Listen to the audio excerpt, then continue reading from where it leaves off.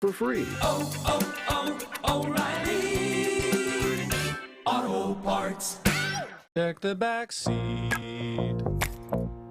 Check the back seat. Gets in your head, right? Good, because every year dozens of children are forgotten in the back seat. Cars get hot fast and can be deadly, so get it in your head. A message from NHTSA and the Ad Council. Psst. Hey, over here. What? Right here, on the side of the house. Who said that? Look down. Wait, the basketball? Yes, the basketball. Right down here, where the kids left me a long time ago. Man, you know how lonely it is being a ball and not being able to bounce or roll? Excuse me? Remember when you got me for the kids? You said, now kids, you have no excuse not to go outside and play. Uh-huh. Wow. I'll miss flying through the air and hearing the shouts of joy when I swish through the basket. What do you say? Could you give me a little air and remind the kids of how fun I still am? Okay. Oh, wow. You are flat. Easy, I'm ticklish. Let's get bouncing. As Native American parents and caregivers, our encouragement to healthy lifestyles for our kids is helping them get outside and play. Get ideas, get involved, get going at letsmove.gov/Indian Country. Brought to you by USDA, HHS, and the Ad Council. If you came across someone struggling with hunger, how would you recognize them? By their clothes, their age, the way they speak? Would you notice a 16-year-old boy who got his first job? Not for extra spending money, but to help feed his little sisters? Or a mother who's in between jobs and sometimes goes to bed hungry so her kids can have dinner? Or a 14-year-old girl who signs up to every after-school activity not to make friends, but just to get something to eat? Or a retiree who fell ill and had to choose between getting medicine or groceries. I am the one in 8 Americans who struggle with hunger. People you pass by every day but never knew were hungry. I am hunger in America. Hard to recognize. Learn why at IamHungerInAmerica.org. Brought to you by Feeding America, 200 Food Banks Strong, and the Ad Council. Take a look under your bed. Find stuff under there? What about jobs? No? Now try your basement. There's a pair of overalls that overall you're not so into anymore. A perfectly good laptop that hasn't sat in your lap in months. And even more stuff, but still no jobs? Well, you really have both. See, stuff is defined as household articles considered as a group. Sometimes this stuff is no longer needed. Wait, no longer needed? That can't be right. Because remember those jobs you were looking for? Those are really needed, and they're the stuff inside your stuff. Even inside that winter coat that moved with you to Phoenix. Our job is to unlock those jobs, and it starts when you donate your stuff to your local Goodwill. Here's how we do it. When you donate to Goodwill, we sell your stuff to provide job training for people right here in your community. So just by teaming up with Goodwill, you help create jobs. And isn't that worth parting with the leftover guitar from your 80s cover band? Goodwill. Donate stuff, create jobs. Find your nearest donation center at goodwill.org. A message from Goodwill and the Ad Council. KILT FM HD2 Houston. Insider access, exclusive content. Sports Radio 610. The Texans play here. An Odyssey sports station. On Pendergast. We coming to H-time. Let's get the work in, man. Let's go. Great day, great day. Oh, give me some juice, baby. Oh, yeah. Let's do it. Hey, what's happening, everybody? Happy Friday, football Friday. Friday. No. Wrong music, Mitchell. That's all right. That's all right. What's this? All right, play it. Let it play. Music? We're going to talk football anyways. Let it play. Let it play. What is this music? This is the NFL Films? NFL Films. Yeah. And when you and I do a long segment where we're digging into John very Facenda stuff. Football-y things. Is that his name? Play this. Facenda, yeah. Yeah. Voice of God. That's right. He's dead. Did you? Not God. Did Not you? God. Did you have a? Did Not you have a? Nietzsche. Did you have a happy? Did you have a happy New Year? I did. I had a really good New Year's Day. I missed you. I have a good time when Sean's in. I missed you too. Sean and I have a good time. Sean Bijani and I have a good time. But the one thing that I notice every time that you're out is, man, boy, this old Sethers needs a backstop intellectually. Because I made. Why do you say that? I made a few really dumb errors yesterday, and Sean's either too polite or doesn't know that he needs to be hyper vigilant about the stupid mental errors Name I one. make. What? Give me an idea. I said that the Texans. I've felt bad about this for 22 hours at least.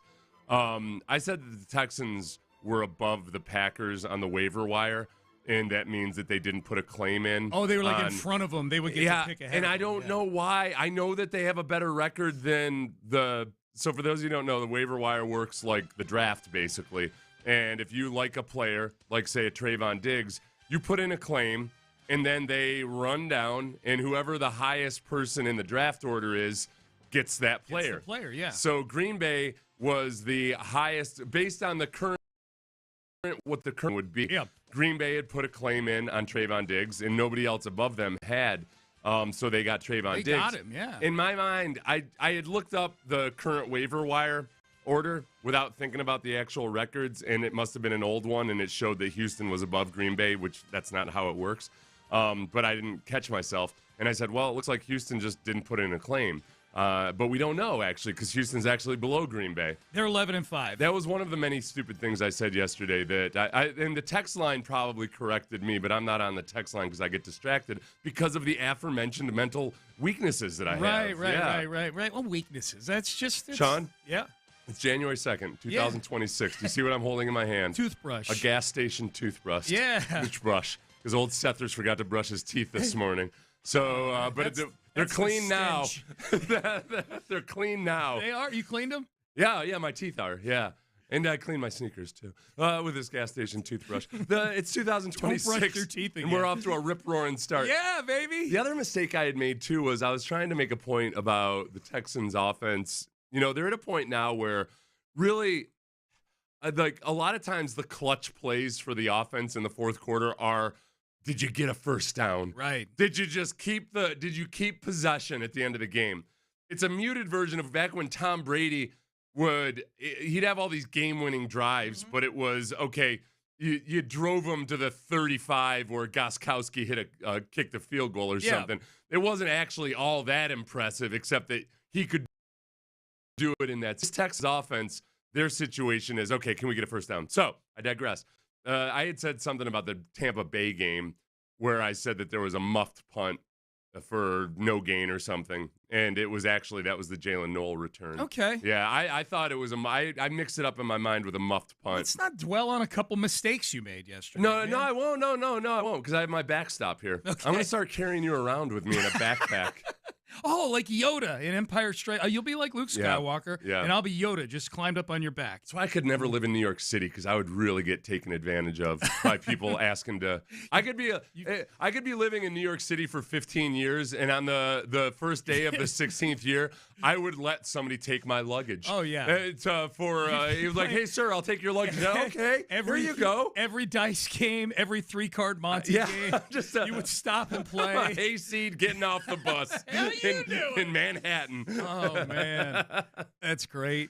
So here we are. Happy New Year, everybody. First show the two of us together for the new year. You've already kind of stretched out your hammies doing the show with Bijani. No, and that wasn't Bijani's fault whatsoever. No. And I was frazzled yesterday because I had a busy day. So I'm I feel like I'm back in the fold. I'm here. I'm well rested. We're good to go, man. I've got a gas station toothbrush. Oh yeah, your teeth are clean. This is going to be a great year. Symbol of the new year. It's going to be a great year, Gilbert. Yes. Revenge of the Nerds. Oh, okay. I thought we were talking about Gilbert from 1560. Okay. No.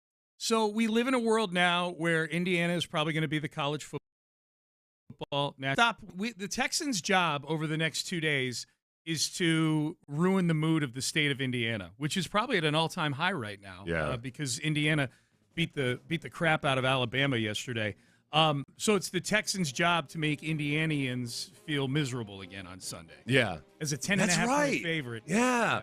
You know what you can steal some of their joy, as Deshaun used to I say. was out yesterday. I was talking myself into reasons to fear the Colts.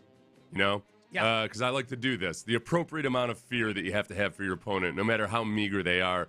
And I was listening to the Locked On Colts podcast, and they said, as I was thinking about one of the reasons to fear the Colts is, hey, Sauce Gardner. It's a different defense with Sauce Gardner in there, but then. The Locked On Colts podcast host said, hey, Sauce Gardner's got a calf. And in Indiana, in the state of Indiana, we do not mess around with calf injuries. No. Because whether it's a basketball player a quarterback, whomever else it might be. Yep. We tend to tear Achilles when we have calf issues. Yeah. He's not practiced this week, I don't think. And I don't think I don't think they think he's going to play. I think it'd be silly to play him. Yeah. In a meaningless game. Yeah. It's the only meaning for the Colts really are the players who have incentives. Yep. And then Riley Leonard seeing, a little bit more of what you might have in Riley Leonard. Dude, can you imagine? Because I think this is his first start. Yeah. If he came in that game where Daniel Jones tore his Achilles, and they watched and like, okay, well, this isn't great. Yeah. And I think that's when they made the phone that Tuesday after Riley Leonard got in and got some runs. So this is his first start. I mean, I can't think of a harder first start that you could have than going against this Texans defense, who, by the way, are fairly healthy. Most everybody is practicing again as of yesterday. Mostly limited. Lassiter, I think, is the only key piece that still isn't practicing. And my guess is he's going to play because this has been the MO with Kamari Lassiter for the last month and a half is he just doesn't practice Wednesday and Thursday, and then he does the walkthrough on Friday. This is like getting to high school and you're getting handed like an honors level calculus test. Right. For Riley Leonard. It is You're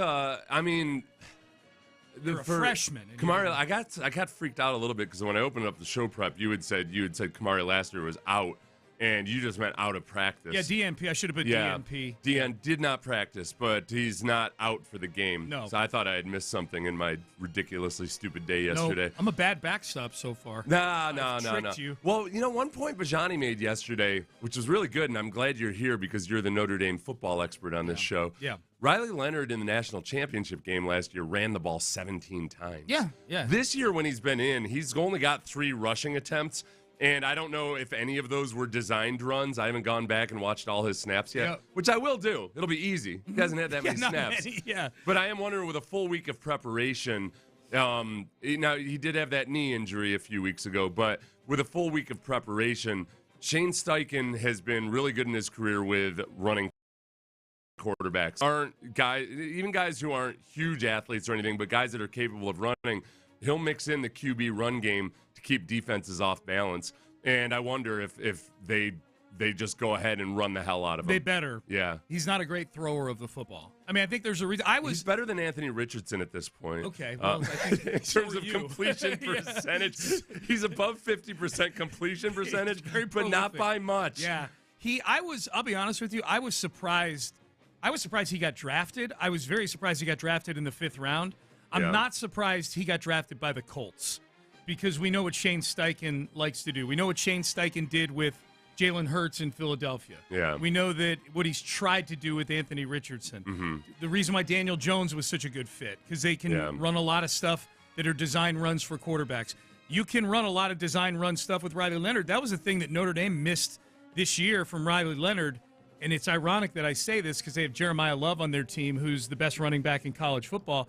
Short yardage every time in 2024 was just snap it to Riley Leonard and let him read what's going on the offensive line, and then he just buries his head and he goes and gets you 4 yards. He's a really good athlete. That's the wrinkle in all this. The wrinkle is, too, I think if you're expecting or anticipating, 8 sacks the way they sacked Josh Allen or something, I'm not expecting a boatload of sacks because I think they're going to try to take some pepper. The Colts will try to take some pepper out of that edge rush by running a lot of zone read looks and, trying to keep it in 3rd and manageable as much as possible. And to really worry about Riley Leonard getting banged up or anything. He's got 1 game, and they're going to try to get the best out of him. Yep. So that's where I don't really necessarily anticipate a hugely opportunistic day out of the Texans defense because of the way that Shane Steichen's pretty smart about managing things like this. He got Gardner Minshew's. Gardner Minshew had the best season of his career with Shane Steichen. Yeah, Steichen's a good coach, man. He's a very good offensive coach. Here is Steichen on earlier this week. How do you prep a rookie quarterback to face this defense? Well, I think we just got to be efficient, running the football, getting the ball out of our hands quick. Like I said, they're really good on defense. They got 2 edge rushers that are the premier in the league right now. Linebackers are good. Stingley's good. Bullock's good. Shazier. I mean, they got some good players. So we just got to be efficient on 1st, 2nd down, keep the chains moving, and go from there. Shazier Aziz Al-Shire, is that who that is? Shazier. Shazier. Yeah, I brought that up yesterday. I take that as that's shade. it's the only way it's disrespect not, is unless he was trying to say, he was confusing with Ryan Shazier, which is still a little bit of almost like, I hope this guy gets a brutal injury or something. Well, Shazier was that Steeler guy, right? Yeah. Oh, yeah. Okay, good. Shazier. All right. I'm still looking Screwing up a name. I don't have any respect for dudes who screw up names. I'm still looking for 3 more reasons to hate the Colts. Okay. I just didn't sit down and focus yesterday. I sent you one yesterday, right? Was there? I think you and I talked about one on New Year's Eve. I can't remember. I texted you something. Did you? You're probably drunk. Yeah. No, I kept it in between the lines yesterday on New Year's Eve. I didn't think you were. Yeah. Did you have a good New Year's Eve? Yeah, home by 10. Really? Yeah. Nice. We went to the movies. Yeah. Saw The Housemaid with Sydney Sweeney. What's it called? The Housemaid? The Housemaid. Maid. Yeah. Is Sydney Sweeney a maid? She is the housemaid. Yeah. That sounds like a perfect premise for getting a demographic into your movie. It's a thriller. It's not a it's a good way just to get by the people title alone. Well, and there's a very steamy sex scene in the movie. Okay. Involving Sydney Sweeney. Worth the price of admission? Sure. Yes. It's one of the untold little things there. It's a little tip for the youngsters, not the youngsters, but let's say young adults out there. The steamy NC-17. The steamy love season works for women in a lot of the same ways that other types of movies work for men. Her partner in the scene was very handsome. That's a good one. Yeah, that's. I think it was serving two audiences. Yeah. For sure. So it's just remember it's just a little bit of difference between the genders there. Right. But I looked over and Amy had her. We were at iPick and she had her napkin and she was like fanning her face with it after that scene was over. I'm like, okay, good. That accomplished what it needed to. I sent you Liam Cohen's. I sent you a Liam Cohen bit. It's in the show run. Okay. It's in the rundown. So today. we'll save that if they face each other. We'll do an acronym off later on today. Yeah. The Texans, as far as what they're trying to accomplish in this game on Sunday, 2 records they're trying to tie. Most wins in a season, 12. That would tie 2012's 12-4. This winning streak in franchise history, 9 games. That would tie 2018, which was also the last and only team this century to come back and make the playoffs after an 0-3 start. Here was C.J. Stroud earlier this week on what it means to accomplish these things with DeMeco Ryans. Yeah, I mean, I always, look at, the God we serve is, somebody, that has had his hand on us and his team. And so I'm just grateful, that I'm, with somebody who, is a believer like I am and, lives his life as such, a great family man, somebody who loves ball, and so one thing that sticks out to me from him is, like, if he doesn't understand something, he's going to come ask. Or, and he is demanding of excellence. So that's something that, I've grown and learned about him. And I'm just grateful, to be, part of this journey with him and everybody, to the front office, to my teammates. But, it's not surprising to me, even though it is cool and it's amazing. And I am sometimes shocked on just how the Lord has used me, but also him as well. So I think, even in his press conference, what he said, was dope. You don't see a lot of head coaches doing that. So just the truth that he lives behind, is the reason why, we've had success in these first couple of years. It's been a nice development to feel like CJ and DeMeco are like, and I don't know that they were ever sideways with each other or anything like that, but early in the season, especially when they weren't winning, and CJ made it sound like death by 1,000 paper cuts was some sort of death sentence offense-wise. It is kind of nice through this winning to have seen everybody's back in the same lane again. Yeah, well, and it's funny. So CJ and DeMeco have both made some comments about their faith in the last couple of weeks, which isn't abnormal or anything. They do all the time. About once a week, I get a message on Instagram from somebody who's like, "Hey, you think the NFL told CJ to stop talking about God?" And I'm like, A, no, he's never stopped talking about God. Right. And B, no, that would have been the first time that people have zero clue how religious NFL locker rooms are. But DeMeco but not all NFL head coaches are as forthcoming with their faith as I don't DeMeco know that is. any are. Right, very few are. Yeah. So DeMeco and CJ, I think they have that in common. The other thing that people always bring up is, I wonder what Alshire feels about that, because he's Muslim. Yeah. Will Anderson talked a couple weeks ago about how he and Alshire. Oh, yeah. He and Alshire Psych got you. kind of have different faiths, but they bond over the fact that their faith is important to them. Mm-hmm. They probably talk a lot about Abraham. It's the one thing all the big three He's the in the connector. Western world have in common. Abraham was always there. That's what we called him, the big connector. The Jews, the Muslims, and the Christians can get together and bond over That's Abraham. what they called him in the desert. He was the big connector out there. like Tim Duncan was the big fundamental. Yeah. What up, big connector? So, no, you know my feeling on this. Hey, cults are good when it comes to football teams. I like cults. And I don't care if my football team thinks that God wants their team to win. Personally, I don't share that. I don't think necessarily that something as worldly as the National Football League, that God is particularly invested in being sure this group of Christians beats this group of Christians. Right. But I don't care. You're not going to squelch it. I don't squelch it. I've been on a team. When I was a young player, I was on a really good football team who had a boatload of evangelicals, Yes. including the very best players on the team. And I was kind of like, yeah, cool. Let's go with it. Let's go.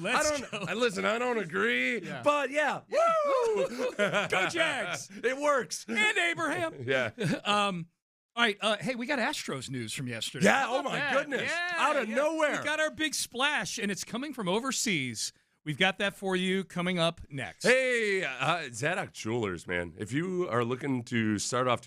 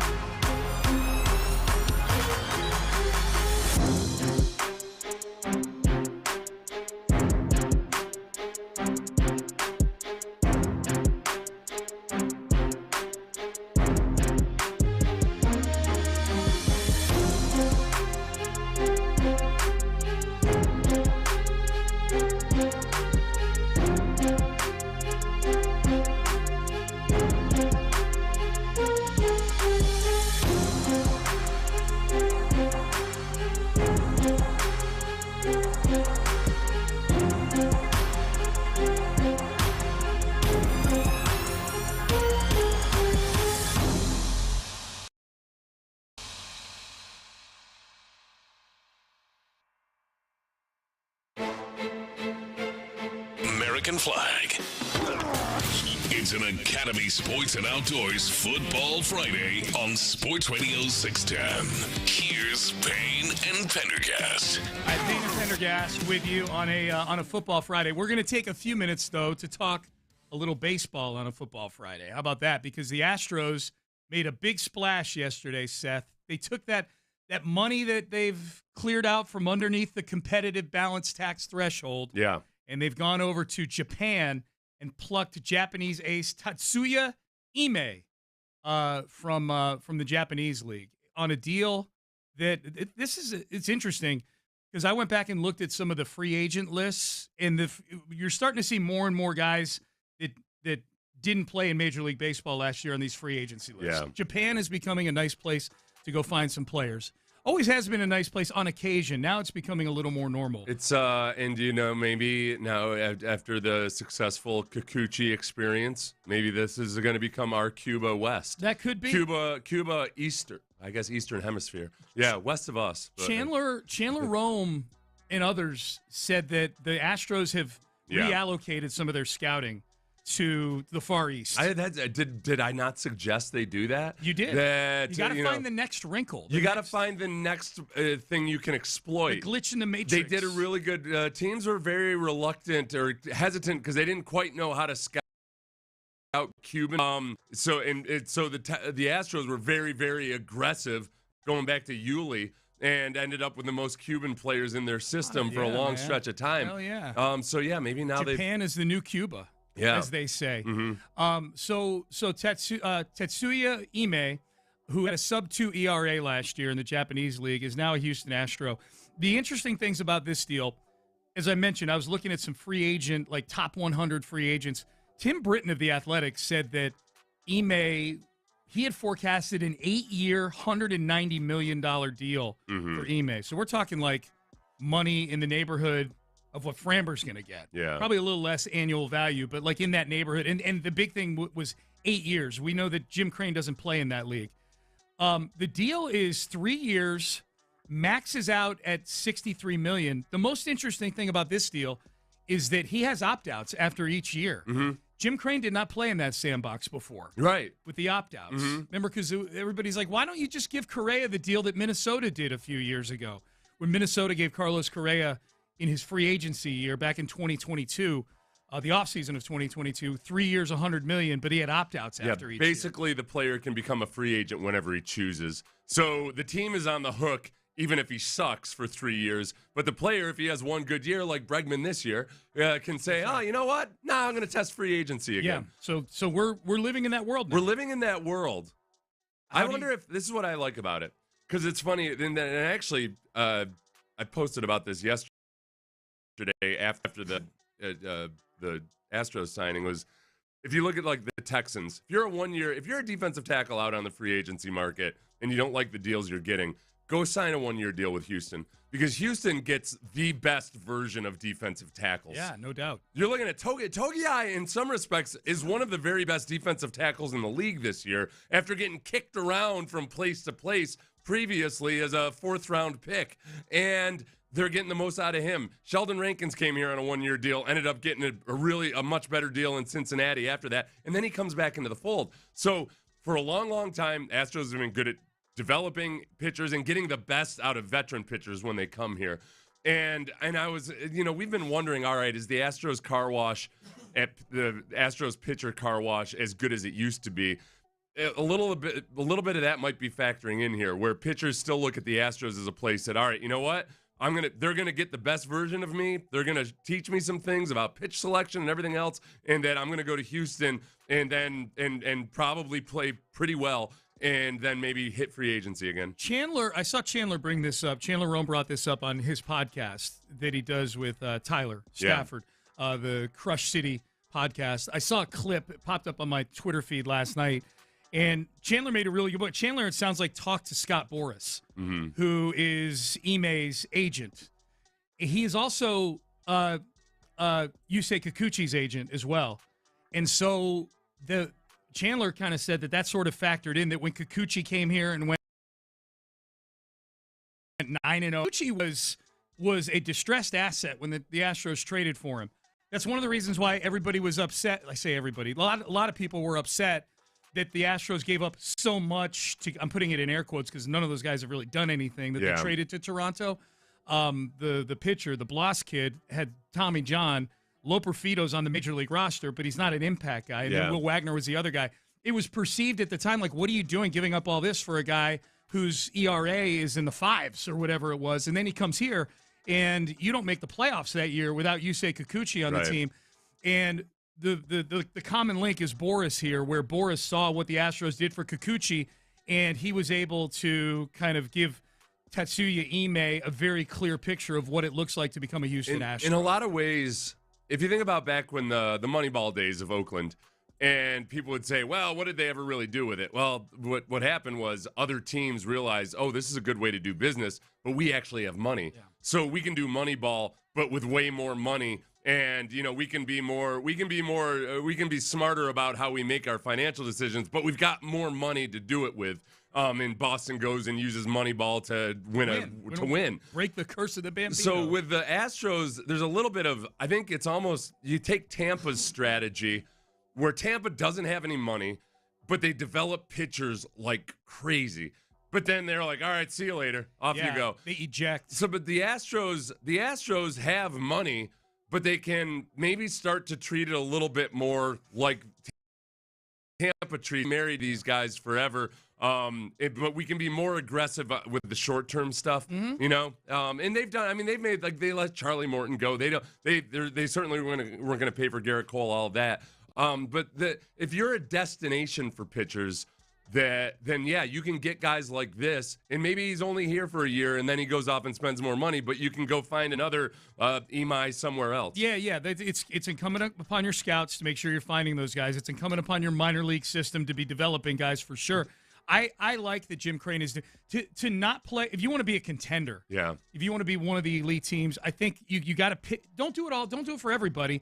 But pick and choose your spots to do it. Not doing it is almost like Dabo Sweeney saying, "I don't want to deal with the transfer portal." Yeah, that's not my college football. Yeah, you know, exactly. You got this is a way of the world now in baseball, right? And that if you're going to be one of these, you're just shy of that tier of teams that can spend money out the wazoo. That this is a really good way to operate. Yes. You remember I told you the time I was sitting next to a woman on a plane, and she didn't know who I was or anything, didn't know I was a sports radio host, all that. And I was talking to her about her son, because her son was a college pitcher.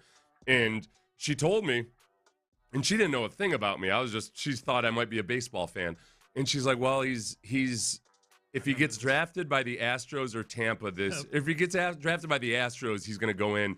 If he doesn't, it was the Astros and one other team. It wasn't Tampa, but I think it was Tampa. I remember Tampa? This story. She said if he gets drafted by the Astros or Tampa, then he'll sign. If he doesn't get drafted by those teams, he's gonna go back. Like, it's as simple as that. And I wonder, Boris might have that same attitude with some of his players and be advising them that, look, you really want to get.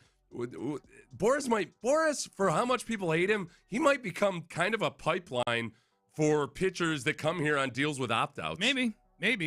Boris and that kid's mother talk to each other. That's it. Yeah, I like the signing. When we did our predictions for the upcoming year the other day. Yeah, my hot prediction was the Astros are going to be third in the AL West this year, and the thing I'm most concerned about is they're piecemealing the pitcher together, the pitching staff together.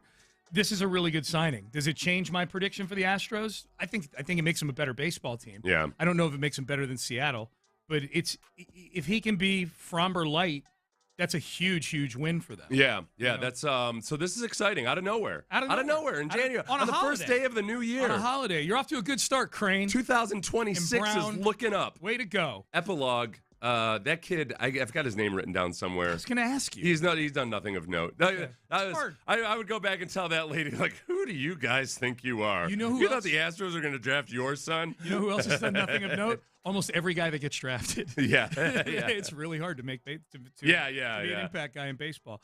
All right, headlines. We've got injury reports for the Texans. We've got a Rockets win. We've got college football playoff to get to. A New Year's day after New Year's Day. Headlines coming up next.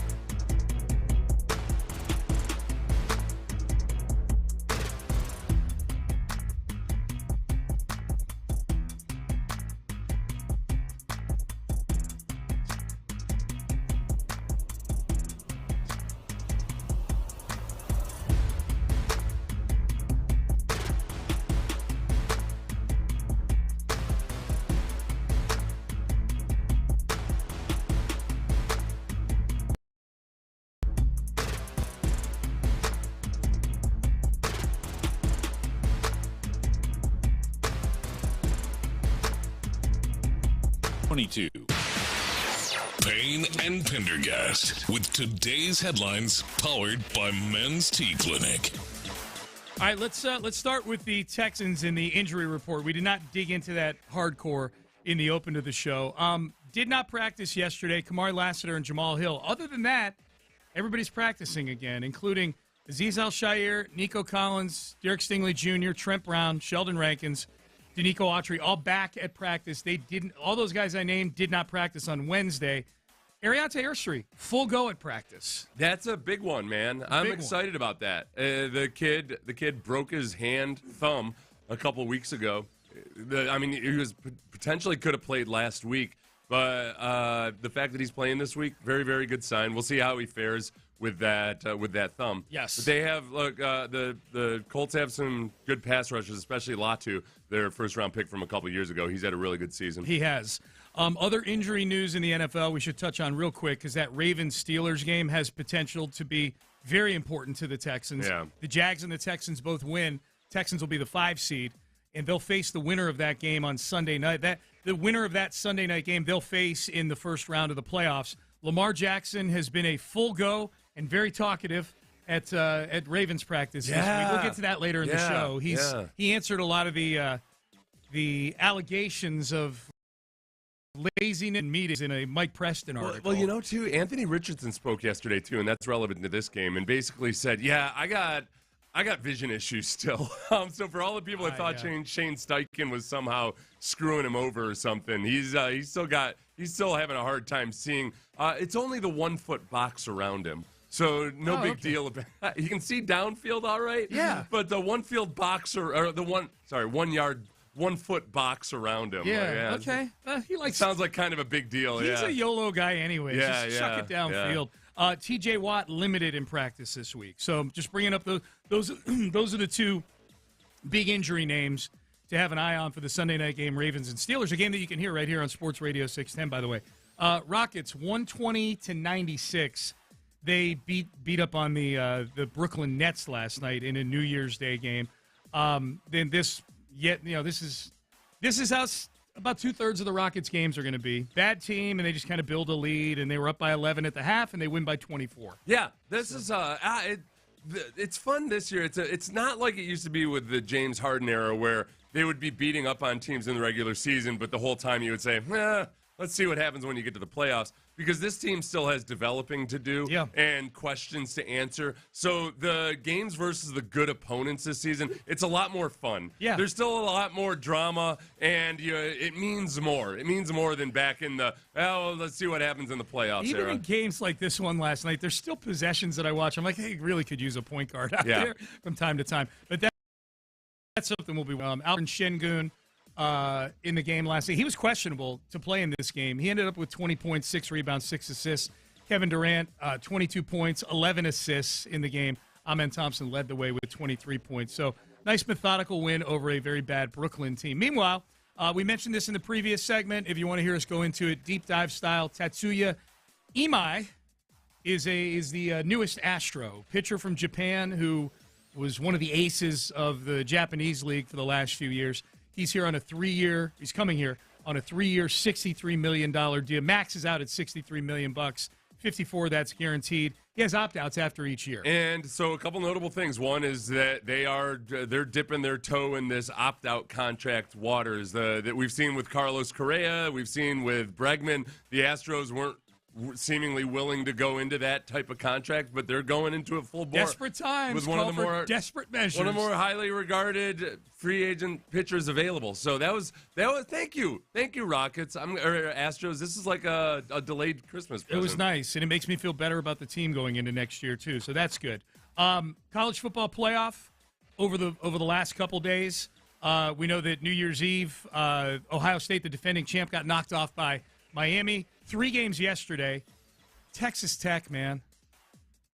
Try to score some points next time. A point next time. 23-0. Oregon beats up on Texas Tech. It was just one of the worst offensive performances I've ever seen in a college football playoff. Just like a mirror image of other Texas Tech teams that may have let you down. And they're all about, awesome defense this year. Yeah. But could you score some points in a playoff game? Someone put up a meme yesterday of a picture of Mike Leach, like looking down from heaven, and it's got like he's got the wings and the clouds and everything else, but he's got this totally disgusted look on his face at Texas Tech, and there's 0 points. We live in a world where Indiana is going to win the national championship. They destroyed Alabama yesterday, 38-3. Ole Miss beats Georgia 39-34. That was the one good game yesterday. Here's the thing. And this is what frustrated me about this college football playoff, Seth. You know, the lack of logic in handling Notre Dame. I've gotten over that. Because Miami, who was, seemingly the foil to Notre Dame in all this, they've proven that they belong in the college football playoff. So I can live with that. The SEC, in games where they haven't been playing other SEC teams or group of 5 teams, they haven't scored a touchdown. A&M got beat 10-3 by Miami, and Alabama gets worked by Indiana 38-3. That was my bigger issue. I didn't have much of an issue with Miami. My issue is with the committee, and my issue is with Oklahoma and Alabama getting treated like these sacred cows. Yeah. Notre Dame was better than both of them. Texas is better than both of them. They proved they were better than Oklahoma when they beat them 23-6. Yeah. So, anyways, I'll get off my soapbox. That's all. No, that's all right. That's all I get. That's all I got to say about that. Yeah. Last thing, Alex Earl, former girlfriend of Braxton Berrios, Texans wide receiver. He's had a rough year with injuries. Been a healthy scratch for a few games now. Broke up with Alex Earl, noted influencer. Boy, she, at least in football terms, stepping up massively here. She was seen canoodling with Tom Brady. At a concert of some sort. There's a nightclub in St. Bart's. Yeah. And there was, there. And it was canoodling. I'm watching the video, and I'm like, okay, well, she's talking, but it's loud. And, she's talking to him up in his ear and everything. But then she gives him a back rub. A very aggressive back rub. Like where she's just... It didn't seem like it was the first time they'd met each other. No, it didn't. It didn't. Yep. Yeah. I don't know. I just, you know what? I feel bad for Braxton Berrios. Make him active brutal. this weekend. You know Yeah. what? Like he's having a bad weekend. Maybe he's having a good weekend. Maybe she was a handful. That's true. Maybe she is a handful. Yeah. Oh no, I would just love to know when was the first time she realized, she checked Tom Brady's Instagram follower account and it was like, oh. This is a step up in my world. In her world, yeah. This Tom Brady fella seems to be big for some reason. Right. That's right. All right, those are your headlines. 713-572-4610. If you want to check in with us, basically kind of a holiday. So if you want to check in, tell us you're up, tell us you're listening. We'd love to get 2026 off to a gorgeous start here. Biggest concerns / weaknesses for all of the NFL playoff teams. What's the biggest concern? Does this concern match up with you, the Texan fan? And how do some of these AFC teams, how do the Texans match up with some of the biggest weaknesses for the teams that they could be facing the playoffs? We'll dig into that coming up next. The Texans clinched a playoff.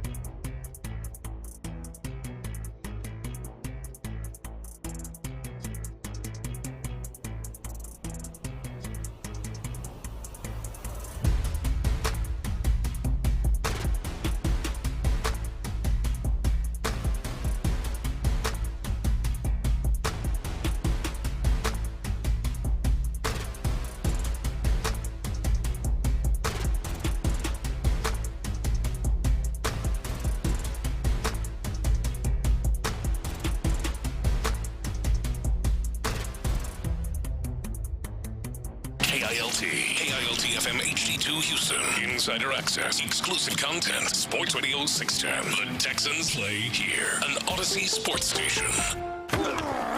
It's an Academy Sports and Outdoors Football Friday on Sports Radio and Pendergast. All right, Payne and Pendergast, into the 7 o'clock hour we go on January 2nd. Good to be with all of you. Appreciate all of you that are up checking in. 5415. Good morning, guys. I'm always listening. Love the show. Thank you very much. Thank you, always, listener. We appreciate that. Yeah. A lot of Happy New Year's on the text page, so we appreciate that very much. If I were to ask you what the biggest, how do they frame this, concerning weaknesses or flaws for 2025 NFL playoff teams, this is from Aaron Schatz of ESPN.com, who I believe is one of the Football Outsiders patriarchs back in the day. Analytics guy, probably, right? Oh, no, yeah. I want to say he invented DVOA. DVOA. He's the patriarch of DVOA. That's right. You're right. You're right about that. What if I were to ask you that, your biggest concern or the biggest flaw or weakness in the Houston Texans as we sit on Week 18? What is this is scoring points, like scoring more than 24 points. That would be the one. Now, if I were within the unit that is within that offense. This is where it gets tough and difficult. You're on the right side of the ball. I know. And then they're going to say offensive line. I know it. That's exactly what he says. Yeah. And this is where it gets difficult because people either want to say that the Texans' offensive line sucks or no, they're actually one of the best in the league this year. No, they're better than they were last year, even without Laremy Tunsil. Yep. Look, lo and behold, even though they got rid of their best offensive lineman, they're better as a unit this year in a lot of respects. But they're also, part of it is that, CJ's not getting sacked nearly as often. They're not getting tackled for a loss as badly. Things where they have improved and they're more consistent, but they're still not a force as an offensive line. And it really shows up in the red zone. Really shows up in the red zone. Yeah. They're not moving bodies. They're not handling people. And in pass protection, a lot of it is that they're getting rid of the ball really quickly. CJ's gotten rid of the ball way faster this year than he had in his previous 2 years. When Davis Mills was in, he was getting rid of the ball at Tua Tagovailoa levels, which is super very fast. Yeah, very fast. So they've improved, but it's still not a strength of theirs, and that's where a lot of the weaknesses of the offense comes in. So I'm going to say offensive line. Well, at the same time saying, but listen, all right, guys, they've taken some baby steps. It's not like it was last year. Yeah, that's what's funny to me because Aaron Schatz is obviously going to have some stats to go with whatever he says. He's a stats guy. He says this one is very clear when he talks about the concerning weakness being the offensive line. And he has some stats here. I'm like, these don't match up with what I feel like I've been seeing in terms of where they rank in the NFL. The percentages are what they are. Some of these percentages, I have no idea what's good and what's bad. I look at where they rank. He says the offensive line ranks 30th in pass block win rate, 55.4%. That does not sound very good. And 32nd in run block win rate. Yeah. So in both pass block and run block, they win practically less than any team in the entire NFL. And he says things have not improved over the course of the season. Since Week 10, they're 31st in pass block, and they've slight in run block. So no matter what chunk of this season you take, recently, the season as a whole, whatever, the Texans are considered a bottom 3 offensive line in what are their 2 most important things to do, pass block and run block. And I don't know. I watched an offensive line last year that felt like one that was 30th in everything. Here's what's going on this year in a lot of ways is that they're doing a better job of managing their situation and their personnel, and they're hamstrung a little bit because of their offensive line and their tight ends as blockers. So that CJ is taking the less worse option a lot of times. He's throwing the ball away. He's not taking sacks or making sacks worse. Yeah. He's getting rid of the ball quickly when he can on first down, so they're at least moving the line of scrimmage forward. So they're doing this opposite of a really good defense. They have a good defense on the other side of the ball. And they've been able to maintain there was a graphic I saw yesterday of the amount of time that teams have spent with a lead in football games. They're second. Yeah. Without really having blown many teams out at all, or really even felt comfortable in the fourth quarter. They've been maintaining leads for a long stretch of time. So they're playing it very close to the vest in terms of, all right, we don't need to be super aggressive. We need to just manage things. We'll take the L's when they come. but we just need to take care of the football and soak up time of possession. And they've been doing a good job of that. But yeah, offensive line, they'd be scoring in the red zone. They're the third worst red zone offense right now. I think that's my biggest concern for the Texans heading into the postseason is it feels like, especially against good teams, or even average teams, but average certainly going to be playing good teams in the playoffs. There is a formula to how they do things, and I've not seen them stray much from that formula. The Jacksonville game in Week 10 is a complete outlier for the Texans, where they fell way behind and had this furious comeback, and they were able to complete it. And that was with Davis Mills at quarterback. Largely, the formula is get a lead, don't do anything stupid on offense, let the defense bring the ship into the shore. And that's where I always get a little I feel like we make a lot of comparisons to the Patriots because they brought in some Patriots people here. Yeah. That was the biggest thing about the Patriots back in the day is they could win a Super Bowl 34-28. And then a year later, or whatever it was, they could win one 13-3. Yeah. That's my biggest concern is, okay, if you get thrown off what the game script is for the 2025 Houston Texans, especially on the road, then what? Because that Jacksonville game was here. If they fall behind, because I think we saw that the one game that got a little out of reach for them this year that they lost was that Seattle game. That's exactly the one that I was going to bring up. And they fell behind by 2 touchdowns. And you can't you can't win a game where if you could score 28 points. Now the Seattle, that's a really good defense at home. So the early drives by the Texans defense that they allowed, despite playing a pretty good game throughout, they got caught in that game also defensively. That was one where you could really see, all right, if you have if the defense doesn't play a perfect game, but you put them in a bad situation, the offense didn't seem to have any answers for how to come up with it. But they had over this 8-game win streak, they've scored more than 24 points twice in that time. Jacksonville and Arizona. Yeah, and Arizona was Arizona. Yeah. So this is why to have a really good stretch to have a good run in the playoffs, the defense is likely going to have to play out of their brains, which they're capable of doing. And offensively, they just need to be able to do what they've been able to do in some of these games, which is play boring football. It's going to be super uncomfortable in the second half, but first downs on this team this year, a couple of first downs on a drive, if you have a lead, feels like a field goal drive. Yeah. You just kind of, you have to reset your expectations. This paragraph here in Aaron Schatz's explanation, I'm curious your thoughts on this. Yeah. Because he brings up a couple of potential opponents here for the Texans. Now, one, they won't face unless they win and they get to the second round, and even then they might not face them there. But he says this, in addition, tackle Ariante Ursary and left guard Titus Howard are among the most penalized players in the league. It's going to be an issue in the postseason against fierce pass rushes like those of the Broncos and possibly the Steelers, who each rank in the top 5 for pass rush win rate. I know you've gone back and forth on this Ravens-Steelers potential opponent. A lot of this is the thing. This is the conundrum for the Steelers and which team I would want the Texans to play. It's that the Ravens have Lamar Jackson. Lamar Jackson has not been himself over the course of the second half of the season. But if he, with a week of rest, maybe got his body right, I know the ceiling of Lamar Jackson is way higher than the ceiling of Aaron Rodgers. Yes. That's what scares me. But the Ravens defense, which has played really well over the course of the second half of the season, they're much different than when the Texans faced them.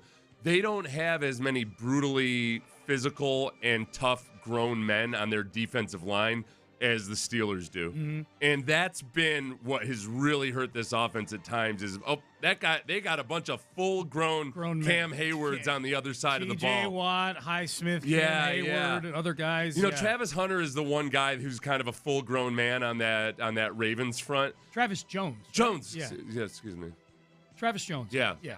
Not Travis Hunter. It'd be awesome if Jacksonville decided to put him on the. The matchup, I think I'd rather face the Ravens. I think that you got a better chance of the Texans' offense being able to do the things they want to do versus the Ravens. Yeah, boy, that's you see you're. I don't know who to. I honestly, my indecision right now is right where you've kind of been all week, going back and forth on this. And I'm a punk and a coward because there's a part of me that doesn't want to make this decision until after the Texans have already played this weekend and after the Sunday night game is over, where we see what exactly Lamar Jackson looks like. Totally. I was really hoping that Ravens-Steelers game was going to land like in the same time slot or maybe Saturday night, and then we would kind of know what the deal was going into Sunday. Lamar Jackson's had a whole bunch of games in the second half of the season where he's completing 50% of his passes. Yeah, the whole key, you nailed it. The whole key, is he still banged up? Yeah. That's the whole key. Like, has he been able to heal enough to be vintage Lamar Jackson? They hung 40-plus points on the Bills early in the season. The injuries start mounting up, and he's just a different guy. Yep. So that's offensive line, biggest concern. Also, the Ravens. That's the other. The Ravens have, Todd Monken just flat out. He got the message finally and said, "All right, okay, yeah, we do have that Derrick Henry fella. We're gonna ride him into the dirt." Did you see that cut yesterday? Yeah, he's like, we're just gonna keep giving the ball to Henry. Great shows, guys. As with all playoff games next week, Texans normally play on Saturday. But with the Bucs or the Panthers in, they'll probably get the Saturday afternoon game. Where do you think the Texans' time slot will fall? I've said this for the entire week. The odds are the Texans are going to be the 5 seed playing the winner of the Ravens and the Steelers. Yeah. That's just math. The Monday night game is always a 4 versus 5 game because it's the game that least impacts travel and the matchup. Like the 2-7 and the 3-6 games. Yeah. The winners of if the lower teams win, it throws everything into chaos. Mm-hmm. You know who's won those games if you put them all on Saturday and Sunday, you know who's won all those games. The 4 versus 5 games impact the sturdiness of the schedule, the least games. And I'm with this texter. I think the Panthers, whoever wins that Panthers-Bucks NFC South division, I think that's going to be the Saturday afternoon game. The Texans, and even more so the Ravens or Steelers, that's sexier. Yeah, we have a lot. Yeah, that's... admittedly, it's the AFC North winner that's driving the marquee value. Right. But the Texans' defense has been the darling of the media this entire season. Yes. When you start talking about TV promos and everything, there's a lot to bite into there. That's a lot of good old school Steelers versus the new kid on the block. They're playing Steeler football better than the Steelers are. What highlight, if it's a 15-second promo for Steelers Texans or Ravens Texans, what Texan highlight is the biggest lock to show up in that promo from this season? From the Ravens game? No. Which Texans defensive highlight from this entire season shows up on that promo? There's only one right answer. Oh, so it's something obvious. Jalen Petrie. Oh, the Jalen Petrie hit. Rice. Oh, yeah, that's it. Yeah. Into Jello. Yeah. With a legal hit. That's a lock. A legal, non-fined hit. That is so they won't have any kind of ethical conundrum of using it to advertise. That's right. None of this old NFL Films videos where it's like, hey, greatest concussions in the NFL. That's the other thing, too, about that one. And the reason that hit will really live on, it's not just that it was a great hit, but because it was a primetime game, you've got like 9 different camera angles of it. Oh, yeah. So you can do a 30-second montage of that hit alone. Yes. With time. Yep. So let's see here. Before we got Circle of Swarm coming up in a few minutes, just real quick on the college football playoff over the last few days. This has not been a good playoff, and this isn't me with sour grapes over my team not getting in. Empirically, this has been. This has not been other than Ole Miss and Georgia last night was a fun game. Yeah. But the first 2 games yesterday were, the final score combined was 61-3. Mm-hmm.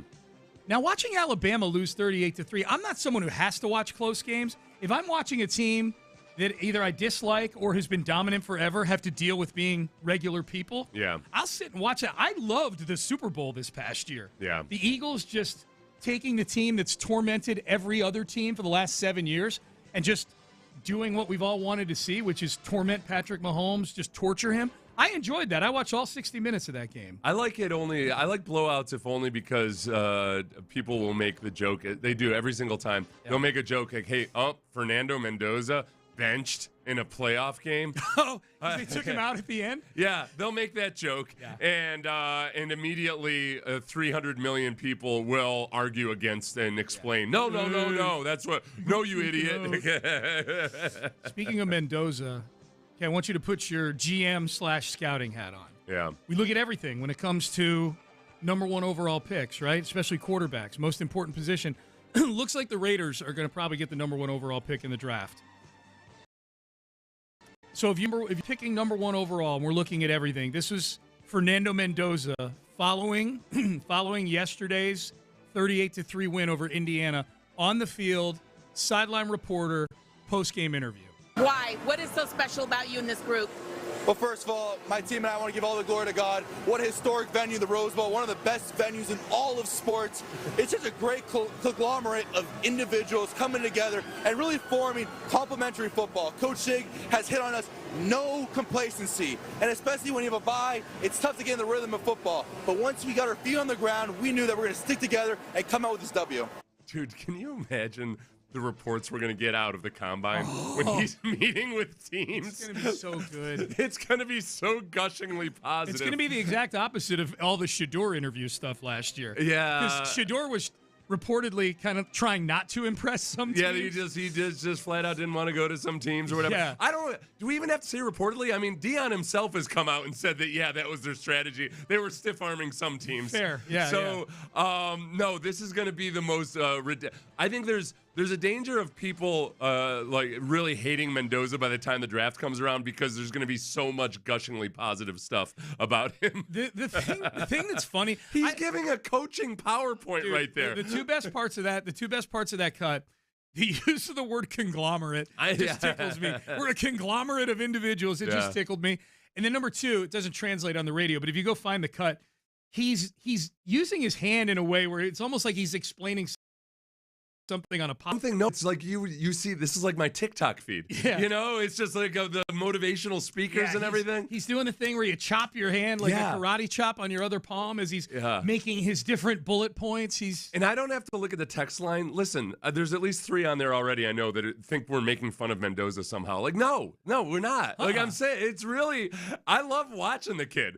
I love his post game. I love his enthusiasm. He needs to go to the Raiders. The irony of that kid with that demeanor wearing the Raider black. Maybe that's what they need. No, it is what they need something. You're picking first in the draft. Aside from the actual player, but the maybe you need to stop trying to live in the past and think that you're going to somehow capitalize on some kind of mystique that's been long dead. I want to play one more Mendoza, and we'll get to Circle the Swarm here in just a little bit. This is him paying respect to his vanquished opponent, the Alabama Crimson Tide. I just saw Alabama defensive linemen coming over and hyping you up about how good you were today. How did you figure it out quickly? Yeah, first of all, Alabama, super classy program, one of the most prestigious programs in the SEC. Shout out to them. They did a fantastic job. One of the most prestigious programs in the SEC. Maybe not college football at large, but the Big Ten is really puffing its chest. Right. Yeah. Because they've had a nice, other than Ohio State losing, a nice little playoff. In all seriousness, I think what's the thing that puts quarterbacks over the top? It's almost always at least something above and beyond the physical traits. It's that just sheer commitment, side of the game and everything. And I'm guessing that by the time we get through the draft evaluation process, that people are going to feel they might feel like Mendoza the same way the Texans felt about Will Anderson. Yes. They're like, listen, we can take the scouting report and the comps and all of this other stuff, but with Will Anderson, the Texans just flat out knew that they were hearing stuff about Will Anderson and the way he operates that's different than other football prospects. And Nick has said on this show, they talk to everybody. Yeah. They talk to, it's not just his teammates, not just the coaches, everybody in the building there, everybody around the school. And there won't be a single person, I'm guessing, at IU that's going to have a bad thing to say about Fernando Mendoza. And that's where I think with Will Anderson, one of the things that impressed me the most was after his rookie season in his final press conference he did, which he didn't have to do, but after they lost their final playoff game, he went on at length about how important it was to treat the people in the cafeteria and in the front office and the secretaries and all those people, like how important it is to check in with them and see how they're doing and everything. Yep. He's just different than your normal 22-year-old, and I feel like Mendoza's he's the quarterback version of Will Anderson. Yes.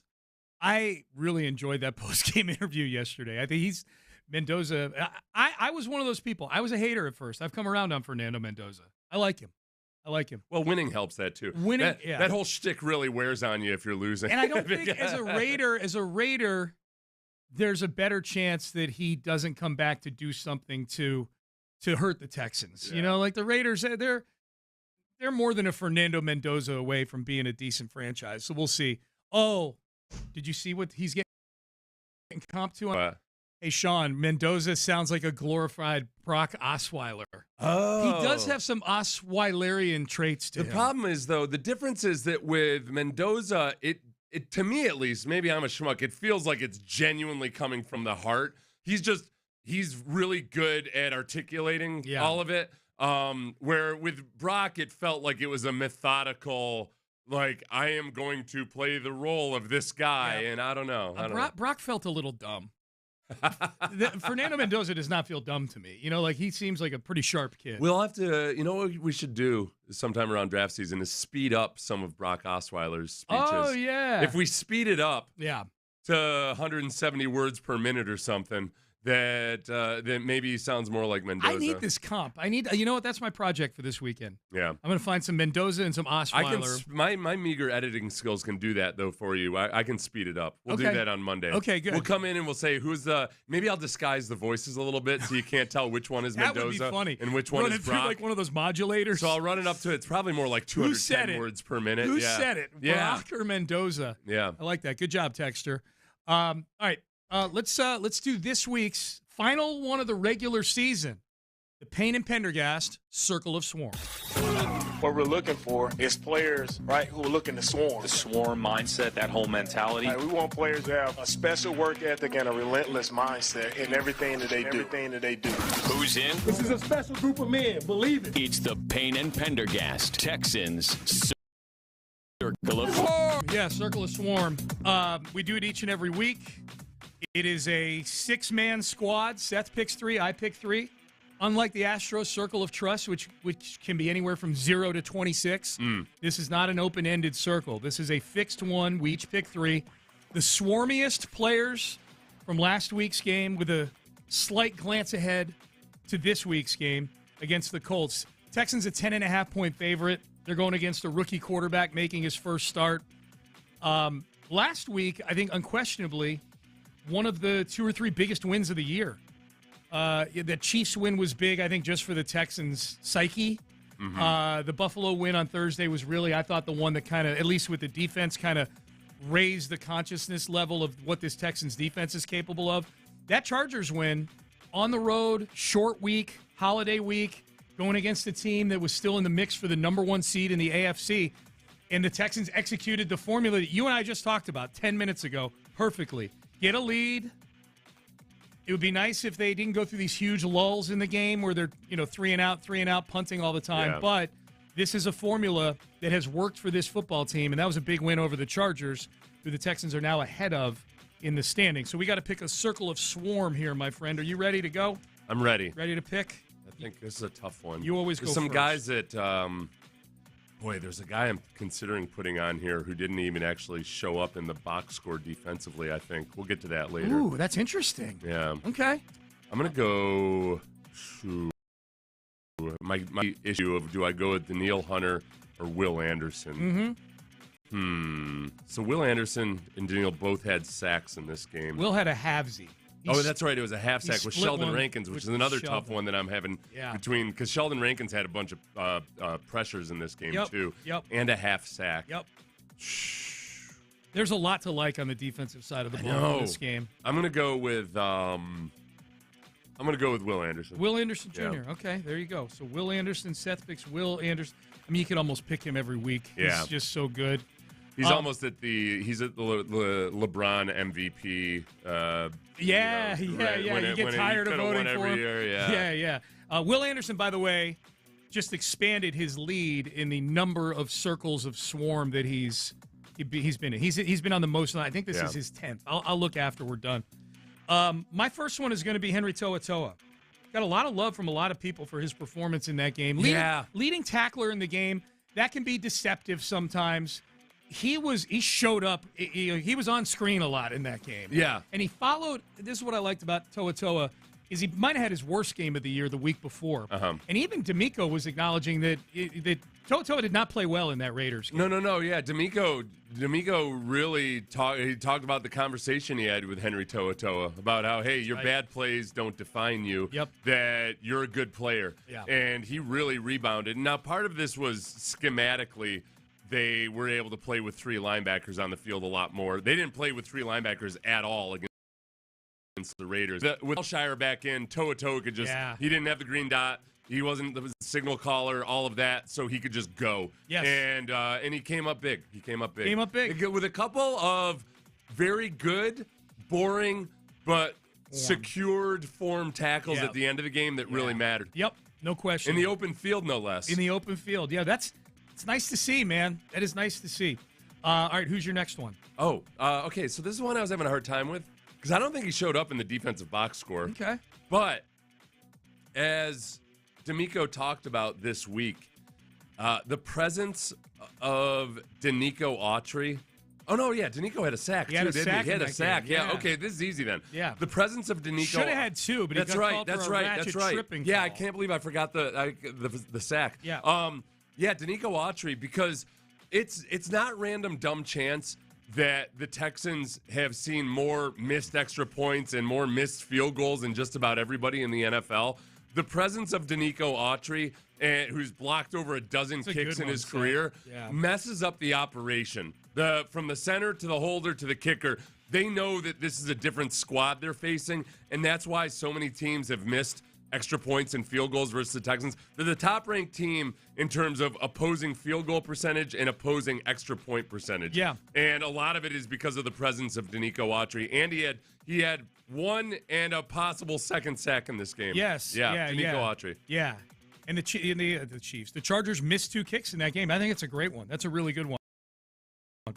I did it last year. I omitted this guy when he shouldn't have been omitted. He's my neighbor. I'm not going to let it happen again because I don't want him to come up to me in the building and say, hey, man, how about leaving me out of the circle of swarm one more time? Yeah. I'm not going to do that to Derek Barnett. Oh, good. 2 sacks in a row, in back-to-back plays, 2 sacks, which he earned. Mm-hmm. Beat his guy. It wasn't they weren't coverage sacks where the quarterback just has to get brought down by somebody. Yeah. The second one was a beautiful spin move. Mm-hmm. And they came in a pretty crucial juncture in the game. Early in the second half, the Texans' first possession, the Chargers went 3 and out. I think the Texans went 3 and out. Still 14-3. If the Chargers get something going there, but no. You're going 3 and out again. Barnett, 2 sacks, circle of swarm. We talked earlier about how the Texans seem to have this knack for getting the best version of a defensive lineman. Let's remember that when the Texans picked up Derek Barnett, he was on the scrap heap from the Eagles. Waived. Yeah, the Eagles thought, no, this guy's, he's seen better days. We're done with him. He was waived. Yeah. So, and they've gotten some really good performances out of him. He's been on the team that was in 2023. He does. He has a silky smooth spin move. Multiple times I've messed up and thought that it was Daniil Hunter because I just, without being able to see the number, I'm like, ooh, the nice spin move by Daniil. Yeah. Like, oh, nope. His spin move is as elegant as Daniil's. He's a former first-round pick. His credited sack was the one where he punched out the ball, right?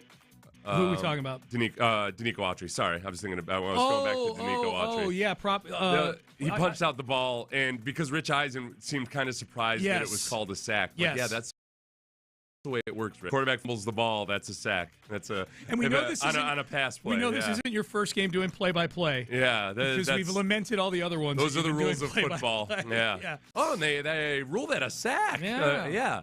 The quarterback fumbled. Who's your last one? Oh, all right. So offensively, oh boy, I'm gonna. You know what? If you don't get an offensive person in here, I probably will. I'm gonna give, despite the fact that the 2 awesome plays went to Jaden Higgins and Jalen Noel. Yeah. The fact that the presence of Nico Collins is what fueled the coverage errors. Acknowledged by both of those guys. Yeah, that Nico very much was the cause of those guys having those opportunities. Yep. So Nico Collins. And Nico had a big catch on that last drive. Yeah. To get them kind of towards midfield. Which is that's been kind of becoming a regular thing in the fourth quarter. It doesn't have to be a touchdown. It doesn't have to be the game-winning play. It has to be the game-preserving play. That's right. And that's where Nico really becomes the go-to guy. He's a closer, no doubt about it. All right. Oh, good. So the last one here. Okay, got a few of them in mind. Got a couple on offense. Got one on defense. I am going to go with, I'm going to go, it's going to be a rookie. Jaden Higgins, Jalen Noel both had big touchdowns early in this game. But, man, Woody Marks closing the deal at the end of the game. Woody Marks with a 19-yard run to get out of the post this game. Yeah. Those are big Woody plays. Marks, and, there, too, the week before, I'm not throwing shade at Jawar Jordan or anything, but just there's some things physically I think that Jawar Jordan's not going to be able to do because of his size. Yeah. And that's grinding out some of the extra yardage, which 205-pound Woody Marks can do. Yeah, Woody plays his butt off, You just man. talked me into it. He's Woody 205 pounds, and he's dragging linebackers over the line to gain at critical moments in the game. Woody Marks. Yeah. Woody Marks is going in because the stuff he was doing was swarmier, too. Yeah. Like he's playing with physicality. No disrespect to Jalen Noel and Jaden Higgins, two massive plays. But Woody Marks, especially at the end, man, 1st and 10, 8-yard run, 2-yard run, game over. When everybody knows you're running the football. That Jalen Noel touchdown, the field level view of that on the TV copy, when you see him turn on the jets, just when he starts crossing the middle of the field, oh my gosh, he's fast. He's the one. We still have a postseason to get to here. But if we were to start to look ahead and say, who are some of the guys you're most excited about for 2026? Yeah. He is very much at or near the top of the list for me because I don't think this team is. I know they're not going to bring Christian Kirk back on a $16 million deal. Yeah. It feels like Kirk was brought here to be sort of a holdover to be that. Well, he was kind of like the intermediate veteran guy slot, that, at the time, the guy that can be a mentor for a younger draft pick. Yes. And do all those nuance. It doesn't feel like Kirk has been ingrained into this offense as much as you'd like. No. Obviously. So I'm super excited about Noel next year. But we still got Sunday and we got the playoffs to get to and all that. Boy, do we have time here? No, we'll tease it into the next segment. Liam Cohen. Oh. Which acronym do we like better? Swarm or the one that Liam Cohen has for his team? We'll do that in the next segment. When we talked about the weaknesses of the playoff teams, I was curious about what the Jaguars' weakness was, and they said a stagnating run game, which is interesting because the one thing about their run game, where ETN's done some really good things this year, it's that Trevor Lawrence in the second half of the season has used his legs really effectively, especially in the red zone. Yeah, he's about to become the fourth quarterback in NFL history to have 25 touchdown passes and 10 touchdowns. That's where I actually get excited, though, because I'm watching all of these other teams, and especially when they're playing outside the division, they get down to the 5-yard line. And look, we've watched the Jaguars enough. Like QB draw. And I'm watching some of these teams, and they vacate the middle. I'm like, you idiots. Yeah. What are you doing? How do you not know this? When the Texans had their remember the huge goal line stand last year? That was the talk. Week 4. It was after the 2-minute break. Aziz and D'Amico had talked on the sideline. They tweaked their alignments. They stuffed the QB draw. Like, if you play and watch the Jaguars enough, you know exactly what's coming. Yep. So I actually get kind of confident about that part of it. If the Texans meet the Jags, no question. All right, so we'll hear from Liam Cohen. Also, Lamar Jackson, who is one of the key players in Rickson's playoff future. He answered the accusations, I guess, or the stories, the anecdotes about falling asleep in meetings and whatnot. He was asked about that. We'll have Lamar Jackson for you coming up next as well. Stay there. The Texans close down the regular season in a rematch with the Colts on Sunday. The playoffs are a guarantee, but a win this week could mean a third straight AFC South title here in H-Town. Hear the game here with pregame coverage starting at 9. Kickoffs at noon with Mark Vandermeer, Andre Ware, and John Harris on the call. Then Texans postgame gets going as soon as the clock hits zeros. Right here on your home for the Texans. Sports Radio 610. From Attorney Steve Lee Traffic Center, 7.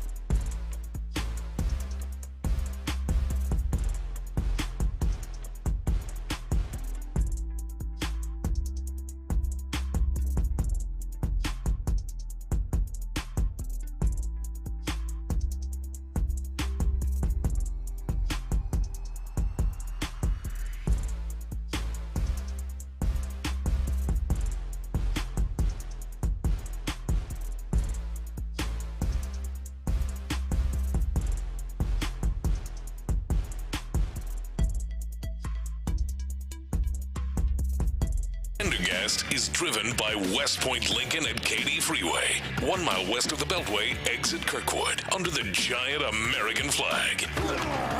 It's an Academy Sports and Outdoors Football Friday on Sports Radio 610. Live from the Mokaram Injury Lawyer Studios, here's Payne and Pendergast. All right, let's see. We just did the circle of SWARM. We know what SWARM stands for. Yeah. Special work ethic. Yeah. All one word. And mindset. So you add the E, you get rid of the E, and you add the A from and. Yeah. So it's special work ethic and relentless mindset. Yeah. You omit the E. And close enough. Haters from outside of Houston have pointed out that's SWARM. It's kind of a wacky acronym, but it works. It works because it's really less about the acronym and more about the actual word swarm. Yeah, totally. And they live it. On the field, and I think the mindset of this team in all the work that they do, I think reflects that. The SWARM mindset. The SWARM mindset, for sure. The way it's played out as it's an acronym. It's kind of close enough. That at times has been the Texans swarm methodology, which is just try to hit the guy. Yeah. Close enough. Someone will. They had to refine that a little bit. Controlled swarm. What do we say? The swarmometer needs to be set at 7. 7, yeah. You get too high above 7 and guys start making missed tackles, mental errors, all that. Yep. 7. It's like setting the thermostat at 68 degrees. Yeah. All right, so Liam Cohen apparently in Jacksonville, head coach of the Jags, they have an acronym there. Do we like this acronym better than SWARM, or is this worse than SWARM? Their acronym is CLEATS. Our job specifically on game day is it does not matter what just occurred. Let's live in the moment. Let's stay where our feet are. Like our whole culture of CLEATS. Commitment, love, energy, authentic, tough, smart. What that means is to be where your feet are. CLEATS in the ground, be where your feet are. The next play is the most important play. Most important game in the history of the franchise because it's the next one. You know what? This is my hypothesis. Here's my hypothesis. I think this was fed to Liam Cohen. Yes. By the Magnificent Gladstone. It was. It sounds very much like a Magnificent Gladstone. Because, A, yes, it sounds like something Gladstone would have. And B, I don't think he's very proud of it. He went through it so fast, I didn't even get what E and A were in the whole thing. Commitment, love, energy, authentic, tough, and smart. Energy and authentic. Okay. Commitment, love, energy, authentic, tough, and smart. Yeah, I don't think he likes it. No. I think in parentheses after he said that was like, whatever, Gladstone, okay? It's one of those things that some things it's good philosophically. Yeah. I agree with everything that he's saying. It's important to, what's the most important play? The next play. That's a classic old football coach one. Yes. Be where your feet are. Must have been popularized widespread by Simon Sinek or somebody, one of those Instagram types that because I've heard a lot of football players use be where your feet are. Yeah. And I know somebody's going to tell me the whole history of it. I get it. But usually there's one motivational speaker or something that popularizes it with football players. Yeah. In any given year, there's a book that's floating around that the coaches are all reading. Spreads like a virus. Yeah. So, but it doesn't. This is the problem with it. It doesn't. In the moment, it doesn't click the same way. I don't think as swarm. Because the words swarm. You can visualize that. You can feel that. Feel the violence. CLEATS. It's like, okay, yes, that's right. I'm supposed to remember. Wait, what is it? The love. What do I remember? Love in this moment or authenticity? Yeah, right. Authenticity. That's yeah. Tough and smart always find their way in. Authenticity. You're going to bring a guy to the sideline and be like, I need you to be more authentic in this play. You got to be more sincere. I feel like you're playing the role of a linebacker instead of just being the linebacker. I feel like you're just saying you like that play call. You didn't really like that play call that I gave you. Yeah. And just remember, I love you. Yeah. Yeah. Authentically. I authentically love you. Swarm better than CLEATS. So I think you think that Gladstone came up with that and told Cohen, hey, by the way, this is your... I think Gladstone. This is your acronym. I think Gladstone went to ChatGPT and said, "I need something that implies you are where your feet are.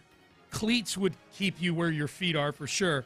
Give me 6 words that begin with the letters that make up the word CLEATS that would go well in some sort of corporate mumbo jumbo acronym." Yeah.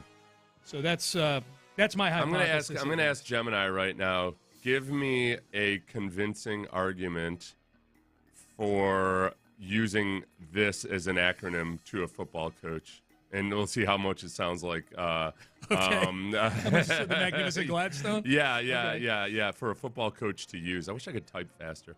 For a football coach to use. Okay. You ready? Yeah, I'm ready. Okay, this is what Gladstone said to Liam Cohen. Men, look at your feet. The cleats are what connect you to the turf. They provide the traction that allows you to explode off the line, make the cut, and hold your ground. If your cleats slip, you lose the play. In this program, cleats isn't just gear. Hey. Oh, this is Gladstone. Oh, this is 100%. This is Gladstone. This is where Gladstone. Liam, in this program, cleats isn't just gear. It's our DNA. If we slip on any one of these 6 pillars, we lose our footing as a team. That's 1,000% what he would say. That's 100%, 1,000% what Jim and I would tell him. Like, well, technically you can't do, but I appreciate where you're going with this. Yeah. Pro tip. It actually says pro tip. Pro tip, yeah. Put a sign over the locker room door that simply says, "Are your cleats on?" It serves as I think there's like a 60% chance that has happened. It serves as a dual reminder to gear up physically and mentally before hitting the grass. Put your actual cleats on. Players might forget integrity or perseverance, but they will never forget cleats because they put them on every single day, except when they're playing on turf. Right. Sounds like Gemini kind of likes this acronym, man. What if I'm wearing sharks, Coach? Yeah. Molded. Can we do it? Can you make an acronym for molded cleats? Yeah. Cleats. Hey, let's hear from Lamar Jackson before we get to the top of the hour. We got an injury report we're going to get to as well. I just can't get over how 100% accurate we are. That was really good. Yeah, that was. In this program, cleats isn't just gear; it's our DNA. You would 100%. We slip on any one of these 6 pillars. That is the same person that said this is not just a draft pick; it's a statement on how we're going to move. That's right. Yeah. Jackass. He's probably using Gemini specifically. He probably is Gemini.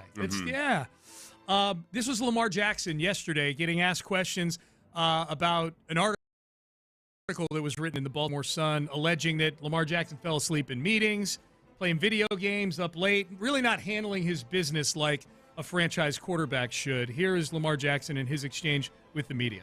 I always want to play football, but I felt like my brother had he could put a win off for us because I wouldn't be able to do anything. I was really hurt. Like, I don't know why I got to get questioned about, or I hear things about, I don't know if he really, like, I never quit on my team before, so I never quit anything, to be honest with y'all. So I don't know where that noise came from, but like I already know my brother he gonna pull it off if I couldn't get it done, So it surprised you that, like you just mentioned, the talk that comes up when you do get hurt, how people react, it seems like they're not as quick to believe that you're as hurt as you say you are. I mean, someone probably think I'm a robot, but I'm a human being too, but unfortunately I couldn't, avoid that injury. What had happened, we got the win in Green Bay.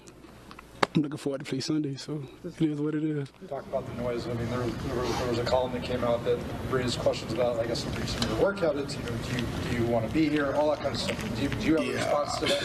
I heard I'll be playing the game at like 1 or 2 in the morning. I don't even do that during the summer, so I don't know where that come from either. But yeah, I don't know, man. I don't know where that come from. Yeah, Lamar, they said that you have fallen asleep at meetings. How would you respond to that? Do you think Harbaugh let me fall asleep in his meeting? That's crazy. That's crazy. I'm right in the front. Like, man, I don't know, man. It is what it is. It's just boys. Football. Fans do ask, like, does Lamar want to be here? Is he where he wants to be? What Absolutely, man. Absolutely.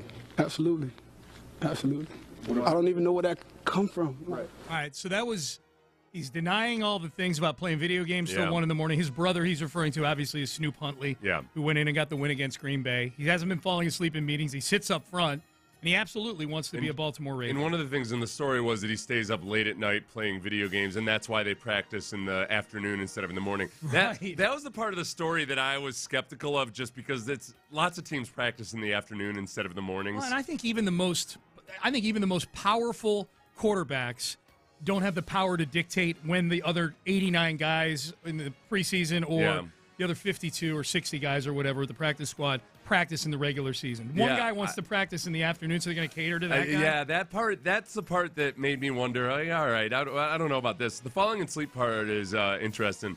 he is a good job in terms of a denial because he really added the specificity to it. Of like I sit right up there in front of Harbaugh. You think he's going to let me fall asleep? So I don't know. How believable was he? I thought he was pretty believable. I did too. The part that I didn't realize that, and this happens with Lamar Jackson at times, that people are questioning whether he could have or could have not played or whatever.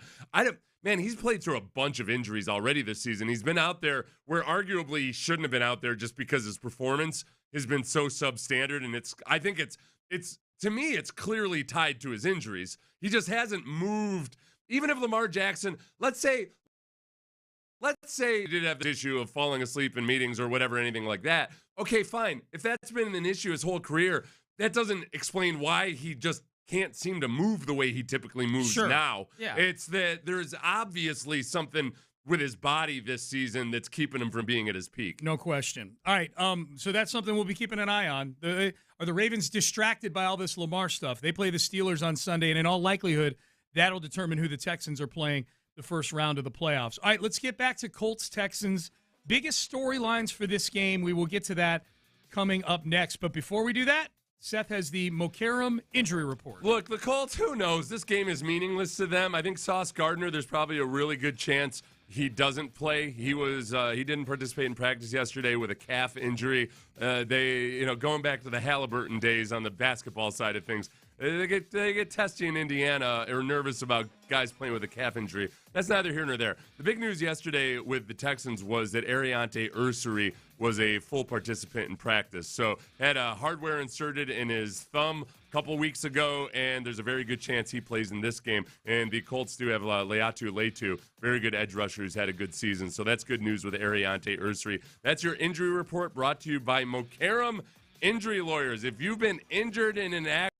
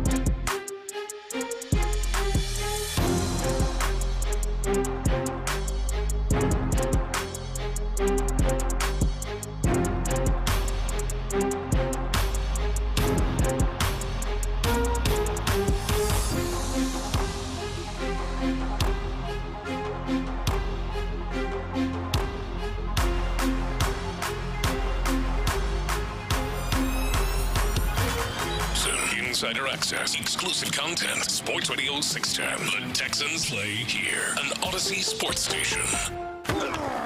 It's an Academy Sports and Outdoors Football Friday on Sports Radio 610. Here's Payne and Pendergast. All right, Payne and Pendergast with you into the 8 o'clock hour. We go. We just got done doing you just got done, Seth, doing the Mokaram injury report.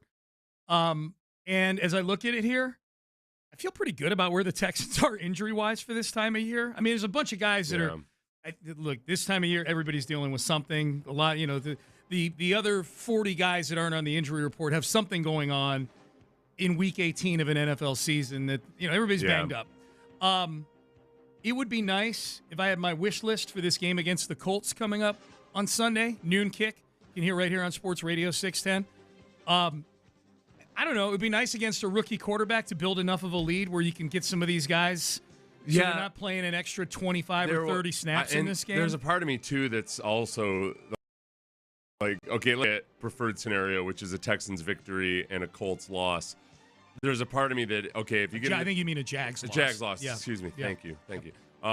That if you get to the point and it's in the third quarter and the Colts are up by 28 points, the Jaguars are up by 28 points or something, regardless of what the Texans are doing in their game, you might just say, all right, let's be smart about this. Because for those of you who don't know, if the Texans win and the Jaguars lose, then you win the division. Yeah. You still want to get a home game. There's still reason to get this victory to maintain the 5 seed because then you keep your chance of having a home playoff game in the second round. But it's also neither the 6 or the 7 seed are playing their starting quarterback in this final game. I don't think you're falling out of the 5 seed. Yeah, so you might just make the executive decision somewhere in the second half if the Jaguars have a huge lead because they're playing at the same time of you, saying like, all right, let's be smart here. Let's pull Kamari. Let's pull Derek Stingley. Both those guys are dealing with injuries. The 6 and 7 seeds right now are the Chargers and the Bills.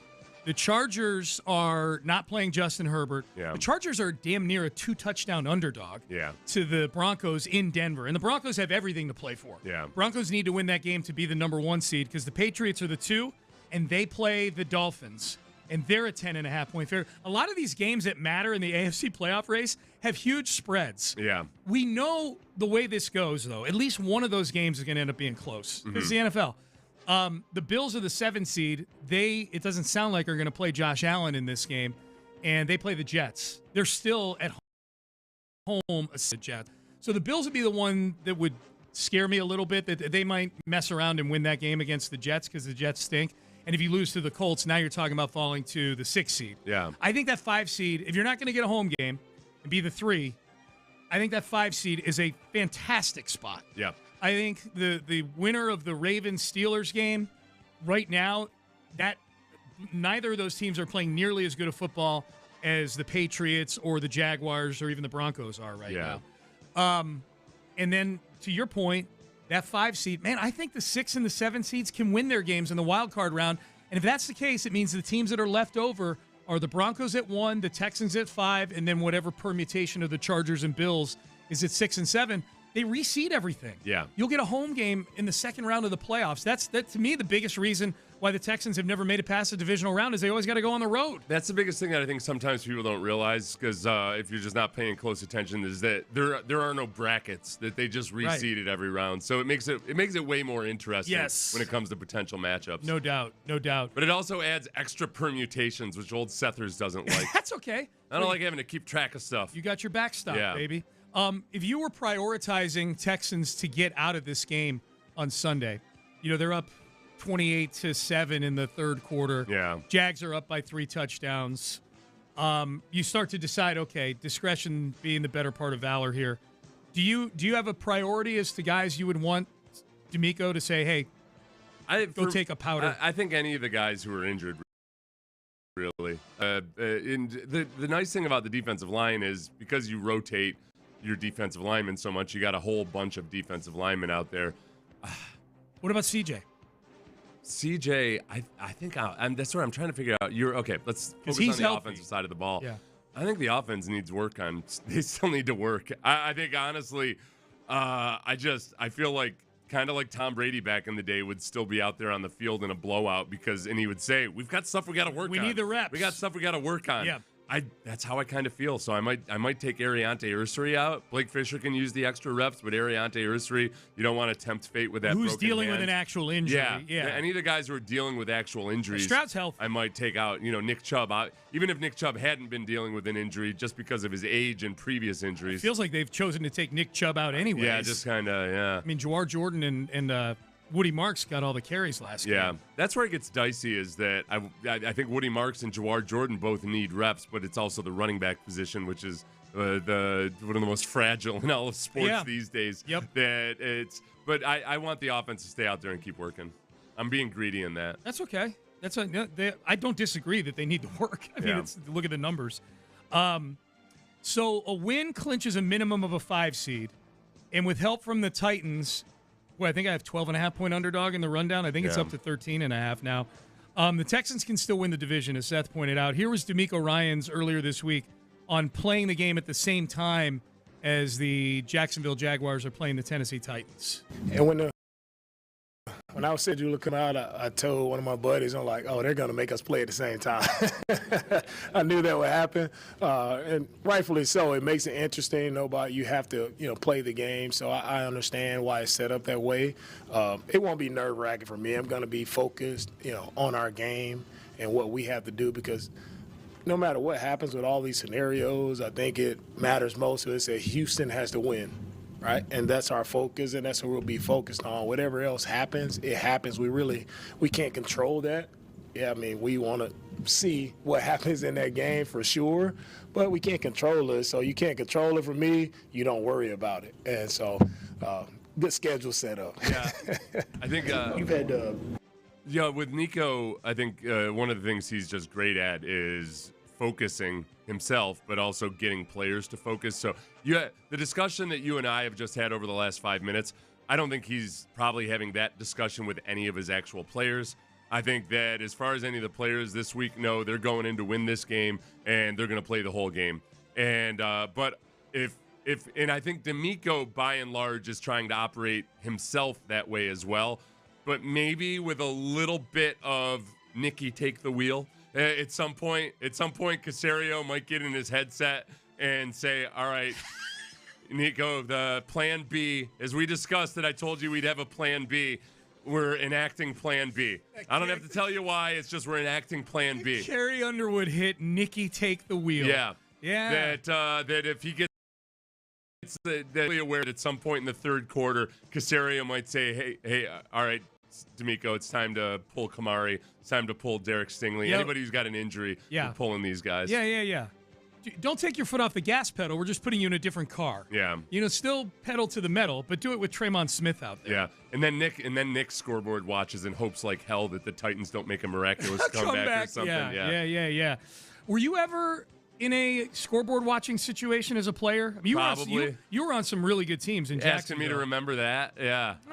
I know because I know we were, but I always followed that doctrine that I just told you. If I want ignorance, I want an information diet when it comes to certain things. Yeah. I don't want to be, because I would do the same thing even with certain. That's why I didn't. Do you think most players are like that? I think so. Yeah, I think it's different. That's where it's always hard to say, I hate it when people say, all players. Players do when this. Former players say, well, this is how it is in the locker room. Like, all right, dude, you've been in locker rooms. The guy's got vastly different approaches to things. Yes. I think there are some guys that do, and there's some guys that don't. Mm-hmm. And on the player side, it's a lot easier to just say, no, I'm going to go out and play football, whatever. I'm not going to worry about it. Yeah. Because it starts to feel too much. For me, it always felt too much like, this is how it is in the preseason. I didn't like even in the preseason knowing that you're only going to play 2 series or something, because then there's the danger of going out there and just half-assing your way, and that's when you get injured. Yeah. So, right. And that's a really good thing for coaches to tell players too, is like, hey, man, listen, this is when guys get injured. When you go out there and you've got 1 foot in the water, you go full bore all the time until somebody tells you to stop. Yep. Did you see Micah Parsons yesterday? Micah Parsons has a lot of time on his hands now. Yeah. He just had knee surgery a few days ago. He tweeted out after knee surgery how great everything went. Yeah.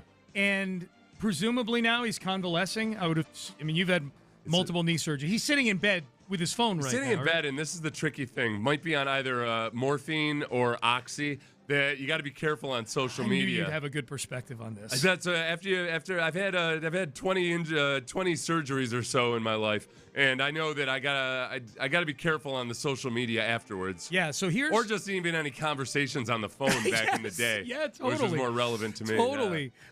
So Micah Parsons gets on social media yesterday. There's this guy Dan Rogers who it seems like does some Cowboys content. He's not one of the big names up in Dallas. But he put up Trevon Diggs' Pro Football Focus grades from the last few years. And they're not great.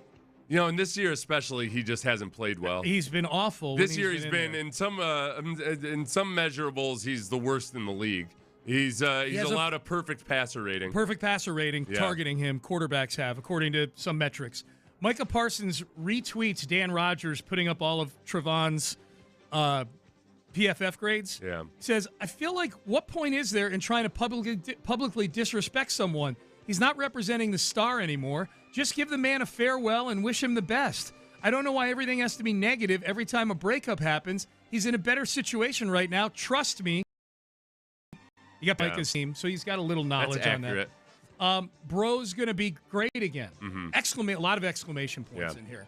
I don't have any issue. The only if I were to argue with Micah about this, I'd say dude, are you new to the world? What do you mean? Welcome to Twitter. Hey, how come there's negativity in the media? On this app. Yeah. Hey, why are people pointing out actual factual things as he's departing? Shouldn't you really be just lauding him for all the good times and not focusing on the negative? Right. Here's the funny part. Moments later, Clarence Hill covers the Cowboys, tweets out a picture of Matt Eberflus, the DC in Dallas. Yeah. Not a video, just a picture of him at a press conference. And the caption is, Cowboys DC Matt Eberflus admitted things changed for the defense when they lost an all-pro pass rusher who can win quick, but you can't look back. Micah retweets that with 8 crying laughing emojis. Stop being so negative. Stop being so negative. Now I'm laughing at the misery that you guys are Eberflus. in. Yeah. And then even his supposed Cowboys fan Skip Bayless gets on. And in all caps.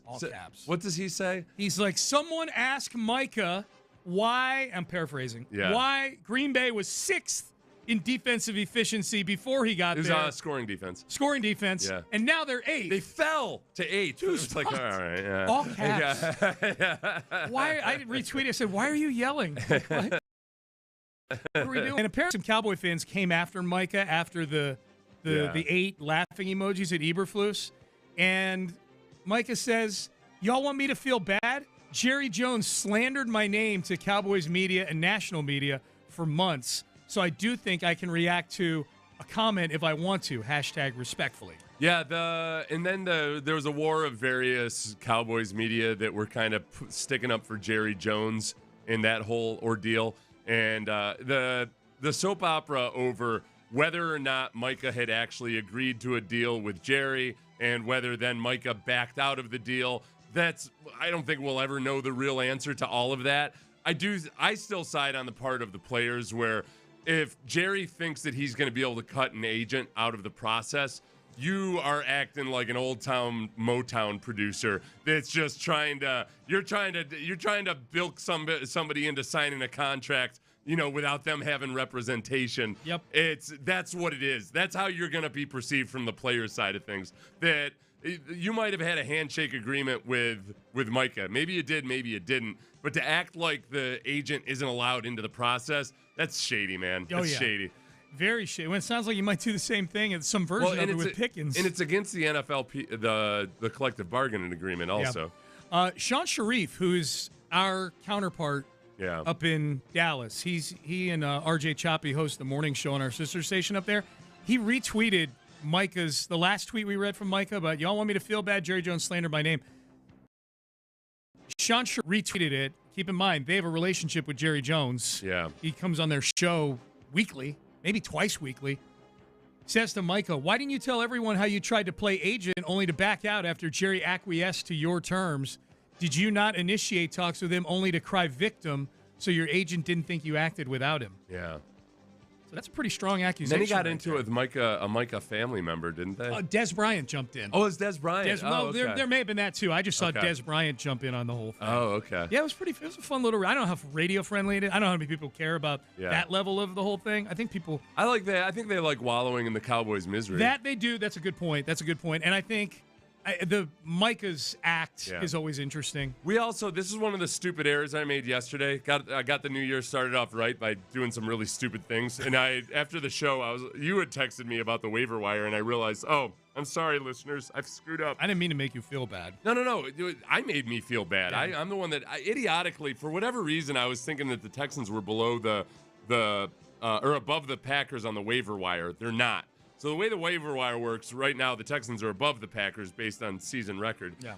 So if the Texans had put a claim in on Diggs, the Texans would have gotten him. So would not have gotten him. Yeah. In that situation. Yeah. But right now, the Packers are actually above the Texans on the waiver wire. Yeah, they have a worse record. So we don't know whether the Texans put a claim in on him or not. I think I Googled. Google said that the Packers were the only team to actually put a claim in. Yeah. It makes look the Packers at cornerback. They've had a bunch of injuries. The Texans are in rough shape in terms of depth potentially. But the fact it's just Diggs hasn't played well this year. No, I don't know if he's better than Tremont Smith right now. Yeah, so I get that multiple other teams didn't put a claim in on him either. I think it was an act of desperation by the Packers. Yeah, well, and also Diggs has a boatload of injury issues. He has injury issues. He's got a fairly big contract, but from what I read, it's not guaranteed. It's not guaranteed. So they could have paid him $400,000 for a week and then cut him loose. Well, you get into the playoffs and it's all just playoff pay. Yeah, everybody gets paid the same in the playoffs. That's right. All right, Payne and Pendergast with you. 5 reasons I hate you. Colts edition. You know what? I'm going to open this up. I still need one more because with these division games, I like to come up with 5 new ones. Need fresh things to hate about them. I got 4 fresh ones, but I need something. Audience, if you want to weigh in, if you want to get your reason to hate the Colts read on the air, make it a good one. 713-572-4610. 5 reasons I hate you. Colts edition is up next. The Drive is live.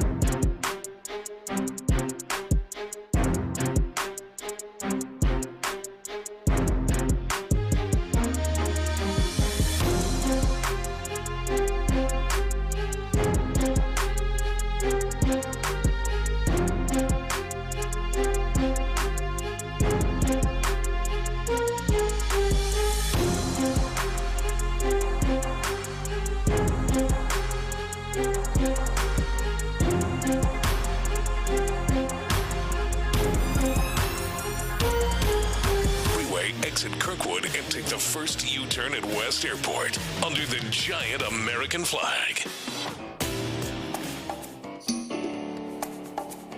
All right, here we go. Welcome back. Payne and Pendergast, Sports Radio 610. You know that music. It's 8:25 on a Friday. So during football season, every Friday at this exact time, we do a segment that really gets people in a good mood called 5 Reasons I Hate You. Yes. We do it for the Texans edition. Now, the Texans play their divisional opponents twice a year. So we like to try to have some variety. Yeah. We don't want to use this. We don't recycle. We don't want to be like your mother-in-law, just consistently hammering the same things she hates about you over and Picking over at the again. scab. Yeah. No, it's we come up with new stuff. Mm-hmm. And we just did the Colts 5 weeks ago. Yeah. Week 13. Lots changed for the Colts since then. Yeah, now it's more of if I had more morals or ethics, I might feel bad about hating on them. No, they've had a rough turn of events. Mm-hmm. It's not so hot up there in Indianapolis right now. No, it's so bad they're leaning on their college football team right now. Yeah. In Indiana. So let's do 5 Reasons I Hate You, Colts edition, part 2 this season, and we start with this. This was not a thing. The last time we did this, it was only 5 weeks ago. Phillip Rivers was just a twinkle in their eye at that point. He wasn't even a thing. Yeah. He was a high school coach. No, he wasn't in the conversation 2 weeks removed whatsoever. from being a thing. What a world. Yeah. Now we're in the year 2026. We're doing the postmortem on Rivers' career, as the starting quarterback for the Colts in 2025 and possible emergency quarterback this week. It's wild. So here's he got benched. So reason number 5. Yeah. Because everybody likes Phillip Rivers. Yeah. But a lot of people like him. In the national media, they love him. I did that thing you hate where I said everybody. No. So we were reminded of how annoying he is in some of these mic'd up moments. But like the Orlovskis and the national shows, they all love Phillip Rivers. We had to act with barely an 80 passer rating. Yeah. And yards per attempt of under 6 and 0 mobility. Yeah. Actually had a chance in these things. Mm-hmm. We had to act like he wasn't some sort of 44-year-old Make-A-Wish kid. Right. Yeah. Look, I know. Hey, look at his 27 children up in the stands. Yeah. Oh boy, isn't he great? 3 weeks was about the shelf life for me on that Phillip Rivers thing. As soon as he started, you know what? When he started, he was talking smack with one of the defensive linemen and actually grabbed the guy's hand. Yeah. One of the opposing defensive linemen right in front of the official. Yeah. Should have been a flag. Yeah. No, not old man Rivers. No. Gets the benefit of the doubt Just there. being friendly. Threw a football at a guy, no flag. Just being folksy. Yeah. He was crying in all his press conferences, too. Be a man. You're not old enough to cry in those moments. Be a man. All right, so reason number 5 is really everything involving the Phillip Rivers experience. Okay. All right.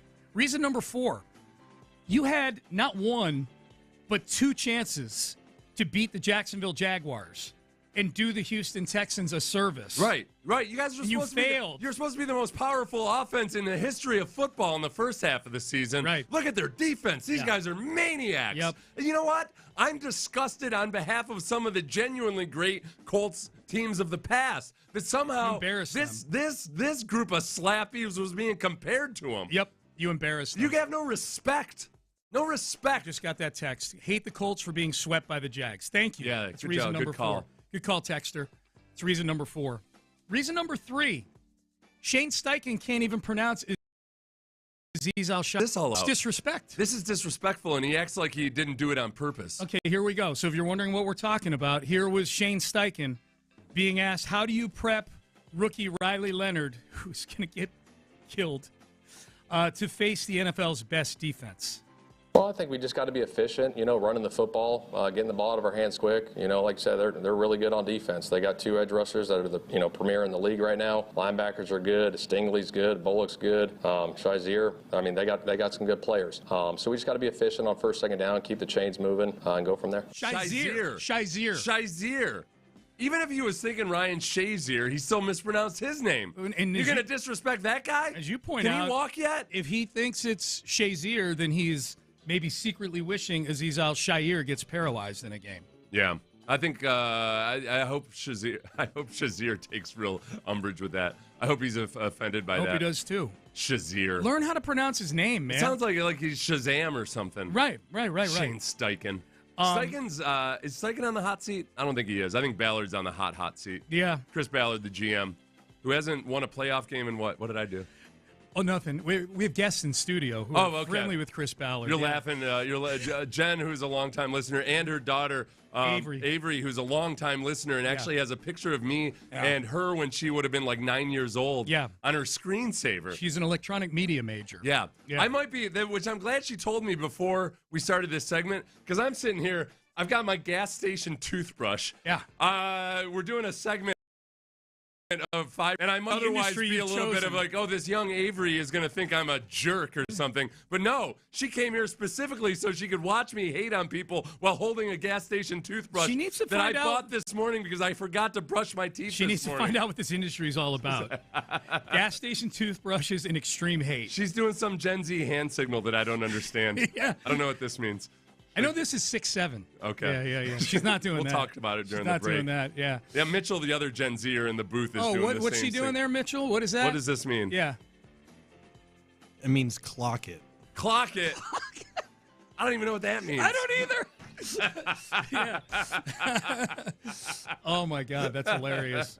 I'm big with the young people. So, back to what you were asking, is Shane Steichen on the hot seat? I don't think he is. I don't think he is either. He's going to get – the injuries are an excuse enough, but some of the collapses people are curious about. But Ballard – a lot of people in Indianapolis, I've listened to and trying to learn something interesting about this otherwise dying Colts team. The people up there and listening to podcasts and everything are very much asking themselves, what have you actually done for us, these past 10 years? Not much. No. Yeah. Yeah, one playoff win, and it was here. That's another reason to hate them. Yeah. Their only playoff win was here. Yeah. At NRG Stadium back in 2018. I'll give another little bonus reason to hate them. People keep saying, well, here go the Colts again. They're gonna end up somehow stumbling into another great quarterback in the draft or something next year when they tank or what have you. No, they don't have a first round pick. No, the Jets are gonna stumble. They have no picks with which to tank. Yeah, they don't have a first round pick in the next 2 years. Yep, that was a bold move. And plus, that luck ran out. With Luck supposedly people were like, oh boy, they always stumble into another. They stumbled into Andrew Luck. What did they do with Andrew Luck? What did they do with Andrew Luck? 1-1 playoff. Yeah. Yep. All right, number 2. Wait, we're on number 2? We're on number 2. Well, I mean, we sprinkled in a 5. few extras. Yeah, 5, 4, 3, right. 2. Yeah. So we're at 2 right now. Avery knows that I can't keep track of this. It's all right. Yeah. That's one thing. You don't need to be able to count to be in radio, just so you know. Colts fans thinking that Shane Steichen screwed over Anthony Richardson by not getting him back in the lineup. Oh, they were livid. Oh, you see what they're doing to poor Anthony Richardson? He hates Anthony Richardson. Yep. Anthony Richardson gets in front of the media yesterday or the day before and flat out says basically, oh, yeah, my vision's all screwed up. And then he could have gone on to say, when my vision is good, I'm a 50% passer. You guys really want to see me out there when I can't see so hot? Yeah, exactly. Yeah, exactly. But Colts fans convinced, Shane Steichen just hates Anthony Richardson. Yeah. He should be playing it. How do you play Phillip Rivers over Anthony Richardson who can't see straight? This is how you know that our hatred in this segment is just completely haphazard and just shooting from the hip. Yeah. Because in back-to-back reasons, we took Shane Steichen to task, and then in this one, we're actually sticking up for him. Yeah, but it just goes to show how stupid Colts fans are. Yeah, that's that true. They don't even know who to be mad at on their own team. Yeah. That's why we just blanket hate all of them. That's right. And we don't even use that as one of the reasons. They have so many reasons that is one of them, the Colts fans. Reason number 1, Blake Grupe, their kicker. He, former New Orleans Saint, former Notre Dame Fighting Irish as well, was cut by the Saints and said this he said this when he got his first chance to kick for the Colts in Week 14 because they cut their kicker after he missed the extra point against the Texans, Badgley. Grupe comes in. He'd been cut by the Saints. He comes in. He's a Colt. And he says, well, at least I get to play meaningful games here. Well, first of all, it's been awesome to watch this team and everything that, this team's been working towards, with everything that's gone on this year with them and being able to watch that from afar. And so it's been awesome to see this team grow and have success, and that maybe not people didn't expect. So, but to now be a part of it and, feel like I'm playing meaningful football and that, we're all working towards something here together. Since Blake Grupe, who, by the way, I don't even know if I hate him for that quote as much as I do that he looks like he's 5 years years old. Since saying that, the Saints have won every game. Yeah. His former team. His current team has lost every game. They've been meaningful games. Late groupie jinx. They They've are been meaningful to us. Yeah. They mean something to us. Thank you. Especially the two Jaguars Thank games. you for being a part of this losing effort. Yeah. I would add Sauce Gardner into this mix, and I don't think we're going to see Sauce Gardner this weekend. But I don't think so either. Sauce Gardner was on a campaign before deleting it to tell everybody that he's actually the best cornerback in the league. And then he brought up a bunch of Pro Football Focus stats, including how many times he's been targeted this season. Bro, Jets. What offensive coordinator was out there thinking, we got a 28-point lead over the Jets? Target Sauce. Let's test Sauce Gardner. That's this has nothing to do. The number of targets that you've received had nothing to do with the fact that you're so awesome. Your counterpart, the other starting cornerback there of the Jets, I blank on his name right now. He's been targeted at the same rate as you. While playing opposite Sauce Gardner. Yes. Nobody in their they'd be out of their mind to be trying to target any of the actual guys who are good in coverage against that Jets team. I feel like this is the first 5 reasons I hate you, where we've come up with like 9 reasons. Yeah. Like the ancillary, we haven't even looked at the text page.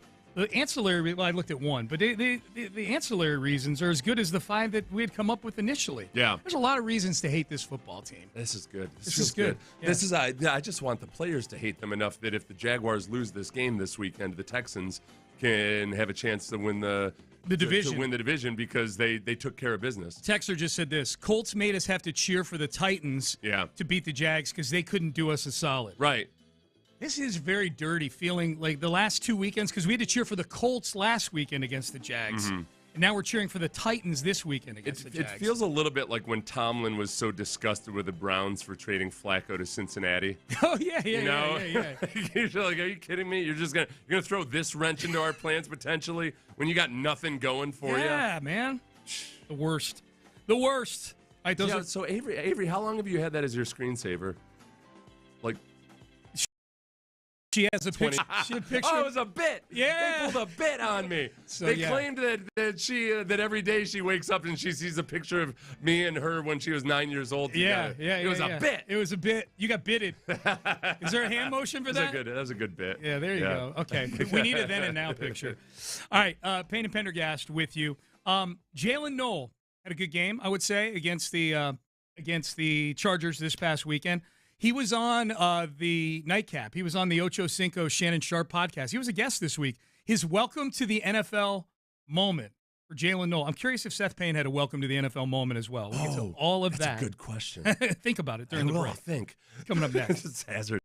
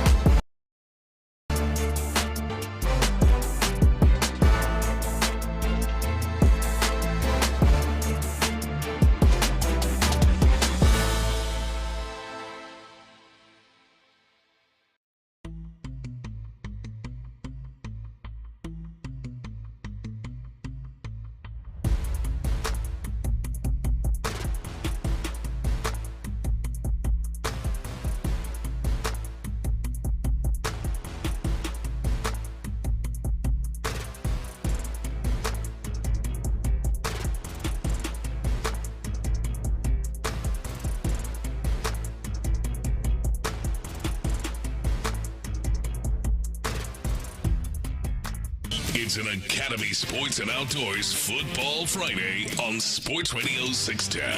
Live from the Mokaram Injury Lawyer Studios, here's Payne and Pendergast. All right, Payne and Pendergast with you on a Football Friday. Texans Colts noon kick on Sunday, 9 a.m. Texans countdown. We look forward to seeing everybody out at NRG Stadium. Jalen Knoll, I would say Jalen Knoll, one of the real bright spots of that win over the Chargers. He and Jaden Higgins with the 2 touchdowns right out of the chute. Yeah, as you mentioned, watching it at the field level camera view that we had on TV. Boy, he. What did you say? The quarterback view, whichever view. The Jalen Knoll looked like he was shot out of a field level sideline view, so you could see him just cover the ground. Yeah, it looked like he was shot out of a cannon. Yep. Yeah. That was a good moment for Jalen. Not so good moment was what he said was his welcome to the NFL moment, which I'm a little surprised it took 17 weeks to get his welcome to the NFL moment. No, but I'm glad he had that because I have a similar story about that. Okay, good. Yeah. So Jalen Knoll, if you watch any of the cuts on social media, you've probably seen this already. But there was a run play to the left. I believe Jawar Jordan running to the left. Wound up being a good play. But Jalen Knoll got pancaked by Derwin James on this play. He said, that was my welcome to the NFL moment. Derwin James, he's a monster. I'm not going to lie to you. I'm not going to lie to you. Going in there having to block him, he's not stopping. When I tell you he is not stopping, he sees a tackle, he got some blitz assignment, whatever. He's not stopping, so you got to anchor down. I'm not gonna lie. The first time I go in to block him, I get hands on. Right. He was not having it. It drove me right to the ground. I was like, all right. At least it was a good run, though. He ain't make the tackle, so I let him know about that. But nah, respect to him. He's been in the league for a while. Great player, so he definitely gave me my welcome to the league moment. And all right, so there you go. That was Jalen Knoll. And that play, the play is funny because it looks like Derwin James' sole purpose on that play was to remind Jalen Knoll he's a rookie in the NFL. Right, He didn't even go after the ball. No, and it's when you go up against those freaks of nature where all of a sudden you realize, I didn't know people were this strong. Like I didn't know human beings were this powerful. I I'll tell you 3 moments that stuck out, and it started before my rookie year. It was at the combine. We were in the agility drills, and all the defensive linemen are together. And who was it? It was I'll think of it after the segment. I started watching the defensive ends go through these cone drills. I'm like, what the hell? What planet am I Why are on? their feet moving You're so not a fast? Cornell anymore, and it kid. screwed me. It messed with my head a little bit. Yeah. I started trying too hard. I stumbled a couple times. It freaked me out, man. But then there was I was on field goal protection. I was a tight end on field goal protection playing the Chiefs. And I remember Derek Thomas lined up opposite me. And I'm kind of like, and I'm looking at him, I was like, oh, that's Derek Thomas. He's not as big as I thought he was. And then all of a sudden, oh, this guy. Like, he blasted me. He blasted the hell out of me. Did he block the field goal? No. I did sometimes on field goal protection, it's just a matter of just getting destroyed. Get in the way. But the amount of power and force that I felt from this little dude, I was like, what the hell is this all about? Hall of Famer, man. Yeah. And then the other part, one of the other ones was we went against Dallas, and I went in like late in the fourth quarter as my rookie year, and I went against Larry Allen a couple times. And I had some good reps versus Larry Allen. It was the fourth quarter. He was probably phoning in at that point. They had the game was already in hand. But I actually made a couple good plays against Larry Allen, which was probably a mistake. Because then all of a sudden he was like, oh, all right, fella. And I remember... You're like Rudy out there. But I remember some game where I had to cross Larry Allen's face, and I swear, he launched me off. And it felt like a space movie where somebody gets separated from the capsule and you're just flailing about as you get. That was me going towards the sideline. Oh my I was God. just completely no control of my body after he had launched me off into space. So you had 3 welcome to the NFL moments. 4th welcome to the NFL moment. Oh, there's more. This wasn't even. It was just the fact that I was playing against Boomer Esiason in a game against the Bengals at all. But then I learned my lesson, and I brought this up when we talked about Henry To'oTo'o taking the wrong angle in the Bucs game. Yep.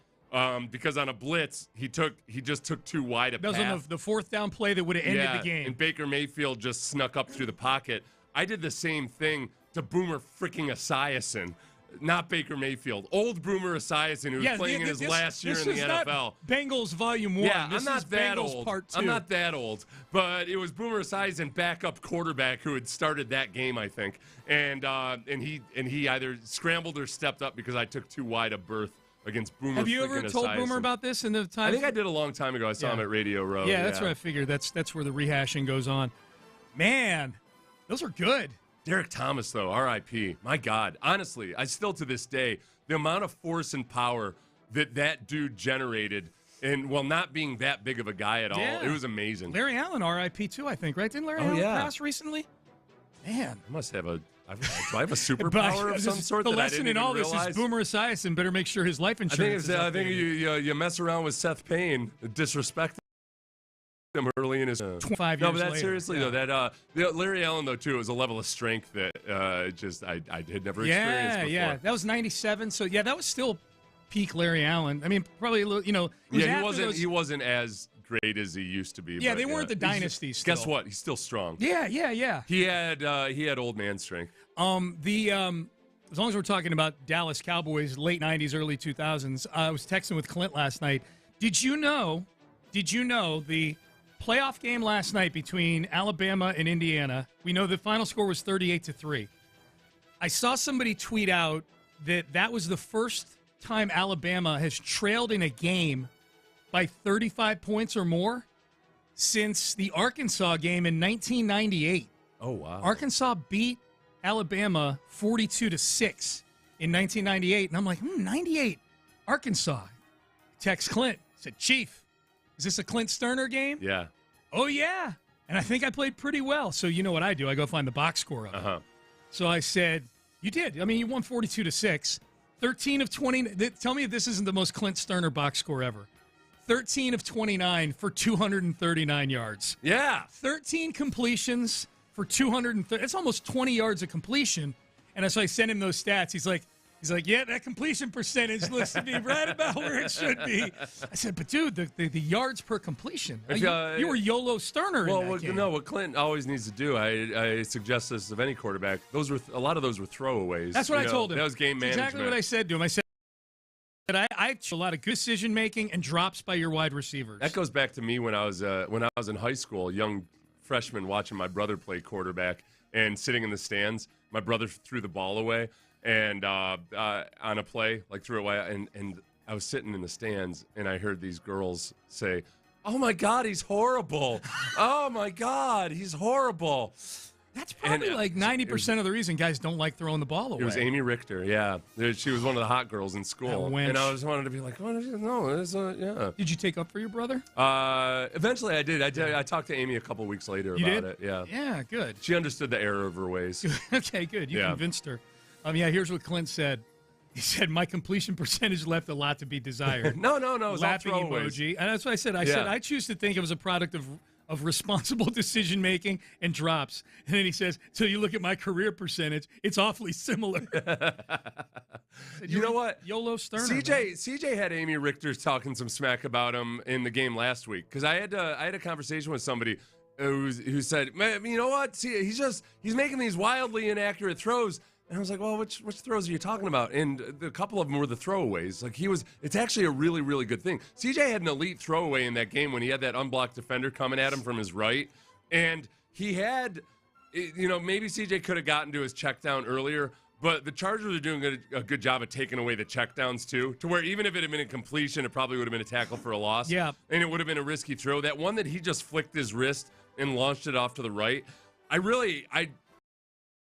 meant it with a post about it, but that was like a Dan Marino style throwaway. Marino wasn't mobile at all, but he was frustrating as hell because you would think you had him dead to rights and he can't move, and his release was so quick he would just flick it away. Yeah. And CJ's done that more often this year, and it's hard to get young quarterbacks to understand the beauty of a throwaway at times because you take away all the risk. It felt like in the third quarter he had like 4 throws that just looked like he was throwing it up for grabs. Are you counting? Are those throwaways? There was one. Well, okay. The final one I think you're probably thinking of was the one where there was an unblocked defender and he threw it to Jalen Noel downfield. If it had been intercepted, it would have been an arm punt, basically. Yeah. It would have been an arm punt down on their goal line. It landed in between like 4 guys. Yeah, but it was actually a really good decision under the circumstances because CJ didn't have any of his hot. I can't remember who the guy who probably would have been hot. I think it was Jalen Noel. Got roughed up right off the line of scrimmage, so he wasn't an option. Yeah, so CJ took the right read, and it would have been the one that if the blitz had been a little bit different, he would have had a nice shot to Jalen Reed there. Yeah. I thought that looks like an inaccurate throw, but he was kind of just throwing it up under pressure into a place that didn't get intercepted, but was like he couldn't throw the perfect throw. Like I actually look at that as a positive decision by CJ right there. Maybe he shouldn't have even taken the risk of the arm punt because that could always get returned, obviously. But I thought that it was functioning at a pretty high level, given the fact that he had an unblocked defender and his hot route. He did the next best thing. All right, Payne and Pendergast with you. Take a Mania, Friday staple. Can Andy Reid, who is our champ as the calendar turns to 2026, get taken down by any of the 3 challengers that we've got for him? I don't know. We'll see. Take a Mania. Worst takes of the week. Try to take down the champ. That is coming up next.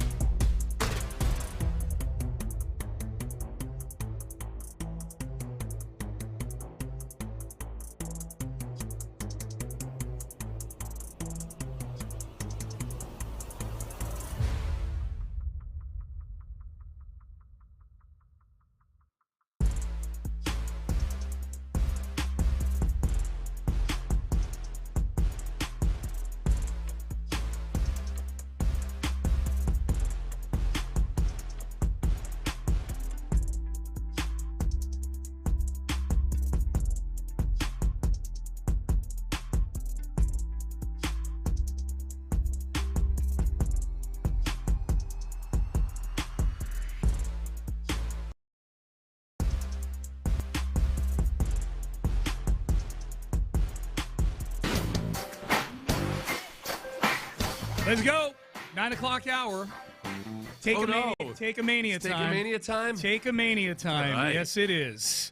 For those who don't know, for those who are new to the program, Happy New Year first. We appreciate that you've made listening to Payne and Pendergast a New Year's resolution of yours. And a shout out and a show of support to anybody out there who's struggling with allergies on January 2nd. I hope that's what this is. I woke up this morning and felt like I was hungover or something. I don't. Is it because it's warm all of a sudden after being cold? It's still only 67 degrees outside. Oh, it's supposed to get up to 81 I drank a today. fifth of whiskey last night, which I did not. No. I'm in a fog. You've had a good show. Really? Yeah, you've been fine. You've been fine. Yeah. All right. Which take it from you. Sounds great. Sounds like there's room to grow. I'm a little surprised that you sounded so surprised about it, but that's but I'll take it. Okay. There we go. All right, so Take a Mania. Bad Take champion tries to get to, possibly gets taken down by some challengers. Now, been kind of a slow week for bad takes, I'm not going to lie, but let's see what the likes of John Harbaugh, Sean Payton, and Dan Orlovsky can do. We've got a bit of a patsy as the current champion. Yes, yeah. This is a they call in the WWE where this would be like they call a transitional champion. Yeah, this is Andy Reid's the current champion, but he's wearing just plain trunks. Yeah, He's just no entrance he's music. He's like a jobber. Yeah. Yep, no entrance music. So here's Andy Reid. This is from the day after Christmas. He was asked about Matt Nagy, his offensive coordinator, who is up for some head coach. I guess the Titans are maybe interested in possibly interviewing him. Please do that, Titans. Yes. Oh, hire Matt Nagy. Yeah. Yes. Well, Andy Reid makes it sound like they would be hiring the next Andy Reid, possibly. Here's Andy Reid talking about Matt Nagy as a head coaching candidate. Yeah, phenomenal. I mean, we were on a record pace there for a bit as far as statistically. So he does a nice job there. I think he deserves to be a head football coach in this league. So that's exciting for him. Yeah, we did a good job there. We were on a record pace for a little bit. I think many Kansas City people would say that's a bad take because he does not deserve to be a head coach. Yeah, no. The bad take for me, the reason I made him bad take was it didn't sound like big praise at all. It didn't sound like somebody who was trying to put somebody over to be a head coach or anything. It was every football coach will tell you it's not how you start, it's how you finish. And he just outlined a guy that was on a record pace for a while, but I don't know. But then a record pace then it all for fell what? apart. That's my issue. Yeah. Andy Reid sounded like one of those guys who's just throwing stuff out there, hoping that nobody asks a follow-up question. Because the appropriate follow-up question, if Kansas City's offense has been as bad as many claim it is this year, at least by their standards, would be what statistics were you on a record pace for? Right. You said you're on a record pace statistically. I'm like, well, yeah, I guess it would be a statistic that you would be on a record pace for. Thanks for nothing, Andy Reid. All right, so that's our champ right now. Yeah. All right, so we'll see what. I don't know if you saw this. This is a portion of a long video that several NFL head coaches did. The NFL.com did a video where they asked a bunch of head coaches a trivia question. And that trivia question is, name the head coach who has more career rushing yards than Bo Jackson had in the NFL. Right. I think a lot of people, and even those coaches, probably don't realize Bo Jackson didn't have that many rushing yards in the NFL, so it already sounds big. Yeah. Because it's Bo Jackson. Yeah, a few really, really impressive runs. Yeah. Including one against Brian Bosworth. Yeah, he ran over my friend the Boz. But he only played a few seasons because of a hip injury. So he only played 2 or 3 seasons in the NFL. He had about 2,700 career rushing yards. Bo Jackson did. Name the head coach who, as a player, had more career rushing yards, and they bounce around from head coach, and none of them know. None of them, they're trying to guess. Sean McVay is literally going through names and rushes right past the name it actually was. If you sit and think long enough, there aren't that many head coaches that were, if this guy may be the only one that was in a position to actually get rushing yards in the Right. NFL. Most of the guys who are current head coaches were defensive players. Yeah. Other than Dan Campbell. Like Dan Campbell, there's tight D'Amico end. Ryans, there's Mike Vrabel. Yeah. Aaron Glenn. Yeah. The answer is Jim Harbaugh. Yeah. He had 5 more yards than Bo Jackson did rushing in his career. And Harbaugh was kind of a scrambler. So the one guy who should get this right is John Harbaugh. His brother is one of the other head coaches. So he's racking his brain here. So part of the dude doesn't even know his own brother's the answer to the trivia question. But then he drops a little hot take in here at the end. So we're going to run this through the Pope Zaza filter here. Here we go. Which current head coach has more regular season rushing yards than Bo Jackson? Current regular head coach has more, you mean in the NFL or in the NFL? Oh, it can't be Campbell. The guy, was there a quarterback? Can't be O'Connell. He never played, really. It's not Mike McDaniel. Pete Carroll, but that would have been leather helmet days. No, I'm not giving up. Not giving up. My conference. Patriots, Jets. No, he played corner. No, I don't want you to tell me. Somebody, what division is West? The West. Jim, oh my God, that's terrible. That is so bad. Because I'm going to tell you what, most underrated quarterback in NFL history, Jim Harbaugh. I should be ashamed of myself. I'm sorry, Jim. I apologize.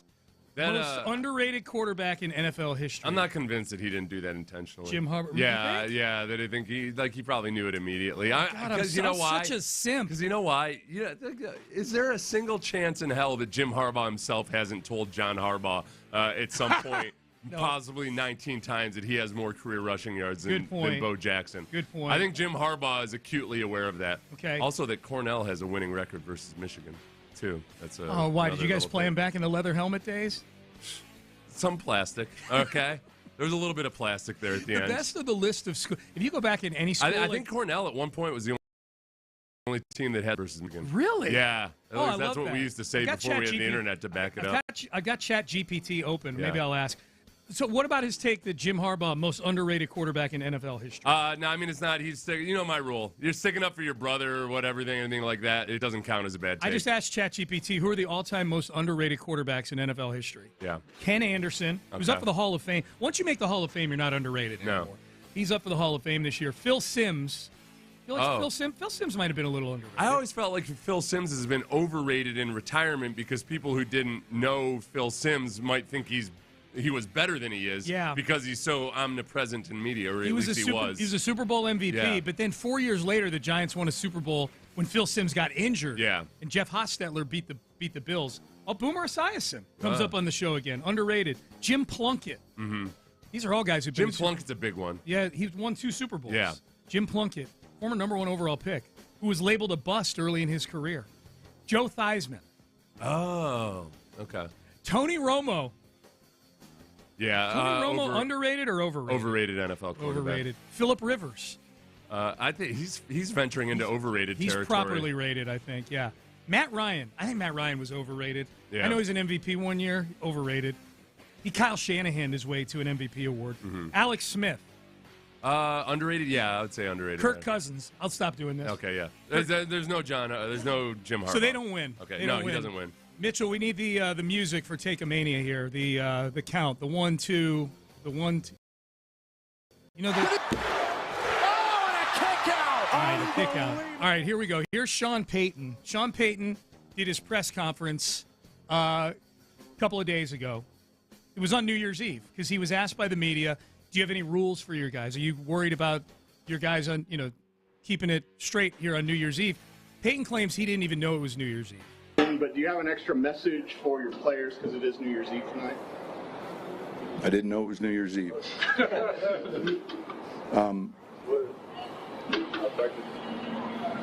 The most overrated holiday, honestly.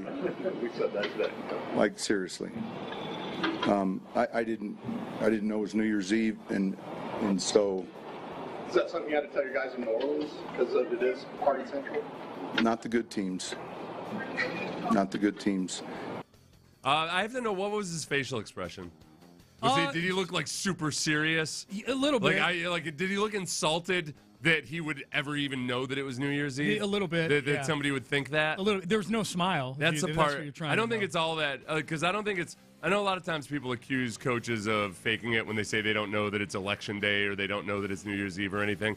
You have to understand how weird all these guys are. Yeah. The NFL head coaches are some of the weirdest people on earth. D'Amico's still young in it. 10 years from now, going to be a weirdo. It changes a man. And Peyton's been an NFL head coach for a long, long time. He's had a lot of time to get weird. Yeah. The part that New Year's Eve is the most overrated holiday, where do you come out on that? I would say I have an arbitrary thing. It just is not tied to anything religious or historical or anything other than like, this is when we decide to say that it's a new year. I don't like it because it's amateur hour. If you want to go out for New Year's Eve, Yeah. you kind of take your life into your own hands. I don't want to say it's overrated because a lot of people find they enjoy it a whole lot. So for those people, it's not overrated. I do think it's hilarious that we have to take an entire day off as a nation because so many people are hungover. That's like, all right, we're gonna have to call it an. There was a time at some point when they're like, all right, we've just got way too many people getting killed in factories because they're hungover on New Year's Day. I feel like the Friday after Thanksgiving is because we have a food coma. We've got New Year's Day off because of the hangover. Now there's people pining for we need the day after the Super Bowl off. This is why I don't like New Year's Eve or New Year's Day being a national holiday or New Year's Eve being as big as it is. It's like everybody's got, okay, I'm going to get a fresh start this year and everything. But it starts on the second day of the year. Yeah. You talk about getting a fast start. Today's and fresh January start 1st day. might be one of the worst possible times to try to get a fresh start. Yes. All right, so this one does not win, it sounds like. No. Did he do it? Cover!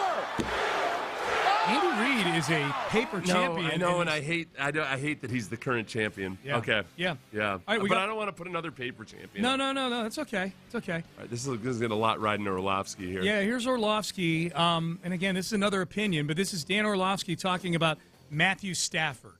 Has been asked to make more high leverage throws than Matthew Stafford. There's no quarterback leverage than Matthew Stafford. There's no quarterback that has been asked to make more tight window throws than Matthew Stafford, specifically down in the red zone. When you just watch the ball that is played and the stuff that they ask Stafford to operate, it makes you drop your jaw. I would tell you this. If Stafford wins MVP and he wins the Super Bowl, I think it puts him in the conversation for one of the greatest quarterbacks of all time. Okay. No, it doesn't. It doesn't put him not in the greatest of all time. It depends on how big you're talking. The pool is? Yeah, and look, whether it's fair or whether it's not, whether it's the right thing to do or not, and I know people argue to the death that QB wins isn't a stat, et cetera, et cetera. We're talking about the entire course of his career, and there was a long, long stretch of his career where he was an absolute disaster, not just versus playoff teams or championship teams, but versus any team, any team with a winning record. Yeah. He was abysmal. So despite of all of those things that he does, and yes, he had it working against him that he was in Detroit for all those years, I just can't do it. I can't do it. So this is the new champion. This is the new champ. Yeah. Mitchell, we need a pinning combination. Mitchell's in there talking. We need a pinning combination here. Thank you. All right. Just by way of illustration, by late 2021, the record was 8-67 versus teams with Are a you winning kidding record. me? Yeah. 8-67. According to GI, when you do the Google AI overview, Yeah, those were they some botched bad it a lot. Detroit teams. I know they were dude. really, really those bad are some teams. bad Detroit teams. Yep. Yeah, those So are. I don't back will always be tied to his championship record, his overall record, everything else like that. Yeah. That's just how it goes. Yep. And so Dan Orlovsky, I think this is Orlovsky's first stint as champion on Take a Mania. Yeah. If I'm not mistaken. Dan loves quarterbacks. It's going to be him taking up for a quarterback at some point. I don't think there's ever been and I love Dan Orlovsky. I think he does a great job. He got bullied after Lamar Jackson. Yeah. Once he was skeptical of Lamar Jackson or something, he got bullied into submission, and now he's never critical of anybody ever was again. Was it Lamar Jackson or it was somebody that didn't? Because Dan wasn't in media when he said something about. It was Justin Fields. Yeah. It was Justin Fields. That he said that he behind the scenes. Oh yeah, behind the scenes. No. But he also had some Lamar Jackson criticism of like where he ranked him with quarterbacks and everything. Okay. Yeah. Fields is the one I'm thinking of though. Yeah. Fields is the one where he got a lot of the bullying. What were you going to say? He wasn't in media with Lamar Jackson. When Lamar Jackson came out, when Lamar Jackson when he got drafted. When he got drafted. Oh, okay. Yeah, No. It wasn't when he was drafted. It was Dan when he was an at the active Super Bowl quarterback. trying to get into media back then. Yeah. All right. Payne and Pendergast with you. Hey, by the way, this isn't. Take a Mania is usually an audio thing, not a written word thing. You brought this to my attention yesterday. Jeff Schwartz, former offensive lineman. We know that Miami won their second playoff game back on New Year's Eve. They beat the Ohio State Buckeyes 24-14. That on the heels of beating the Texas A&M Aggies 10-3. And apparently back in early October, Jeff Schwartz had to take My country and Carson Beck is going to win the Heisman. And Freezing Cold Takes a month later, when Miami was playing its worst football, posted that on their account. Now, Miami, to their credit, turned their season around, and now here they are. They're one of the last 4 teams standing in the college football playoff. Jeff Schwartz retweeted and said, maybe this wasn't the worst take about the Miami team. This is a problem. Your Freezing Cold Take included that Beck was going to win the Heisman back in October. Yes. Yeah. These were tethered together, these 2 takes. Yeah. I'll read it. Miami is the best team in the country, and Beck is going to win the Heisman. Yeah, no, you can't do this, Jeff Schwartz.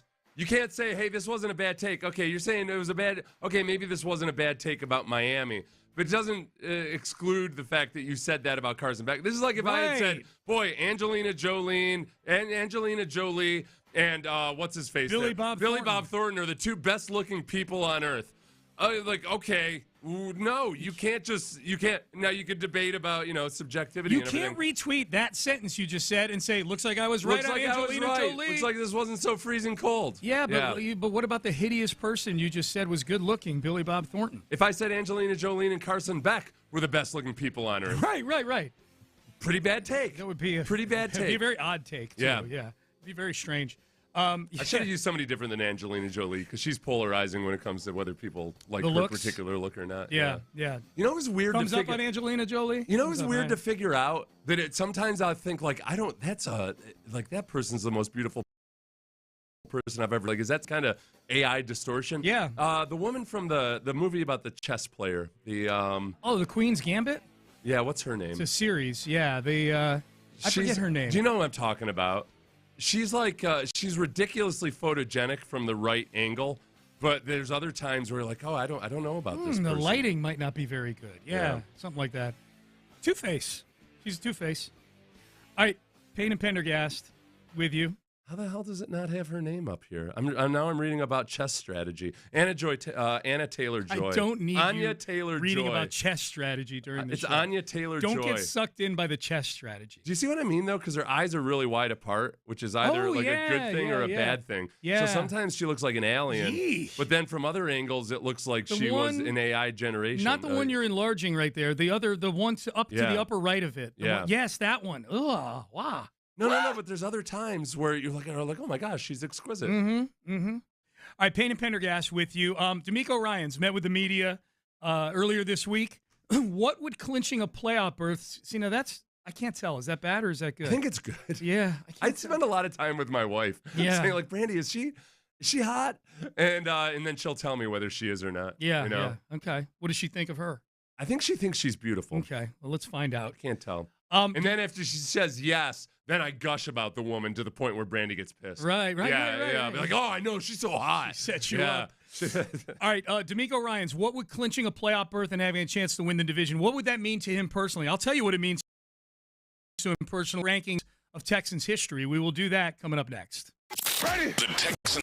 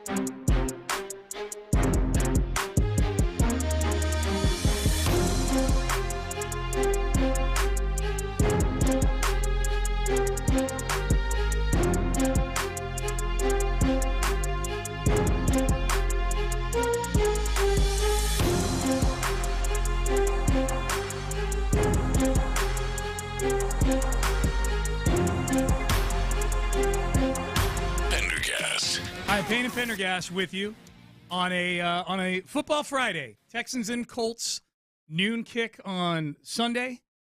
Weather should be gorgeous for Texans countdown at 9 a.m. Seth. Is it low 70s? A high, I believe. The high is 70. Let's do a quick tailgating. Should be magnificent. High of 70, low of 50. Nice. Yeah, it's a perfect day, man. Sunny. Mm-hmm. Sunny, high of 70, low of 50.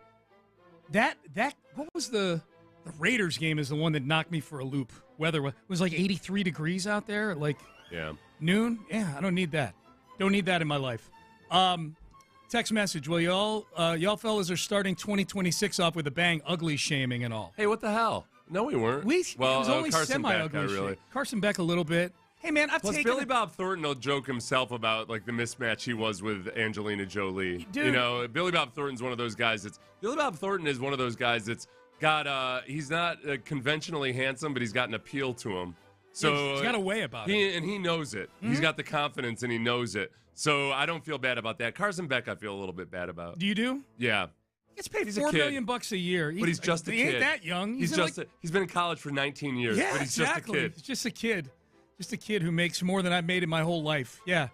The key is if you can be like Steve Buscemi, where if you're like you want to get to that spot where you might be conventionally ugly, but you almost you end up being distinguished looking. Yeah. Because you're so good at something. Yeah. This is what I would say. I've taken a lot more than I've dished out. Yeah. When it comes to the ugly shaming over the years. All right. You got a bald head like this. Yeah. And in certain angles, you look like Uncle Fester from the Addams Family. You got to hear the same jokes Take over and a lot over of heat. again. Yes. So what's her name can take a little semi-shaming because we said she looks good from some angles. No. And I think that's just she's incredible from some angles. Right. And I just don't know what, like, in person, if you met her, would you think she's gorgeous or would you think she was odd looking? I don't know. I don't know either. I think a lot of models are like that too. Well, back in the day, back when they were more just, they're kind of unique looking. Yes. You know? Yep. She's unique looking. Bill Barnwell did his NFL All-Pro team. So, yeah, we're having audio issues, which is why whatever I teased into this segment, we're not doing it right now. So we're having some computer issues. But Bill Barnwell did his 2025 NFL All-Pro team picks. There are 4 Texans. Well, there's 3 current Texans and 1 former Texans that get mentions in here. Okay. Nico Collins is a second-team All-Pro wide receiver this year, which that feels about right. You know what? The really cool thing about that is that I think you really get a sense this year for the respect people have for Nico Collins because he didn't start off on a tear statistically or anything at all. But people have, I think, come to appreciate how he's operated and how much defenses have to account for him. Mm-hmm. That he's kind of a made man now. Yeah.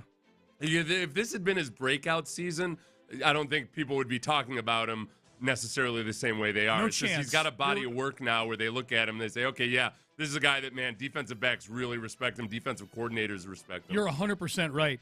If you had to do a prediction dealio on who the All-Pro, now this is just Barnwell. This isn't the actual All-Pro team. I don't know if Barnwell has a vote or not. I don't look at any of the picks. I don't look at a ton of the picks he has here and say, oh, well, he's way off on this, he's way off on that. I think he may end up nailing these picks when it comes to who gets named All-Pro. But Smith and Jigba, Puka Nacua, who's been very productive throughout his career, but he was injured a lot last year, and George Pickens as the 3 first-team All-Pros. Yeah. George Pickens, Puka Nacua, and Jackson Smith and Jigba as the 3 first-team All-Pros, and I don't have a quibble with any of those 3. The big question in Seattle going into this season is, oh, well, you signed Cooper Kupp, but what are you going to do with 2 slot receivers? Yeah. And, well, we're going to move him to the outside, and going into the final week of the season, he's going to have 1,709 receiving He's yards. going to lead the league in receiving. He's going to have 10 touchdowns. Yeah. It's going to work out all right. Trust us. He's been amazing.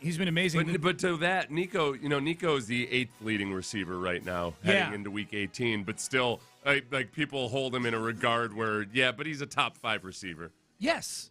Yeah. And he's doing it on a team that's had its struggles offensively this year. Oh, and I saw, you know what? He's actually 7th leading receiver because Trey McBride is a tight end. Yeah, he's listed as a tight end above him. Yeah. Jamar Chase, Nico Collins, Chris Olave. Yeah. The second team wide receivers. So that's the first Texan. So Nico's second team All-Pro, according to Barnwell. Will Anderson Jr. is first-team edge rusher, according to Bill Barnwell. And he said, obviously Myles Garrett is the other one. He says Myles Garrett is a pretty obvious one. He's on the verge of breaking the sack record. This is what he says about Will Anderson Jr. There's a much bigger group of candidates for the second spot at edge rusher, even after Micah Parsons' torn ACL ended his chances of landing him a first-team All-Pro nod. So that's interesting. Barnwell kind of concedes that if Micah Parsons hadn't torn his spot. Yeah. He says, he said, I kept finding reasons to lean toward Anderson, who's continued to improve across his 3 pro seasons. This year, his missed tackle rate improved past the league average, and he set career highs in sacks and quarterback knockdowns with a game to go still in the season. Mm-hmm. And that's not to even mention all the advanced stats like pass rush, win rate, and all those things. Like the big thing with Will, too, is just how effective he's been versus double teams this year or chip blocks. That he's really, and that's something where his first couple of years, that was a point of emphasis for him, was anticipating those chips, anticipating the double teams, and how do you beat him? And he's done a really good job with that this He year. gets chipped or double teamed more than any other player in the league, is what Barnwell says. And still has a higher, like one of the advanced stats I saw the other day was impact plays he's made while getting chipped or double teamed, and he's got the highest rate at that. So they do it more often, and he's still doing it at a higher rate than all those other guys. Second team, Nick Benito, Aiden Hutchinson. No Danielle Hunter. I think that Danielle Hunter, that's interesting, because I think Danielle Hunter is more of a full-bore combination run and pass defender. And Danielle Hunter got screwed over in the Pro Bowl voting to an extreme degree. Excuse me, Danielle Hunter. What did I say? You said Danielle Hunter, I think. It's not Danielle Hunter though. No, he got screwed over in the Pro Bowl. Okay, all right. Yeah, Danielle got screwed over in the Pro Bowl. Badly. He's not even an alternate. Yeah, he's not even an alternate. Just had a little dyslexia there. I kept wanting to say Danielle Anderson for some reason. That's all right. First team cornerback Derek Stingley Jr. Now Barnwell does this thing here. Says, well, there were injuries at cornerback this year. You know, Surtain missed a bunch of games.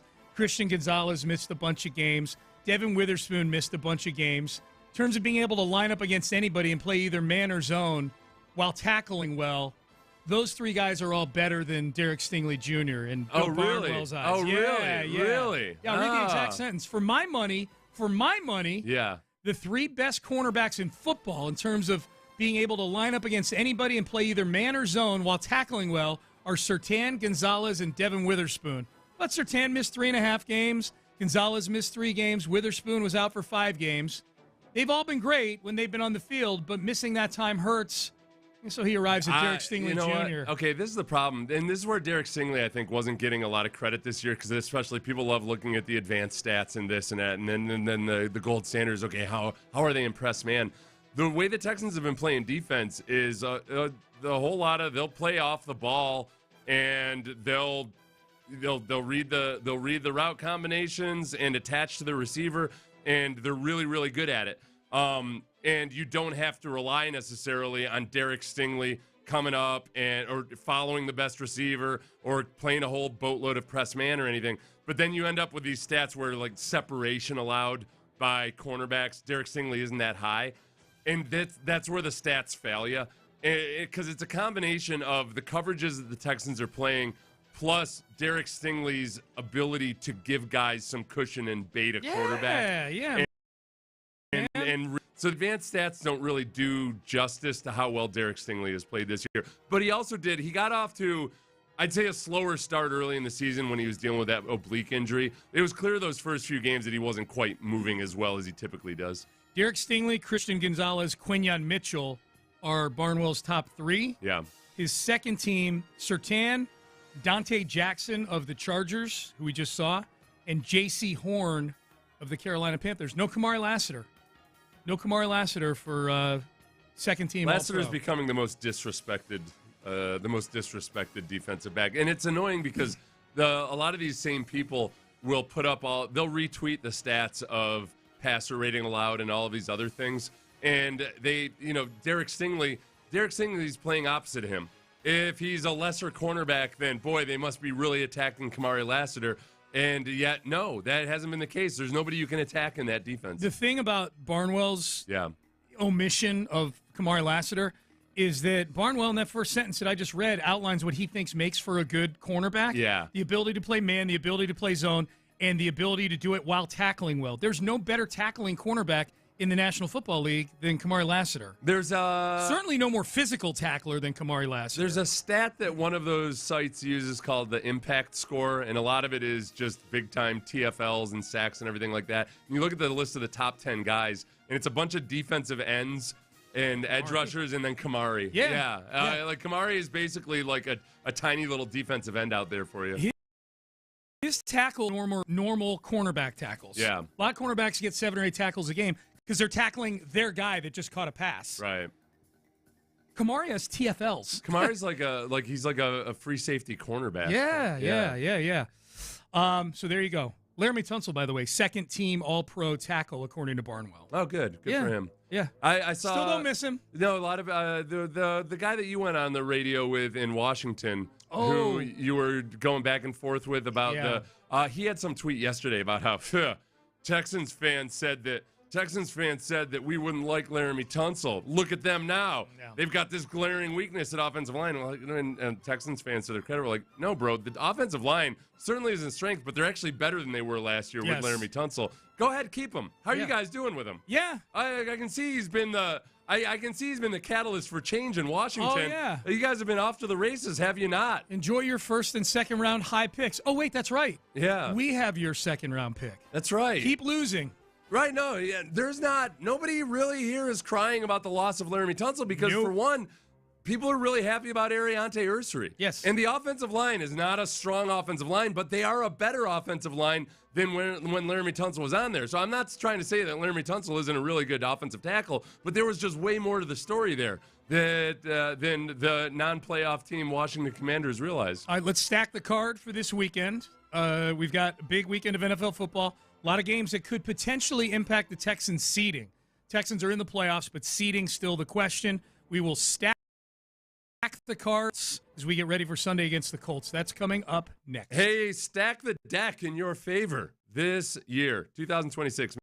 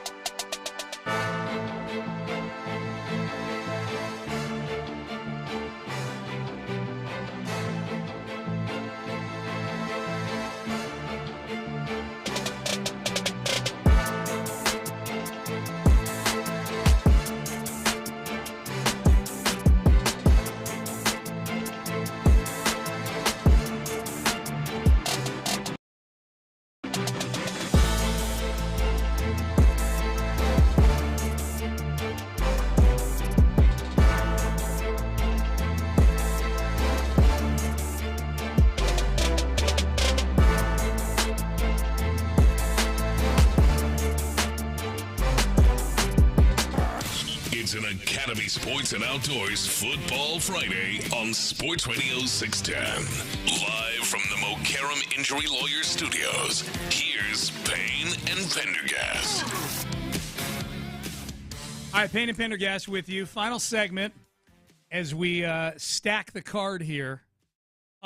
What's your excitement level, Seth Payne, for the 2 Saturday games? We get 2 Saturday games. Panthers at Buccaneers, which everybody talks about it like it's for the NFC South.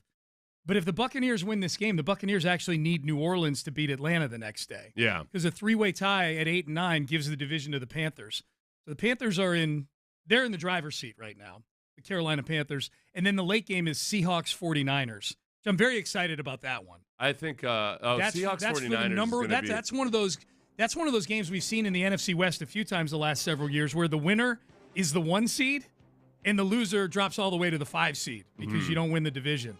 So Seahawks, Panthers, Bucks, Seahawks, Niners. Panthers, Bucks, Seahawks, Niners. I'm excited about Seahawks, Niners. I've got some issue with the Buccaneers this year. I'm annoyed that they didn't end up being better than they were when they faced as good as they were when they faced the Texans. Yeah, or maybe they weren't that good at all when they faced the Texans. Well, they won a bunch of close games. Yeah. They won a bunch of close games. I wanted the Bucks to go on and be really, really good. So you could look at that and say, all right, well, look, you played them down to the wire. You should have won it, but for 1 4th and 10, and there you go. That's the only team the Texans have lost to that I would say isn't considered one of the best teams in football. The other 4 losses are to the Rams, who are maybe the most hallowed, respected 6 seed I've ever seen in my life. Yeah. By the odds makers and other people. They lost to the Jaguars, who, they're ahead of the Texans right now. They're 12-4. They lost to the Seahawks, who a lot of people consider the best team in football. And they lost to the Broncos, who are the best team in the AFC right now. Yeah. That's it. That's those 5. I mean, the Buccaneers is their worst loss of the season. So I'm with you. I'm a little disappointed that the Buccaneers have withered the way that they have. How about Bryce Young making the postseason in year 3? If that were to happen. Yeah. But without doing it in a way where you're like, oh, yep, he's definitively the better quarterback than C.J. Stroud or anything. It's not even close to that. No, I think it's still a question. Like, Bryce Young might make the postseason, and I think it's still a question as to whether or not he's the guy moving forward. Yeah, I've kind of broken off any kind of C.J. Stroud, Bryce Young comparisons. Maybe at some point.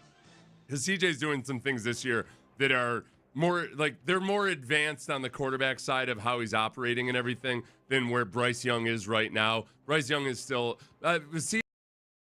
I think he's in the process right now of he's kind of on the precipice of being all right. Nope.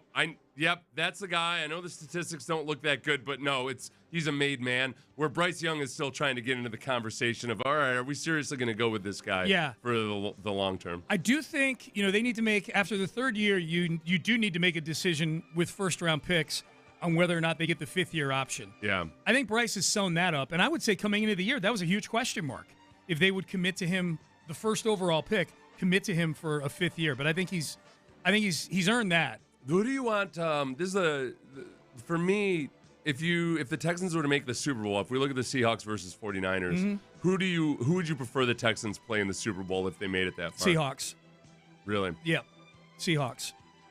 Just because the 49ers offense is offense is a machine at such a high level right now. Yeah, and I know the Texans defense is. I know what this is why I'm at a point right now where I'm almost looking at as defense versus defense. Yes. And I go into any given game and I say, all right, well, how can the Texans defense shut down the opponent compared to the opponent's defense shutting down the Texans offense? Yeah, that's true. And I worry more about the Seahawks defense shutting down the Texans offense. That's a great way to look at it. If the Texans play the Seahawks, that might be one of the lowest totals on a Super Bowl in a long, long time. Yeah. Like betting totals, I'm talking about total points scored in the game. Because typically what happens with the Super Bowl is whatever the total would be for those two teams, you tack like 5 or 6 points onto it because you just sometimes see these Super Bowl points cranked up. Seahawks and Texans, I would guess the total would be somewhere in the low to mid 40s right there. Yeah. It might be an under. My other thing too, is I'm not a huge Sam Darnold guy. I know. Not a big Sam Darnold guy. I'm not a big Brock Purdy guy either. This version of Purdy that's playing right now. Yeah. all the things that I said about Brock Purdy when I was saying I don't know if the Niners should give him a contract. I certainly don't know if they should give him a contract that's at the level he ended up getting. He is playing at that level right now. There was somebody put a stat out. He is making plays right now. Somebody put out a stat of one of the new advanced quarterback metrics or whatever, the all-encompassing quarterback scores. It says, well, if you look at it, then Drake May and Brock Purdy have 2 of the highest scores of all time, top 5 of all time. To which I say, all right, well, maybe that's more of an indictment of that score than anything else. Because they're both playing really, really well. But this brand new score that you're rolling out this year has 2 quarterbacks that are 2 of the best all time. I do that all the time. You're losing me a little bit. Anytime, I hate that when CJ's like top 5 in something, but then there's one total ratchet name in there. Like there was something he was top 5 in this year, and then also Joe Flacco was too. And I'm like, okay, kind of invalidates this. I mean, this version of Flacco is not good. Larry and Stafford is on the phone. Larry, Happy New Year. How are you? Happy New Year, Sean and Seth. I'm doing well. I hope you guys had a great holiday season, man, and New Year's Eve was good to you guys.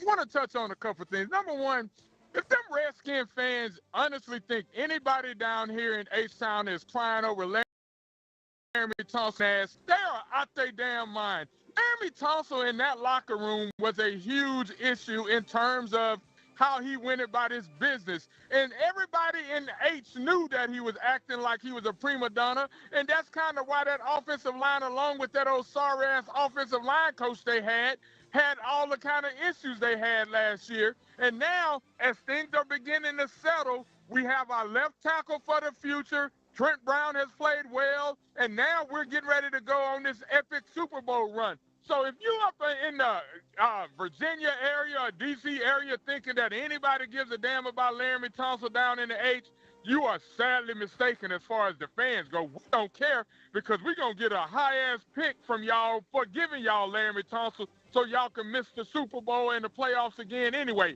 Next thing, hey, son, Seth, y'all remember when everybody was talking all high about how Jaden Daniels was the greatest coming of the quarterbacks, and he had the greatest season ever right after C.J. Stroud had the greatest season ever, and now defenses have caught up with his ass and broke up his light ass, and now he's been on the bench and getting injured all season.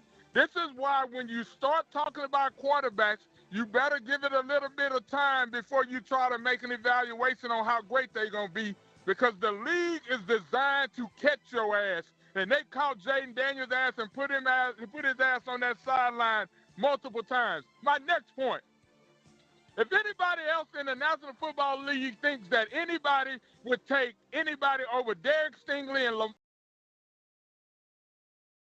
Kamar again, those are the 2 best physical dominating cornerbacks in the National Football League, and I don't give a damn about Patrick Surtain or any of them boys neither. Because if you can't throw a football to the left side of the field when Derek Stingley is over there, and if you throw it to the right side of the field and Kamari Lassiter light your ass up with Petrie, your ass is going to have some problems.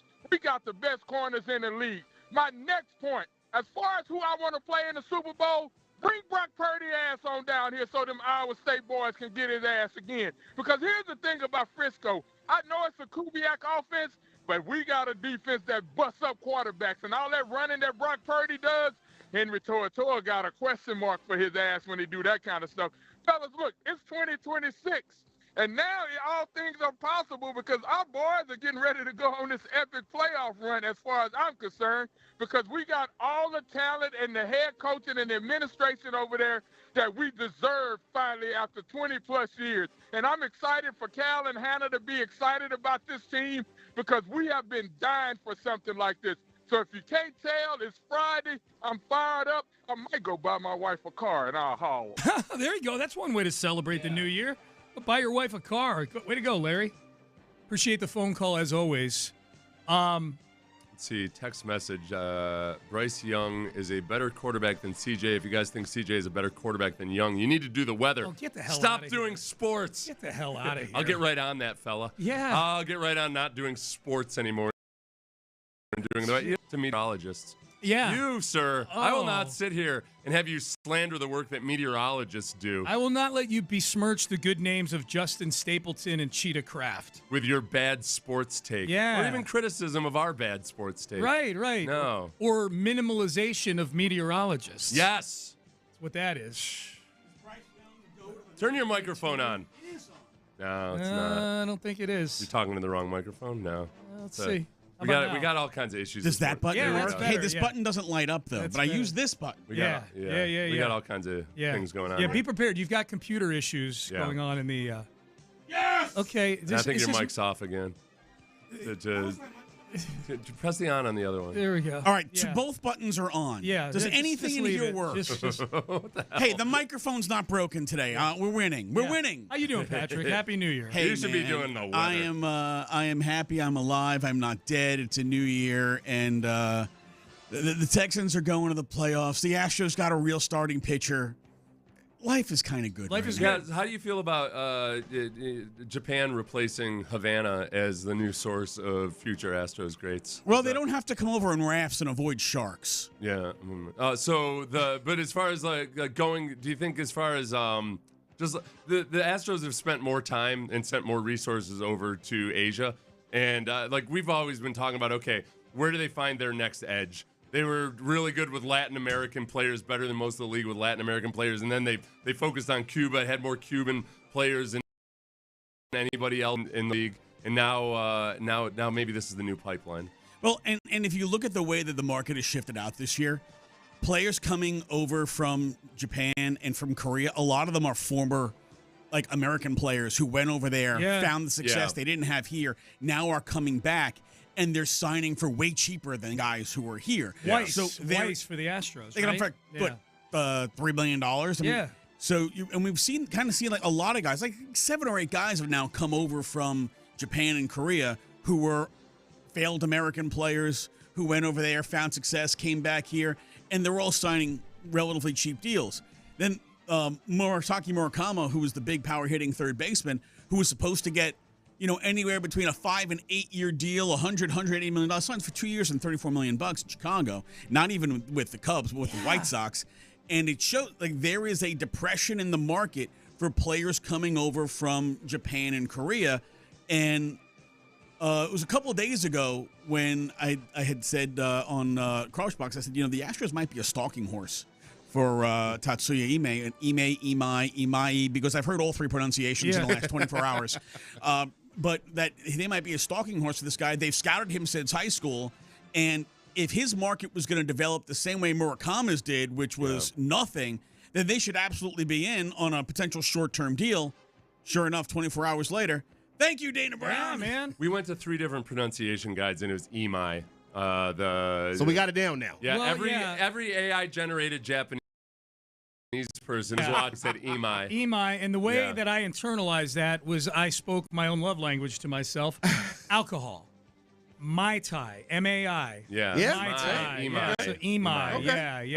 Yeah. I'm going to find actual Japanese league highlights in Japanese. Okay, so I'm going to hear how they say it. Because yeah. it'll be the only word I understand other than Godzilla. Right. So, do you guys have a question of the day? Are we doing a question of the day on In the Loop? There will be many questions. I don't know if we have a specific one. I feel less like Reggie today than I did yesterday. Oh, did you? Okay. Gotcha. Hey, do you guys have a preference? Because the Texans are probably going to win. The Jags are probably going to win. I think it's it feels like that, yeah. Do you have a preference on the Sunday night game? Do you have a preference in Texans' opponent for the Ravens? So this was our question Steelers. yesterday. Yeah. This was the question yesterday. And for me, I want to play the Steelers. Yep, I'm right there with because him. I want the Texans to absolutely bury Aaron Rodgers 50 feet under the ground and end his career. That's a good one. And that has a really good chance of happening in that game. The only problem with that is that you're letting your selfish, selfish wants and desires into it. That's not why I want him to play. Seth, I'm okay with being selfish. You're okay with that, with being petty. That's true. I should applaud pettiness.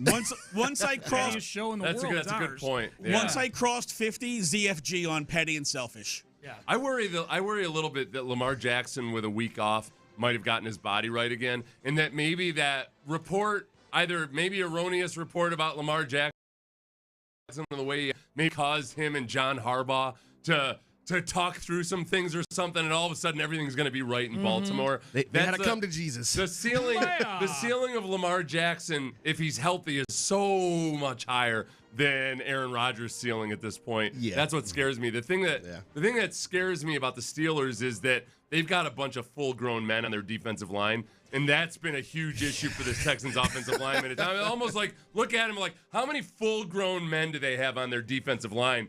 The Texans offensive line is gonna struggle with that. The Ravens don't have nearly as many full-grown butt kickers, just like the physically brutish dudes as the Steelers do. That game is gonna be a Monday night game, also. If it's a 4 versus 5, that game is gonna be a because the Monday night game is always a 4 versus 5 game. Okay, yeah. Because that's the game where it causes the least amount of churn in the schedule the next week. And the other 4 versus 5 game is going to involve either the Panthers or the Buccaneers. Ravens, Steelers versus that Texans defense has way more marquee value than of course. whatever team lands at the 5 seed in the NFC going against the NFC South winner. So Texans not early game Saturday window. How do we feel about this? Not just not early, Right. the latest game Exactly. of the entire weekend. Prime time. We're making up for 8 previous playoffs worth of 3:30 Saturday snubs. Finally some recognition. That's right. And very little sleep for your boy. For me. So are you gonna have because you'll be there watching the Texas game, taking all your Pender notes? Are you gonna have Monday night? I'll be here because it'll be a road game. Are you gonna on cell phone? No. I don't. There are no distractions. Only man. work. No distractions. Playoff game means no distractions. No, Raw's been a little off lately. I don't know. It hasn't been as must watch for me lately. All right, boys. Well, have a great show. Crosstalk brought to you by D&M Auto Leasing. You're listening to KLT and KLT FM HD2, Houston and Odyssey Sports Station. Antibodies to you, my Antibodies to you. I'm off to go try to set up 2 of our adult friends. I'm trying to be a matchmaker. Yeah, here. you're a matchmaker. That's a dicey. That could be a slippery tough slope one. sometimes. I think both of these people are totally cool with if it doesn't work out. They're like, yeah, they're both good people. Yeah, Okay. yeah. They're both good people. Yeah. But then I kind of hope it does work out. Yeah. And I get the credit. Yeah. Of course. I couldn't care less if they find love we or might get not. I just want credit. Love Dr. Seth. Yeah. We might get invited to the wedding, and that means we can drink. Yay! Open bar. Antibodies in an open bar to you. Do you still get credit if it's not a full-blown relationship, but there's some hair pulling and butt smacking? From the guy, I will. You got to get credit for that. Yeah. We'll ask the girl. Hey, thanks, bro. All right, we are done. We are out of time, thank God. Crossover brought to you by D&M Auto Leasing. Patrick Creighton, Chris Partee, they are in for Reggie Atatula, John Lopez. Mitchell is in for Figgy Fig. They are in the loop. Happy New Year, everybody. They start now. I feel like every time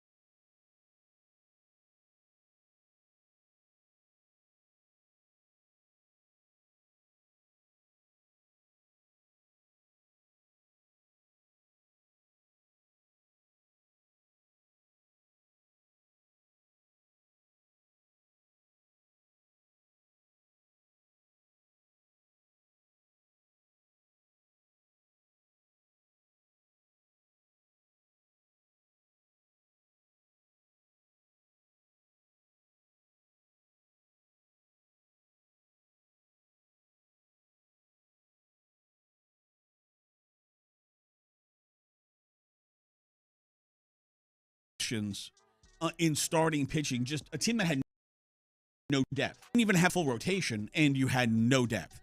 You have question marks with guys who are coming back from injuries. Some guys who, you expect to start the season, and at least 3 that you expect not to start the season due to injury. So there's a lot of question marks around the Houston Astros and their starting rotation and who might be in it. And now you look at that grouping and you say, hey, you know what? There's a lot of guys who can potentially give you innings enough that you may now have enough of a surplus of major league caliber starters. When you combine the fact that there's been interest in Isaac Paredes, there's been interest in Jake Myers. We know the Astros are shopping Christian Walker. Yep. There is potentially a lot more meat on the bone here, not in the free agent market per se, but in the trade market. The Astros right now, they need a backup catcher. They really need a setup arm, like a 7th inning arm. And it sure would be nice if they could get an outfield power bat, because you've got right now in your outfield Cam Smith, who you hope is going to take a step forward, but you hope. Keep developing, yeah. Jake Myers, no power whatsoever. Zach Cole has power, strikes out a lot, unproven at the major league level. Jesus Sanchez, when he got to Houston, didn't know how to hit, looked like he'd never. And the never worn a glove in his life part, more of an issue for me than looked like he couldn't hit. Because I will expect that, okay, he will regress or progress to the mean in his case, because he'll be going forward. And he'll go back to being a guy who, rakes against right-handed pitching. Yeah. But what we saw from him defensively was he looked like he'd never worn a glove before. Yeah. And that is much more of an issue for me. You can't just be an absolute disaster in the field because, well, if I want a guy who can't play left field to play left field, I could put Jose Altuve there. And I don't want to put Jose Altuve there. I don't want to go there again. No. But the Astros, you still have Jason Alexander on a team. So Costanza, I don't think Costanza will be in the starting rotation, but I do think he'll be in the bullpen. And I think that's a guy who fills a role that I think is very underrated in Major League Baseball right now, which is long man, multi-inning reliever, spot starter. Yeah. The Astros, because they're the Astros and they might be cursed, the Astros are going to have starting pitching injuries because days end in Y. So you need guys who can give you spot starts, maybe give you 4 or 5 consecutive spot starts. You need that type of guy. And Jason Alexander, to me, fills that role. His metrics don't match up exactly the way that the Astros usually look for guys, right? He's not a guy who throws real hard. He a ridiculous spin rate. He doesn't get a lot of strikeouts. He strikes out 7.5 guys per 9, which is a really low number for a starter. Starters usually close to 9. But he gets outs, right?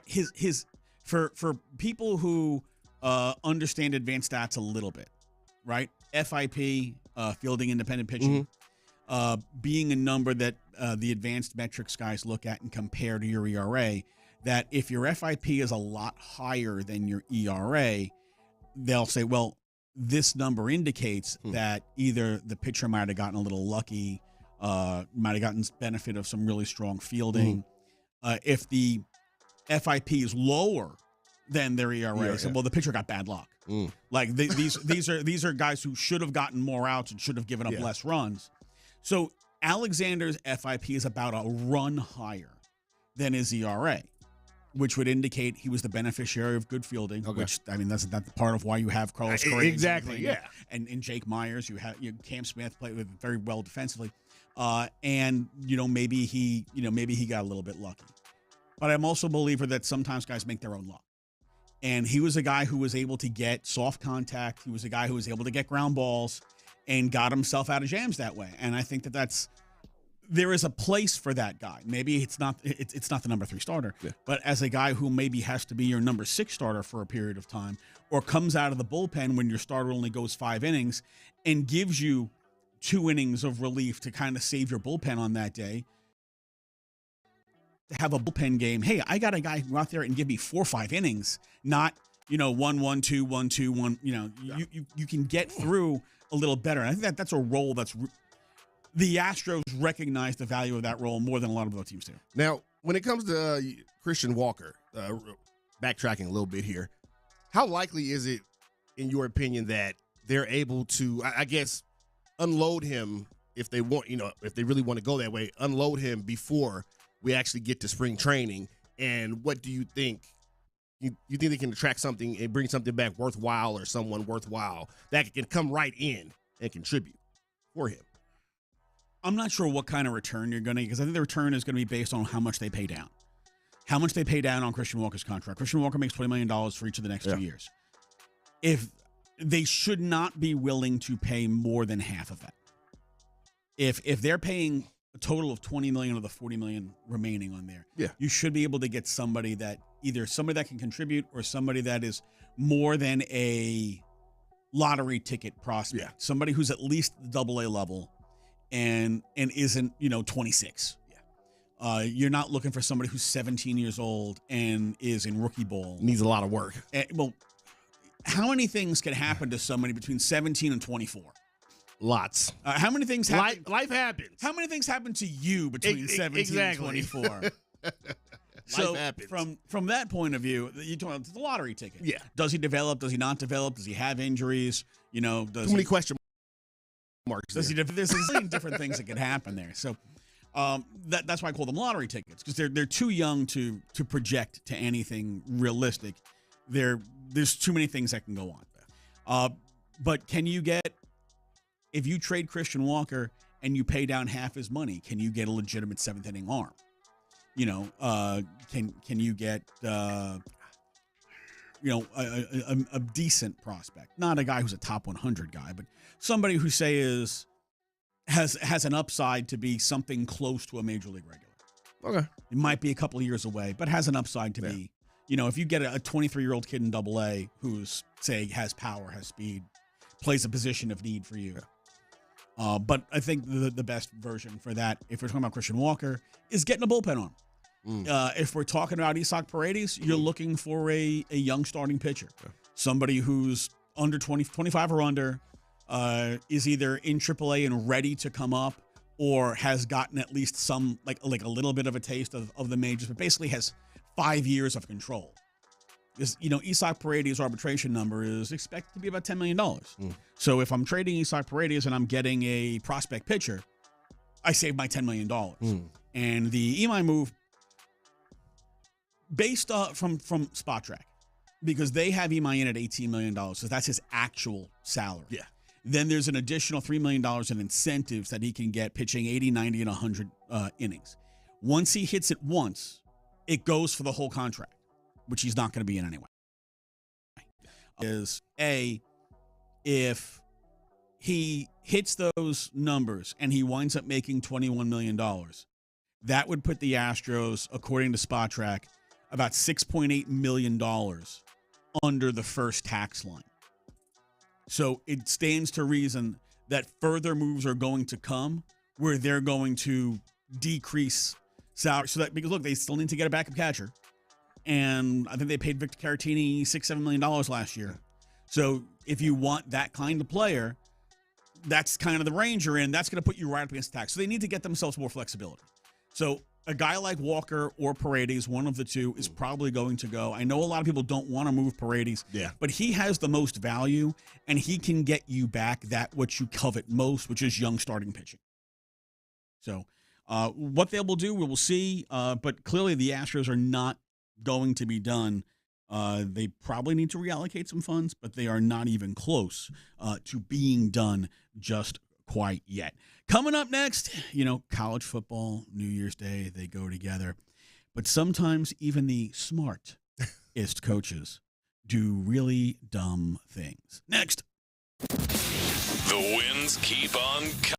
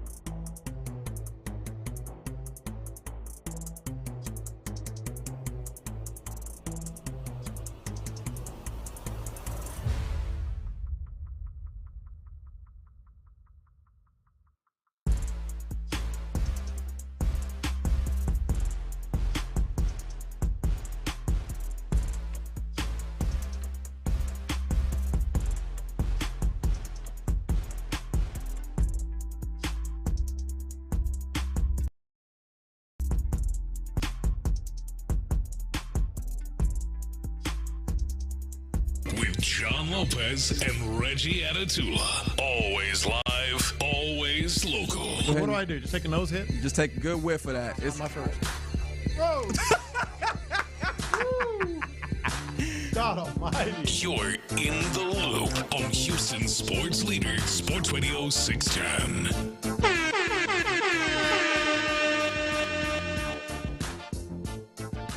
I'm Bijani and Creighton. He's Chris Party in for Reg and John in the Loop, Sports Radio 610.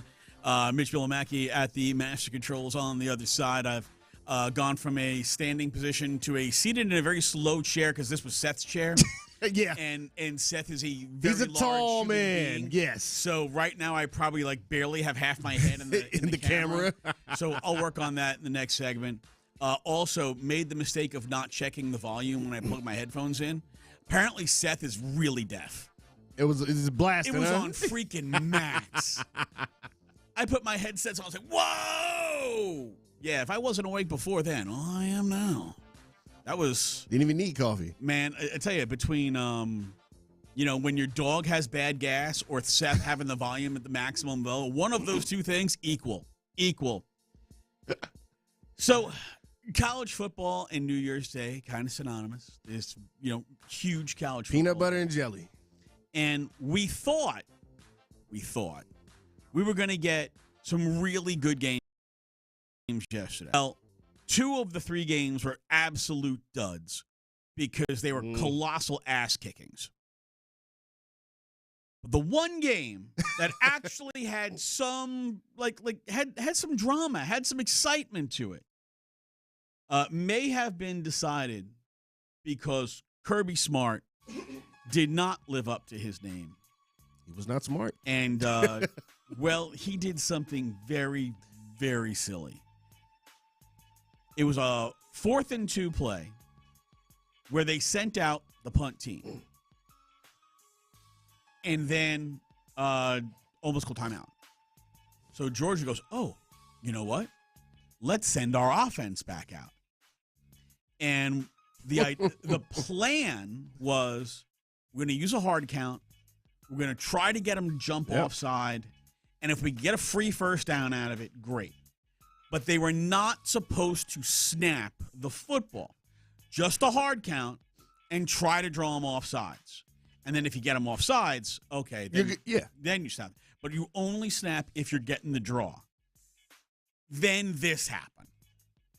Lined up as if they were going to punt. Now they run this unit on, probably trying to get Ole Miss to jump offside. Or will Kirby Smart have them snap it on 4th and 2 at their own 33? Nothing would surprise. Stockton is out there. They do snap it. And he's under pressure. And sacked. And the ball has come out. Sunterian Perkins.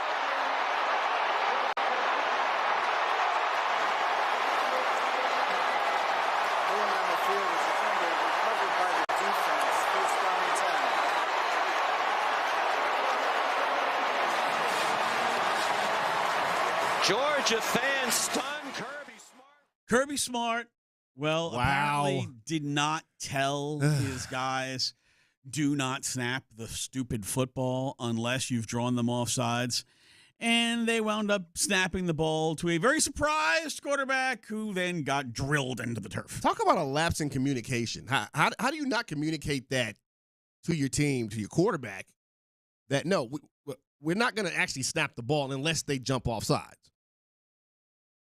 How does that not get communicated at this level of football? I would think that is how they practiced the play. Yeah. And maybe the center has an IQ of 6. But I have a hard time believing that they've never practiced that play come on. of, hey, if somebody jumps, snap. Otherwise, don't snap. You're not pulling out this play in a spot like that if you have not practiced it. I find that very hard to believe. There's no way this has not been practiced. Maybe not in every practice, but it's been practiced before. They practiced a lot. They've gone over this, okay? They've gone over this. I don't understand how this happens. Communicate. It gave Ole Miss great field position. which they would then take advantage of and score a touchdown to make it a 10-point game with 9 minutes to go in the fourth quarter. And believe it or not, even after that debacle, Georgia would come back to tie it. It's Georgia. They would come back to tie it. But left just enough time on the clock for Ole Miss to get a 47-yard field goal, take a 37-34 lead. And then, well, they did have one more chance with like 6 seconds to go. Mitch, are our computers working? Because I'm going to be fair to Mitch. The computers have not worked most of the morning, as we heard Sean Pendergast warn us during Crosstalk, sponsored by Dean Emily Singh. Technical difficulties. That the computers have been taken over by AI. Man, the world. Skynet is going to murder all of us right here in the studio. Oh, goodness gracious. Well, those computers are going to come to life. Hey, we've had a good run. We've had a good one. It's nice knowing all of you. It's been nice. So here is how the game ends. And if you thought that was a debacle, wait till you hear this. Go back to the monitor. Matt, this is feeling like an excruciating ending to a classic game. Does common sense need to prevail here? Well, yes, but we do have rules we have to follow. If the ball is recovered legally after it goes 10 yards by a grounded player, then the clock does not run. Okay. So as Greg talked about, if you muff it, yes, then the second would run off. But if you don't, if you just fall on it, then there's no time off. So that means that Georgia will have an opportunity to go maybe take a shot here, that was a big mistake by Ole Miss. You just got to go slap the ball, hit the ball, and the game's over. Instead, they waited and allowed Georgia to recover it with Cash Jones laying down on the field. This would be the all-time miracle of miracles. And of course, now, if you're Ole Miss, you're also concerned with a defensive penalty. So there's a chance, and a much better one than a moment ago. Stockton. The Georgia receivers really aren't moving. Very few people are moving. They're going to try to lateral it many times. Cash Jones. Lawson Lucky at the 35. Back for Jones. For Colby Young. They've gone backwards to the 30. Now Lucky at his own 26. Flag thrown. Cash Jones. Up for grabs for ease, trying to get rid of it, and does.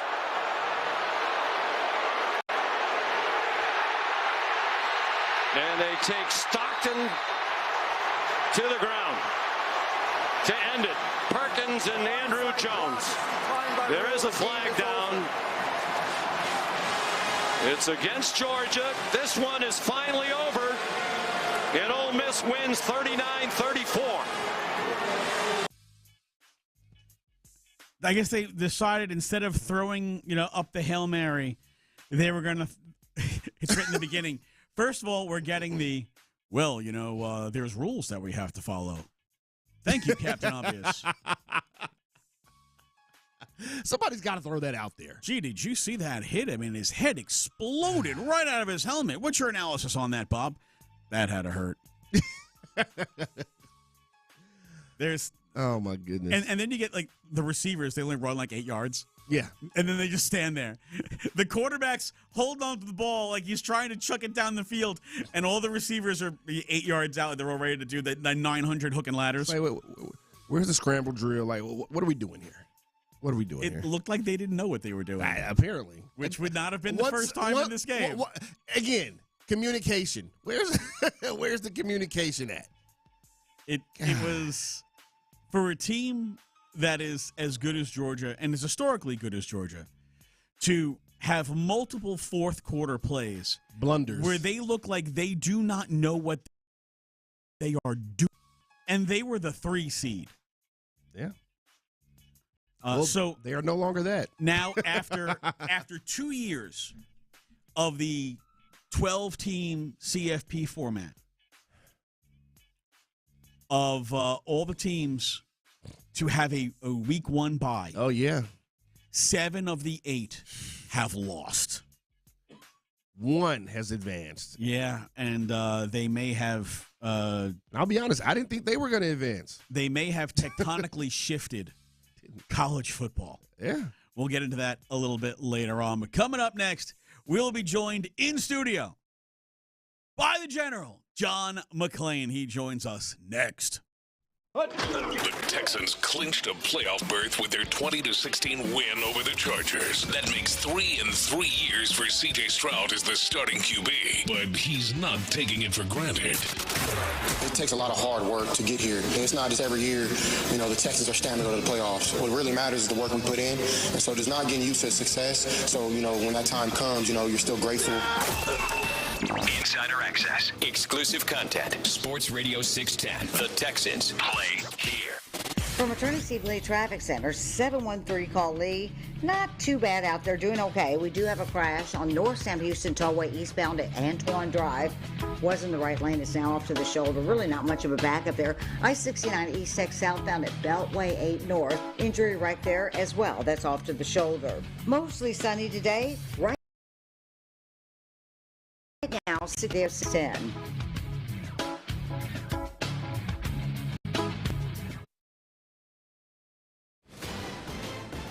I'm Omar Reese with NFL Network Now on the Westwood One Radio Network. Ravens quarterback Lamar Jackson says he's 100% playing on Sunday in the AFC North Championship game against the Steelers. Jackson missed last week with a back contusion and says he'll wear extra padding to protect it. Meanwhile, Packers head coach Matt LaFleur saying yesterday that Jordan Love has cleared concussion protocol, but Clayton Tune will start Sunday against the Vikings. LaFleur also saying the team is working through backup quarterback options with Malik Willis dealing with a hamstring injury. And Bears quarterback Caleb Williams enters Week 18 needing just 270 passing yards to reach the 4,000-yard passing mark in a season, a milestone no quarterback in franchise history has ever achieved. Ram safety Quentin Lake signed a 3-year, $42 million contract extension worth more than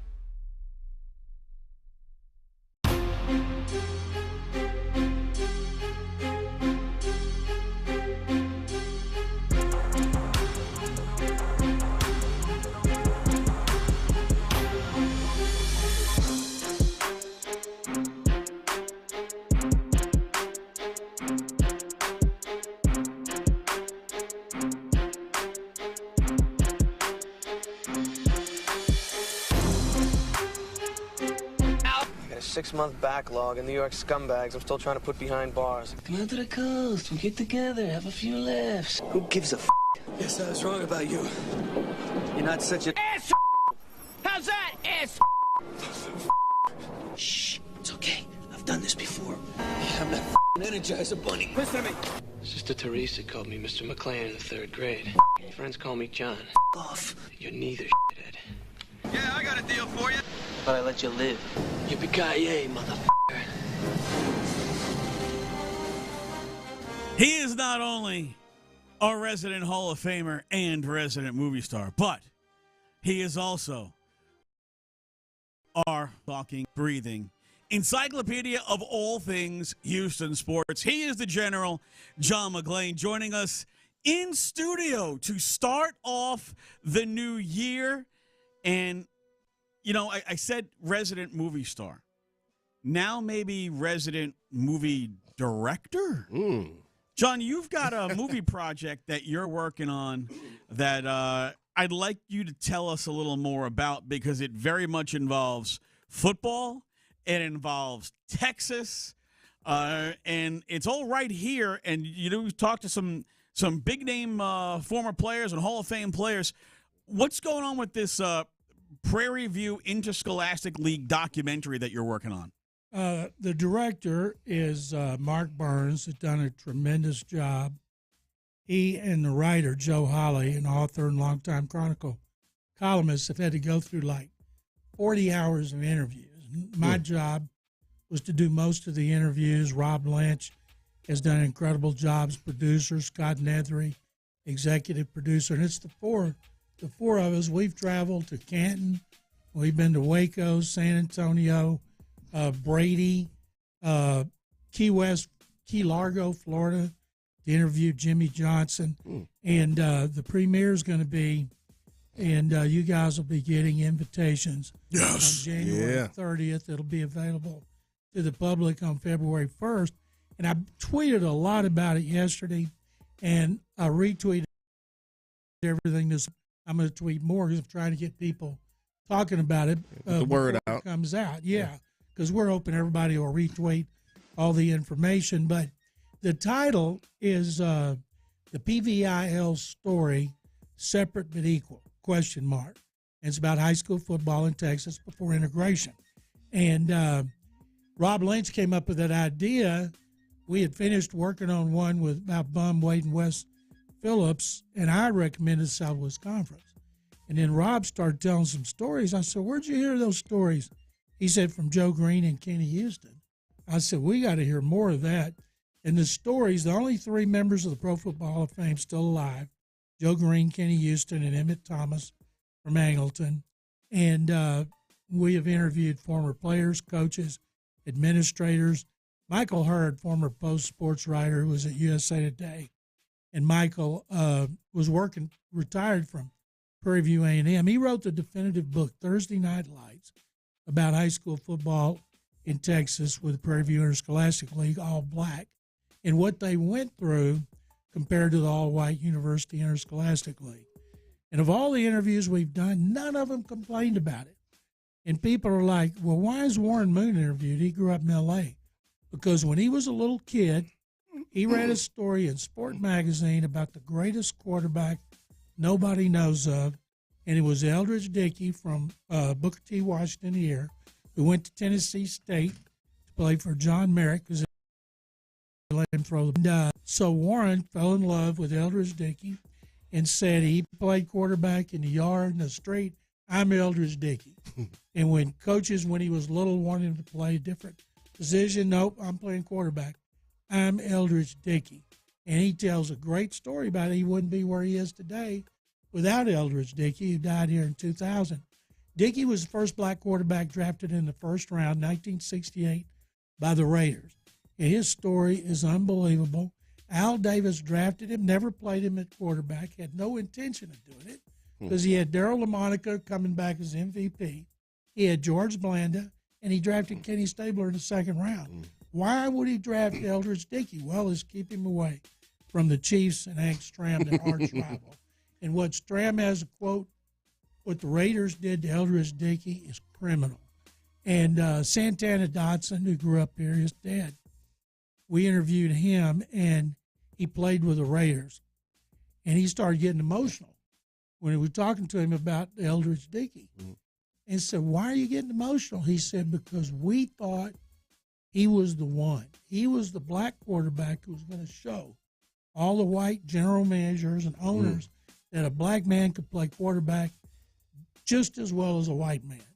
But then Al Davis never gave him a chance. He had 4 years as a backup, and they let him play in a preseason game against the Chiefs in Birmingham, and he was so great that 2 Chiefs, his opponent, defensive, and Buck Buchanan picked him up and carried him off the field to the Raiders' tunnel. And we've talked to people that were there. Why did they do that? Because they had such great respect for what he did in that game and his talent, but he never got to show it any other time. And it was just an unbelievable story. Turkey Day Classic. Ralph Cooper's been great. Ralph is one of the all-time best media people here. Just voted in a Gridiron Legends of Texas. And Ralph is talking to him was unbelievable. Talking to Jimmy Johnson. People are like, what's Jimmy Johnson got to do with all-black high school football? And we went to Lubbock to interview 97-year-old Pete Regis, who was the head coach of Corpus Christi Miller in 1960. Johnny Rowland was their best player, and he led them to the state championship, first integrated state championship in Texas history. And Johnny and the coach, Pete Regis, told us the best team they played was not Wichita Falls, they beat in the finals, but Port Arthur Jefferson, and Jimmy Johnson was the best player. So Rob Lange calls Jimmy, and Jimmy says, I can't remember last week, much less 1960. And then Jimmy thought about it. He said, come on. So we went, the 4 of us went to Key Largo, met him at his restaurant, sports bar. He was great, talking about the times of all black PVIL and all white UIL, and about that, which they lost 6-0 and Johnny Rowland's 60-yard touchdown run. And so it's been a labor of love. It's fascinating. It's gratifying. It's frustrating. Joe Green, when he was at Temple Dunbar, they let them use the white stadium from Temple High School, but wouldn't let them dress in the locker rooms because they were black. So they had pregame, halftime, and postgame in the end zone. It could be raining, lightning, and Joe said, I saw a lot of majorettes. And Kenny Houston played at Lubbock Dunbar, and when they were on the road in an old bus in the piney woods of East Texas, and they had to go to the bathroom, no gas stations would let them use it. So when enough of them had to go to the bathroom, they'd drive down into the woods. Bus driver would open the thing and tell them, don't forget to take the toilet paper. And they would all go out and then come back and get on the bus and then go play their game. And Joe Green never had a roof over his head till he got to North Texas, never had water during a game or practice. They bring him a cup. What's that? It's water. What do I want with that? Well, for dehydration, what's that? I've never had water. You get water in practice? They never had his ankles taped. He couldn't believe he fought him. He didn't want his ankles taped. And then when they did it and he saw how quick and fast he was, he's like, damn. And that's how he became the greatest defensive tackle in history. First time you get your ankles taped results in the first time you as a guy shave your legs. Yeah. Because when you take that tape off, and that tape comes off. First time I ever had my ankles taped, that was does not feel good. Life-altering experience. Does not feel good. Anyway, I'll let you guys know when it's going to be available on February 1st and how people can see it. But we are really excited because we think 15 months we've worked on it. Wow. Mark Burns has done a great job, and we think we've stumbled on something big thanks to Michael Hurd's book. And I would encourage anybody, if you have any interest in this, high school football in Texas during the period of the Prairie View Interscholastic League, check out Thursday Night Lights because it is enlightening. That was 7 minutes of education. And we love it. Now I'm really looking forward to seeing this documentary because there is so much that I'm going to learn about the history of Texas high school football. And not being from Texas, obviously I didn't grow up with any of this. Me either. And I am always fascinated by the evolution of sport and things that how sport has changed. You guys know I'm kind of a baseball historian, so I'm well versed in how the evolution of baseball. Yeah. But to see it football, not just football, but here at just the local state level, at the high school level, the evolution of football is really compelling story to me. I grew up in Texas, in Waco, and I knew there was an all-black high school conference, but I never paid any attention to it. Yeah. And Kenny Houston and Joe, they said they never had any interest in playing the white guys. They didn't pay attention. They an all-white league out there, but they were more concerned with winning theirs. Elmo Wright, who invented the end zone dance and played for the Cougars and the Chiefs. Elmo went to Sweeney High School and led them to the state championship, PVIL. Before the next year started in school, they told all the black kids, go across the tracks to the white school. Okay. So they did, and he led them to a UIL championship, back-to-back championships by Elmo Wright. When people see what we're doing, they'll be shocked at all the players who played in the all-black Prairie View Interscholastic League, and I was shocked. And there's one, I got to tell you, one more great story. Bill Bradley, Super Bill Bradley, when he came out of Palestine High School, he was the top quarterback in the state. Longhorns got him, of course. Jerry Levias was in Beaumont, and I had heard about him, but he was in the PVIL. And so they played a big 33 All-Star game back then, Texas All-Stars against Penn State All-Stars. And Jerry was one of 3 black players on the Texas team, coached by Bobby Lane and Doak Walker, 2 Hall of Famers. And Bill Bradley, nobody wanted a room with Jerry, and Bradley said, if he can play, I'll room with him. And he did, and Bradley threw him a couple touchdown passes. They won. They've been really good friends ever since. And when we were interviewing Bill, we had Jerry come in a back door where he couldn't see him. And Jerry came up and kind of stood to the side. And Bill knew somebody was at his periphery. And finally, while I'm interviewing him, in the middle of the interview, he looked. And they jumped and started hugging each other and crying and everything. It just was so emotional. And the name of the documentary again? Is the PVIL story, Separate but Equal. And I tweeted a 30-second teaser yesterday, among a lot of others, McLean_on_NFL. And that teaser is Mark Burns did a great job. It is powerful. This is something I am now very, very interested to get to watch. So well, you'll get to watch it on January 30th. All right, I'm going to keep that date out, man. I'm ready to go watch that. I believe that's a Friday, right? That's a Friday. Yeah. Everybody in the media and Houston media is going to get an invitation. We're going to have a lot of players who were in it, and we're invited a lot of other players who are interested. We got like 30 who confirmed the first day, a lot of former Oilers, some former Texans, and can't wait. He's General John McClain with us in studio for the first time this year, and we'll have more with the General coming up next. We'll get into your playoff-bound Houston Texans. On the other side, Chris Partee, Patrick Creighton, in for John and Reg. In the loop. Ready. The Texans close down the regular season in a rematch.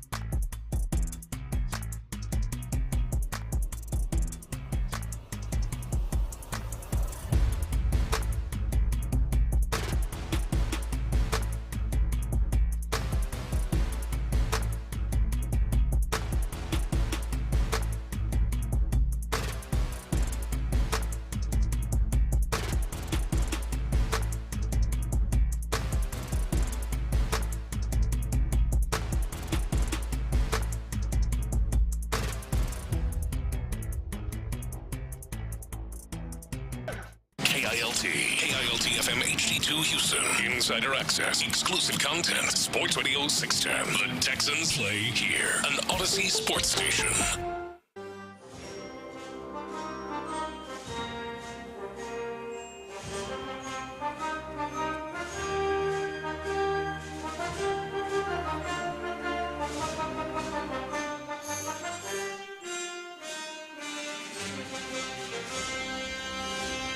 John McClain with us in studio. One more segment. Patrick Creighton, Chris Bartee in for John and Reg in the Loop. Sports Radio 610.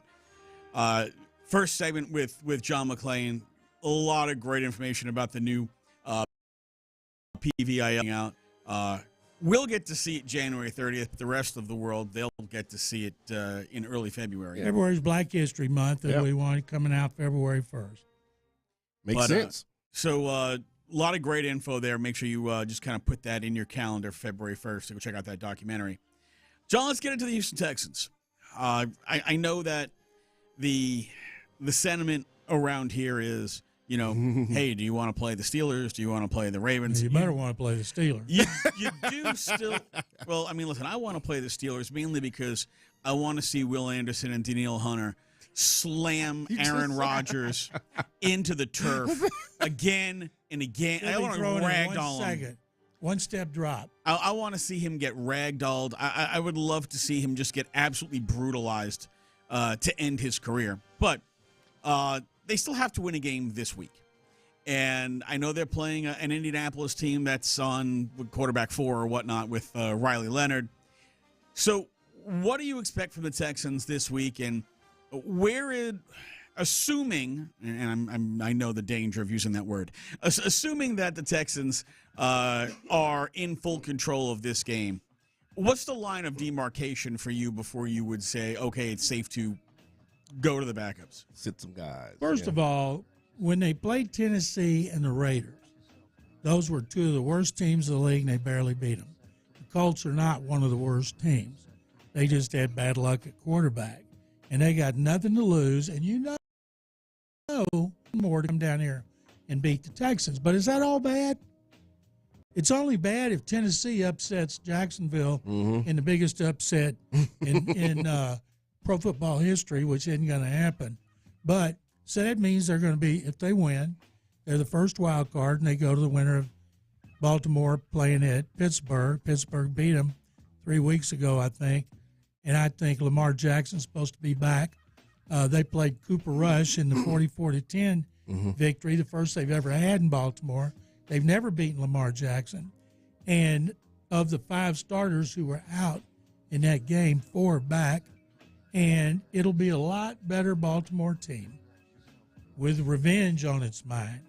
And so I'd rather see them go to Pittsburgh. I always like to see Houston beat Pittsburgh because it was such a rivalry when I started covering the NFL here with Oilers and Steelers. Pittsburgh won 4 championships in 6 years in the 70s, and they were the team keeping the Oilers from going to back-to-back Super Bowls. So anytime Houston and Pittsburgh play, I get a little extra, a little nostalgia because of that. So I want to see them play Pittsburgh. And then I'd like to see him play Jacksonville a third time. Now, John, do you think because we feel the same way as you, we would like to see them play Pittsburgh. A lot of fans have texted and called in, listeners have called in this week, and they kind of feel the same way. Are we getting a little bit out ahead of our skis and thinking automatic that they're just going to run over and run through Pittsburgh? Well, it's never on the road, but they've been a good road team this year. People say, well, they beat the Chiefs when they were down. If Patrick Mahomes is playing and Chris Jones is playing, and they had their receivers, so they had injuries in the offensive line. Texans have had injuries in the offensive line too. In fact, changing 3 positions with starters in the last game, and they looked really good. So I think they're capable of beating Denver. I wouldn't mind seeing them play Denver again. You think about it, Denver beat them on a 34-yard field goal with no time left after they knocked out Stroud with a concussion in the first half. And that was 3 points. I think they could beat Denver. I think they beat New England. They won up there last year. Drake May looked good, but they still beat them. You know, they got no problem playing the Jaguars in Jacksonville. There's only one place they've had a lot of problems, and that's Baltimore. Yeah. And they'll say, well, you know, we beat them this year. Yeah, but you got to look at the details. You know, you got to check the details. And they'll say, we'll play anybody, anytime, anywhere.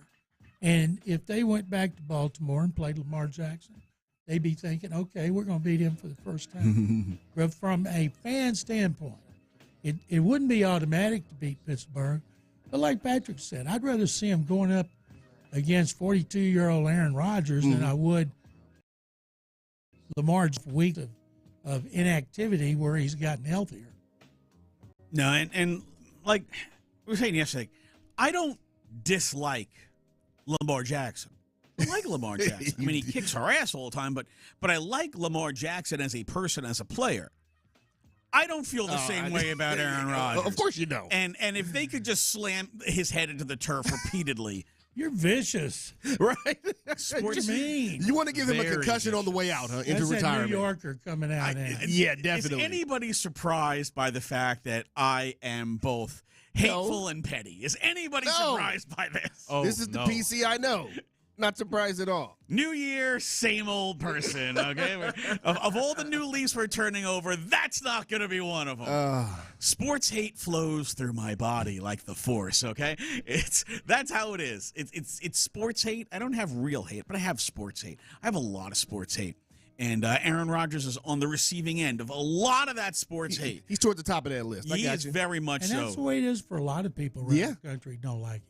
Yeah, He doesn't care. that's very true. He doesn't care. Although this year, he hadn't been involved in any controversy. Stand-off Pat McAfee, where he was saying something controversial every time he was on. I'm guessing Mike Tomlin asked him not to do it. Maybe he did it on his own. Maybe that was a condition. He was getting paid $1 million a year, and he's made like $300 million. But he's been very quiet this season. I hope that when the season is Gotta over, win football games. At the hands of, he goes back to some dark cave where he's got a cot and a bucket to you-know-what in. He will. And we never see him again. Oh, he'll be right back on McAfee. Oh, yeah. Soon after he retires. Trust me, that's his guy. He'll be there. Well, once he retires, what's the allure to him on McAfee?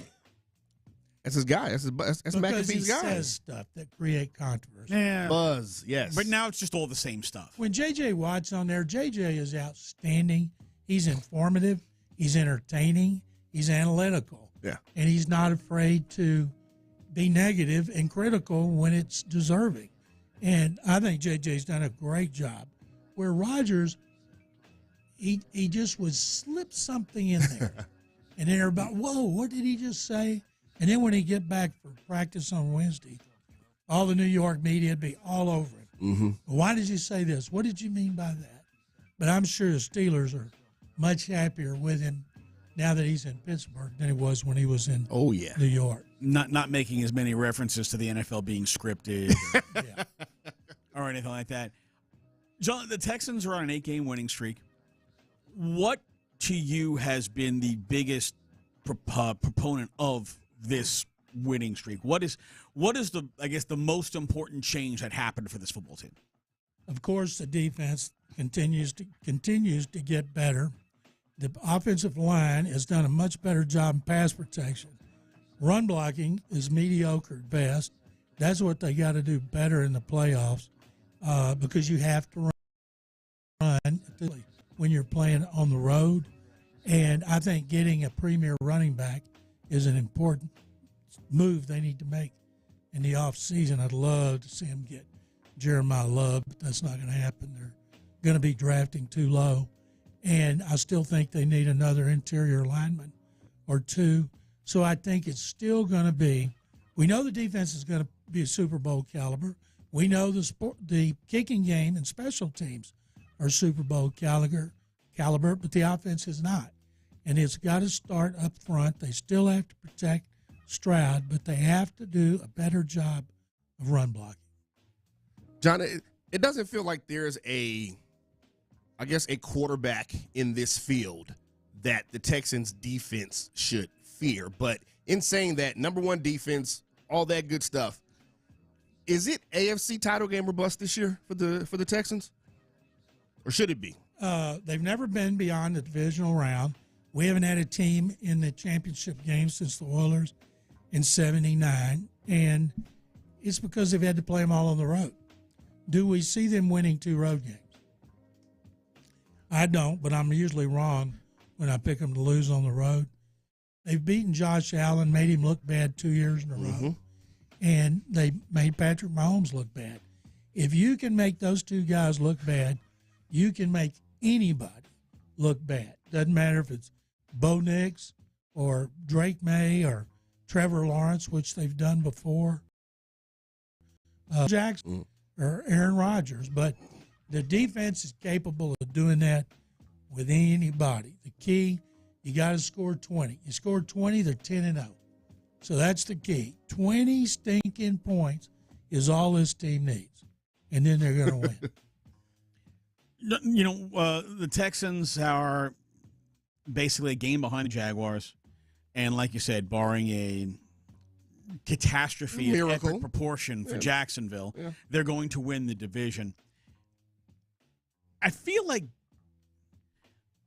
I don't look at the Jaguars as, hey, that's a Super Bowl contender, but they just keep winning every week. What is it about the Jaguars? Are they a legit contender? I don't feel like there's one thing the Jaguars do exceptionally well, but it seems like they do everything pretty good, and they just keep winning. They went to Denver and they beat the snot out of the Broncos. What am I missing with the Jaguars that, hey, this is a 13-win team? When Davis Mills had that miraculous comeback, I thought we'd never see him again. This has got to take them down the toilet. Instead, they've won every game. Credit to Liam Cohen and his staff. They've done a tremendous job.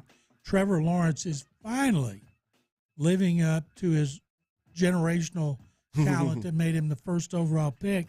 Their running game is good. Their defense is good. They're not great in anything like the Texans are on defense, but they're not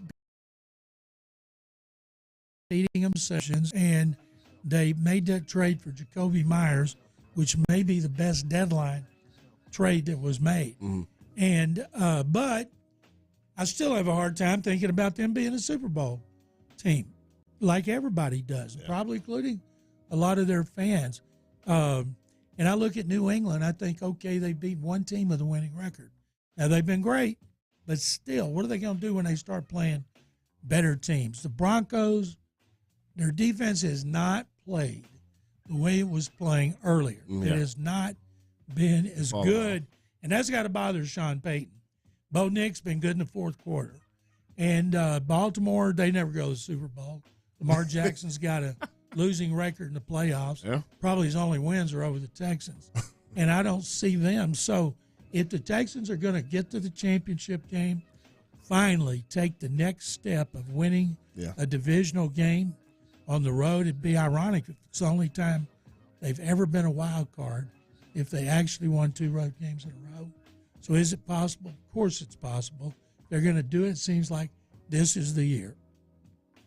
John, what has been the biggest difference to you in C.J. Stroud first 6 games of the year, last 6 games of the year? One of the things, if you look at the advanced metrics, he's been great throwing the ball over the middle. Not very many are better. And to do that, you need time. So he's been getting more time to the ball snapped, and somebody's on him. Last year, the Texans led the league in quarterbacks being under pressure as soon as the ball snapped. The percentage was like 41% of the time, ball snapped, he's under pressure immediately. And this year it's not happening because they've improved under Cole Popovich, who was promoted from assistant line coach into pass protection. And they've had some depth. Blake Fisher was tremendous when he played last week. Titus moving outside from left guard. He was tremendous when he played. So if he gets any time at all, he can find those guys down the middle. And until the first interception was tipped, but the second one, it was just a terrible pass. But you'd think a lot of quarterbacks throw bad passes. Yeah. You know, Sam Darnold's thrown 20 interceptions. But I think the key is he's not committing turnovers. He's protecting the ball, and he's been awesome down the middle. And some of those sideline routes that he throws, you're like, my God, nobody could throw that better.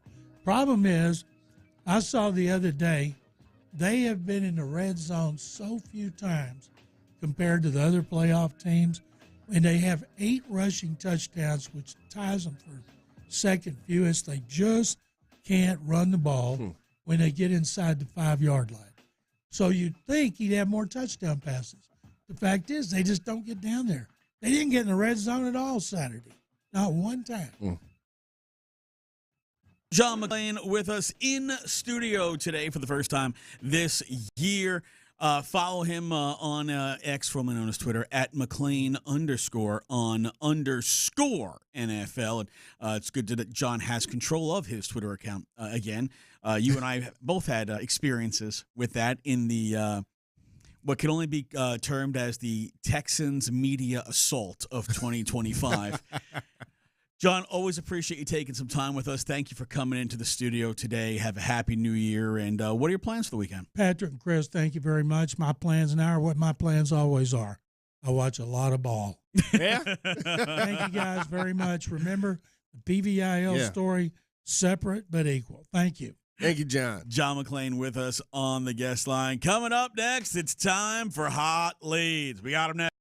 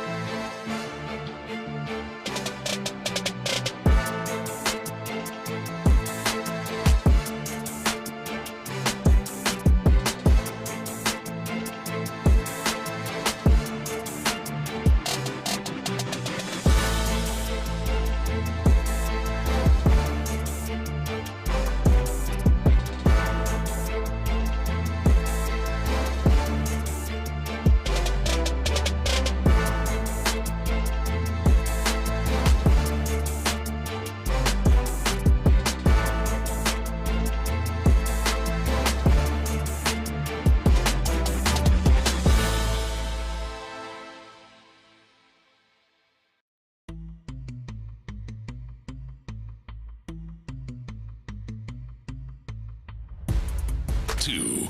These are the new leads. Now look, I need the leads. These are the Glengarry leads. 2 lead cards for tonight, 2 lead cards for tomorrow. Why give him the good leads? He's got the leads. He's got the leads. He's got the good leads. The whole thing is the leads. They stole the Glengarry leads. Let's talk about something important. Coffee down. Coffee's for closers only. Time for the leads. And you heard us talk about this a little bit earlier. The one exciting college football game yesterday of 6th-ranked Ole Miss taking down number 3 Georgia 39-34 in the Sugar Bowl in a game in which in the fourth quarter Georgia had some just colossal brain-dead plays, one of which put them down 10 with 9 minutes to go in the fourth quarter. They need the rest of the quarter to finally come back, get the game tied, but they left a minute on the clock. Ole Miss comes down, gets themselves a field goal, 47-yard field goal to take the lead. Then Ole Miss does something dumb where they forget they've got to touch a kickoff. And that gave Georgia one last play. We played it earlier, and it was an absolute Travis mockery of a play that wound up resulting in a team safety as Georgia was flagged for a penalty on that play as well. 39-34. Ole Miss takes down, what has been a perennial powerhouse in the Georgia Bulldogs. Have they been? I mean, if you're Ole Miss, I'm pretty sure they went into this thinking, with us against the world, especially with Lane Kiffin just leaving or them not wanting him back after him taking the LSU job. So for them to go ahead and win this game, I had Georgia winning, right? I don't know if you did, but well, without Lane Kiffin, you've got Charlie Weiss Jr. running the team. You've got 5 or 6 other offensive assistants, quote, on loan. Yeah, they're leaving too. To Ole Miss. And clearly everybody, included the coaches and the school, thought they were going to lose because, well, they did not have a plan in place of, well, what happens if we win? Yeah. And now you advance. you have this situation where they don't know what assistants that were on loan to them for this game will stay on loan to them for the next game. NCAA football, man, you gotta love it. And, Kiffin and LSU want the coaches to leave. Yeah. The coaches are pushing back like, no, we want to finish the job. Yeah. This is why, when the whole thing was coming out with Lane Kiffin being courted by LSU in Florida, and I said, you know what? Kiffin should take this, get himself the biggest extension he could get from Ole Miss. You've got a team that could potentially win a national title. Yeah. Instead, he bolts for the Greenbacks in Louisiana. Yeah. From the governor to the team janitor, thinks they know how to run the team better than you do. You take all these offensive assistants that you told them, hey, look, either you're on the bus or the plane today or see ya. So they all get on the bus. But then it's, wait, we don't have any coaches? Yeah. So here they are, and, you've got Charlie Weiss Jr., was the offensive coordinator, and now he's the acting head coach. You got Joe Cox, who's tight ends coach. George McDonald's the wide receivers coach. Kevin Smith's the running backs coach. They've all signed contracts at LSU. The transfer portal opens Friday. Which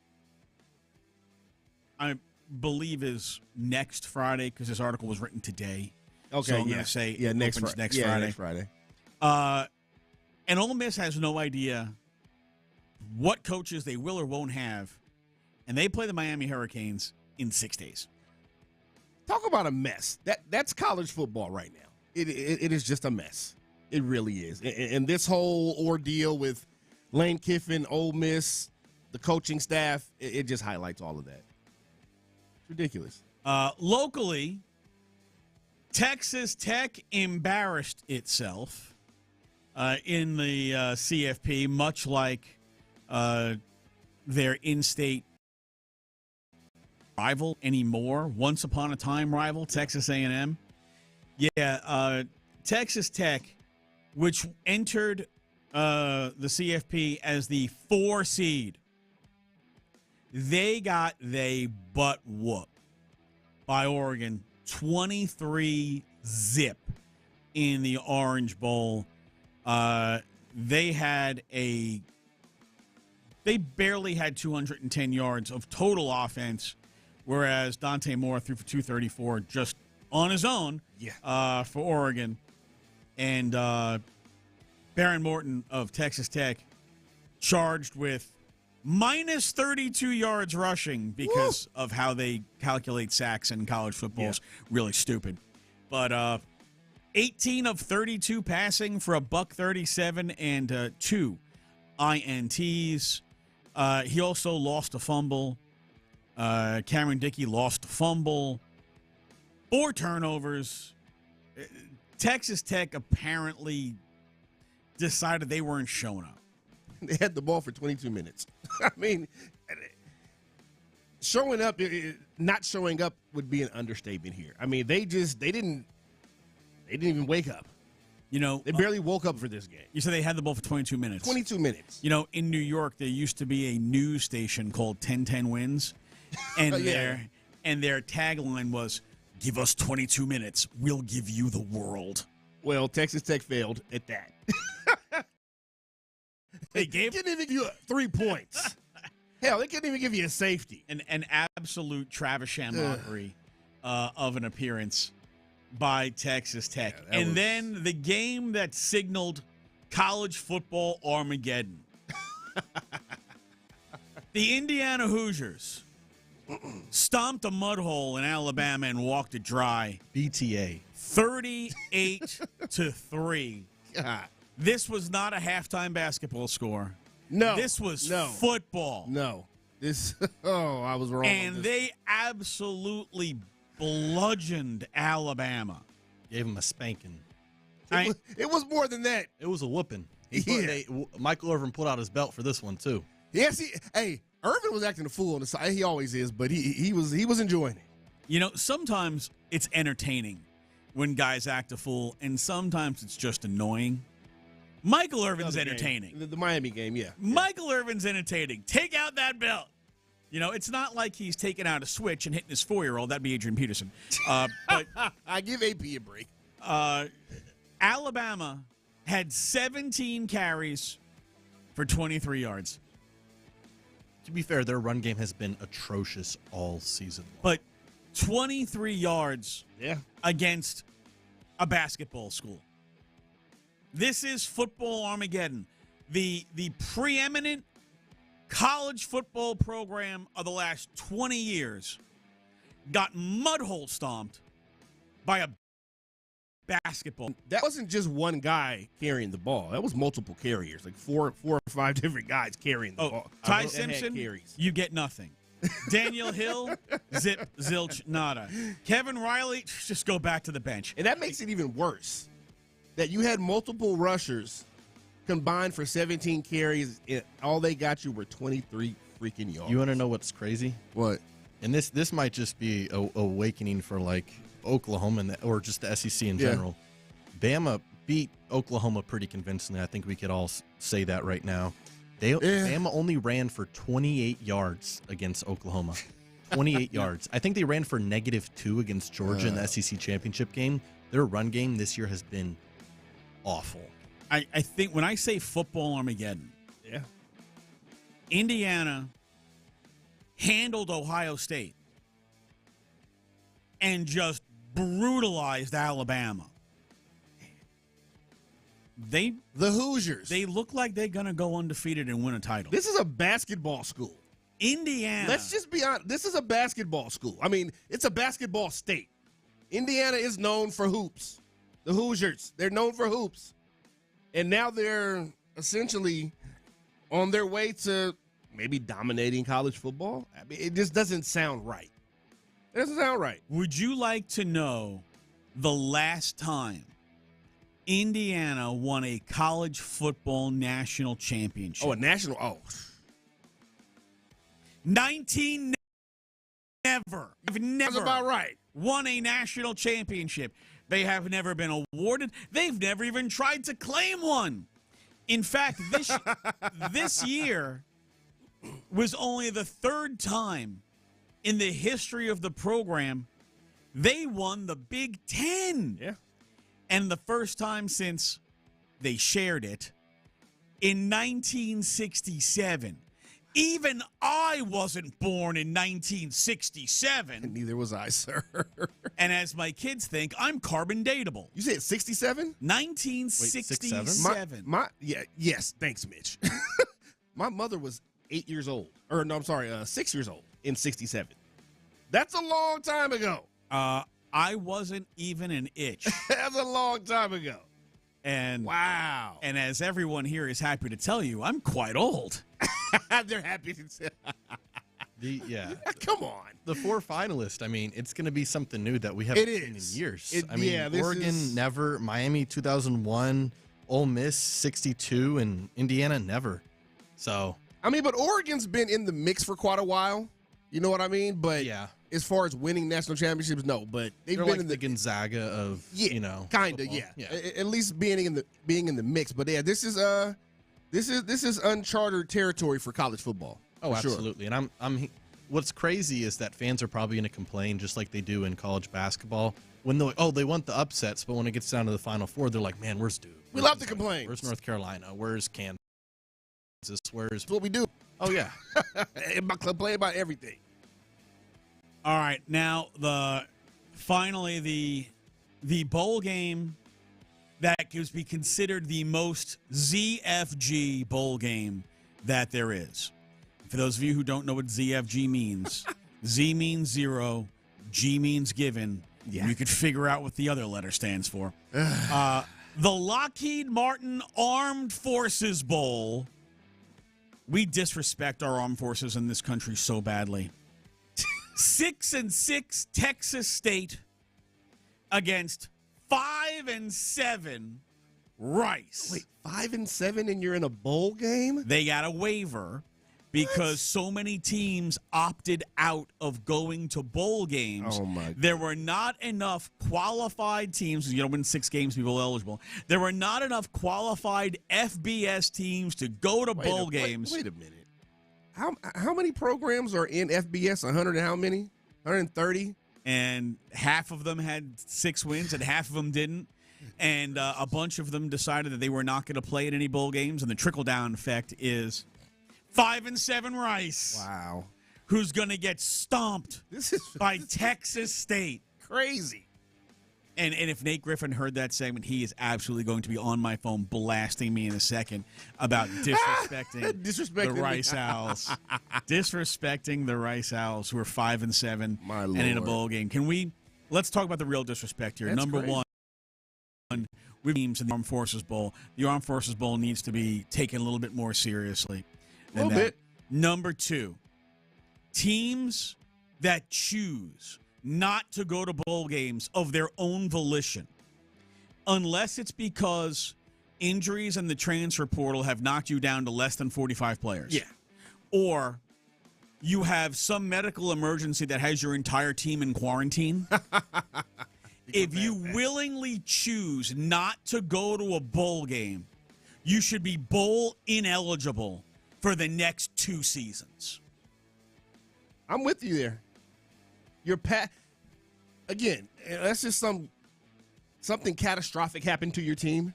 Why are you passing? I don't care what bowl game it is. Now, I'm someone that thinks there's way too many bowl games, but if you're invited to a bowl game, go to the bowl game if you got the players.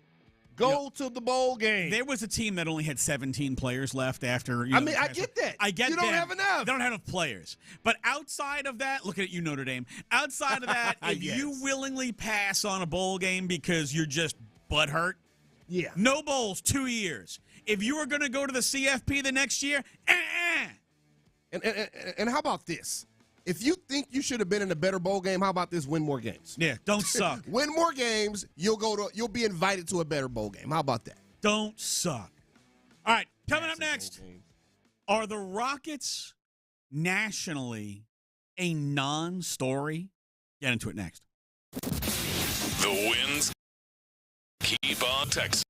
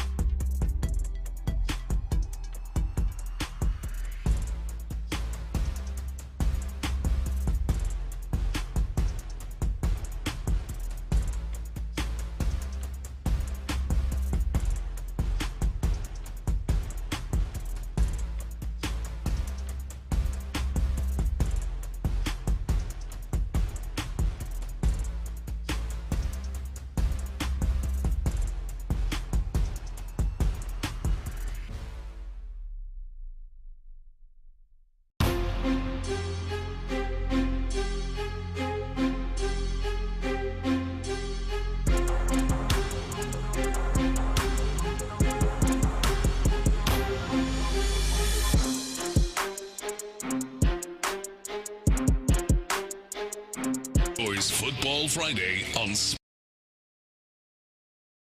In the Loop with John Lopez and Reggie Atatula. Hey, it's Chris Partee. I'm Patrick Creighton in for John Reg in the Loop. Sports Radio 610. Mitch Millimacki on the other side of the glass, the master controls for one more segment before he makes the hot tag to Colin Neal, who once again kind enough to bring the pizza into the studio so we can all do the eating. Pretty damn good pizza too. Shout out to Colin Neal shout out to Pink's Pizza for giving us good pizza. Yeah, we appreciate you. 2 days in a row we've had the Pink's Pizza. That was my first time having it too. Never had it before. Pretty good. Yes, well, we may have found our new local pizza spot. The go-to. May have found our new local pizza spot. Because we've been looking for one. The place that we used to go to was gone. Oh. And it's been gone for a while. And we've been trying to, sample some different places around the area, around here around the studio, trying to find a place that we like. I think we found our spot. Pink's. I mean, it sucks when you have a place that you've utilized for years, and then they're all of a sudden just gone. They're just out of the area. And that's how it happened. And that's it. I had gone one day on a Friday. Oh, no heads up. Picked up 3 pies. Went back the next Friday. Nothing. Really? So no heads up? No heads up. They're gone. Place was emptied out. All the furniture was gone. Doors were locked up. Just bye. So no sign saying we relocated? Nothing. Wow. So they may not have relocated. It doesn't sound like they did. Relocated to the ether. Yeah. They gone. Now, you are big NBA guy. Yeah. And I had to have this conversation with you. Because there is a piece in Disney Sports today, also known as ESPN. Disney Sport. Love it. Love it. Where Tim Bontemps and Brian Windhorst did a piece on the top 2026 storylines in the NBA. One of them involved the Rockets. Huh. I'm going to tell you what they gave as top storylines, and I want you to give it on a scale of 1 to 10, how important that storyline is to you. Number 1, they have LeBron's next and possibly final decision, because you knew it was going to be frickin' LeBron. Of course. Rob Pelinka said at the beginning of the year, we'd love if he retired as a Laker. We just want to give him the respect to let him choose how his story works and what his family and what he wants to do. And, blah, blah, blah. Yada, yada. But they have 2 guys who make almost $100 million. Yeah. in LeBron and Luka, and a little rough on your cap there. Yeah, that's probably not something that's going to work. So, will LeBron for the first time ever take less money? Will he leave and go to another team? Will he hang it up? I've long held the idea he wanted to play not just with Bronny, but with Bryce. Yeah. Where on the scale of 1 to 10 of level of importance, the LeBron saga? 1. Exactly. I honestly could not give a damn at this point where LeBron goes next. He's a future Hall of Famer. He's one of the absolute, you might think he's the greatest of all time. If not, he's probably top 3 on most people's lists. 0 rat's tails were sacrificed for this decision. Yes, exactly. Could not give a damn where he goes. I believe he's going to play at least another year. I don't think this is the end of the line for him. I think he's going to play at least another year. I wouldn't be shocked if he tried to get back to Cleveland to actually retire there, but they've got a good thing going right now, and they're considered, at least in the East, a contender. So I don't know how that would work. I just don't know where the next move is for him, but ultimately, I don't care. I couldn't give a damn. All right, number 2. It's another new year of Giannis, and will he or will he not be traded? The Bucks currently are 11th in the East. They're pretty bad. They stretched Damian Lillard. They signed Miles Turner. It has not quite worked out. Giannis publicly says he's not going to talk about his future. Behind the scenes, it has been reported more than once that Giannis has said, I'm out. Yeah. If he waits until the summer, he probably then holds the biggest sledgehammer of all in that, hey, you will move me where I want to go. I think it's got to be really hard to try to move a guy like Giannis with that salary at the deadline, but it could happen. Where are you on the Giannis saga? I care a little bit more here just because Giannis is a guy that's still in his prime, the middle of his prime, and he's got a lot of really high productivity years left, you would assume. Don't like to use that word, but you would assume that he's got a lot of years left of high productivity. I'm going to go about a 6 because at one point the Rockets were mentioned in talks of, potentially or at least looking into acquiring Giannis. So if the Rockets are going to make a move, I don't think they are, but if they were potentially to make a move, of course I would care. We're here in Houston. We're covering this team. Yeah, of course we're going to care here. Outside of that, it's about a 6 because that is big NBA news. That could change the whole dynamic of the East or West, depending where he goes, if he goes anywhere. So, yeah, I'm going to care some on that. I am of the do not send Giannis to OKC. Do not send Giannis to San Antonio. I don't see San Antonio. And, those are the only two. Do not send him to one of those two places. They're already good enough without him. Otherwise, he's not. I don't want him on the Rockets. I don't see how he fits. Yeah. No, I get that. But at one point, there was talk. The Rockets were talked about as a potential landing spot. I never really bought into it, but in the NBA, would you want to give up Alpi, Jabari Smith, and Reed Shepherd to get Giannis? No, and then you probably have to give up a couple first-round picks as well. Then no. I got to give up those guys and picks. Yeah. How about no? You know they're going to want a haul. Yeah. Or at least a semi-haul for Giannis. The salary. Right now, I think I'd rather have Alpi. Yeah. Just straight up, I'd rather have Alpi. Well, you've had him here. He's developed here. You know what you're getting with him. I mean, because he's damn near 10 years younger. And here's the thing. Just because a big-name guy goes somewhere else, it doesn't guarantee a championship. He's already a better shooter because Giannis can't shoot. Everything with Giannis is inside, 2 feet. Yeah. Which is fine, but... And Alpi has already proven to be a good shot blocker and a strong rebounder, and he's an excellent passer. Giannis is drive to the basket, score, miss, turnover. Because he's only got one move. Put your shoulder down and barrel through everybody. Yeah. All right, number 3. Anti-tanking and award eligibility. So in the piece, Windhorst said, an executive in the East said, I'm looking forward to seeing what the league's overreaction is, to its overreaction is. So the league passed,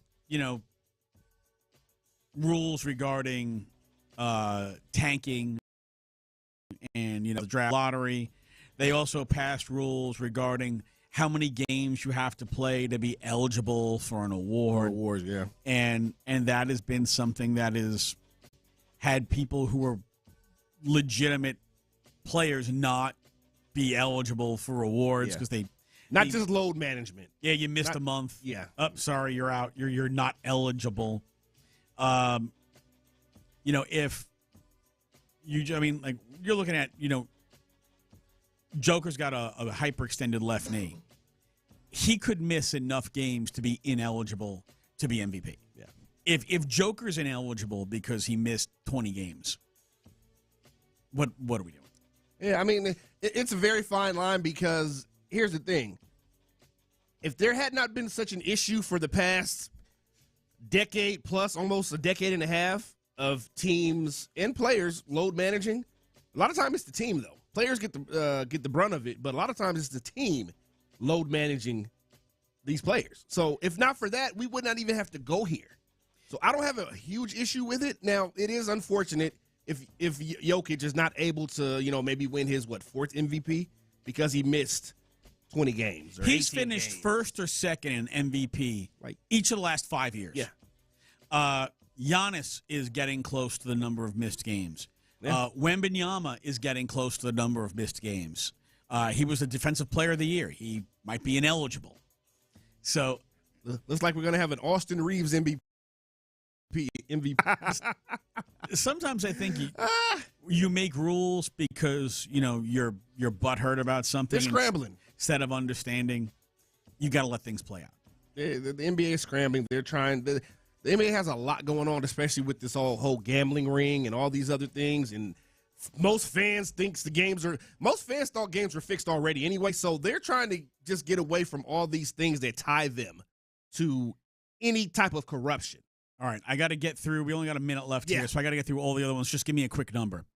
The Spurs rise into the top of the West. 8. The next progression for Cooper Flagg. 6. Thunder's pursuit of history and most wins. 9. The Clippers and their absolute suckage. 2. How trade season could impact a free agent frenzy. 8. The ongoing youth movement. 8. Yeah, those were not a single thing in there. And no Rockets. About a team that's on pace to win 55, 56 games. No Rockets. Not a thing. Maybe that's what you want, though. Go below the radar. All right, coming up next, Astros made a move that was very much above the radar, bringing in Tatsuya Imai yesterday. We will talk with MLB insider, longtime MLB columnist Bob Nightingale from USA Today. Next. Your Odyssey.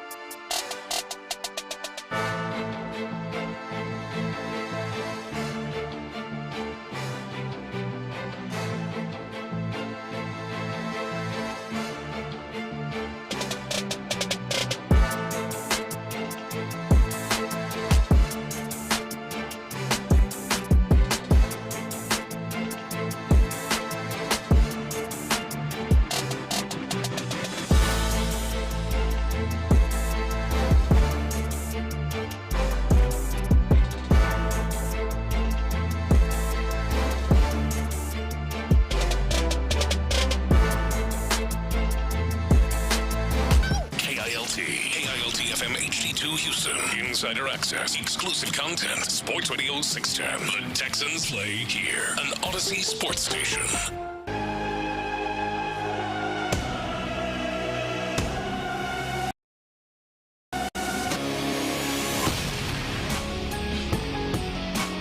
Stand up and acknowledge your baseball tribal chief. Acknowledge me.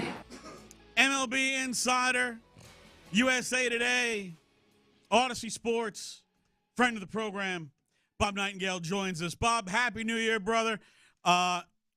We all got a nice New Year's gift here in Houston when the Astros announced they were signing Japanese star pitcher Tatsuya Imai. What does his acquisition mean for the team, and what do you expect as far as what the Astros rotation might look like? Well, certainly, I mean, he should be one of the top, 2 or 3 starters for sure. I was surprised, he didn't get more money.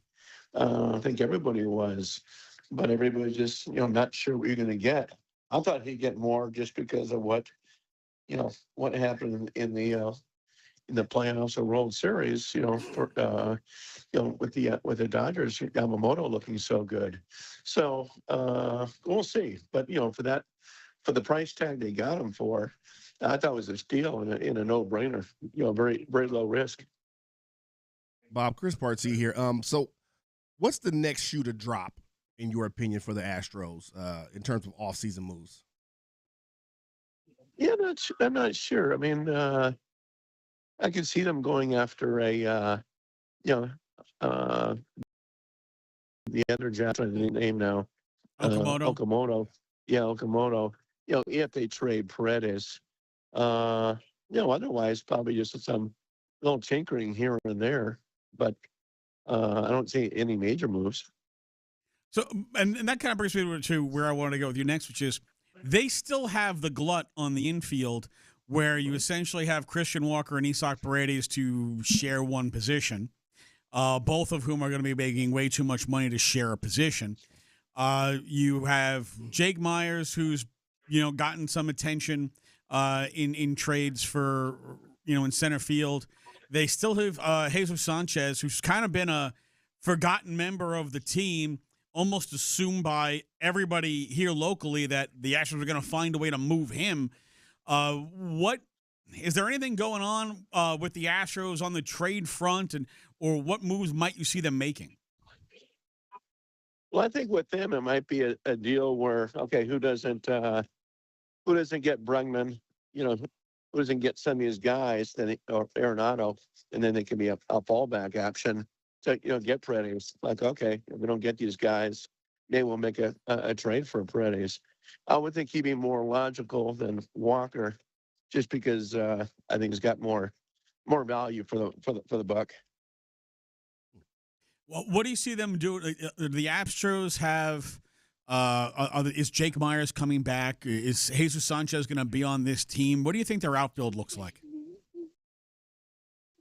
And I mean, you kind of don't see Myers coming back. Someone's like, well, do they really want him that bad, or do they think they can do better? So, they may.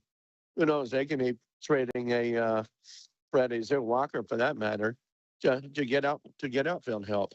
Go that way. Certainly some teams that have a glut of outfielders that might be willing to do that. So just a regular baseball trade. And sometimes those don't happen until spring training. You see what you got, who gets injured, that sort of thing. Bob, do you think it's likely that we see either Christian Walker or Paredes traded by the time we get to spring training before that?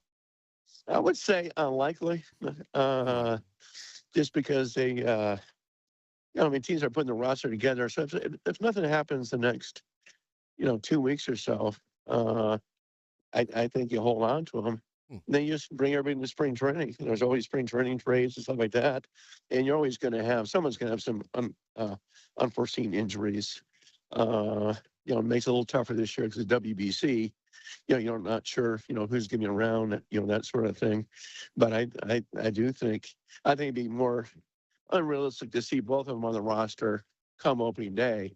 but not necessarily. Spring training can be fine.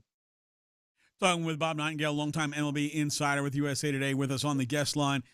Bob, what do you equate to a slow-moving free agent market right now? I know at the GM meetings and winter meetings, nobody used a potential lockout for a reason for anything. But now you're kind of wondering, wow. I mean, except for Dylan Cease, we haven't seen a free agent, get the money they wanted. So obviously, these price tags. Remember, people were talking about Kyle Tucker for 400 and 500 million, something like that. You're not even hardly hearing his name. Bregman's name hasn't come up, certainly not for a 6-year deal. And I'm not sure. I think maybe these guys had a lot higher value in mind that they're going to get. So I don't see anybody giving Tucker, the $400+ million that he wanted. So I think maybe the whole free agent market, these guys could be in for a rude awakening. If the entire free agent market, really outside of Cease, is kind of depressed in years and dollars, and we're going into the final year of a CBA, have you started to hear anything from the players' union regarding the word collusion? No, I think I have not. And we'll see what happens with the rest of the market. I mean, there's still a lot of big stars out there. But when Dylan Cease got to 210, it's okay. He set the bar. I don't know if that scared people. And I think maybe more teams are thinking, what, these big deals aren't working out like we thought. We're not going to give a long-term contract. Steve Cohen's got all the money in the world, and he's got his own president of baseball operations, David Stearns, saying, I don't believe in him. We're not going to give him out. And maybe a lot more people are kind of copying the same thing. Well, they can't give out more than 3 years. They only give out 15. Exactly. Yeah, and that was a Steve Cohen thing. Yeah. It feels like it. But so, I mean, with that being said, could you see this, I guess, slow-moving free agency period kind of being the norm moving forward in the next 2, 3, 4 years, 5 years? I would hope not. I mean, I know baseball has talked about having some kind of a deadline. The union spot that somewhere around here. You kind of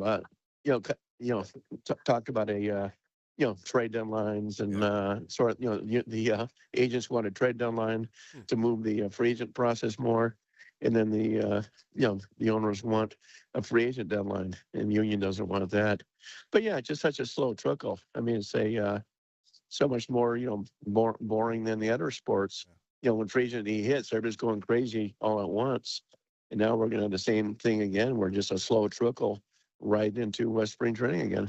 I mean, would something like that be a big enough issue to hold up CBA talks, like the deadlines you were just talking about?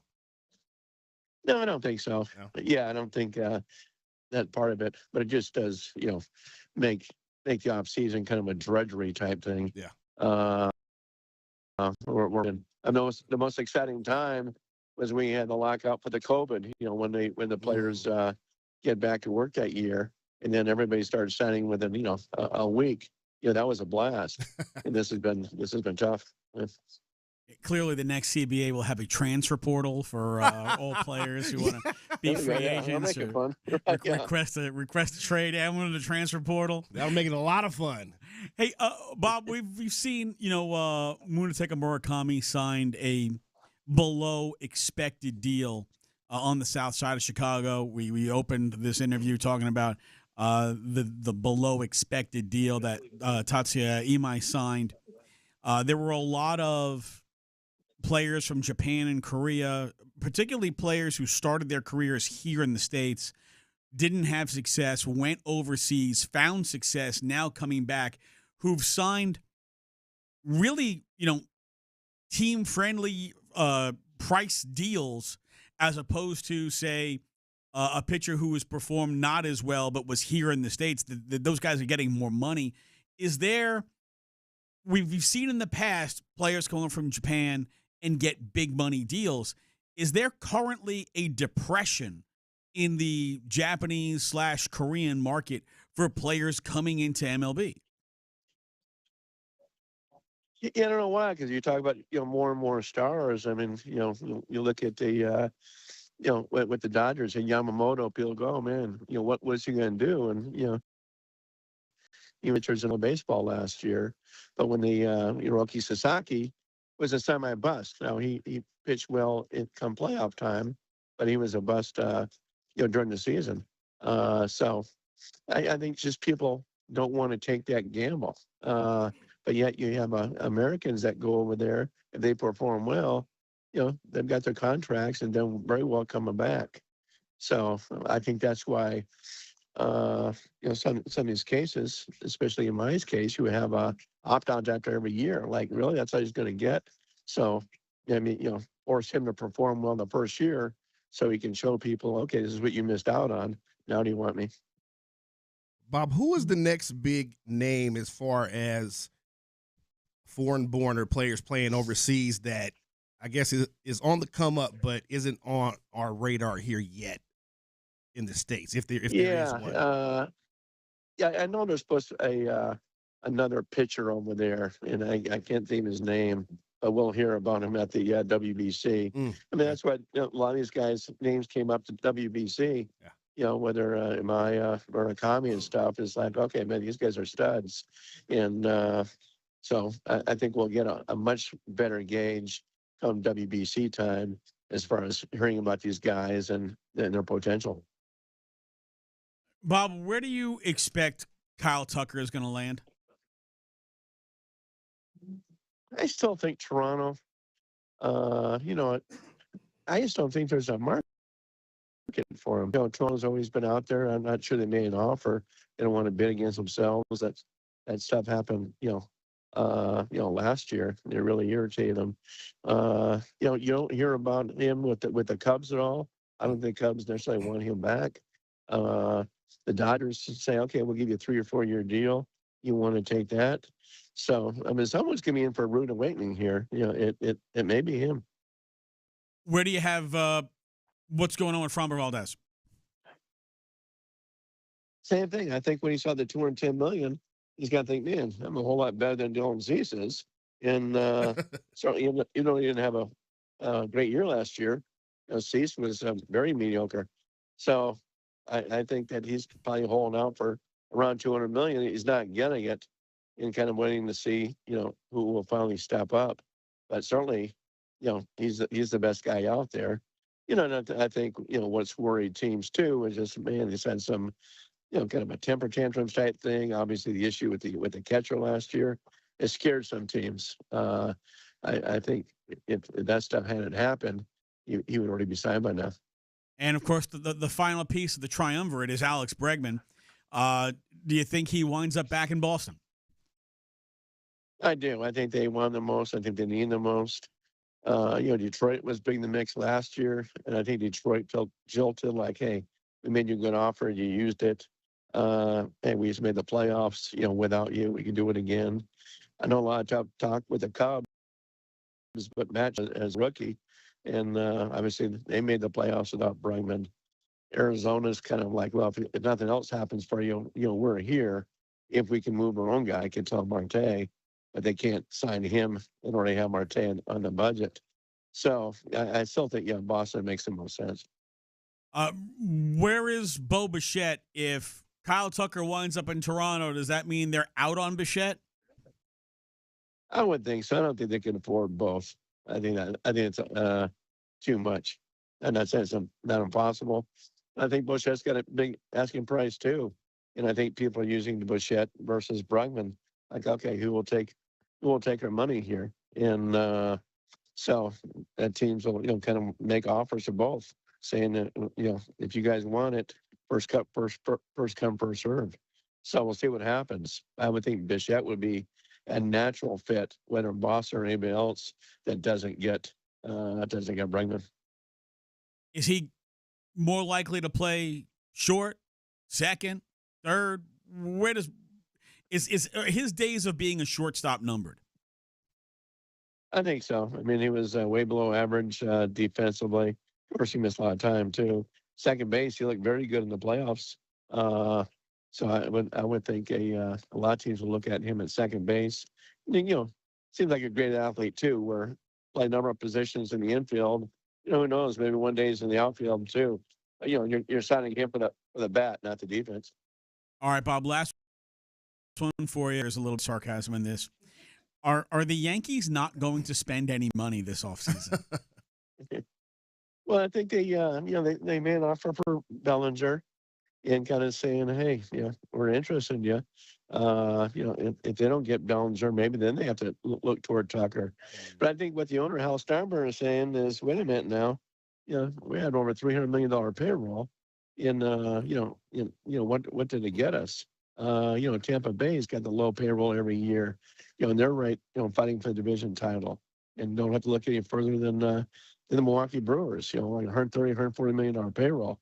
Granted, they're in a weak division, but you still you can win with a smaller payroll. And I think I know Houston went over the luxury tax last year. A lot of times I think it's what Jim Crane's thinking is too. It's like, hey, you can spend what you want right up to the luxury tax. I really don't want to go over it, unless you're guaranteeing me a World Series appearance.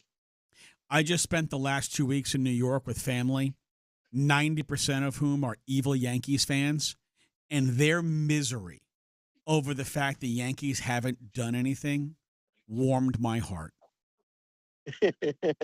Yeah, and the Cubs fans are going for the same thing. Like, wait a minute now, what are we doing?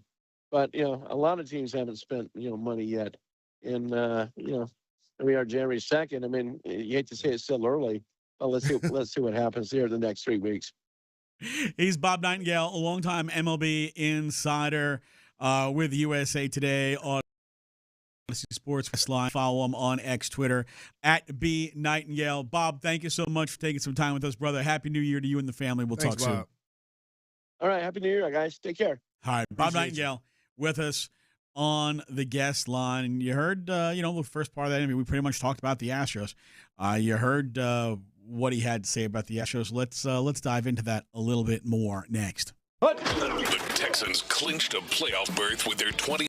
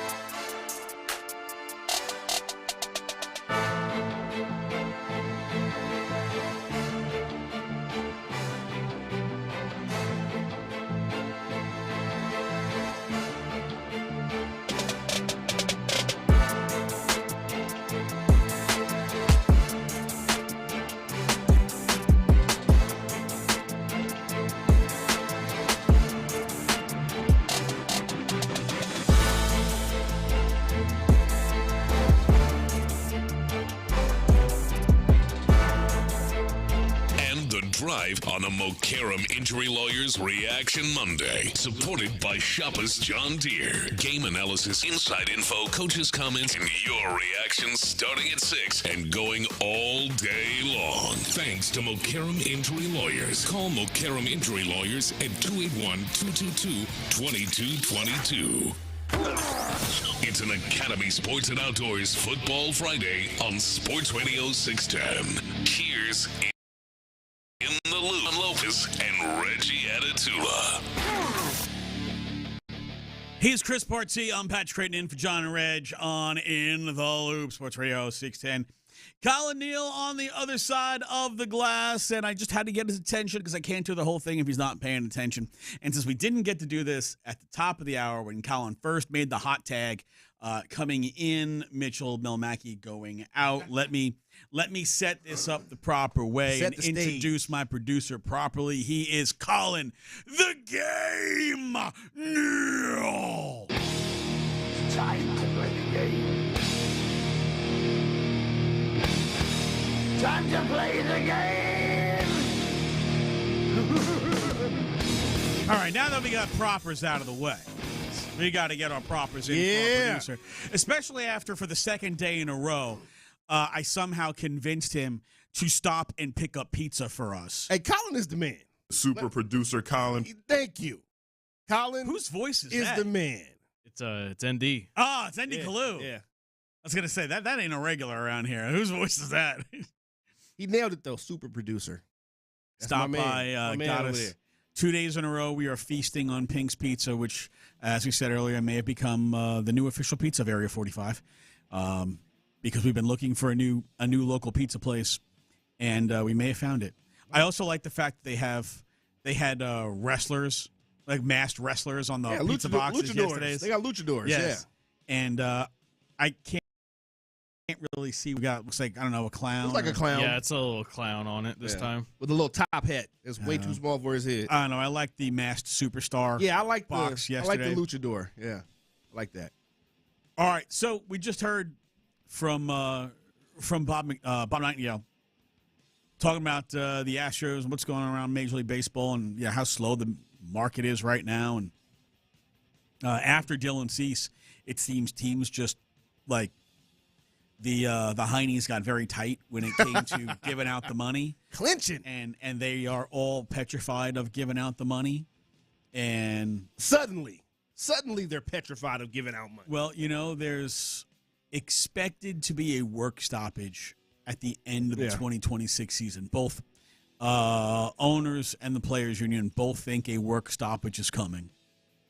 And why would either we've seen a situation where neither side really wants to work with the other side. They just want to impose their will and be like, you're just going to give us what we want. Of course. Like, negotiation has gone out the window, and it's just, you're going to give us everything. No, you're going to give us everything. It's all or nothing for both sides. No middle ground. And you get nowhere in a negotiation, air quote, negotiation, with that attitude. And can I tell you, if there is a loss of the regular season in 2027, I'm going to have to be heavily medicated.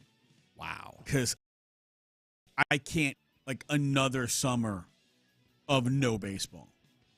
Now we kind of had to do that in 2020 where we didn't get baseball till July. But that was different, though. We didn't have any sports. Yeah, but that was different. Yeah, but that's still brutal. Like, baseball in the summer in the U.S. of A.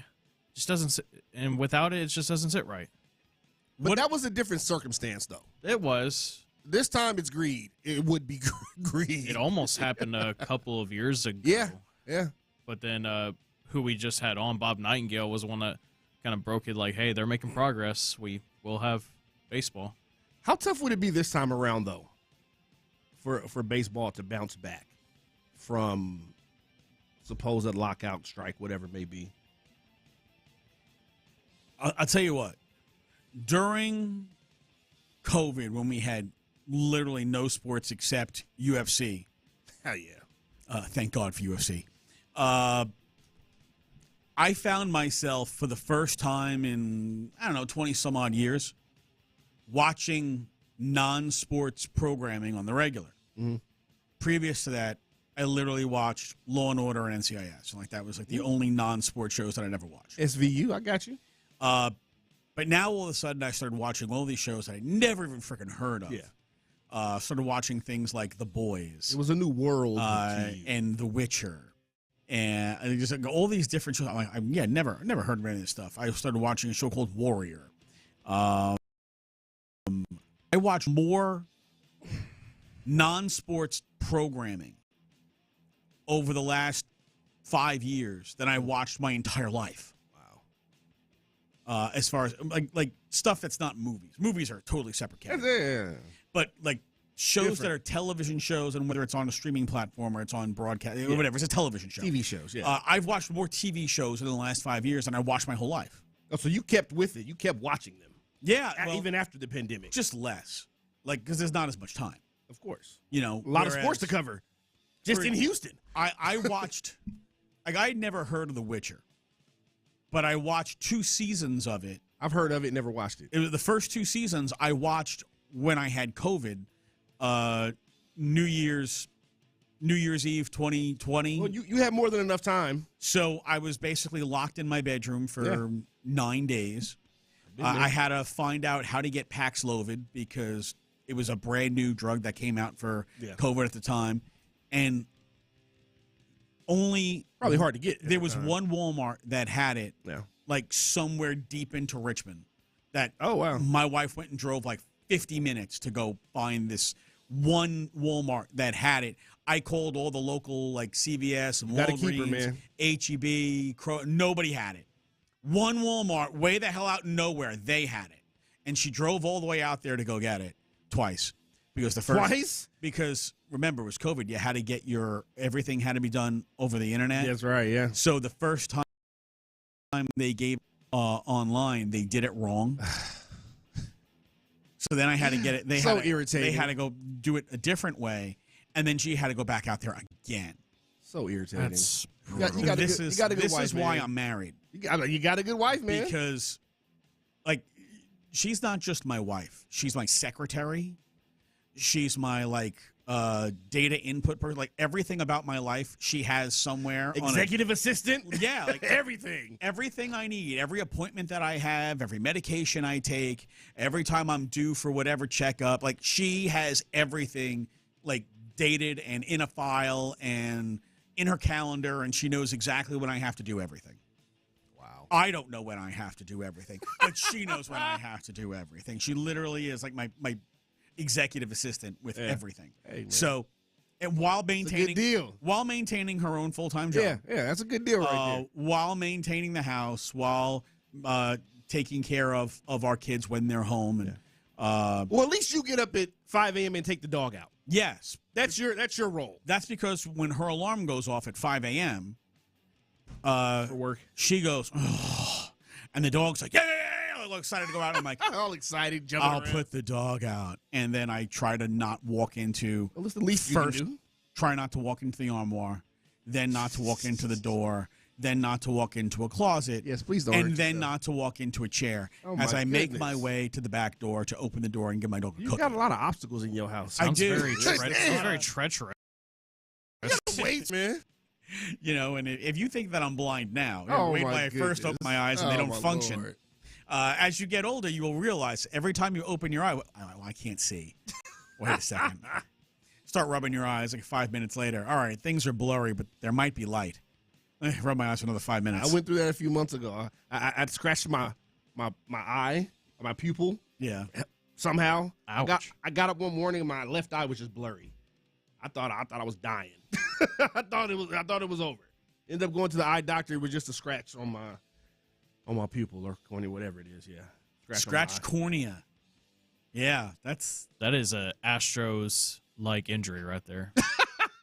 Scratch cornea, eye discomfort.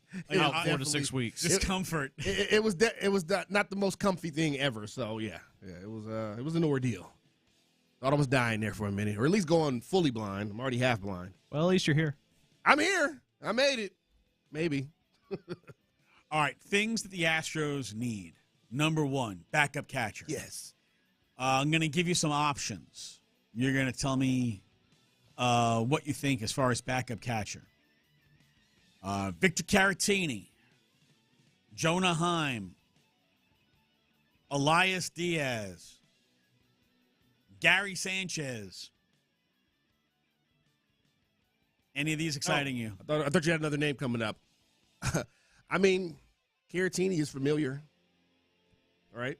So Caratini last year, $6 million. And according to Spot Track, his market value is about 2.3. Wow. Jonah Heim, who couldn't hit a lick last year, made $5.2 million, but his market value was listed as $6 million. Okay. Elias Diaz made $3.5 million last year, market value listed as $2.5 million. Gary Sanchez made $3 million last year, market value 4.3. Sanchez, of course, projects more like a DH than catcher. Yeah. It might not be the best move, best option. Diaz is 35. Caratini is 32. Heim is 30. Yeah, I mean, I'm going Caratini. Yeah. The familiarity there. How about you? I don't know that Jonah Heim's ever going to hit again. You know, he kind of like many of the Arlington junk grabbers back in 2024 when they won a World Series, like how they basically like everybody on the team had a career year. Well,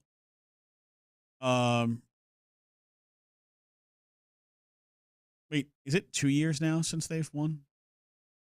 Yeah. Okay, so in 2023, Heim hit 258 with a 755 OPS. He had 18 homers and 95 runs. Stoerner and Hughley. In 2024, he hit 220 with a 267 on base and a 602 OPS. Last year, he hit 213 with a 271 on base and a 602 OPS. So those numbers are ass. It would seem like he's in the decline, like deep into the decline. And meanwhile, he's 30. Wow. So he's the youngest of that group you just mentioned there, right? He's the youngest of the group, and he was dead ass. Victor Caratini last year, 259, 324 on base, 728 OPS. I think you work with that, right? I think so. 728 OPS for a catcher, for backup catcher. Gave you 12 homers. Not ass. No. I mean, it ain't great. But he was, but for a backup catcher. Jonah Heim was 602. You're encroaching on Maldi numbers there. Caratini at least was a 728. Yeah. Would you like to know the numbers on Elias Diaz? Yes, please. All right. Elias Diaz, about to enter, I believe, his 11th year in the league. Sorry, 12th year in the league. Yeah. Last season, 204, 270 on base, 607 OPS. Ass. Just ass. I mean, to be fair, in fairness to him, well, I guess the year before, he didn't play that many games, so. I think we're at the point of just pay Victor Caratini. Please. Just pay him. What'd you say his market value was? It said it listed at 2.2, which clearly he's probably going to get about $8 million. Yeah. But just pay Victor Caratini because your other options are, well, they're awful. How about former Astro Christian Vasquez? Remember, the Astros acquired him. He was hitting 282 with a 759 OPS for the Boston Red Sox in 2022. Would you like to know what he's done since then? I'm just going to give you. I'm just going to give you the OPSs. They sound bad. I'm just going to give you the OPSs because 598, 575, 545. Ugh. Not with a 39.5-foot pole. In the tank. Absolutely. In the tank. At the plate, straight washed. 3 years straight washed. To think that he was once considered an offensive improvement over Martin Maldonado, just that the next 3 years he could be Martin Maldonado. Yeah, it's sounds like Caratini is the way to go. Just pay the man for sure. Pay the man. Coming up next, did the Rockets find another death lineup? Next. Ready? The Texans close down the regular season in a rematch.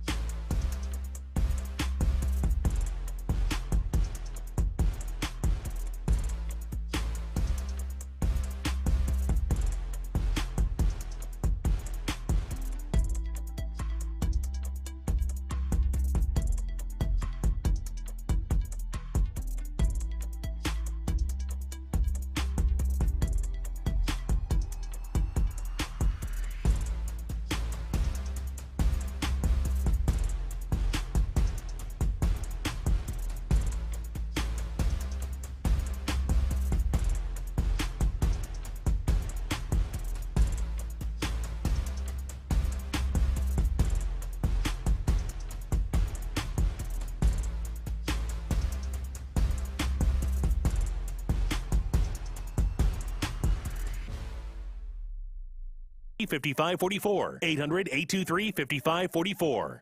Injured? Call Mokaram Injury Lawyers, 281-222-2222.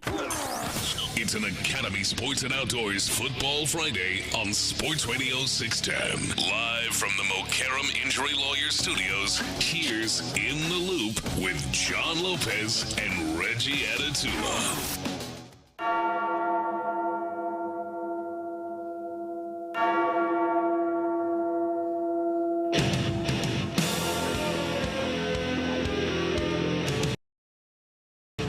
Chris Party on Patrick Creighton in for John and Reg in the Loop, Sports Radio 610. Have the Rockets found another death lineup? Uh-oh. So, thanks to our buddy Brado on Twitter, who does lots of these stat dives, really so that I don't have to. Appreciate you, big dog. Hey, he's a great follow for all things Rockets. Highly recommend. Always appreciative of people who do the work so that I don't have to, because every chance that I have to not do work, it's a win. Allows me to eat more pizza. Is it because you're lazy? No, I'm kidding. Listen, I can be lazy AF, man. Like I said, once you cross, the 50 barrier, it's like you're allowed to be lazy. It's accepted. You've earned it. I did my hard time. Now I let all these young cats who are so hungry and eager to get all their information on that. Thank you. I'll take it and use it.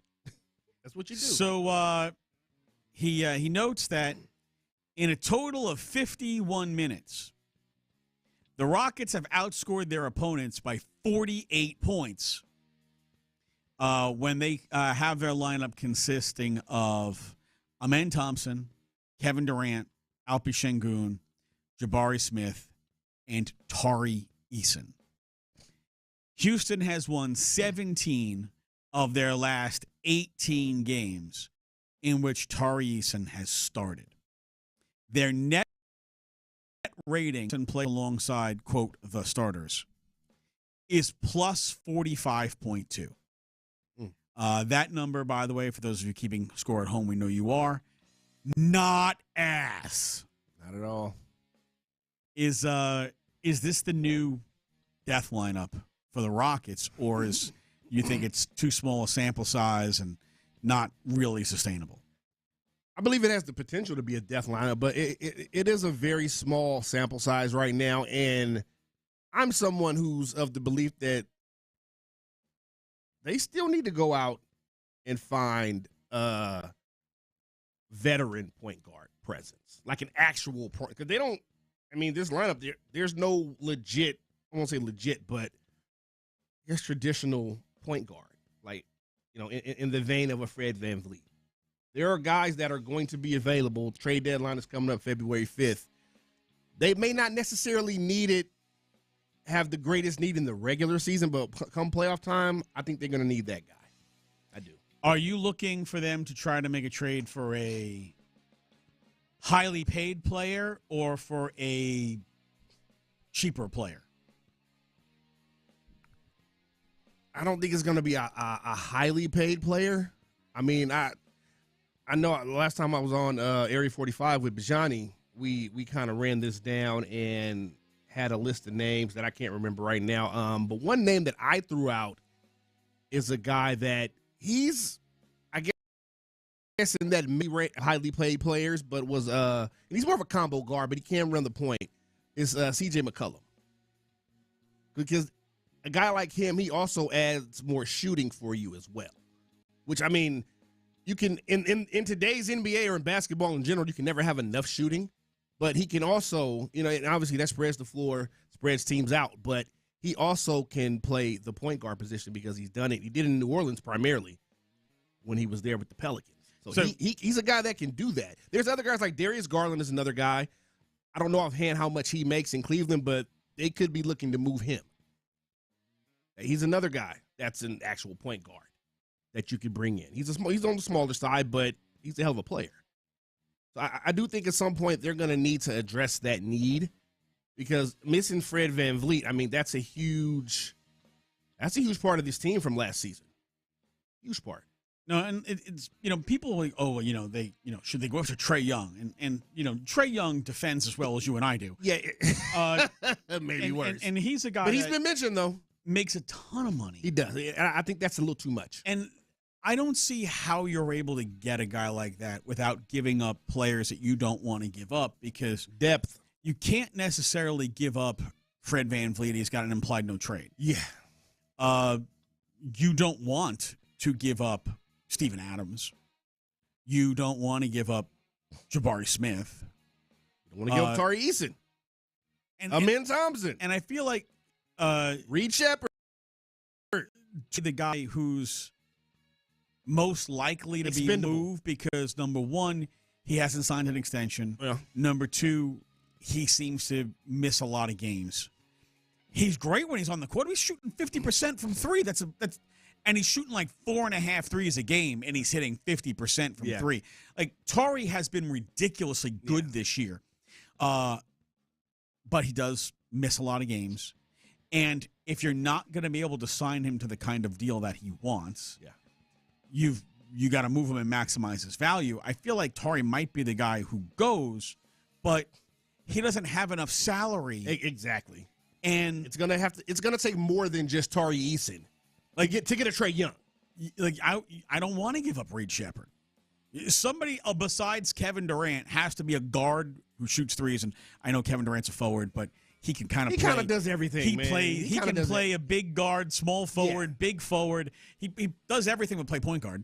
I mean, if he could do that a little bit if he wants to. If they had to play him in the low post, he could just shoot over somebody. Yeah. He shoots over guys, on the block, on the wing. It doesn't matter. Kevin Durant he's a 6'11" freak of nature. That guy in San Antonio may be the only guy he can't easily shoot over. Yeah, well, that's because he's 7'5". And, exactly. And he grew 3 inches last year. So if he grows another 3 inches next year. Oh, my Lord. I mean, I like the illustration of. Just give it up. It's like. It would show like 70s dunk, and it's Dr. J doing like an under the basket windmill, and then 80s dunk, and it's Dominique Will cradle, and then 90s dunk, and it's Jordan from the foul line, and it goes through, and then it goes, dunking in 2025, and it's Wembanyama standing flat foot just dunking. Yeah. That's about right. Yeah, that's about right. Yeah, no. But yeah, I do like this lineup though. So they're 4-0 now. With this death lineup, as you're calling it, yeah, and I believe. And they've won 17 of 18 games when Tari starts. Yeah, that's not a bad stat. It's not a bad stat. I just think they are going to need to address the point guard position, because I love Reed Shepherd. I don't think he's to the level yet or at the stage yet of his career in year 2 where you're going to depend on him heavily in the postseason. Do you consider him more of a shooting guard? Probably, but I think for this Rockets team, he's gonna need to be more effective as a point guard right now, just based on how this roster looks. That's just my opinion. But I would say, we used to call it combo guards back in the day, right? Guy could do, play the point, play the shooting guard, but I would look at him more as a shooting guard. Yes, I would. Rockets a smaller shooting guard, but yes, a shooting guard. Used to have a really good combo guard. Which one? Talking about Steve Francis? That's what it's Tracy McGrady. Oh, well, yeah. Yeah, but Tracy McGrady was like a combo guard / forward. Yeah, he's like 6'8". Yeah. He's another guy that did a little bit of everything. Yeah. A lot of combos in there. A little bit of everything. But it is the idea of how because they're limited by the first apron, which they're right up against. Yep. And yes, they got the exception, but it doesn't matter because they can't use it because they can't go above the first apron. So it really does create you're going to have to give guys up off your main roster to get a point guard if you're trying to go that route. And if you're looking for a top end point guard, you're going to have to give up way too much off your roster just to make the salaries work. Exactly. Because you've got a salary in Fred VanVleet you can't move. No. And then if you go and get a guy who's a lesser player, you still got to give up somebody. And it's like, all right, is that even worth it? Yeah. Probably not. So I feel like, with Amen Thompson, who's been playing really well lately, Reed Shepherd. I know Aaron Holiday is more of an undersized shooting guard than a point guard. Yeah. He's kind of hey, I want to find my shot point guard as opposed to I want to distribute the basketball point guard. But they've got to get guys who can just bring the ball up, who can manage to handle press defense. Because when they play the teams defensively that press them, and especially the ones that are pressing them 40 feet, that's where they struggle. That's where they get turnovers. They have a hard time getting into their offense. They don't have enough guys with the handles to get through press coverage. And that's why you need that point guard that can bring it up and is not bothered by that pressure and not going to turn the ball over every other possession. All right, coming up next, Kevin Sumlin is back in the H. Tell you how all about when he joins us next. The Drive is live and kicking off the new year on a Football Friday. Join Clint and Ron at Twin Peaks off 290 this afternoon from 2 to 6. Stop by, complete your special edition Sports Radio 610 Pint Glass collection, enter for your chance to win tickets and memorabilia, and get ready for this weekend's regular season finale.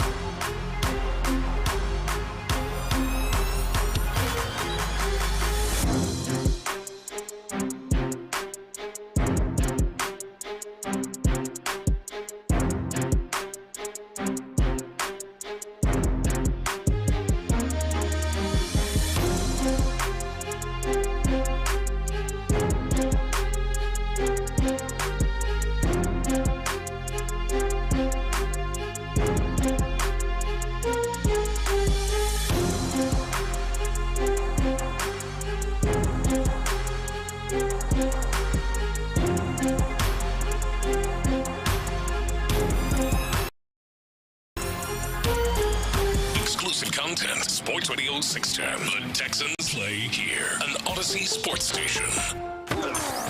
It's an Academy Sports and Outdoors Football Friday on Sports Radio 610. Here's In the Loop with John Lopez and Reggie Atatula.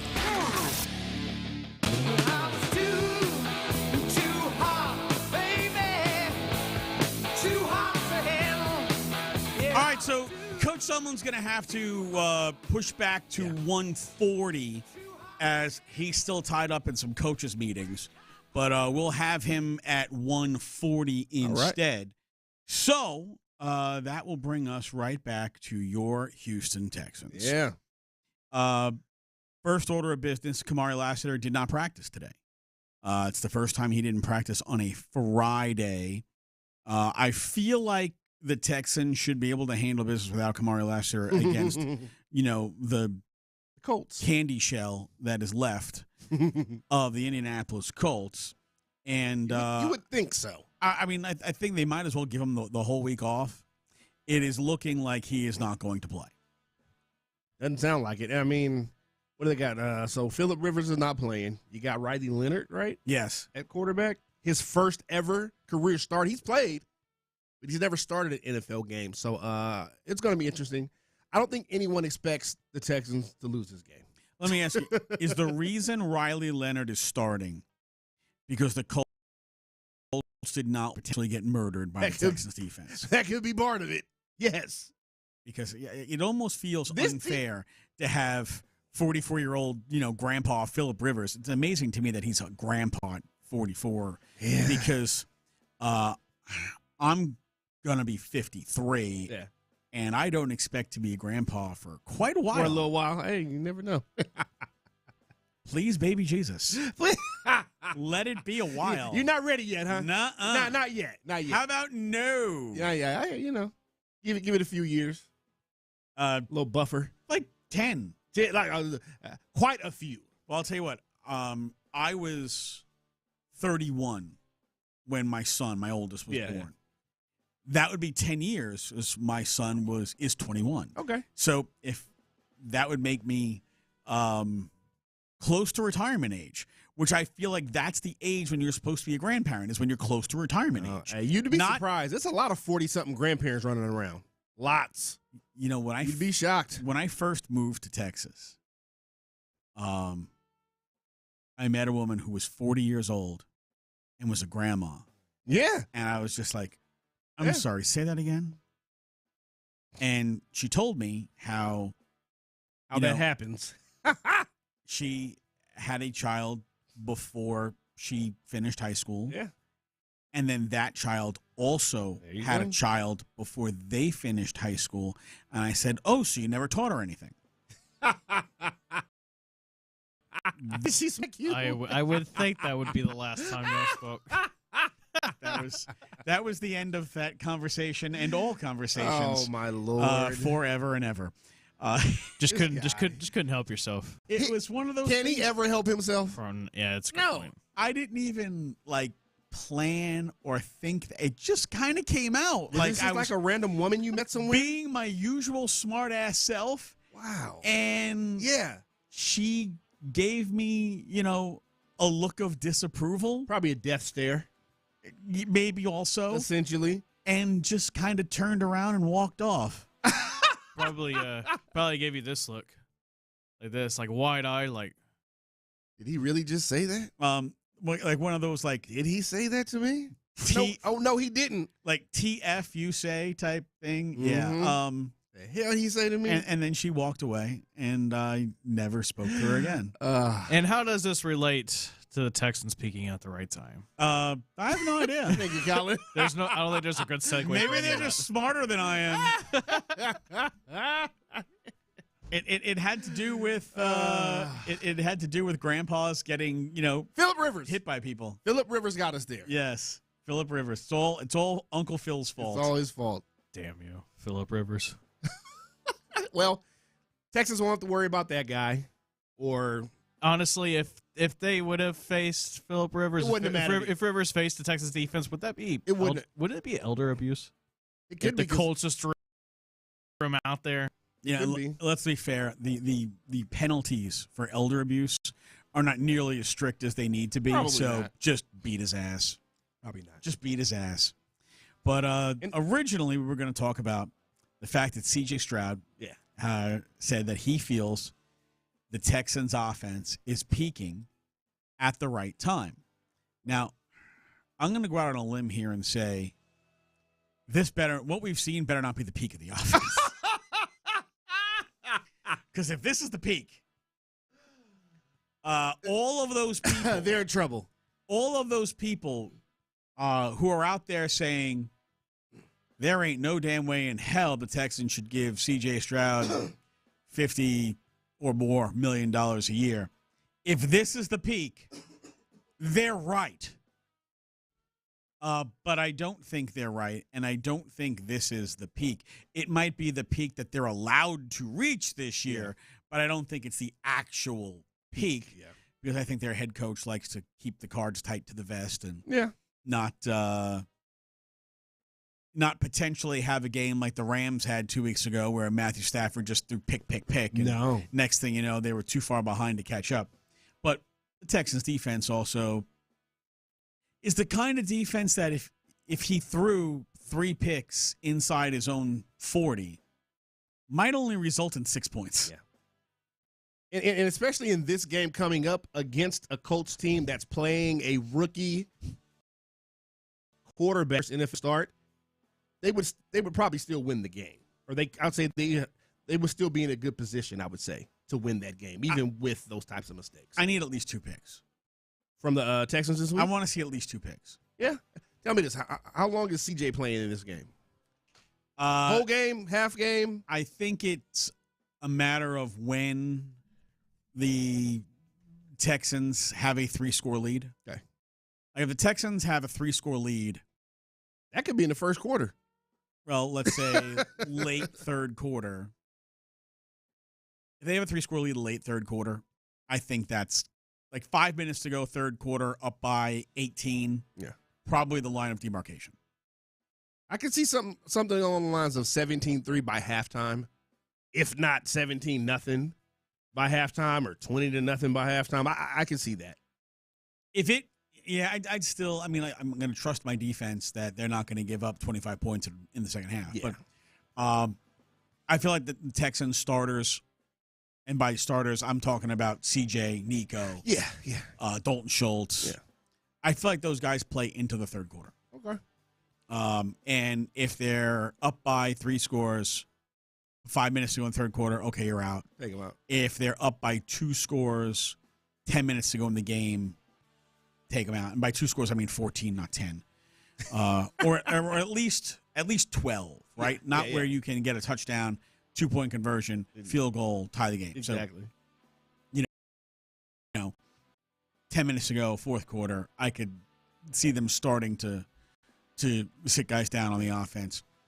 But we say, the defense will hold up. Well, if we're taking guys out on defense, then I was talking more so about the offense, but I think it would have to be a huge lead for them to start taking out guys, multiple key guys on defense. Yeah, I'm talking about like 24-point lead, somewhere. Yeah, now you're talking like 4-score lead. Yeah, it'd have to be out there. But it is, and we're all assuming that the game is going to be a blowout, and the Texans are just going to win because bleep the Colts. And that is exactly what should happen. But, like John McClain said earlier, guarantee. They played the Titans. They played the Raiders. They barely won both of those games. Yeah, it's true. But then, they play, games against other teams. And you're like, they basically dominated this game. Yeah. So hopefully this will not be one of those, hey, do we have to try? Because they've had a couple of games where they didn't necessarily look like it was maximum effort. But this is a team that, has come from 0-3 to win 8 straight games, probably win 9 straight games. And Stroud said, I think we're peaking at the right time. We've got to keep that going. I think this will be another opportunity to do that. Was he talking specifically about the offense or the team? The offense. Really? Again, Well, at the right time now. The first two drives against the Chargers sure looked good. Yeah, they did. They did. And then their next 6 possessions were punt, pick, punt, pick. You got to play a complete game. You got to give us complete games. You know, one of those was a tip pass. One of those was a bad read. And look, CJ hasn't had a lot of bad reads over the last 5-6 weeks or whatnot, but still. The idea being, what is your comfort level with, all right, we're up by enough points that we can sit our starters, and then, like, let's say you're not just going to promptly give up 10 points and be like, hey, we got to put the starters back in and look really stupid. Yeah. Hey, D'Amico said that all they need is 7 points. He did say that. I mean, not really. I'm kind of out of context there, but it's the mentality, and it's a good mentality to have. But there is going to come a time where the offense is going to have to be in a shootout. I mean, that's what's worrisome. Yeah. And that's what's worrisome. And maybe they're just like the Eagles of last year. I remember a whole bunch of conversations a lot of people had, like, hey, the Texans could be just like the Eagles. They don't have to have this outstanding offense, just a competent offense with a really good defense. I mean, look what they did to the Chiefs in Super Bowl, though. They ran them. They rolled them, yeah. They kicked their ass. Yeah, things that happen when you're missing both starting tackles in the Super Bowl for 500. Here's my thing with the whole shootout thing, though, right? Let's say the Texans are getting into a shootout, and then 1st and 10 from their own 27-yard line, handoff up the middle. That'll go for a yard. 2nd and 9 from their own 28-yard line, and they'll hand it off right up the middle for no gain. 3rd and 9. Here comes the blitz. And the other team's gonna, send, forget 5. They're gonna send 6. And you're going to have a hat on a hat. Yeah. And somebody's going to lose an extra guy. Yeah. And Stroud drops back. Oh, he's hit because he didn't even get to finish his 3-step drop. Oh, my God. This is my fear when the Texans are potentially in a shootout. Not that, Stroud or Nico, they're not. We'll get the same play calls that we always get. Yeah. Run up the middle, 3rd and long. All right, CJ, make magic. Do you think that by the time the playoffs come around, which is going to be next week, do you think we see Nick Caley open it up? Like, do you have any hope that he opens up the offense a little bit more and switches some things up from what you just laid out? Would you be surprised if I said I think they might get more conservative? You know what? I would not be shocked if that happened. Hey, we're in the playoffs. Now we really have to run. We're just going to run all 3 downs. It's going to be hard to get that much more conservative, but that wouldn't shock me at all. I feel like the Texans in the postseason will only open it up if they absolutely have no choice. See, the thing is, I don't know that they can hold up as a line enough for that to be long-term successful. Yeah. See, that's now. The good thing is for the Texans that you have this number 1 defense to where it's really unlikely they're going to be in many shootouts. I mean, because you look at the field of quarterbacks and offenses that are in the AFC playoffs, they've beaten some of these teams already. And if not, the teams don't really worry you too much in terms of being able to put them into a shootout. So like that's the good side of this for the Texans, in my opinion.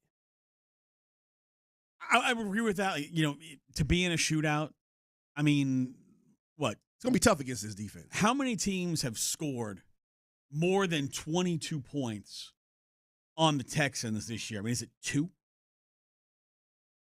I think it's Seattle and Jacksonville. Are they the only teams that have scored more than 22 points on them this year? Yeah, you might be right. Seahawks had Seattle 27. Yep, 27-19 for the Seahawks. Jags had 29 when they beat them 36-29. And that's it. Nobody else has scored 22 points. Yeah. So you like to have the idea of, look, if we get to 21 points, we're good. Probably going to win. I mean, every game they've scored 20 points this year, they've won. They're 10-0. That's the barometer right there. That you want to hit that 20-point mark, and then you're like, all right, we feel good now. The defense is going to come down, and we're going to win this game. It's kind of amazing that they're, hey, 20 points is all it takes, but 20 points is all it takes. Yeah. So they're only giving up on average 16 a game. Yeah, I don't feel like they would have to give up a lot of points. They've only allowed 265 points this year. Yeah. They are probably going to be the only team in football to give up under 300 points this year. Yeah. And that's a pretty impressive number. You think about like point differential? Yeah. The Texans' point differential is plus 101. Wow. Now, imagine what it would be if they opened up the offense. Oh, my goodness. So, you think about like their leading players, right? They don't have a lot of guys with monster stats. Like CJ hasn't even hit 3,000 yards yet because he's only played 13 games. Yeah, that's true. Yeah.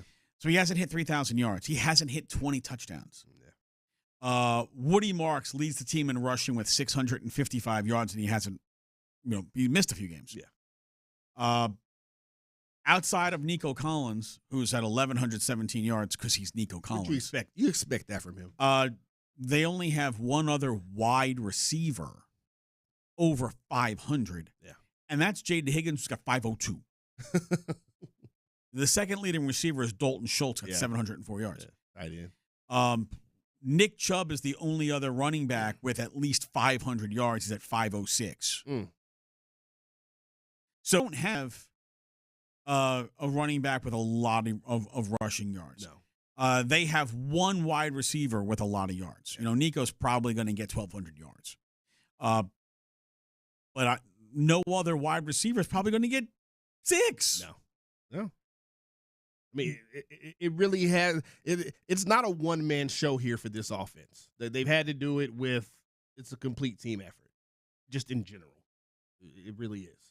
They keep it, kind of – they keep it look, they're on the ground. They are rushing for 107 yards a game. As a team. Yeah, that's a team. That's pretty good. That's pretty good. When you think about it, like, okay, well, where is that coming from? They average – not quite 4 yards a carry, which, not great. It should be better. But it tells you how committed they are to the run, to the running game because, well, they keep running it. In fact, they've run the ball 443 times this year. They have thrown 550 passes. I don't have a problem with them committing to the run, but you also would like to see them open it up for CJ just a little bit more. Let him do a little bit more with the offense in terms of the passing game and I guess just play calling in general. Yeah, we'll see how that goes. Yeah. Coming up next, it's time to play the bandwagon. The wins keep on coming for the Texans, thanks to another stellar performance in the 20-16 win over LA.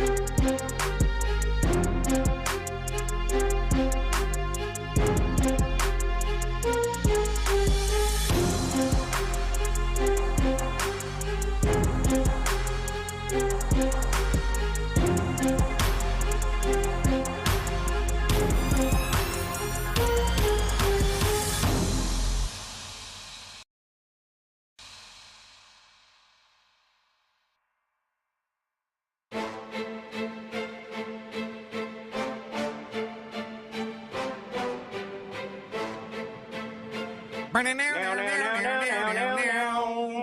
on a board. Yeah, he's been off the wagon 2 years. Off the wagon? I think it's off the wagon. I think it's on the wagon. You're back on the wagon. Right off the wagon. What the hell do you know about wagons? I know enough not to get on them. Told you. There's lots of room. It's time to get on or get off, and we'll play the bandwagon. Aha. Chris, do you know what it is they say about a woman scorned? Oh, do I? Well, unfortunately. Christian Wood said his baby mama tried to put a hit on him. Well, damn.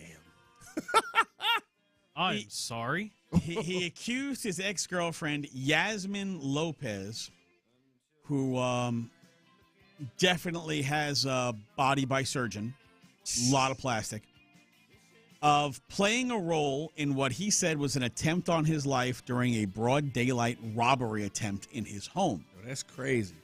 Wood, who now plays in Dallas, was granted temporary sole custody of their 2-year-old son after the allegations. He filed the restraining order claiming Lopez may have orchestrated a November 5th break-in at his L.A. residence as part of a hit on him. He said Lopez made repeated threats, including statements hoping he would die and that she would tell their son he was dead. He pointed to her history of violence, including an August 23 incident where she broke into and vandalized his home, prompting police to remove her from the property. August 2023, November 2025, they have a 2-year-old kid. You had a baby with this woman after she broke into your house and vandalized your home. Okay, come on. Okay.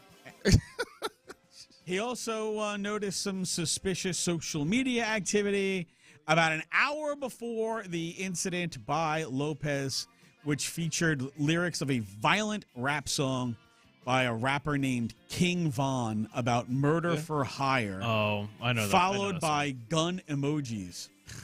He said the timing, combined with recent threats from one of her family members and her knowledge of his location, led him to believe she was involved. He said there had been no similar break-ins within a 10-mile radius of his home. During the event where his house was broken into, he heard noises, spotted 3 masked men trying to force entry into the back door. He fired shots toward the floor to scare them off. They fled in a vehicle with nothing. Of course, no arrests were made. I have long said that star athletes, or really any athlete with any money, should be more discerning in who they choose to have children with. But if a plastic hoe, this is what you get. Are you on or off the bandwagon? So I actually remember this story, and I actually wrote about it when it happened. You wrote about this? Yeah, I remember. Not sure going through it, I remember the story. This is kind of what you signed up for. You know, I mean, we can give them the excuse that they're young, but I mean, she did these things, and then he went and had some of these things. Then he went and had a child with her. Dumbass. Like, I mean, come on, dog. Really? Like, and once you have a child with him, you're stuck. So yeah, I'm on the bandwagon. That is an 18-year employment contract. Yeah, I'm on the bandwagon for sure. Come on, it's a full bandwagon. Pretty obvious full bandwagon. I mean, come on. Make better choices, I guess. I don't know what else to say. If you a lot to say, but have a child with someone who thinks that their life is a reality show, they're going to make your life a reality show. They're going to make it a living hell. And that ain't what you want to live. No. So congratulations on, you're going to wind up giving up an awful lot of all the money that you've made to someone who literally wants you dead. And he's made a good chunk of change in the NBA. Christian Wood has. Dumbass. Man. Full bandwagon. Number 2. This is what you call an attempt to be moving on up.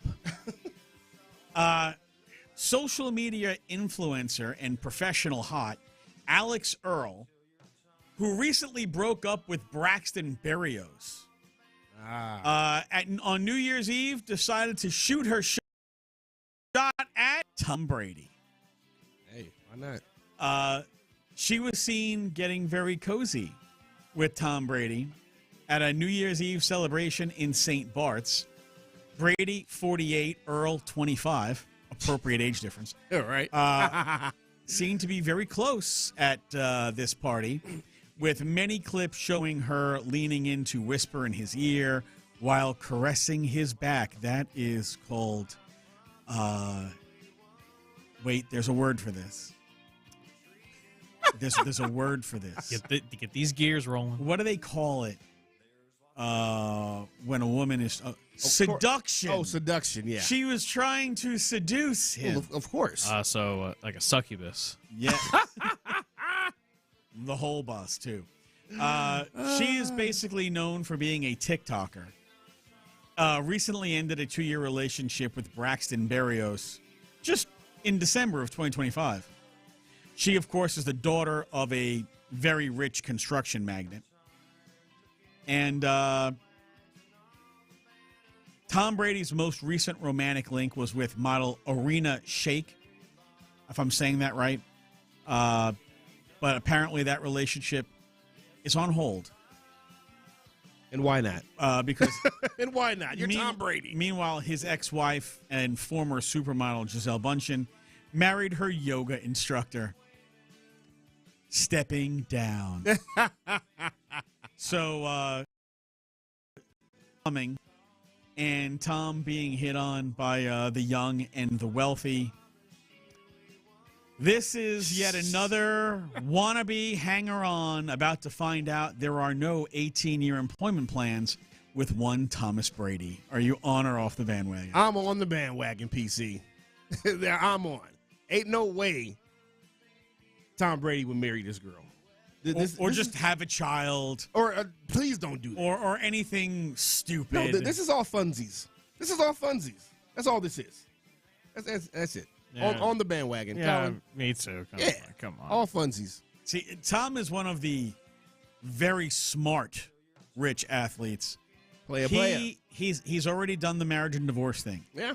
He's not doing another marriage. You may not like him. He is smart. He's not doing any more children. I don't blame him. He's not doing any more commingled funds. I don't blame him. Nope. He's going to be, basically like you, 7 o'clock, you, 7:30, bring a friend, and then never see those people again. I'm not mad at him. But he's also going to be smart enough to make sure that none of them give him any lifelong presents. Yeah. Wouldn't be surprised if he went on and had a vasectomy. I would not be shocked. That would be smart. Hey. That would be smart. See, athletes, be more like Tom Brady. Stop having kids with random internet hoes. Yeah. Just giving up your paychecks, man. And you will not have to give up paychecks for 18 years or have people break into your house and trash the place or try to have you killed. Just crazy. Kevin Sumlin is back in the H, and he will join us and tell us all about why next. The Texans clinched a playoff berth with their 20-16 win over the Chargers. That makes 3-3.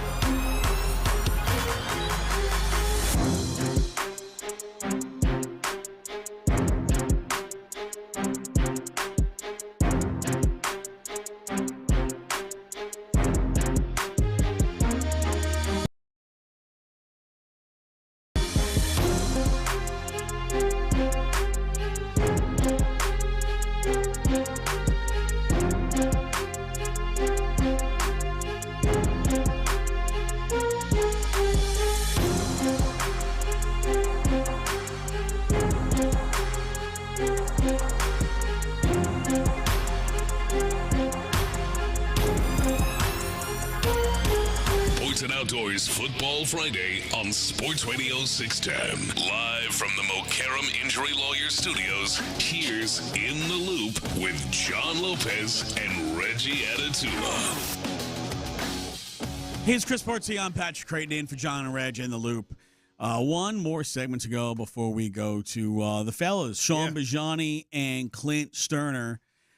Football Friday up at Twin Peaks on 290. So scenic views in football. They're having all the fun. Two things that absolutely go together at all times.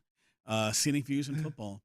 In fact, the great thing about it, they go so well together, but they also do very well standalone. Yeah. Like if there's football, you're happy. And if there's scenic views, oh yeah, also happy. When you have both, that's heaven. That's heaven. It is not ass. Yeah, that's the complete opposite of ass. Well, it probably includes. Okay. Not gonna go there. Okay. Wait. All right, Patrick. Wait a minute. Colin, can you step in here, please? The button. Is that one of those things right now? I noticed he didn't dump me on that because I didn't actually say the word. You didn't say anything. Luckily. Thank you for not doing that. I don't know why you guys always think that I've got something inappropriate to say. That's because you do. That's an interesting question. That's because you do. Oh, those are misrepresentations, fabrications, and outright lies. Allegedly. So we are of the mind as we are efforting with Coach Sumlin right now. We are of the mind that this is a absolute lead pipe lock. The Texans are going to win this week. Yeah. 99.99999% sure. And most people. We are kind of the same mindset when it comes to Bills-Jets. Like, the Bills are going to win. Nobody thinks that the Jets are actually going to beat the Buffalo Bills, even if Josh Allen doesn't play. I mean, the Bills would just completely have to not show up for that game. Like, literally don't take the field. Well, maybe not that much, but you know what I mean. Where are you with the Jaguars and Titans? Titans percentage chance to win this game greater than 0? It's greater than 0, but the Jaguars should win this game because the Jaguars can actually still win the number 1 seed and home field advantage. Now, they need the Broncos and Patriots to lose in order to do that, but they can still get it. So they got something to play for. Greater than 0, maybe less than 1? Yeah, half, 0.5, maybe. Chargers and Broncos, both teams need to win. Yeah. Well, the Chargers, they're almost locked in where they are. They're not locked in, but they can't win the division anymore. You know what I mean? The Broncos can still win the number 1 seed. Right, but they could fall. They could fall to 7. Yeah. At this point, and then they might end up actually playing the Broncos again. Who knows? I got the Broncos in this one. I got the Broncos in this game. I think the Broncos go ahead and win it just because they have a little more to play for, I would say, in terms of value. They can still get home field advantage. All right, joining us right now on the guest line, you might have known who this man is. Once upon a time, he was the head coach at the University of Houston. Once upon a time, he was the head coach at Texas A&M. And now, for the second time, he is the head coach of the Houston Gamblers. He is Coach Kevin Sumlin. Coach, Happy New Year. Thanks for taking some time with us today. How you doing? Good, man. Happy New Year, you guys. Thanks, Coach. Coach, it's your second go-round with the Gamblers, although, this time now is part of what is now known as the UFL. What brought you back full circle to come back as the head coach of the Gamblers? Are you still doing the dual role, or are you just the head coach this time? How did this all come together? I'd say it's a lot of a process right now. I'll tell you this, that the new ownership is completely different than where we began at the USFL. And Mike Rapoli and the ownership group are, I love their vision. I like where this is headed. The ability to play in your city and play in different and the local teams, I think becomes important to me. So from that standpoint, to get back to play our games in Houston, and I've got a lot of friends there, obviously, but and living around there for a long time, and to be at Shell, I think it's a great opportunity. Coach Chris Partee here. Staying on that path there, what does it mean to you personally to have the opportunity to come back to Houston, for you and your family to come back to Houston and work in this city again?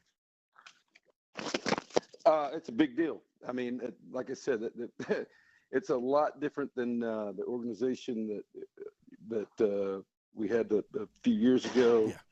Yeah. To play locally was a big deal to me. I've got a lot of friends there, and great food there. Anyway, but so I've spent a lot of time in that area. I think because of the way that the whole thing is set up, you're going to have an opportunity, whether it's guys that went to college around that area, or guys that went to high school there. And so I think it's an opportunity for the fans to, I know these guys, right? And a lot of great players in that region that we're going to help and develop them, and hey, give them one more shot. See if they can get to Sunday. Coach, have you met The Rock, and did he give you the people's eyebrow? No eyebrow. No eyebrow. I've met him a couple times before, but he was pretty calm, and he's part of the ownership, and I think people have a vision, and there's some football people involved. There's all kinds of the group. For local, for fans, it's going to be a great environment, but also the ability for exposure for these players, to be on national TV when we play on the weekends. I think it's a great deal. Coach, when you coached at UH, and that was 2 conferences ago. There was still Conference USA back then. You've coached in the SEC. You coached in the USFL. Now here you are in the new league, the UFL, the merger of the USFL and the XFL. Mm-hmm. How much is the same? How much is different in your job as a head coach from college to spring football? There's a lot of things that are different. Number one, these guys have been through college. Some of them are in between. They're on NFL rosters. We'll try to sign the best talent that we can coming up. And if you look at these teams last year, the guys who are signing contracts in the NFL, some guys are signing contracts and on rosters and playing. It's an opportunity for them. And, you learn from everything else, but these guys are a little bit older. They want to play, and, it's probably a little bit easier in practice because they're older. They want to play, they want to get developed, and they want to get better. And so because of that, football's done a lot for me. And I just think our staff and the people that we have will have the opportunity to keep developing people and give these guys another chance to play football and see where they go. Coach, how does that change your approach in terms of coaching, the student athlete as opposed to now these are adult, fully grown men for the most part, and they're professionals now. Like, how does that change you and your staff's approach to coaching them, coaching these guys up?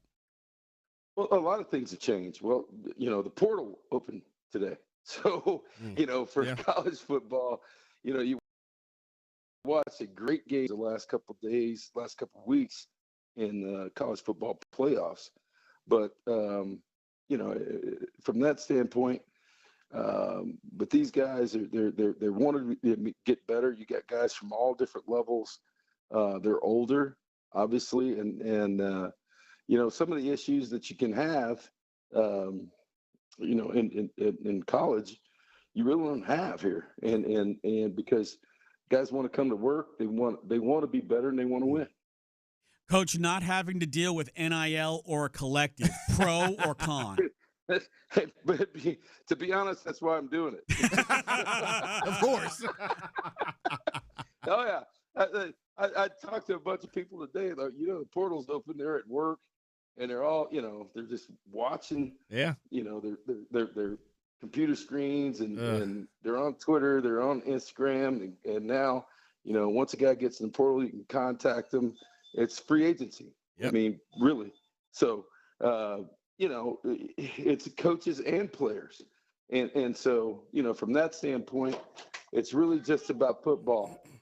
And, and from that standpoint, what I have to do is do my due diligence with these guys, get the best roster we can have for the city of Houston to be proud of. Coach, I got one more question for you here. So I want to go on the field a little bit. What can fans expect to see on the field without giving it too much, obviously? Well, style of play. Obviously, we're not going to be a 2 yards in a cloud of dust, So I've never been that guy. Yeah. It's hard to change at this point, but obviously to give some guys a chance and to play a little different style of football, we got to have some bigger sets. We got to be able to run it. But I don't think there's any doubt that we're going to sling it around a little bit. Yeah. And coming up here pretty soon, the first thing we got to do is get a quarterback. And after that, we got to be able to stop some people. So I think in the course of the next couple of weeks, what you're going to find is, we're going to, the league's going to let everybody know, our fans know, what the process is for the players, the process is for the drafts, and then next, the release of the schedule, which is a big deal. So, there's a lot going on in a compact time, and so that information will be pushed out. But from a style of play standpoint, I think it's pretty obvious. Yeah. Where I've been, what I've done. It's going to be hard to change that. I got you. He's Kevin Sumlin, the new head coach, once again, of the Houston Gamblers. They'll be playing this year at Shell Energy Stadium, the home of the Houston Dynamo and the Houston Dash.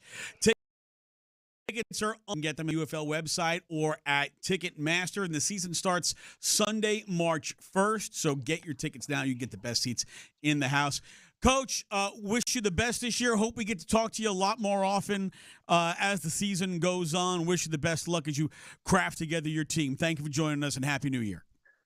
No, I appreciate you guys, and you guys know me. I mean, you can call me. We'll talk more, right, as the season goes on. But, I can't wait to get back involved in this thing and start practice, and then, get in Shell and play locally. And so for me and for us, for family and everybody else, it's a great situation. And with the players that we're going to get, we're going to put a great product on the field. Coach, appreciate your time. Thank you very much. Thanks, Coach. Head coach Kevin Sumlin, he's the coach of the Houston Gamblers, the UFL team. So formerly the Roughnecks, they have rebranded as the Gamblers. They are playing right here. They will be playing at Shell Energy Stadium, home of the Dynamo and the Dash this year, 10-week season, and then hopefully some postseason. Kind of a new start. Some exciting things going on. Lots of exciting things going on, including right now at Twin Peaks on Northwest Freeway on 290, where our guys Sean Bijani and Clint Stoerner are going to be taking the reins till 6 o'clock. What's going on, fellas? What's up, guys? Fellas, what's going on, man? Hey, look, I tried to get Colin to open up the damn phone line and let me talk to some. Man, man, that dirty, rotten, filthy, stinking producer. Hey, I'm over here going, Colin, you hear me? Colin, open up that line, man. Let me talk to Sumlin, man. Hey, but look, here's the deal, man.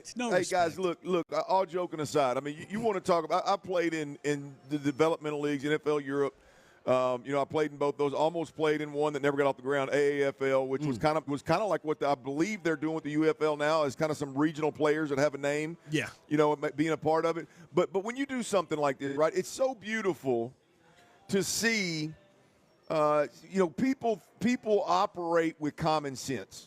Right? I mean, all the way from the Roughnecks were great. The Roughnecks were great. Well, if you're going to change the Roughnecks, there ain't but one direction to go, and it's the Gamblers, right? I mean, it makes sense, right? And then when you look at the coach, it's a guy that's got local ties at U of H and A&M, a guy that knows the region, a guy that knows a bunch of former players, all the coaches who have some good connections in there, and not only that, but he's got a background in the air raid where it's going to be an exciting brand of football to watch.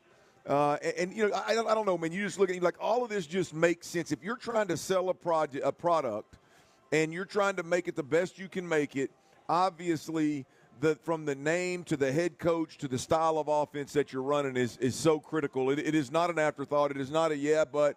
It is not a, well, if you win games, they'll come. No, you need to plan on the front end to be exciting, and I think they've done that here in Houston. There's I would imagine, guys, right, they will be able to piggyback off of some of the Roughnecks here, recently. Where are the Gamblers playing?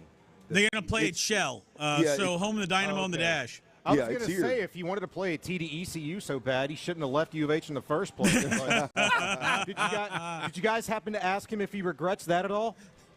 This was a friendly interview. We did not do that. Well, it's an honest question. It is. Yeah, Friends are honest. I know a lot's changed since then, man. Hey, but do you regret leaving U of H? I mean, I know you probably made – I know in the last – I don't know, what's it been, 15 years? I know in the last 15 years you probably made – 20 times in the millions what you could have here. But, hey, but do you regret it? My heart says yes, but my wallet says no. Exactly. I bet somebody's got a few regrets. Leaving U of H ain't one of them. My question would have basically been like, sup, dog. See, that's probably a good thing I didn't get Clint up, because then Sean would probably bombard it. Yeah, exactly. Bijani gonna interview bomb on Clint there. Hey, somebody can go. He can go with the flow, baby. That's he didn't want to get off the phone. He said, "Hey, he didn't know. You guys know me. I'll come on anytime, man. There's no doubt that is going to be a lot of fun, man. I like Coach Sumlin. I wish him the best, man. I know, look, when you coach at a place like A&M and you don't win all the time, and it's not always, peachy creamy here. It's every now and then there's some rough spots, and so I know everybody isn't the biggest fan, but I love him. I think he's a great dude. I think he's a great coach, and it's a good thing good idea to have him back here. Yeah, that was a rough spot. You saying he can go with the flow? I used to tell him he could go somewhere. That's what they're hearing today. That's where Bijani's in a mood today. That's where there's a lava flow. Bijani is in a mood today. By the way, it's peachy keen. It's peachy keen, right? Not peachy and cream. I don't know. I think it is peachy keen. Well, listen, you're in the land of scenic views. I understand. Yeah, ain't that the damn truth? Hello. Yeah, man. That's y'all that's over gonna there be a lot of fun. Yeah, I enjoyed listening to you guys coming in. Patrick, you do a hell of a job, man. I enjoy the listen. Good flow. Good. I mean, even from a guy that, I hate to call myself a professional, but a guy that's been in the business for a few years. And I listen not just for content, obviously some of the other stuff, man. You do a hell of a job in getting in and out and setting stuff up. And man, it was a good listen, man. Good listen coming in. Calm down, man. I appreciate you, Colin. Please cut that and send it to Parker, please. You got it. And this is Crosstalk, brought to you by D&M Leasing. You're listening to KILT AM, KILT FM HD2 Houston and Odyssey Sports Station. Sean Bijani and Clint Stoerner are live at Twin Peaks on the 290, and the drive is live. Yeah, we are. We're live. Like you said, you heard the big. Well, you heard the big voice man several times, but you just heard the big man. Yeah. The big man, Patrick Creighton. We're up at Twin Peaks off 290. It is a football Friday. Big shout out to Academy Sports and Outdoors for making this happen all year long, as well as our Houston area Ford dealers, in particular Tomball Ford. I believe we've got a Tomball Ford giveaway today. It is a free oil change up at Tomball Ford. Do we have two of them? I think I pushed last week. Used it. Apparently the Tomball Ford oil change is big time. I've been up to the dealership while you're waiting on that oil to get changed. If you so choose to get out of your rig, I'm telling you, man, they got a big lounge upstairs. They got game rooms. They got a massage chairs. They got all kind of stuff going on up there. Overall, big shout out to our Houston Ford dealers and our Academy Sports and Outdoors all around the city of Houston for making this happen. As I say that, we've also, if you show up today, come on by, man. I know there's a lot of people that are off today. Get out of the house. We got plenty of action here at Twin Peaks, as Patrick Creighton mentioned multiple times, the scenic views. I believe we got a third quarter game right here, Rice 7, Texas State 17, little in-state matchup here in the Lockheed Martin Armed Forces Bowl. Got third quarter just cranking up, but we've got 4 Academy Sports and Outdoors gift cards. We've got Area 45. Speaking of, we got Sean Bijani in the house. Let's go. The Area 45 glass, commemorative glass that we have here. That oil change will give away. Do we have tickets today, boys? Do we have tickets? Do we have tickets? We'll let you know if I got the Texans Colts tickets or not. We'll let you know that here. I'm going to get me a glass. Here, yeah, get you a glass. Your face is on it, man. I'll let you know that here. We got a big show lined up for you today. As you know, we got Texans Colts noon on Sunday. We got the injury reports are big news. Right now with the Texans approaching this game as a all hands on deck, got to win situation. Still an outside shot that you can win Colts. For the Texans, assuming you beat the Colts and the Titans beat the Jaguars, that's the big one there. They play at the same time this week, so again, you will not know whether you have a legit chance to win the division or not. So D'Amico Ryans is handling this thing all hands on deck. What will the roster look like? Who will be active? Who will be inactive? Who's hurt? Who's not? We will keep you posted on that. Sunday night football is a big one for all of us here in Houston as well. The Pittsburgh Steelers and the Baltimore Ravens. More than likely, Sean, hell, it may be locked in stone, but I know at least more than likely that will be where the Texans head in the first round of the playoffs, assuming they get the 5 seed, assuming that obviously not assuming, one of those teams has to win that division. It's all on the line Sunday night, Pittsburgh, Baltimore. Whichever one wins is where right now it looks like the Texans will go. So there's a little bit of an update there with their quarterback, Lamar Jackson, as well. We'll have that for you. But we got to start, boys. We have got to start with the madness in college football. We do have tickets. We do have tickets. We got tickets. Yes. Anytime we're giving away tickets, boys, they typically come storming in. We got Texans Colts tickets that we will be raffling off. If you're in the building, get you a raffle ticket, put it in the box right there. In the 5 o'clock hour, now you got to stick around and drink a lot of beer, but in the 5 o'clock hour, we'll be giving away those tickets. But throughout the show today, we will be giving away the gift cards along with the oil change. So come on through, grab you a cold beer right now. They are, 29 degrees, 30.5 degrees. I can attest. I don't know, already had them? I did. You had a little one. You rat, you. I got to work today. You and Tyler Milner on those little beers, man. I tell you what. Coming from a guy, by the way, I'm going dry January. Dry January for this guy right here. Are you? Prove to myself that I can do it. I'm going dry January. Why would you do that to yourself? Well, because I want to. Because it's a little bit of a challenge, and I want to see if I still got it in the bag. I'm going to wait until college football season's over. Come on. No, I don't want to wait till it's easy, Sean. Anything is when something's easy, baby. You got to. Come on. Hey, man, it's when adversity strikes is when your true color, your true character shows. And this is adversity of a lot of football, a lot of action, Twin Peaks, cold beers flowing everywhere. Can I resist it? I held off from my wife last night in the drinking category. I did not drink any wine. She had a little wine with our New Year's dinner, and I held off. So I'm one day in the books here. But there was madness on the college football landscape, and I'm going to tell you, man, I know there's a lot of complaints about the college football playoffs right now. I know there is. The two teams that got in that nobody wanted to see play early on in Tulane and James Madison. Totally get it. The seeding of Ole Miss, even though they lost their coach, they were seeded number 6. They got a little bit of a boost from a seeding perspective. I mean, the mess and the drama that is the transfer portal and coaches leaving, the timing of all that, I get it, man. But right now, what we're watching and what we watched this weekend, or not this weekend, but what we watched over New Year's Eve and New Year's Day was absolutely priceless. It was absolutely beautifully better. New Year's Eve, the Miami Hurricanes stunned the Ohio State Buckeyes 24-14. On New Year's Day, Oregon shut out Texas Tech 23-0. I hated to see it. I wanted to see Tech, one of our in-state schools here. I wanted to see them play better and win that game. But you should have told them they had a football game that day. Yeah, it was a game that left, to be honest with you, it was 23-0. Oregon beat them, but it was a game that left a lot to be desired. Indiana absolutely skull-drug Bama start to finish 38-3.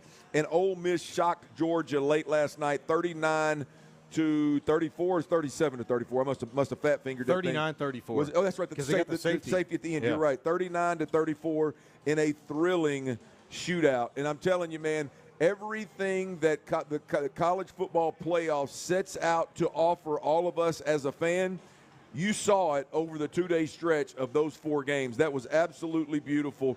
And I'm going to tell you what the most beautiful thing is, where we landed the Final Four in college football, the semifinals in college football, where we landed is Miami, who hasn't won a national title since 2001. So are they back or are they not? Appears to be back, right? Oregon never won a national title. Indiana never won a national title. And Ole Miss has never won a national title. So the odds of you getting a first-time Natty winner are extremely high. Mm-hmm.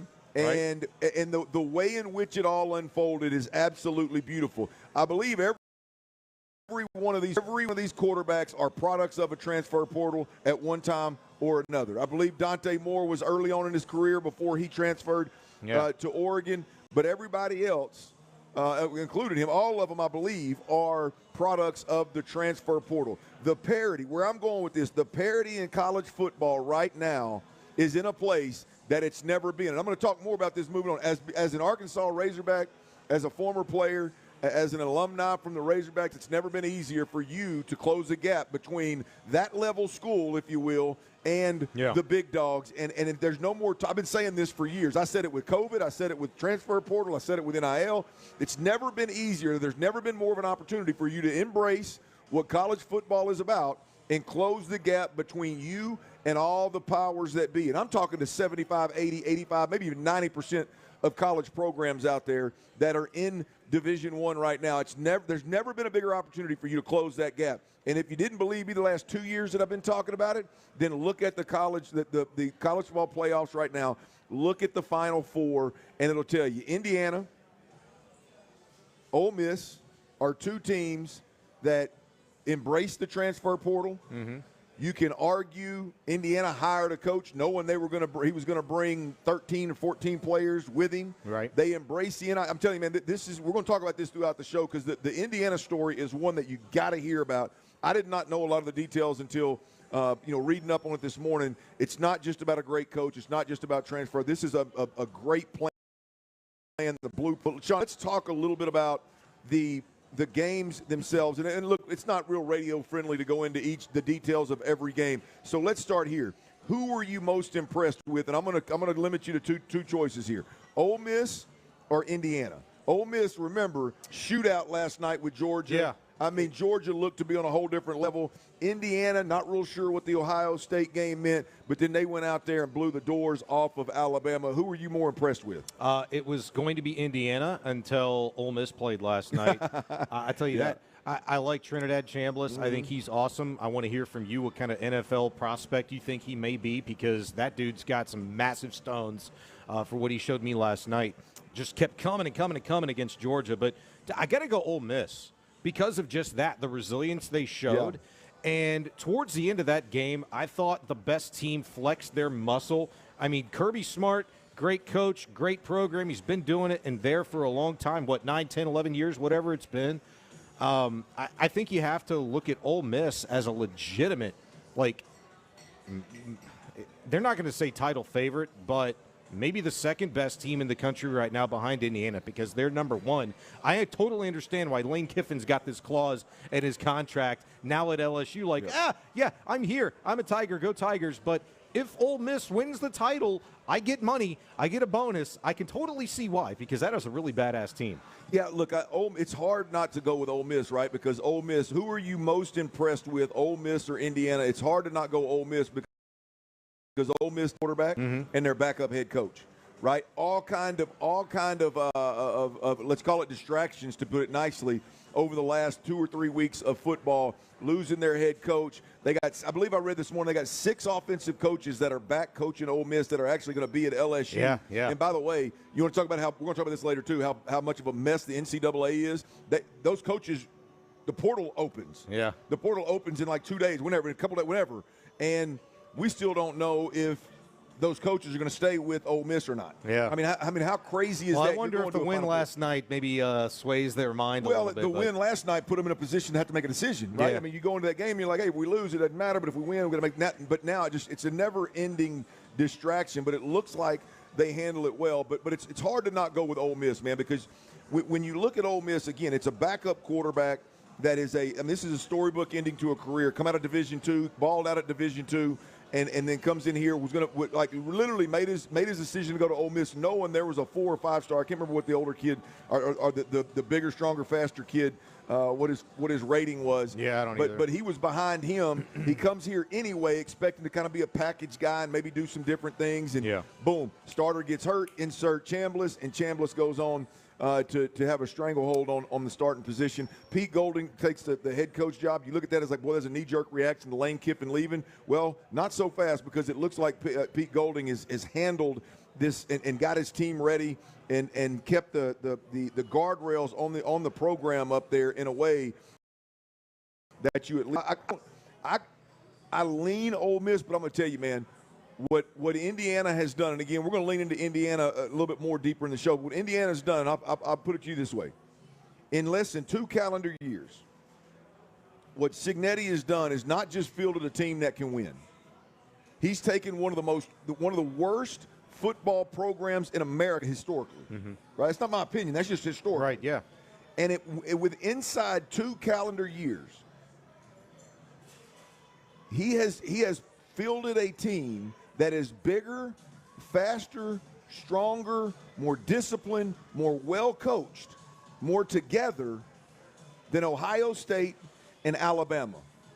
Strong. I mean, that saw is that last night. This is not just winning football, y'all. The fact that this cat has done this in such a quick way. And again, it's not just about him. It's about the entire organization. And it is extremely fascinating. Okay, who are you most impressed with? I'm with you. I'm going to go Ole Miss. I was really impressed with both. That's why I asked the question. In 2 weeks, that's legitimately going to be a question between those two teams, in my opinion. We're on a crash course to see Ole Miss, Indiana, in the national title game. Yeah, I mean, that's what we're looking at. Well, it damn sure could happen because they're in the Final Four. On the other hand, who were you more disappointed in, Ohio State or Alabama? Let me remind you, Ohio State, they got stunned by Miami 24-14, and Alabama got absolutely skull-drugged by Indiana, who led the team in college football, not just in the playoffs, but in college football, 38-3. Who were you more disappointed in? I mean, Alabama didn't even show up, man. Look, that's what a great program and a great coach can make teams look like. But come on, man, Alabama, the hell that Kalen DeBoer's taken this season, like literally from out the chute. You know, the first 3 weeks of the season, it's been ridiculous. They had a good, solid year. And it's a really good football team still, man. But it's not one of the 5 best. And I think that showed through yesterday in this game. Like, by the way, you might appreciate this. I don't know if you know. Do you ever Google yourself or, just stat check yourself every once in a while? Do you know the last time that Alabama got their teeth kicked in this bad? I do. You did it to him. It was your boy. Yeah. You did it to him. Yeah, man. That's incredible. 42-6 was it. And I always thought, I didn't realize that was – I always referred to it as the worst ass whooping they've had in the SEC. I didn't realize it was overall. So that's a long time ago. Not saying that. What is that? It's 98, man. 98, yeah. 1998. 3 touchdowns. Hell of a game by you. But look, for Alabama to not put up a fight, man, they look defeated, in my opinion, before half. And I understand that's what really good teams can make others look like. But you're Alabama, and you've got to look like you won it. And to me, they just did not. I thought they looked undisciplined, and maybe that's the way that they've looked a lot of times this season. I don't watch a ton of them, but I was really disappointed in them. Well, look, I'm going to – I agree with you. I was disappointed. Again, it's why I asked the question. But I think they ran up against the absolute best team in college football. And so I put a little bit of stock in that. I'm going to go to the other side. I think Ohio State, when you bump up against Miami, a lot of people didn't believe Miami should even be in. Right? And I don't know why. Then you watch Miami and A&M last week not being able to move the football. And look, tip the cap to A&M's defense and A&M's environment that you got to play in down there. But in this particular game, to me, the story was not Miami played up to Ohio State. I thought Ohio State played down. Not down is not the right way, but I felt like the expectations with Ryan Day, the expectations with a Heisman finalist quarterback, the expectations with, I believe, 4 players in the top 10 in all of college football in Heisman Trophy voting, the expectation is for that team to show up and put their best product out there. Yeah. And I just don't believe that Ohio State did that, losing 24-14. And to be honest with you, offensively, with the exception of a couple of big plays, I didn't think offensively they ever really got rolled. Obviously, they didn't. They lost to Miami. But I just thought it left a lot to be desired for a program that is super stable and still has all of its pieces. I think with Alabama, look, with Saban leaving, we're still – I think you got to look at year 3 with the new coach and the new staff because year 1 and year 2, you're playing with Saban's guys. Saban developed those guys. Sure. Saban brought those guys in. Ty Simpson is the Saban guy. You know what I mean? When you don't have that guy anymore, there's going to be a little bit of a drop-off. It doesn't mean it's the new guy's fault. Right. Well, it goes back to the Lane Kiffin. I was telling somebody the story about watching that Lane Kiffin Untold or Lane Kiffin E60 or whatever it was the other day. When Lane Kiffin took over for Pete Carroll and got it popped with that Reggie Bush. Lost 30 scholarships, and he went on them first 2 years he was there. He won a bunch of games, and everybody thought he should do that. Well, the third year is when you sit in, when your problems become your problem. Right? He dealt with Pete Carroll's people. Yeah, that's right. They were all developed. They were mature. They were together. Well, all of a sudden, year 3, 30 scholarships you're missing, and you being the guy was a different story, and he got canned. Look, I'm not saying it's going to happen at Alabama, but that is year 3 is going to be the one that's more telling of what Alabama looks like post-Saban than necessarily what we've seen the previous 2 years. All right, the Texans, they can still win the division, y'all, with a little bit of help from the Titans, but they got to do their part first. What's the injury report look like as of today? I'm telling you, it's looking better. We'll break that down next right here on Sports Radio 610. The Texans close down the regular season in a rematch with the Colts on Sunday. The playoffs are a guarantee, but a win this week could mean a third straight AFC South title here in H-Town. Hear the game here with pregame coverage starting at 9. Kickoffs at noon with Mark Vandermeer, Andre Ware, and John Harris on the call. Then Texans postgame gets going as soon as the clock hits zeros. Right here on your home for the Texans. 10. What's up, everybody? Nick Costos here to help you beat the books with Westwood One Sports. In pro basketball tonight, San Antonio, a 5.5-point road favorite against Indiana. And the betting market moving towards Indiana because San Antonio star center is out for tonight's game. Personally, it doesn't really bother me that much. San Antonio's guards are awesome. San Antonio way better than Indiana. I will lay it with San Antonio. Bet smarter and beat the books. Download the BetMGM app today. Need parts fast? Need them now? O'Reilly is fast. Just one part that makes O'Reilly Auto Parts stand apart. Get one free set of brake pads when you buy 2 Brake Best Select rotors. Upgrade to Brake Best Select pads for just $10 more. Or upgrade to Brake Best Select Pro or import direct pads for just $20 more. Restrictions apply. See store for details. O'Reilly Auto Parts. Bavona Law is responsible for the content of this ad. Hey folks, I'm Drew Bavona, Houston injury attorney and the voice for kids. As a Navy veteran and foster parent, I place service to my community first and have always felt that our kids needed a greater voice for justice. Did you know that injured kids have similar rights to injury claims as grown-ups do? I know it, and fighting for kids when they need me is my mission. When Bavona Law finds that a community park, daycare, or activity center, to name a few, failed to keep your child safe, we will hold them accountable, give our clients attention, and seek compensation for it won't cost a dime unless I win your case. Talk to me. It's free. Call 800-880-5757. That's 800-880-5757. Se habla español.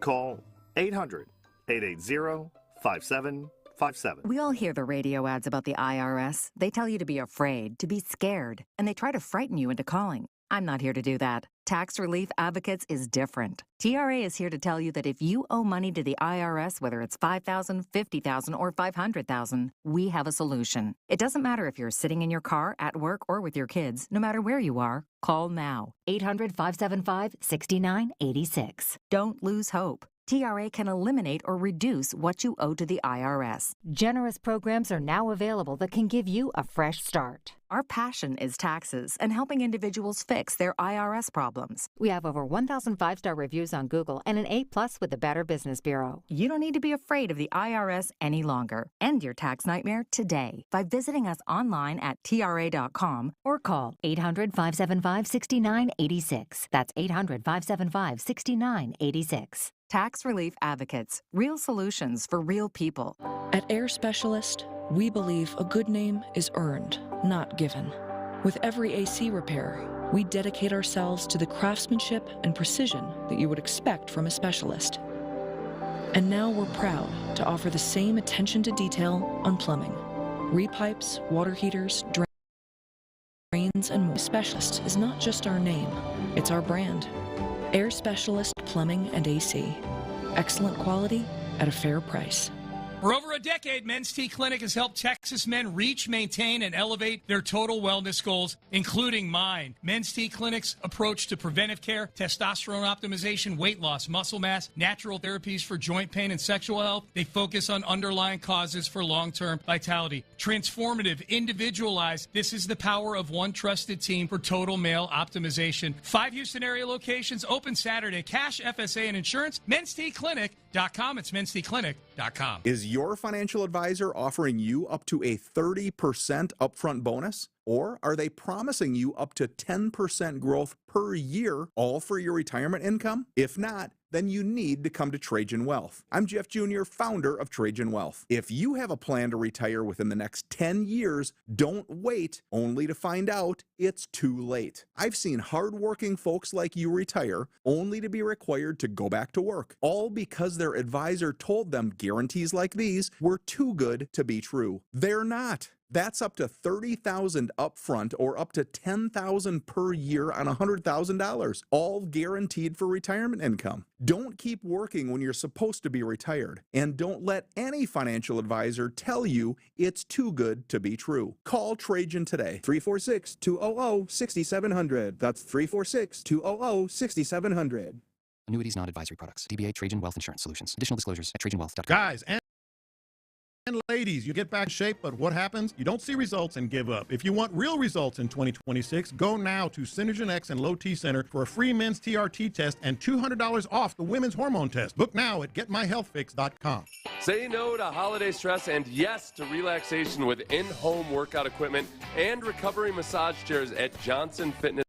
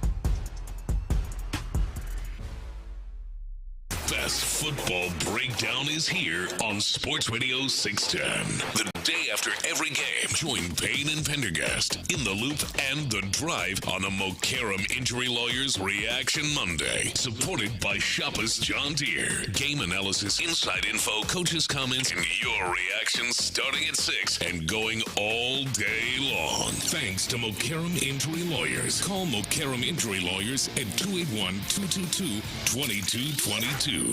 It's an Academy Sports and Outdoors Football Friday on Sports Radio 610. Live from Twin Peaks off 290, here's The Drive with Stoerner and Hughley.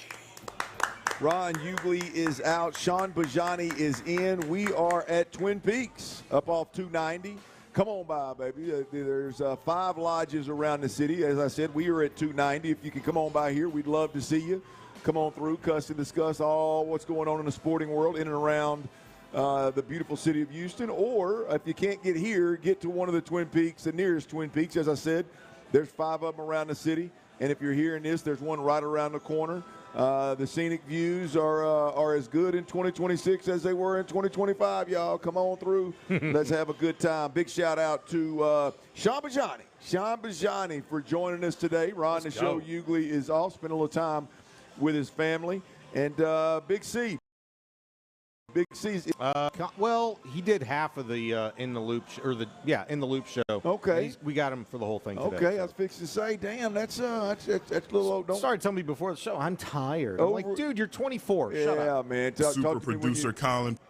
Talk to me when you're knocking on 50, Chief. That was indie trolling, Colin, by the way. All right, y'all. That's the Texans can still win the division, y'all, but they need a little bit of help from the Titans. And so here's the deal: the Texans and the Colts, they kick off at the same time as the Titans and the Jaguars do this Sunday. It's a noon kickoff.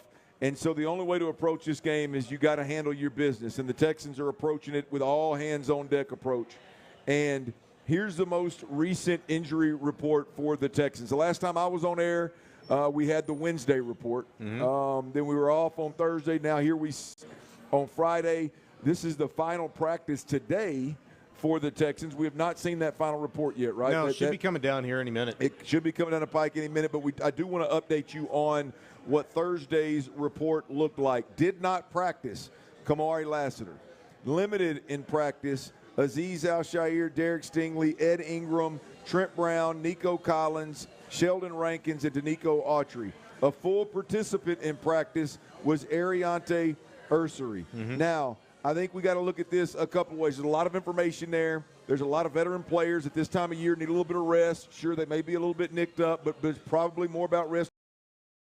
Nico Collins wrong. It's just rest. But you look at some of the other guys, maybe a little banged up and just need another day of rest. They're veterans, so they trust them and played a lot of football in this system, and so they trust those guys, right? But I think the best way to look at this, Sean, is the O-line and the corners.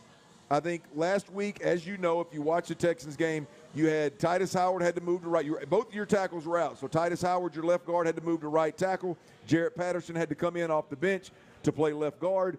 And Blake Fisher, your 6th tight end and your jumbo packages, had to play that left tackle position. So I think all eyes are on what's going on with Ariante Ursary and what's going on with Trent Brown. Good news is Ariante Ursary traveled last week with the team, so he was obviously close. Right. And here we sit on at least looking at yesterday's injury report. Ariante Ursary did practice and was a full participant. Trent Brown was a limited participant. Looks like one of those guys may be all the way back in the fold, and Trent Brown is well on his way. We'll see what today's report says. But those two guys, along with, can't forget this because it's a big one, arguably the best offensive lineman the Texans have had all year from an advanced statistics standpoint anyway.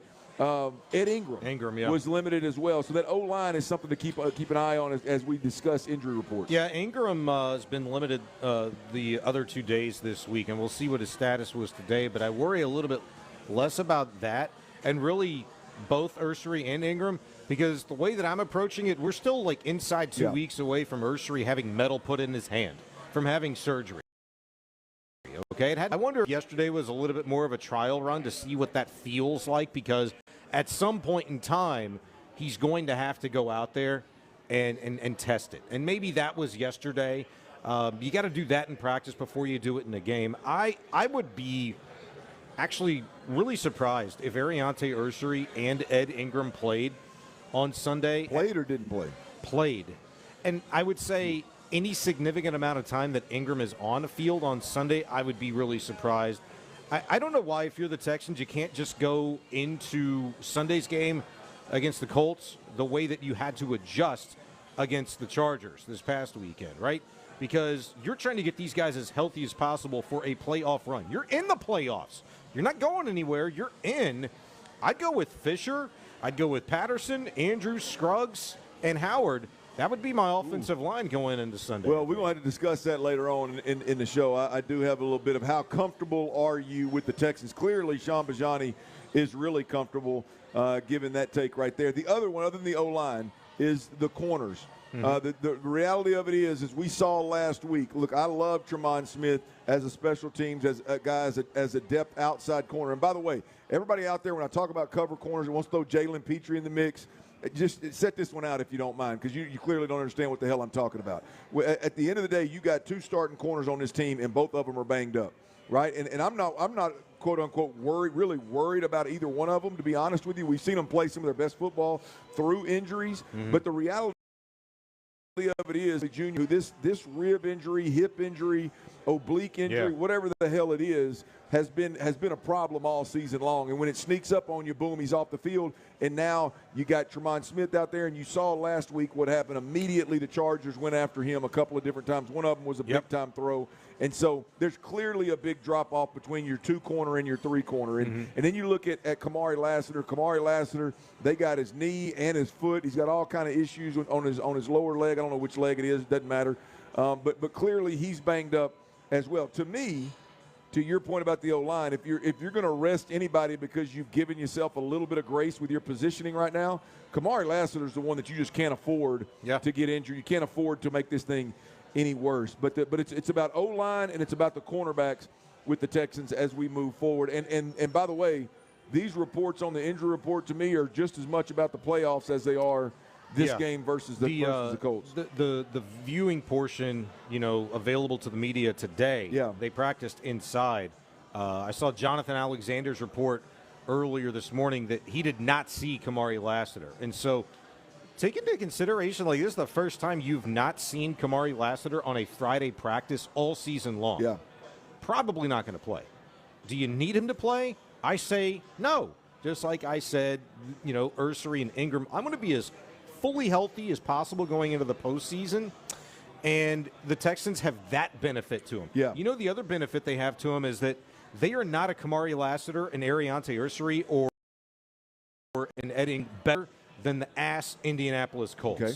Yeah. Who, by the way, are going to be without Sauce Gardner and their tight end this weekend as well. Well, I was just fixing to go there from a Colts injury report perspective. I know there were some reports earlier in the week that potentially Sauce Gardner could play this week versus the Texans. I don't know why they would even entertain it. It's already bad enough given that he got injured immediately when he stepped on the field the first time. This is one of those get him healthy and hope next year that trade actually makes sense for you. So no surprise there, but no Sauce Gardner this week. I'm Clint Stoerner alongside Sean Bijani. We are out at Twin Peaks off 290. Come on through and hang out. There's plenty of room to be here. 27.3 degrees. It was 30 degrees when I looked over there last time. 27.3. So it is cold, folks. Come on through and enjoy it. We got a little Lockheed Martin Armed Forces Bowl going as well. Texas State is thumping Rice with 3 minutes to go in the third quarter here, but two Texas schools going at it right there. The Astros, they add a starting pitcher on New Year's Eve. Where does he fit in the rotation? How big of an ad was this? We'll tell you that, who it was, and we'll discuss next right here on Sports Radio 610. The Drive is live and kicking off the new year on a Football Friday. Join Clint and Ron at Twin Peaks off 290 this afternoon from 2 to 6. Stop by, complete your special edition Sports Radio 610 pint glass collection, enter for your chance to win tickets and memorabilia, and get ready for this weekend's regular season finale with us. And the Cowboys Cowboys Football Friday, supported by Tom Ball Ford. We'll see you there. Houston's sports leader, Sports Radio 6.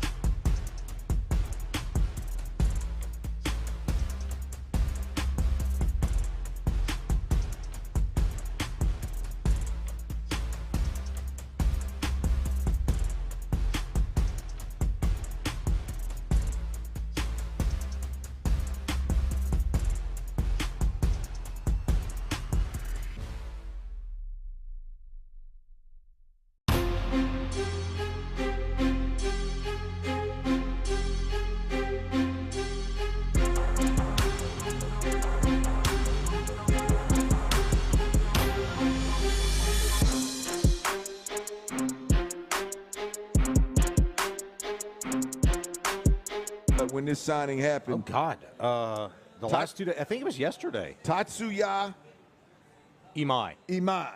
Tatsuya Imai. 3-year, $54 million deal, up to $63 million deal with an opt-out after every year.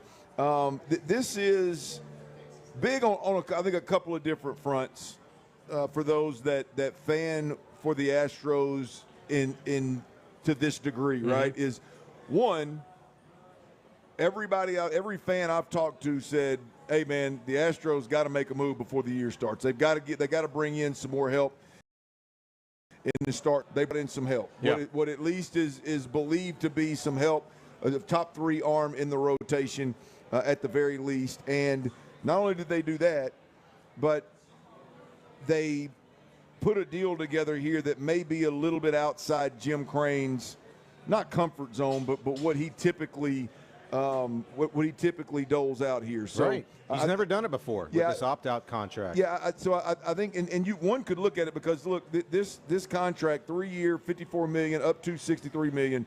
I mean, this guy was a prospect that was projected by The Athletic to receive like an 8-year, $190 million contract, and somehow he lands with the Astros on a 3-year, up to $63 million deal. So, I mean, this is.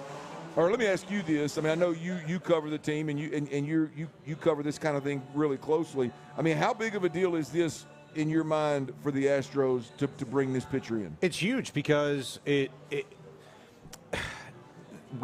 presents more questions in the sense that, okay, what were you going to do with Jake Myers this offseason? Maybe trade him for pitching. What were you thinking about doing with Isaac Paredes this offseason? Maybe trade him for pitching and some, prospects, maybe even Christian Walker. So, maybe it quells that in terms of what the Astros are thinking, or at least at the very least asking in return for any one of those 3, whether it be Myers, Paredes, or Walker, or whoever they had in mind as guys that maybe they would consider dealing. But in terms of building a rotation, it gives them a 1-2-3 and slot them however you want. Christian Javier and Tatsuya Imai.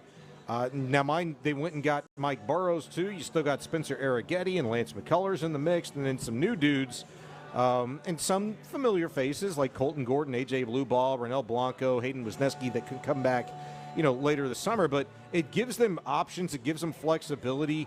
And I think it should give the fans confidence because a lot of things happened here. One, the Astros have never dipped their toe into this market before, right? Now, they've done the whole reclamation project, right? Remember 2 regular seasons ago, they went out and got the fellow from the Toronto Blue Jays who ended up going to the damn Dodgers because everybody goes to the Dodgers. God bless. Why am I forgetting his name? Kikuchi? Kikuchi. You say. How did you forget Kikuchi? Yeah, I don't know why I forgot that. I'll be honest with me. You could have given me a description of any other player that stopped in for 1 year and then went to the Dodgers, and I did not have it. Kikuchi. Because you like his last name. Forget. Who doesn't love his last name? That went without being said. But, yeah, go ahead. But they've never done this in the free agent market, right? They've never dipped their toe here. And, oh, by the way, the deal that Imai gets from the Astros is, I think, top 3 in terms of Japanese pitchers AAV that Major League Baseball teams have ever signed any of those guys to.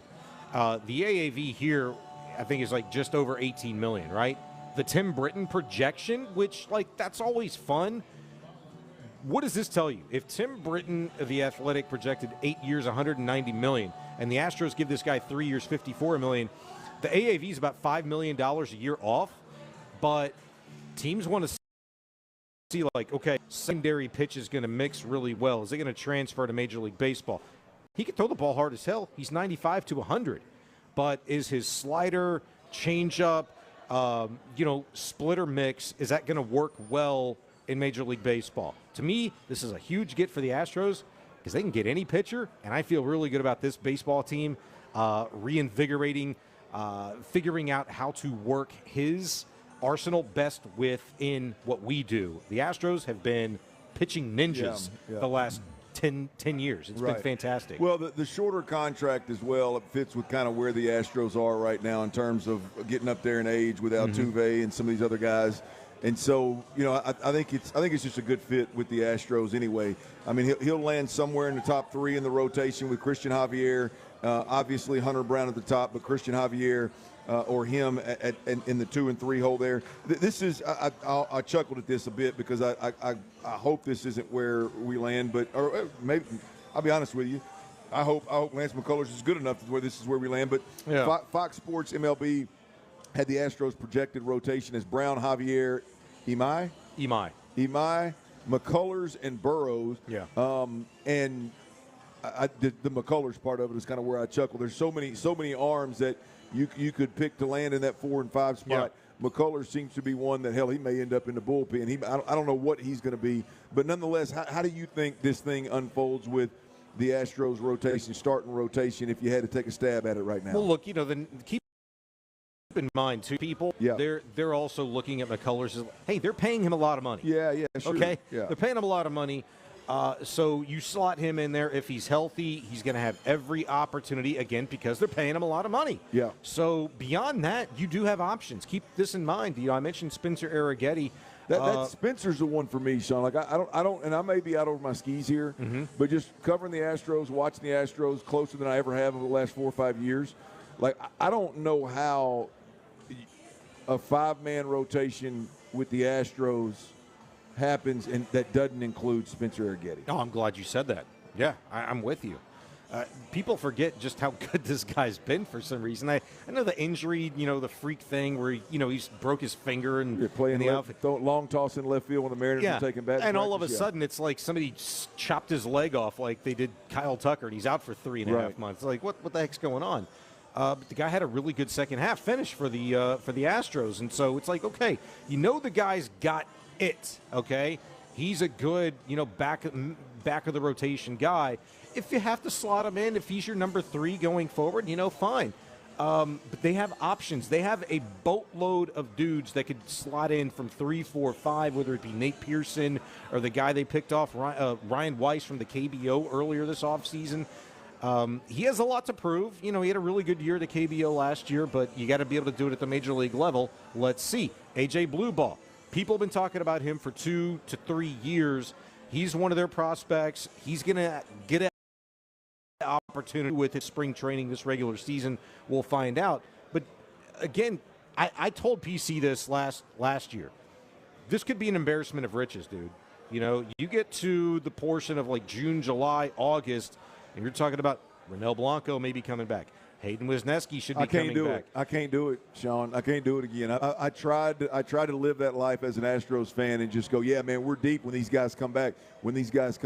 They bring them all back early and their elbows blow up again. Like I can't bank on that. Don't hold your breath to the degree that you've had to the last couple of years. I'm just saying, what this move does, it gives you a little bit of flexibility to not hold it as deep. Okay. Sure. You meant one part of the Astros signing this starting pitcher, top 3 in the rotation, is you mentioned obviously that opens the door to potentially still see Isaac Paredes and potentially Jake Myers a little bit safer, at least, to be in the lineup this year versus being moved to bring in an arm. How does this lineup strike you right here? Pena leading things off, Altuve in the 2-hole, Correa in the 3-hole, Yordan Alvarez in the 4-hole. Hey, shake those up. However the hell you, I take it back. Paredes in the 5-hole. So shake those 5 up however you want. Personally, I would put Paredes in the 2-hole behind Pena and move Altuve down. But that's where I'm at. Yainer Diaz, Cole, Myers, and Cam Smith in that lineup. The lineup point is not getting in a deep conversation about the lineup. The point is that lineup looks like it's coming together and could be pretty salty if you don't have to move. So because I know there's a couple of guys that I didn't even mention in there that to the mix there. Where you got Walker in there, right? Yeah. Christian Walker. Christian Walker's not even in there. That's Paredes is playing first base. You know why? Because Skywalker. Thank you. You have him traded. That's why. In your subconscious, you have the Astros trading Christian Walker, which is what I would love for them to be able to do. And I think it's a possibility. It's just how much money you're going to be willing to eat. You got Paredes in there. Is Paredes going to be playing first base? Yeah, that's what this. And this is just a particular lineup that I saw. That I grabbed. Walker may be in there, may not. My overall point is. I like the way you took it and ran with the trade right there, and I'd be fine with that too. But pushing the hell out of that one. The overall point is if you can keep, Paredes in particular, but definitely Jake Myers as well. If you can keep those guys in that lineup, and Jay can continue to do what he was doing last year, right? Then I mean, this lineup could be pretty damn salty with that starting lineup. We'll see. It could. I mean, we got a long way to go before we get to a point where these conversations have any level of substance. But the Astros do sign an arm that'll be at the top of the rotation somewhere in and around Hunter Brown. So that's good news on the Astros front. All right, the blueprint that Indiana and really Texas Tech to a certain degree have laid out there, it's put enormous pressure on ADs and head coaches around the country, in my opinion. Right? The blueprint is there. What's your next move? I'll explain next right here on Sports Radio 610.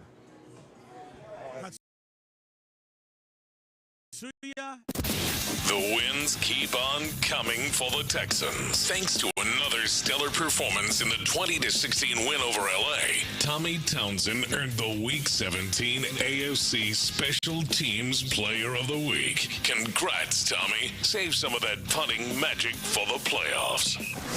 Insider access, exclusive content. Sports Radio 610. The Texans play here. This is a Texans timeout. Here's Mark Vandermeer. It's been a long, tough road for the Houston Texans to come back from 0-3 and 3-5 to win their 11th game last week with one game to go in the regular season.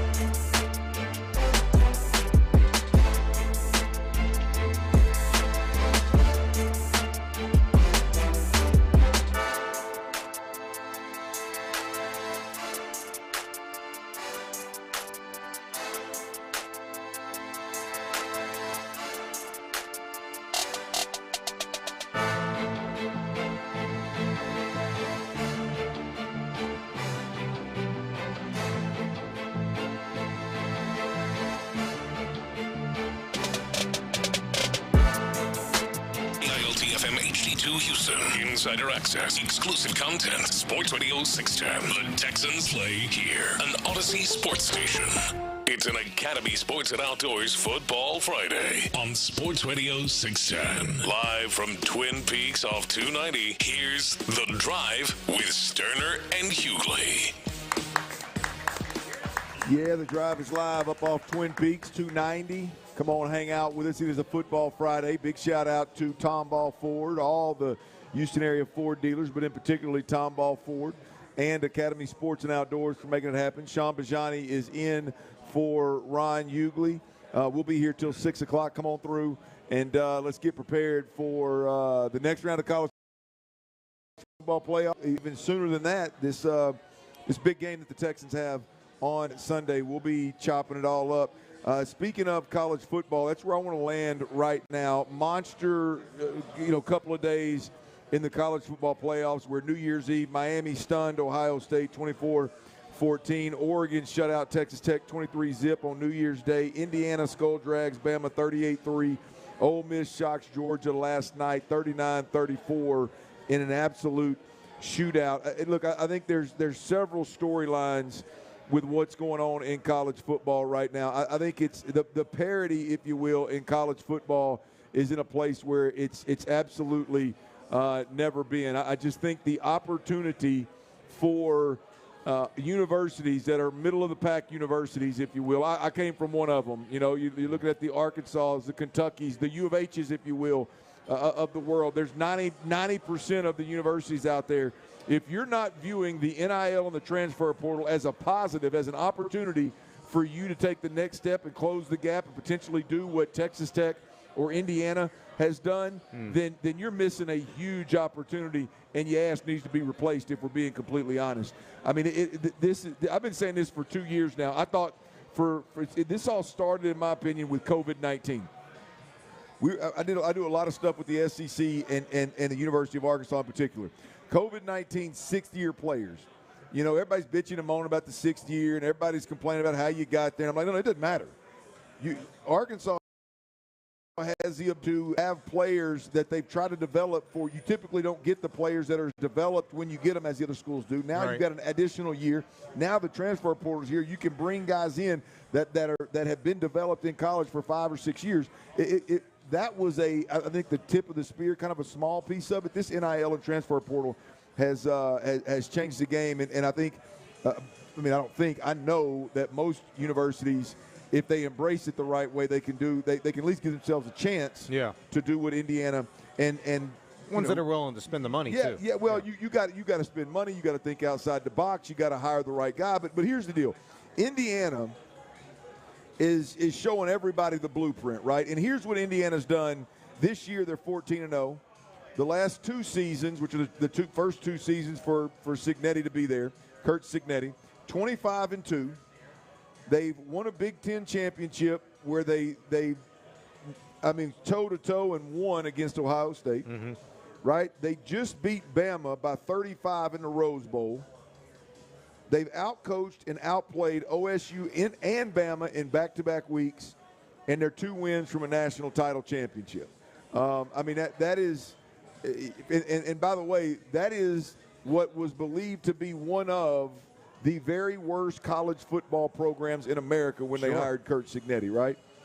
No disrespect to Antoine Randall, but that's about the I think that's a player I got. Wasn't he an IU guy? I believe so. Yeah. That's the one guy I got. By the way, Coach, he's secured a $700,000 bonus with this last win, and he's made just under, I believe, $1.9 million in incentives with the Big Ten championship and the getting to the semifinals in the college football playoffs. And I don't know if y'all have heard this story, but I think this story is really fascinating because this isn't just about a good coach and he kind of captured lightning in a bottle, right? This all stemmed from a lady named Pamela Whitten, I believe. I don't know how I must have self-corrected right there when I is it Whittingham? No, it's not. That's what I'm saying. It must have self-corrected. It's Pamela Whitten, Whitten, and she was at Georgia in a few years back, right? And so she saw what having a winning a championship caliber football program could do for a university. Sure. So you fast forward, she made a stop between Georgia and Indiana somewhere else for a year or two, I guess, but then she ended up at Indiana. And she's kind of the one that spearheaded the thought of like, hey man, we got to hire the right guy. We got to give him the money. We got to create some revenue, right? Yeah. So she hires Kurt Cignetti. By the way, obviously a really good coach, but a coach that also in a transfer portal era had the ability to bring from a winning program 13 players with him immediately to shorten, if you will, the learning curve of getting his system implemented, getting his culture, right? So she hired him, gave him the money to bring 13 of his players with him and whatever other pieces that he needed to bring in. So they gave him the money to be relevant, right? And then this is where I was listening to Pat McAfee this morning. This is where the story gets real interesting. She thinks outside the box to create revenue to raise money to make all this happen. And what I mean by that, I had no idea this was going on, but apparently Indiana, now these are obviously, I would imagine, like golf tournament, like PGA Tour type tents. These aren't like tents like you and I tailgate under. I would imagine it's like PGA Tour type tents. Yeah. But apparently they lined the sidelines with those at IU and sold them as field level suites to help generate revenue to make all of this happen. Hell of an idea. If you can do it, yeah. Yes. I mean, just think about how, I mean, you got to, I mean, we at Arkansas, we got a damn AD that's up there talking about my life is miserable because of transfer portal and NIL. And on the other hand, you got people like this that are out there making, I mean, just thinking outside the box and making it happen. That's kind of life, right? And you can apply what's going on in the NCAA with a lot of other, companies in this country, and that you're going to go kicking and screaming, punching and crying and whining about how you don't agree with what's going on in terms of the NIL, or are you going to activate that portion of your brain that allows you to be innovative and be able to like curb some of this stuff and have it work to your advantage? Like, shout out to, that woman at Indiana that is really trying to think outside of the box and is tired of status quo. Ever at Indiana, as you'd mentioned, it's one of the worst college football programs, has been forever. Well, we're tired of that. How about if we have an opportunity to get a guy that has seen a lot of football, been a widely regarded assistant for, nearly 30 years. He'd been an assistant, coached under Nick Saban, and, by the way, it's in his blood. His dad's a college football Hall of Famer. Are you kidding me? Like, let's tap into what this guy can really do well. Maybe we've got something here. Yeah. Yeah, no, there ain't no maybe they got something. They got something. But, by the way, just to make sure that he doesn't go anywhere, there's triggers. That new contract, because he's a Pennsylvania guy, that new contract that they put in place when he decided not to go to Penn State, not even entertain Penn State, and they extended him. They also put what they're calling good faith market review triggers in his contract, so that if he does what he's doing right now, the clause is going to trigger and allow them to renegotiate to where he will be no less than a top 3 highest paid coach in America. So you're doing things to reward, obviously, the success so that you can keep this thing rolling. I think when you look at the landscape of college football, you got people that sit around and bitch about how bad it is and players shouldn't get this, coaches shouldn't be able to leave, the transfer portal, NIL, all that kind of stuff. And that's fine for us to do as fans. Look, I've done my fair share. I don't care about the players leaving.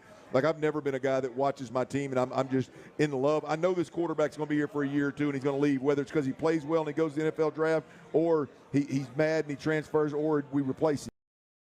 Yeah. I mean, I don't care about the player's perspective, but it's just like you got a lot of people in that business that sit around and bitch and complain about the changing of the landscape. Meanwhile, you've got a couple of programs, again, Indiana, obviously, and Texas Tech doing the same thing up the street. And look what they're doing. They're winning on the biggest stage. And again, the opportunities there. We've landed in a place where the final 4 teams, Miami's the only one that's won a title. The other 3 have never won a title before. So we may get a first-time national champion here in the next few weeks as we watch this thing unfold. And man, I tell you, I want my program. I want Arkansas. And I know a lot of people out here listening up. They want U of H, or you want your program. I want them to do 2 things. I want you to go get a quarterback that I don't give a damn what his skill set is. Obviously, I want him to be able to play, but I want him to be a leader of men. Like, I want him to be pissed off when stuff ain't right. I don't want him to be a yes man. I don't want him to be cool, calm, collected all the damn time. I want him to be passionate about winning and losing. I want him to hate losing more than he likes winning. I want him to be smart and be able to play the game at a high level. Sure. I want that, and then I want my program to at least act like they can embrace the transfer portal and NIL, absolutely. Right? And that to me, there's 95% of college football programs, Power Fours, that's all you can ask for, right? Be able to identify and pay a damn quarterback. If you're not paying a quarterback in today's game, you're not serious about winning because they're always available. Sure. By the way, the number one quarterback on the market, he's quarterback Brendan Sorsby. Guess who? As I'm making this point, guess who he's visiting? Who? Take a wild guess. Texas Tech and Indiana. It's coming down to those two schools to where he's going to come to next. He's the number one quarterback in the transfer portal. So, Indiana might have a Heisman winner. They might have a guy that is a top 3 pick in the NFL draft. Yeah. So if they're willing to spend what's market now for a college quarterback, like $5-6 million, it's risen to. If they're willing to spend that money, they're probably going to go get that guy, so long as Kurt Cignetti believes he is the guy. Yeah, well, I mean, look, they've proven they will spend the money, and if you look at Texas Tech, this has got to be something that Texas Tech looks at, and I mean, you got to get in a damn bidding war if you have to, right? I mean, because you look at how their quarterback played, and I don't want to take shots. Look, it's a college football playoff scenario, and the kid took his team to the Elite Eight. So I'm not going to sit here and crush the kid, but it was not a good night at the office. Good day at the office for the kid up at Texas Tech. Do you think I think Texas Tech is just missing the star quarterback? Like, is that I think to play with the big dogs? To me, and I haven't watched a ton of Texas Tech, so all my Red Raider fans out there, excuse me, but to me, watching that game in a vacuum, watching the Red Raiders game, it looked to me like clearly the quarterback wasn't on the level to win college football playoff games. Yeah. And number two, it doesn't look like they have the pieces around the quarterback, the pass catchers around the quarterback. I thought, what's the kid's name? The running back. I watched that game multiple times, and I felt like they were wasting snaps handing the football to number 5 or the single-digit running back that they had. They had the Williams kid, that 20, that was really good. He was shifty. Jacoby Williams? Yeah, he was shifty, man. He's a guy that looked like he belonged on the field in the college ball playoffs, and it looked like every time they handed it to the other kid, he was heavy-footed. Wasn't handling pass protections very well. He was shying away from the contact a lot of the times, and they kept handing the football to him or kept leaving him in the game. So I think they're a couple of players away. Cameron Dickey, I think. There you go, Dick. That's exactly who it is.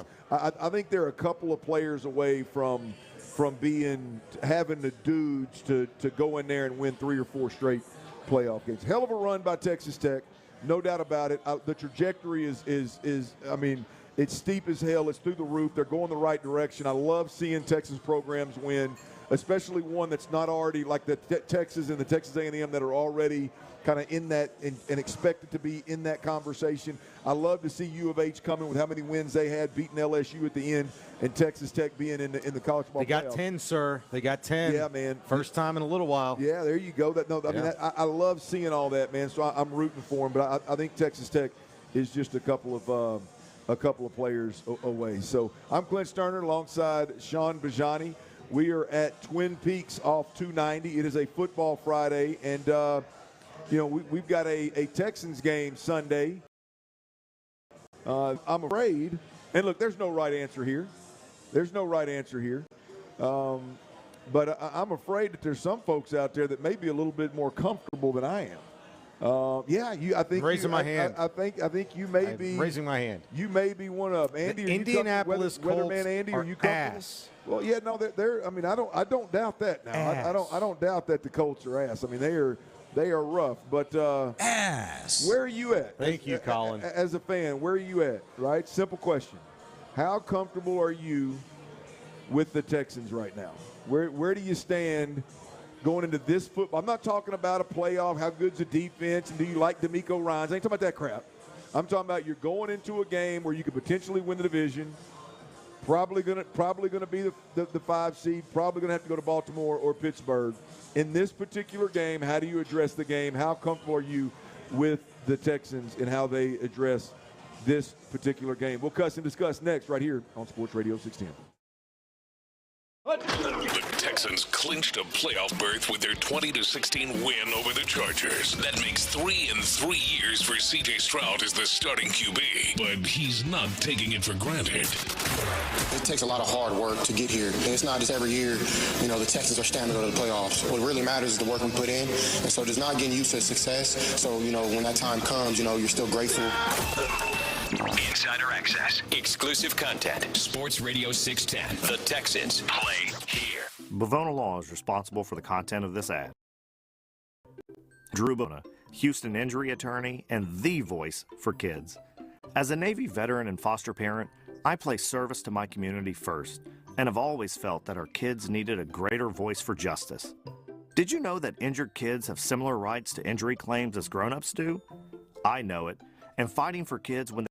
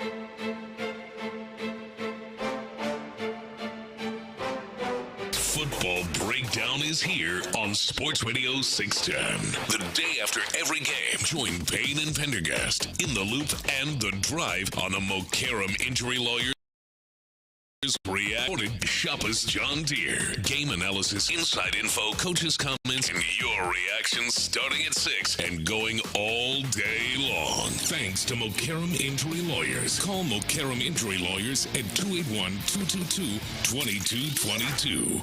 It's an Academy Sports and Outdoors Football Friday on Sports Radio 610. Live from Twin Peaks off 290, here's The Drive with Stoerner and Hughley. Ron Hughley is out. Sean Bijani is in. And come on through Twin Peaks up off 290. When we come to Twin Peaks, it is a Football Friday. Big shout out to all of our Houston area Ford dealers, in particular Tomball Ford. I know the end of the year, you may have missed that end of the year sale, but there's no doubt about it, Tomball Ford. They've got hundreds of F-150s on the lot, and they got all kind of Fords up there for you to pick from. So go on, check them out. But big shout out to all of those, and Academy Sports and Outdoors for allowing these Football Fridays to happen all year long. With the Texans qualifying for the playoffs, locking up a spot in the playoffs, we're going to have us one more. Let's go. At least one more Football Friday. We don't have a location yet, but we will have it for you sooner rather than later. But if you're in the building, come up right up over here on this to our left, to your right, get you a raffle ticket in the box, and you can win Academy Sports and Outdoors gift cards, Tomball Ford oil change, also Texans Colts tickets in the 5 o'clock hour. We will give them a right here. You got to be here to win. You got to be here to win any and all of it. We'll keep that rolling as we go. As I mentioned, Sean Bijani is in for Ron the Show Hughley, and the question on the other side was, how comfortable are you this week with the Texans and the approach to the Colts game? I know I love what D'Amico Ryan said, all hands on deck, baby. We got to win this game. We got a chance to win the division. I absolutely love it, but I've heard some interesting conversations of late around this game. Part of it on the way in, Chris Partee and Patrick Creighton talking out there rear end, talking about resting banged up players. I'm sure Patrick was talking about how the Texans are going to put like a 50 burger on the Colts or something this weekend. Man, look. He gets a little excited. Here's the question. I know it's Friday, and I know you get a little excited, get that midday show rolling and get a little excited. I hear you, PC.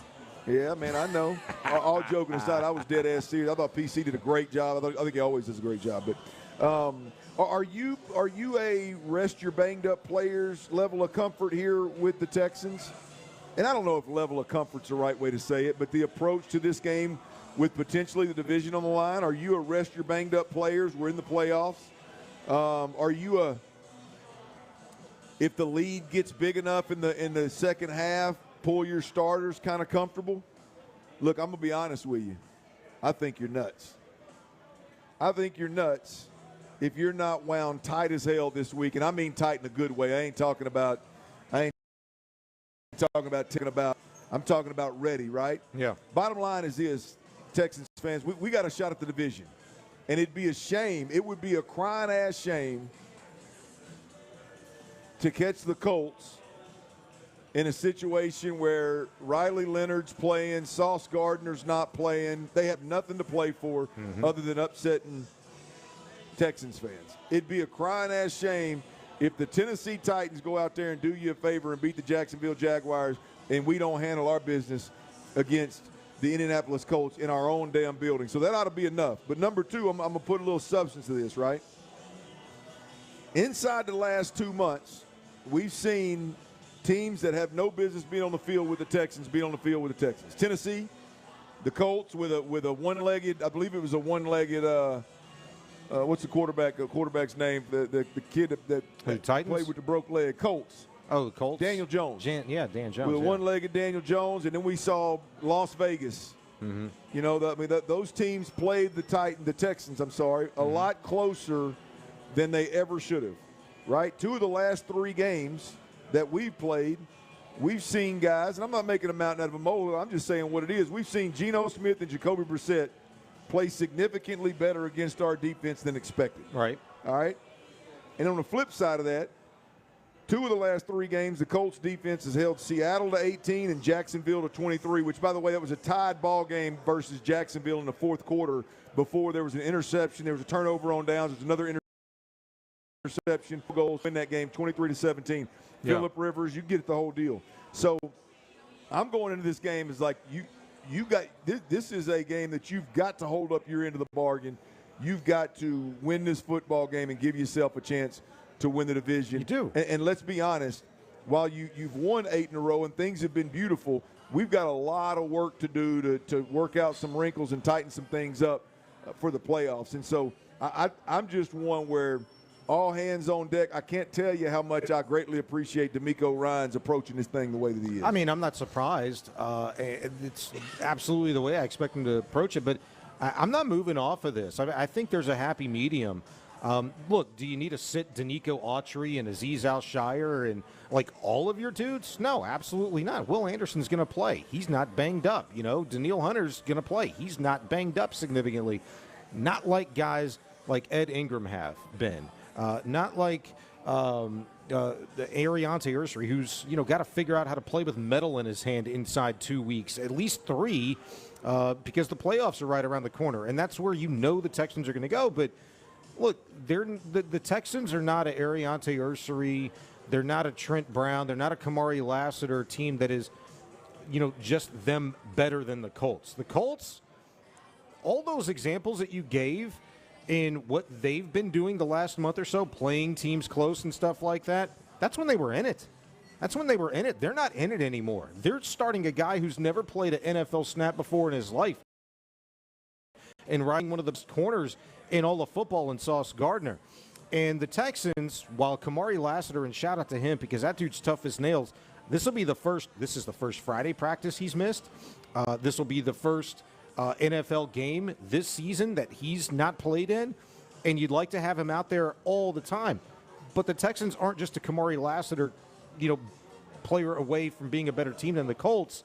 I don't like Tremont Smith. I'm not comfortable with him being out there and getting soloed up on, but I'm pretty damn comfortable with Kalen Bullock and the Texans' ability to, if they feel the need to in the course of a game, to blanket somebody or to bracket somebody. I'm comfortable enough with DeMeco Ryans figuring out a way to put Riley Leonard, in the dirt, and anybody else he so chooses to try and throw the football to, doing the same thing to them.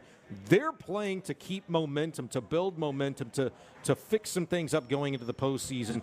It doesn't necessarily matter in terms of who they're doing it with. They're good enough to be without these guys, get them healthy for whoever they play, if it's Steelers, Ravens, or whoever else in the first round. Yeah, look, I believe that if you're healthy enough to practice and you're ready to rock and roll, I believe you got to approach this game as it's a must-win situation. We all understand that you're in the playoffs and it's going to take somebody else losing a game for you to win the division. But I just think it would be absolutely brutal to not hold up your end of the bargain and miss an opportunity on a home playoff game. Who are you uncomfortable sitting if you're the Texans? Like, everybody that's banged up. Anybody that's healthy. I'm not sure he needs play. I'd argue that Ariante. He's got metal in his hand.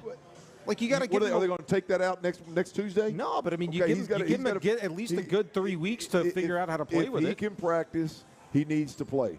If he can practice, if he's physically, the doctors have cleared him to play.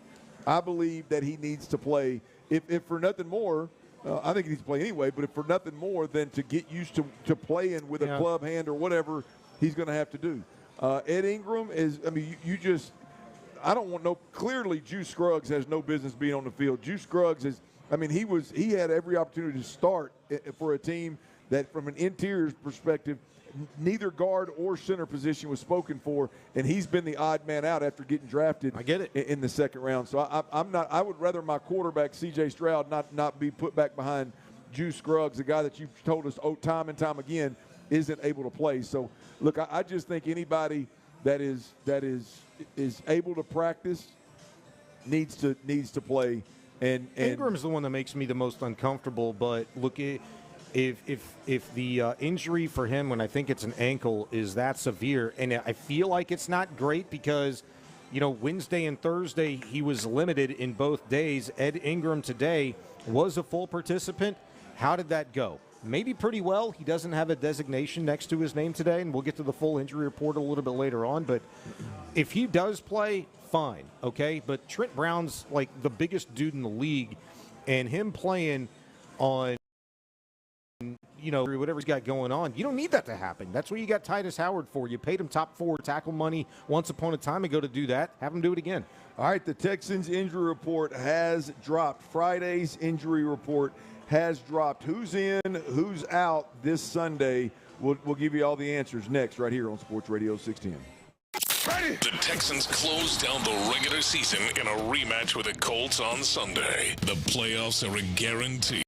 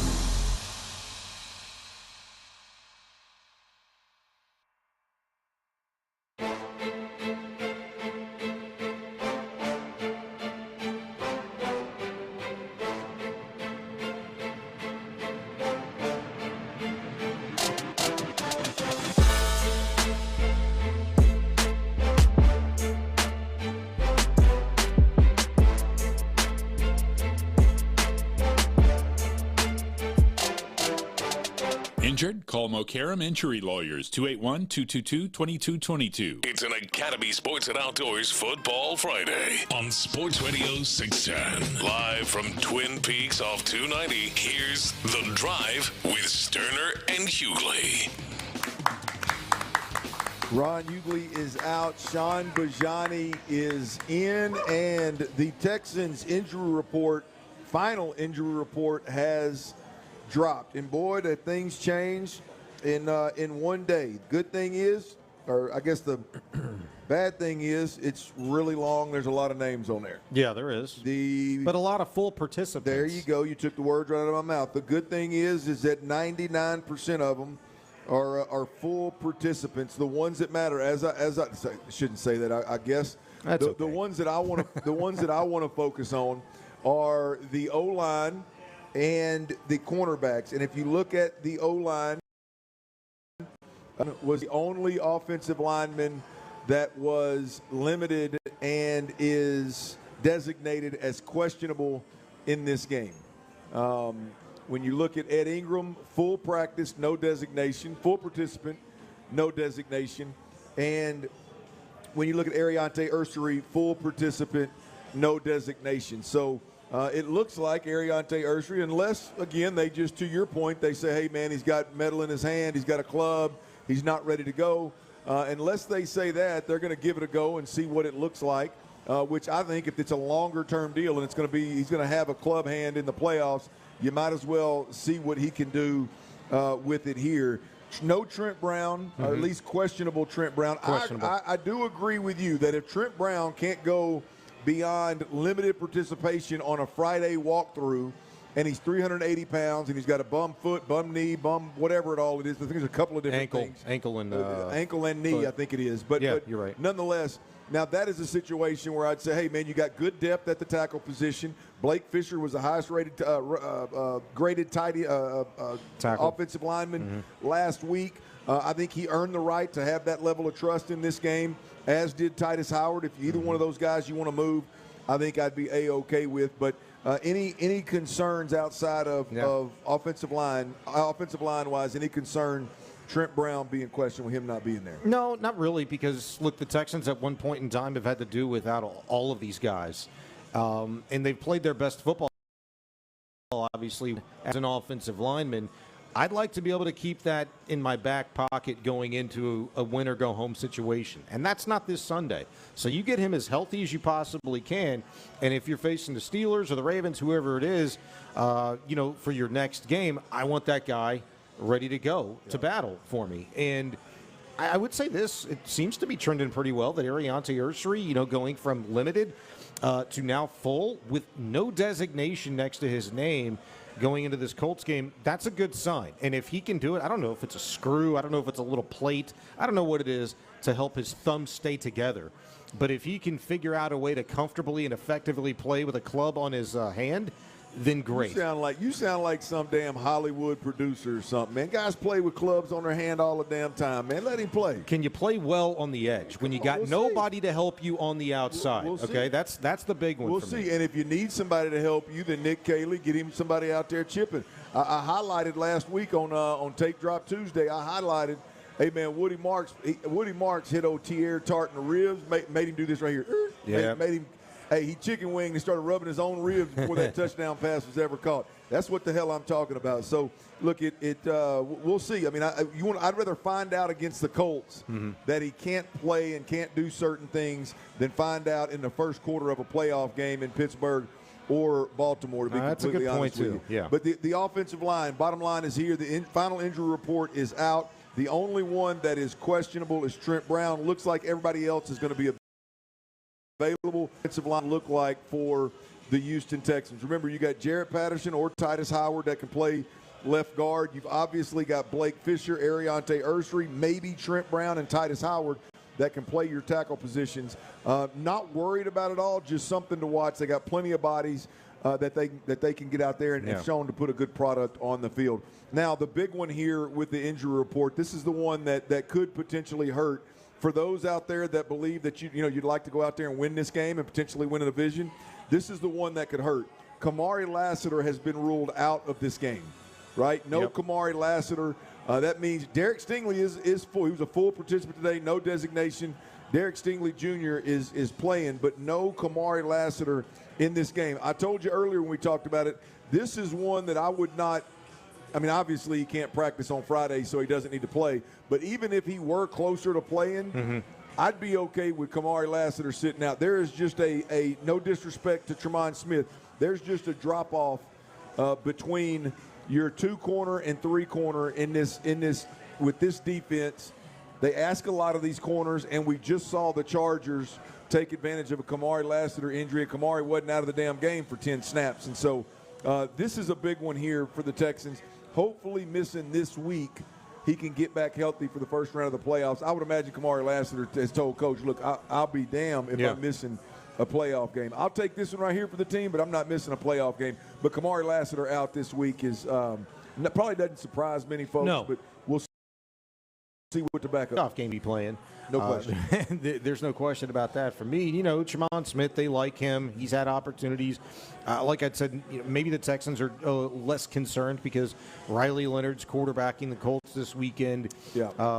And this is the second time that they've seen him. So they feel really good about whatever decisions they make personnel-wise going into this game. I would say convicted. And look, it's the depth that's maybe a little bit more of a concern for me.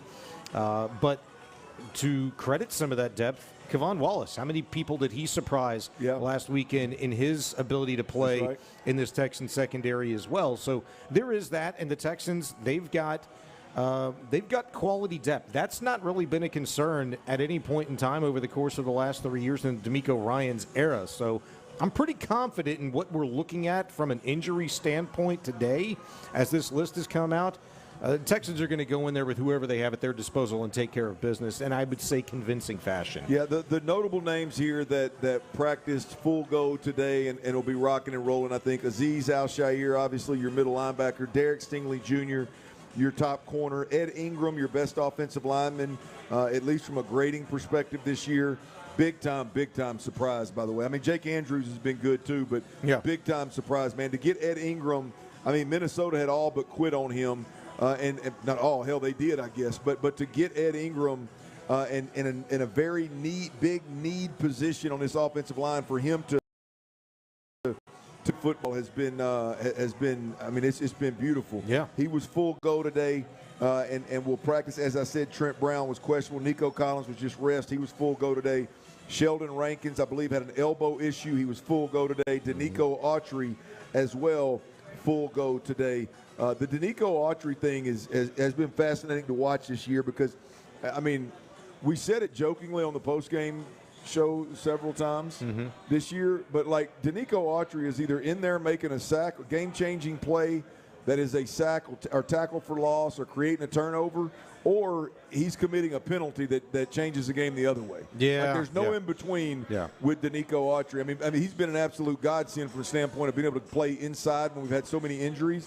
But, man, it seems like it's either the penthouse or the outhouse with Danico Autry. But it's been the penthouse more times than not with him. Like, and right. that he plays, to me, he's one of the guys like Will Anderson, Daniil Hunter, that exemplifies what DeMeco Ryans wants all of their guys on either side of the ball to play with, and that's on the edge. And with a lot of violence, and with that has to come great anticipation. And sometimes we've even seen it here the last couple of weeks. Will Anderson playing with a little bit too much anticipation. Some offside calls by him. Danico Autry, we saw, in his attempt to block a field goal earlier this season, crush the long snapper, and that hurt the Texans, at that point in time. But I like DeMeco Ryans having guys like Danico Autry play, with a toe that just crosses that line at times. Well, there's definitely an edge that's going to piss more people off than not with this team, and Danico Autry is just one of those guys that has played with it, really his whole career, but he definitely plays with it here in Houston. Any concern with Tremont Smith being out at the corner, being the corner to replace Kamari Lassiter? I was watching the game with you and Sean Pendergast the other day when he was out there, and they did pick on him, and I looked at you and I was like, how are they not throwing to him more? You know why they didn't, I think, and you tell me what you believe, but Texans pass rush didn't really allow Herbert the opportunity to do so. I mean, they were on him repeatedly, making him uncomfortable, not allowing him to go through his progressions. He had to get rid of the football. I think if he had a little bit more time, there would have been opportunities for him to pick on Tremont Smith more than they did. Yeah, it was interesting, man. I hear a lot of people talk about, of course, when I say that, I mean on like social media and stuff, talking about, boy, the drops here, there. Even Azeez Al-Shaair mentioned, look, the interception was just right place, right time, and really I got beat, and I should have. I didn't do my job, but I ended up with an interception. A lot of the time with the Texans defense, man, is it's part of what, like it's part of the plan. Yeah. Right? And I'm not talking about necessarily about Tremont Smith. I'm just talking about in general, like, because you look at the misses. There were several drops last week that really benefited the Texans, right? I mean, definitely. The Gadsden kid had 2 big drops early. One of them, which I believe was the interception. That's part of what the Texans, like when you install this defense, and when DeMeco Ryans designs plays and schemes things up, like he knows that there's gonna be wide receivers that are pass catchers that get behind the defense if indeed this pass rush doesn't get there. He knows that there's gonna be open receivers at the second and third level of a defense. Now he would prefer not, but just percentages say there's gonna be somebody open. I'm gonna create so much chaos around the quarterback that he's not gonna be able to make those throws accurately. Yeah, right? I agree. Now there's times when that happens at inopportune times. The end of the Tennessee game earlier in the year in Tennessee, when Cam Ward throws it down to the 2 or 3 yard line or whatever he did. There's times that the quarterback slips out and makes a little run and gets in field goal range, the way that Bo Nix and Baker Mayfield did this year. But really, when you look at it, man, it's part of – it's going to happen. They're going to give up big plays. They're going to give up a quarterback scramble every now and then. But at the end of the day, over a 17-game span, they're going to create so much chaos around the quarterback that quarterback's not going to be able to accurately throw the football down the field. I told Seth this yesterday morning. The one thing, if I have a concern at all about this game, is what you started to mention. From Bo Nix to Cam Ward to Trevor Lawrence to Josh Allen. Pat Mahomes at times in that game earlier this season when the Texans slayed that dragon in Kansas City. And critical, the thing that concerns me is opposing quarterbacks utilizing their legs to be able to extend a play, make something happen, or to get those necessary yards with their legs. We saw them do that in every one of those instances with all those quarterbacks. Riley Leonard, I told Seth this, he ran the ball a combined 35 times his last 2 games at Notre Dame. The guy's not afraid to pull it and run. I don't know how many of those were designed or not designed, but the guy's not afraid to go out and try to make plays with his legs. And something tells me in a game in which he or if Phillip Rivers was playing, either one of those guys would get smashed. He's going to be running a lot. He's going to be trying to extend plays a lot, I think, when he's asked to throw the football, and I don't know how much that's even going to be the case. I'm going to be honest with you, man. I don't think extending plays is a good idea against this defense. If I'm Shane Steichen, I mean, I go Notre Dame on these boys. I mean, it's Jonathan Taylor and Riley Leonard, and there's going to be quarterback design runs. We are going to stay in front of the head of the chains, if you will. We're going to shorten this game as much as we possibly can. I mean, you're dropping a quarterback in. You're dropping a quarterback back there that, look, I've been there. And I mean, I didn't play I don't think Riley Leonard, how many years was he in college? I know he didn't come out early. So I think he was in there 4. So Riley may have got a few more snaps than me in college, but I'm telling you, it was a blur. I mean, at the NFL, the majority of the time, like he is not going to. You ask him to drop back and execute an offense against this defense that he's not familiar with, that he's never ran before. I mean, you're asking for trouble. I'd be shocked. I'd be before Indianapolis now. To be honest with you, I've said it multiple times. I'm shocked that they didn't do this with Anthony Richardson.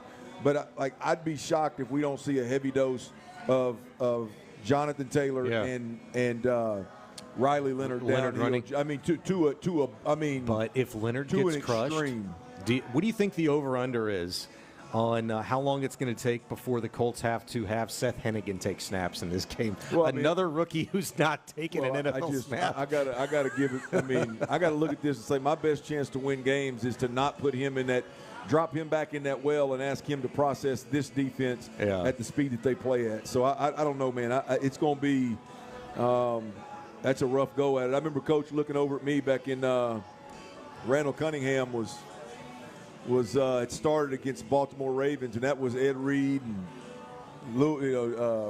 Ray Lewis and all them boys, and I'm over there next to that damn heater on the sideline, and they're shutting us out. Coach said, "Hey, starting to get loose." I'm thinking, man, there's still like 10 minutes left in the game. I'm thinking, damn, get loose. Yeah. They still got their starters in the game because they got a shutout, right? So I'm thinking, you want me to go in there with a bunch of backups? Yeah. With Ray Lewis and Ed Reed and them boys out there in this cold weather? I said, come on, man, you got to be kidding me. Luckily, they ran that old clock. It must not have been 10 minutes. They ran the clock out. I didn't have no piece of it, but. I mean, so I got a little bit of a taste of what that would feel like going into it. Yeah. I don't wish that on nobody, man. So hopefully they give that young man an offense that he can. Well, hell, who am I fooling? I want the Texans to destroy him. So hopefully they don't. We'll see. All right, Tom Brady. Tom Brady had a solid New Year's Eve. Looks like he had a pretty solid New Year's Eve. He also he's had a few things to say about.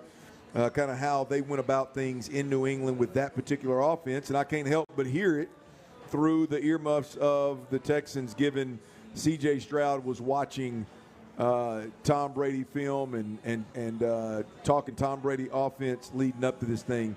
I got a piece of audio that Tom put out there that I think explains a lot about what has to happen for the quarterback to play well and this offense to excel. We'll cuss and discuss next right here on Sports Radio 610. The Drive is live and kicking off the new year on a Football Friday. Join Clint and Ron at Twin Peaks off 290 this afternoon from 2 to 6. Stop by, complete your special edition Sports Radio 610 pint glass collection, enter for your chance to win tickets and memorabilia, and get ready for this weekend's regular season finale with us. It's an Academy Sports and Outdoors Football Friday, supported by Tom Ball Ford. We'll see you there. Houston's sports leader, Sports Radio 610. Your Odyssey Sports Minute is brought to you by Zadig Jewelers. Odyssey Sports Minute. Presented by Chumba Casino, your online casino for plays, spins, and a chance to score. Must be 21 and over. Terms at ChumbaCasino.com. Indiana just beat Alabama. Let me say that again. Indiana beat Alabama. This is no longer just a basketball school.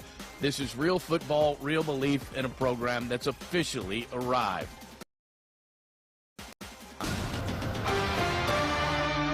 Kohl's new clearance markdowns are intense. Up to 70% off is the kind of deal that'll leave you feeling stunned and make you whisper things like, "Where have you been my whole life?" to a cardigan. Just take a deep breath, steady your cart, and try to act normal. But it's not possible. The savings are just too good. Shop new clearance markdowns now, in-store and online at Kohl's. Select styles, some exclusions apply. See store or kohls.com for details. Every day, patients at MD Anderson Cancer Center depend on blood and platelet donations during their treatment. With your blood donation, you can help make a life-saving difference for our cancer patients. Donate at one of 5 MD Anderson locations across the greater Houston area. Schedule an appointment today at mdandersongiveblood.com. Running a business means wearing multiple hats. So if you're like me, you probably started out using your personal phone, taking client.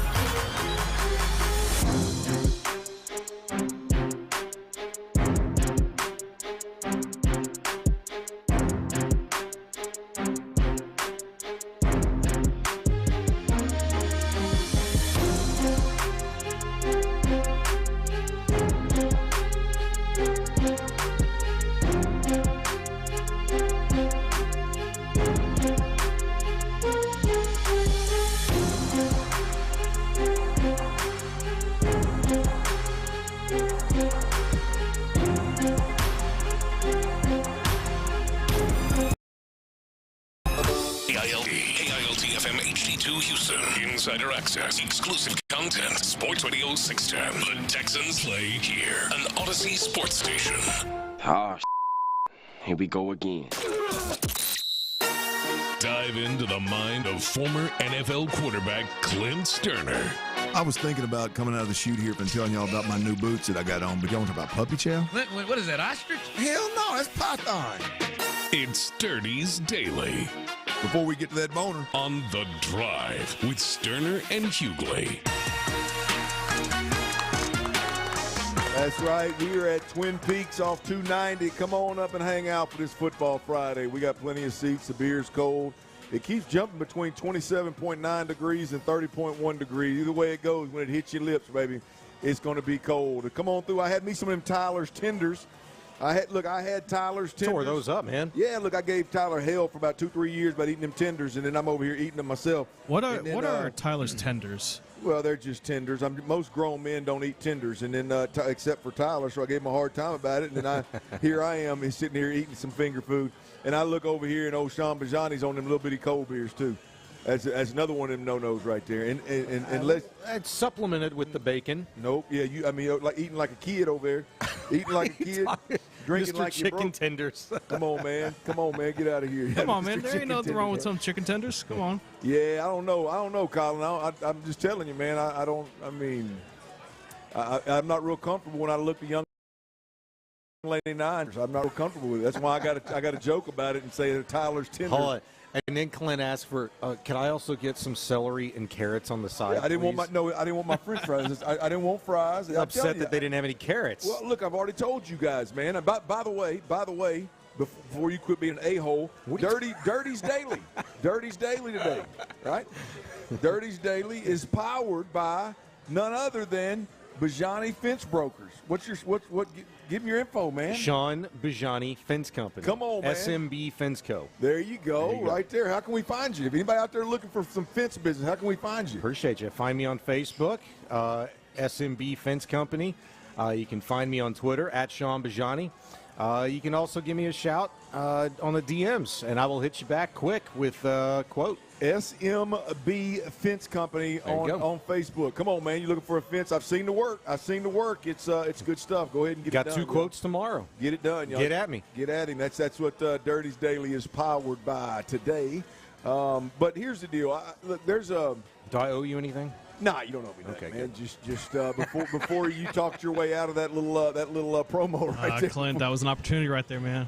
Nah, man, I don't. I know it ain't, man. I don't take advantage, man. Never been one to do so. What a good guy. Yeah, man.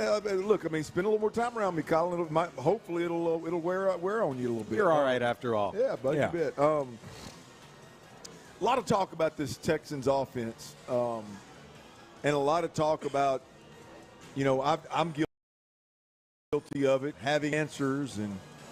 The big last week, it was to me in this offense last week, there were 2 throws that were missed by 10 to 15 yards by C.J. Stroud that just can't happen if you're going to be that tier quarterback, right? We talk a lot about this throw and that throw and having answers for this pressure and that pressure and how soon they should be having success. Mm-hmm. And we talked a little bit about this earlier in the week. Like, this offense just isn't about that. This offense is just not about good, bad, or indifferent. This offense is just not going to be about your quarterback being able to put the team on his back and go make these Superman-type plays and have those kind of games. This offense is not about whether he makes or misses the 2 or 3 throws that were there that would have blew the game open. This offense is about the in-depth details of play in, play out, managing the offense, knowing the offense like the back of your hand, being able to communicate the offense at an elite level, being able to have answers for the right answer for everything. I've said this a million times. I wish there was a way, and hell, there may be nowadays, I wish there was a way that we could gauge or measure, if you will, how often Tom Brady was right. Because if you go look at Tom Brady, the reason this is relevant is because everything Houston is doing is what the offense is what Tom – He was watching, C.J. Stroud was watching Tom Brady 2004 film of this offense. And so what they're doing is as closely related to Tom Brady's offense as anything out there, right? So it's the only reason I bring Tom Brady up. But when you look at Tom, like there's really no way to measure arm talent, arm strength, athletic ability, all this, all that. It's the least sexiest highlight film on the planet of any quarterback that's been a title winner, right? And he did it 7 times, right? But I wish there was a way to measure what percentage of the time he was right. Yeah.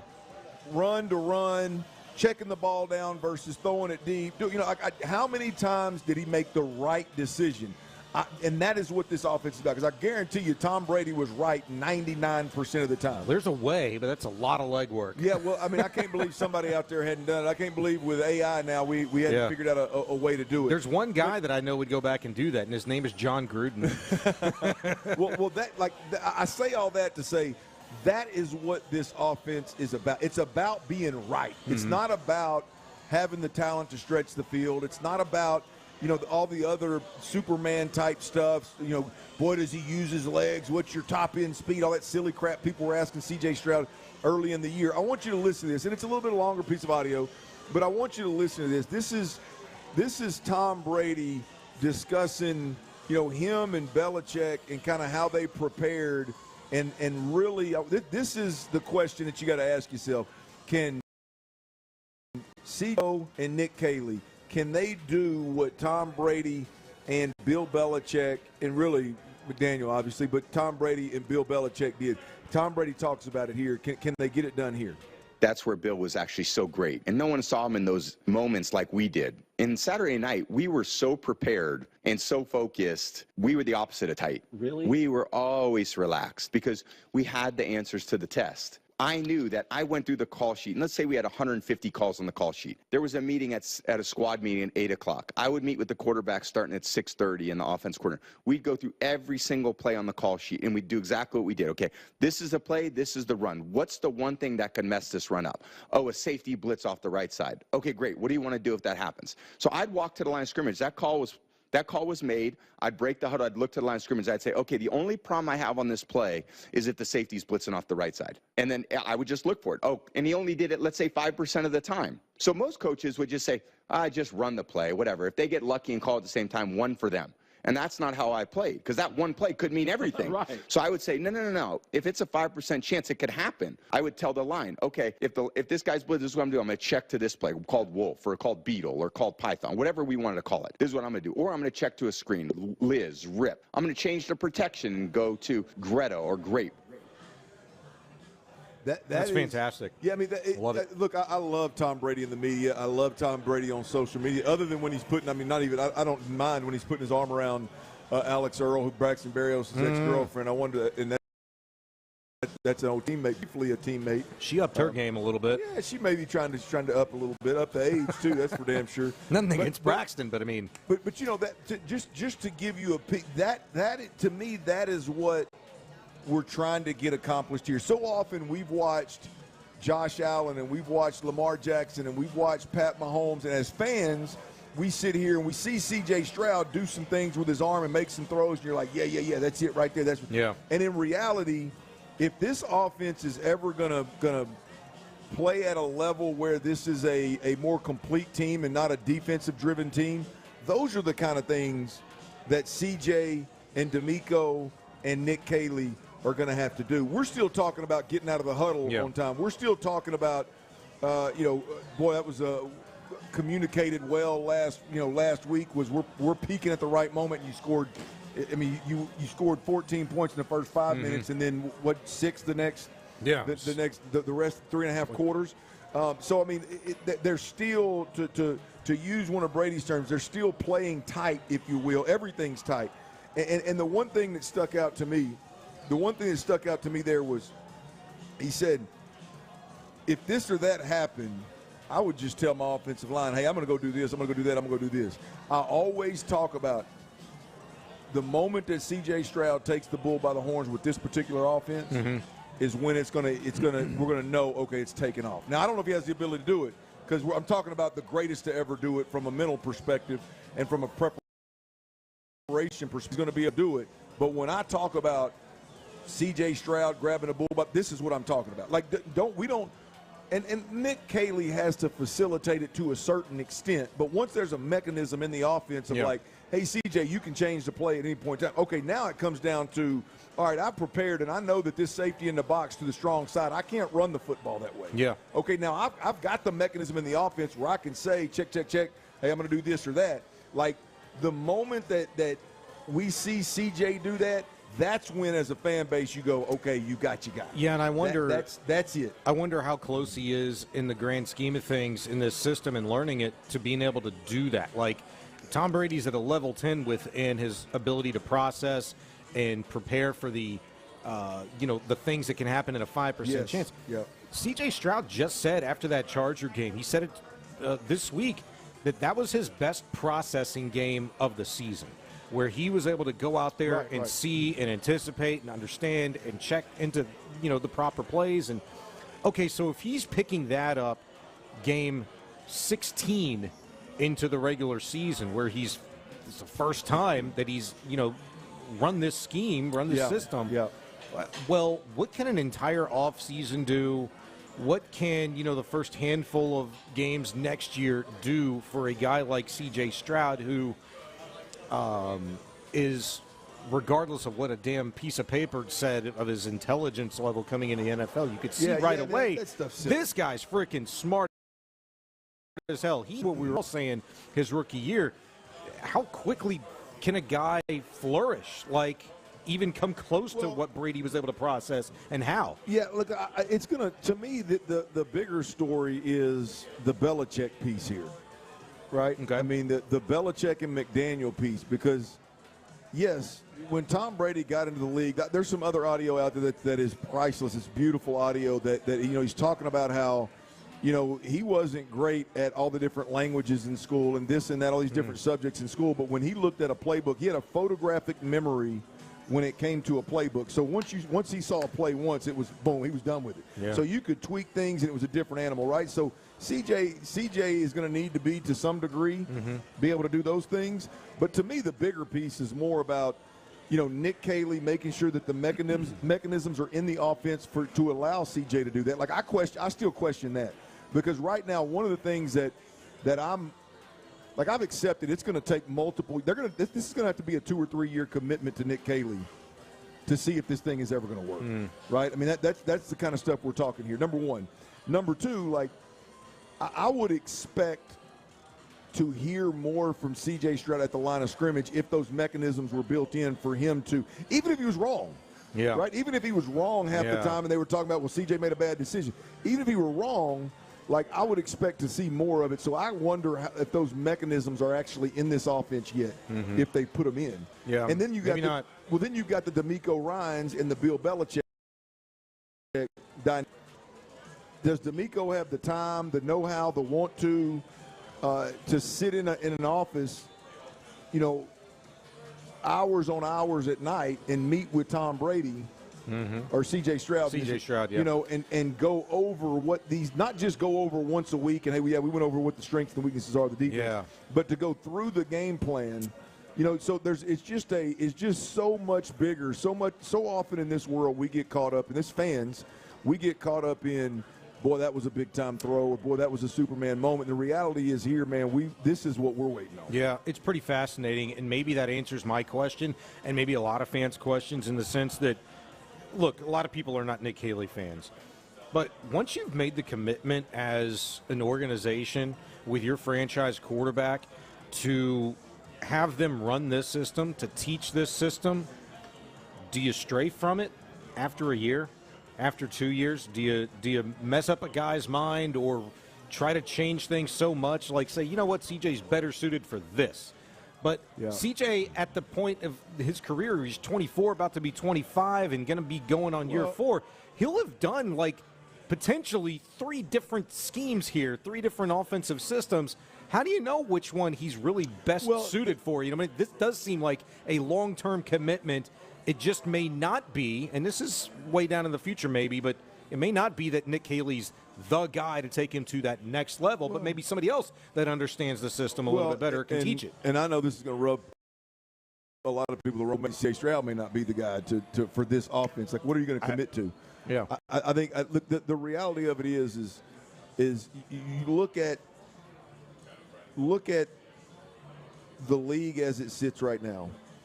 The best version of Lamar Jackson that we've ever seen, and now Lamar's throwing the football better than a lot of ignorant skeptics ever thought he would. But when you look at Lamar, like the best version of the Baltimore Ravens, Lamar Jackson, I believe was back with Ingram and the running back crew where they were running for thousands of yards and throwing. It was an equal kind of a balanced deal, right? It wasn't so much we're going to throw it and Lamar's going to be good, but then he's going to scramble around. It was more design stuff. All right, that was and he was a perfect fit for what they were doing. You look at Josh Allen right now. Like, when they get into the playoffs, it's going to be a heavy dose of quarterback plus one run game. He's 250 pounds. He's a big dude. It's going to be a big part of what they do. He is a perfect fit for what they do. Use him in the run game, force a safety in the box, get singled up outside, throw shots or throw quicks. Right? Yeah. I mean, he is a perfect fit for what they do. Right? Andy Reid and Pat Mahomes, they married the West Coast offense to an air raid offense, and it was a perfect fit for what they did. Andy Reid and Pat and the freestyle stuff ended up being a perfect fit. Like, to have that level of success, there needs to be a level of fit that is like elite, right? Yeah. And you just wonder, and I don't wonder so much of can CJ fit this offense so much as does he fit a different one better? Right. Because I'm going to tell you put C.J. Stroud in an offense like Joe Burrow, those kind of weapons. I mean, he would put up ridiculous numbers. Yeah. Right. So it's not a C.J. can or can't. It's not a Kaylee can or D'Amico can or can't. It's one of those like, can it all work together, or is it not a great fit? Were they not able to determine that after seeing his first 2 years under Slowick? Why the decision to go with Nick Caley and teach him this system? Do they feel like, or did they ascertain at the time, I don't think that was a quarterback-specific decision. I think that's a Nick Caley, Nick Caserio. That's what I'm saying. Like, they made that determination, with Stroud. Like, you know what? He's going to benefit. We're going to benefit longer term here. No, this is the offense. This is where the offense we're going to run. This is clearly a group that doesn't believe in fitting, offensively anyway, fitting their players, if you will, to the scheme in the system. Yeah, I got you. Now, whether it's by design or by injury, that just hadn't been the way it's played out on the offensive side of the football. All right, the college football playoff Final Four is set. Who impressed you the most? Who you rolling with the rest of the way? We'll talk about the semifinals, the college football playoff semifinals next right here on Sports Radio 16. The wins keep on coming for the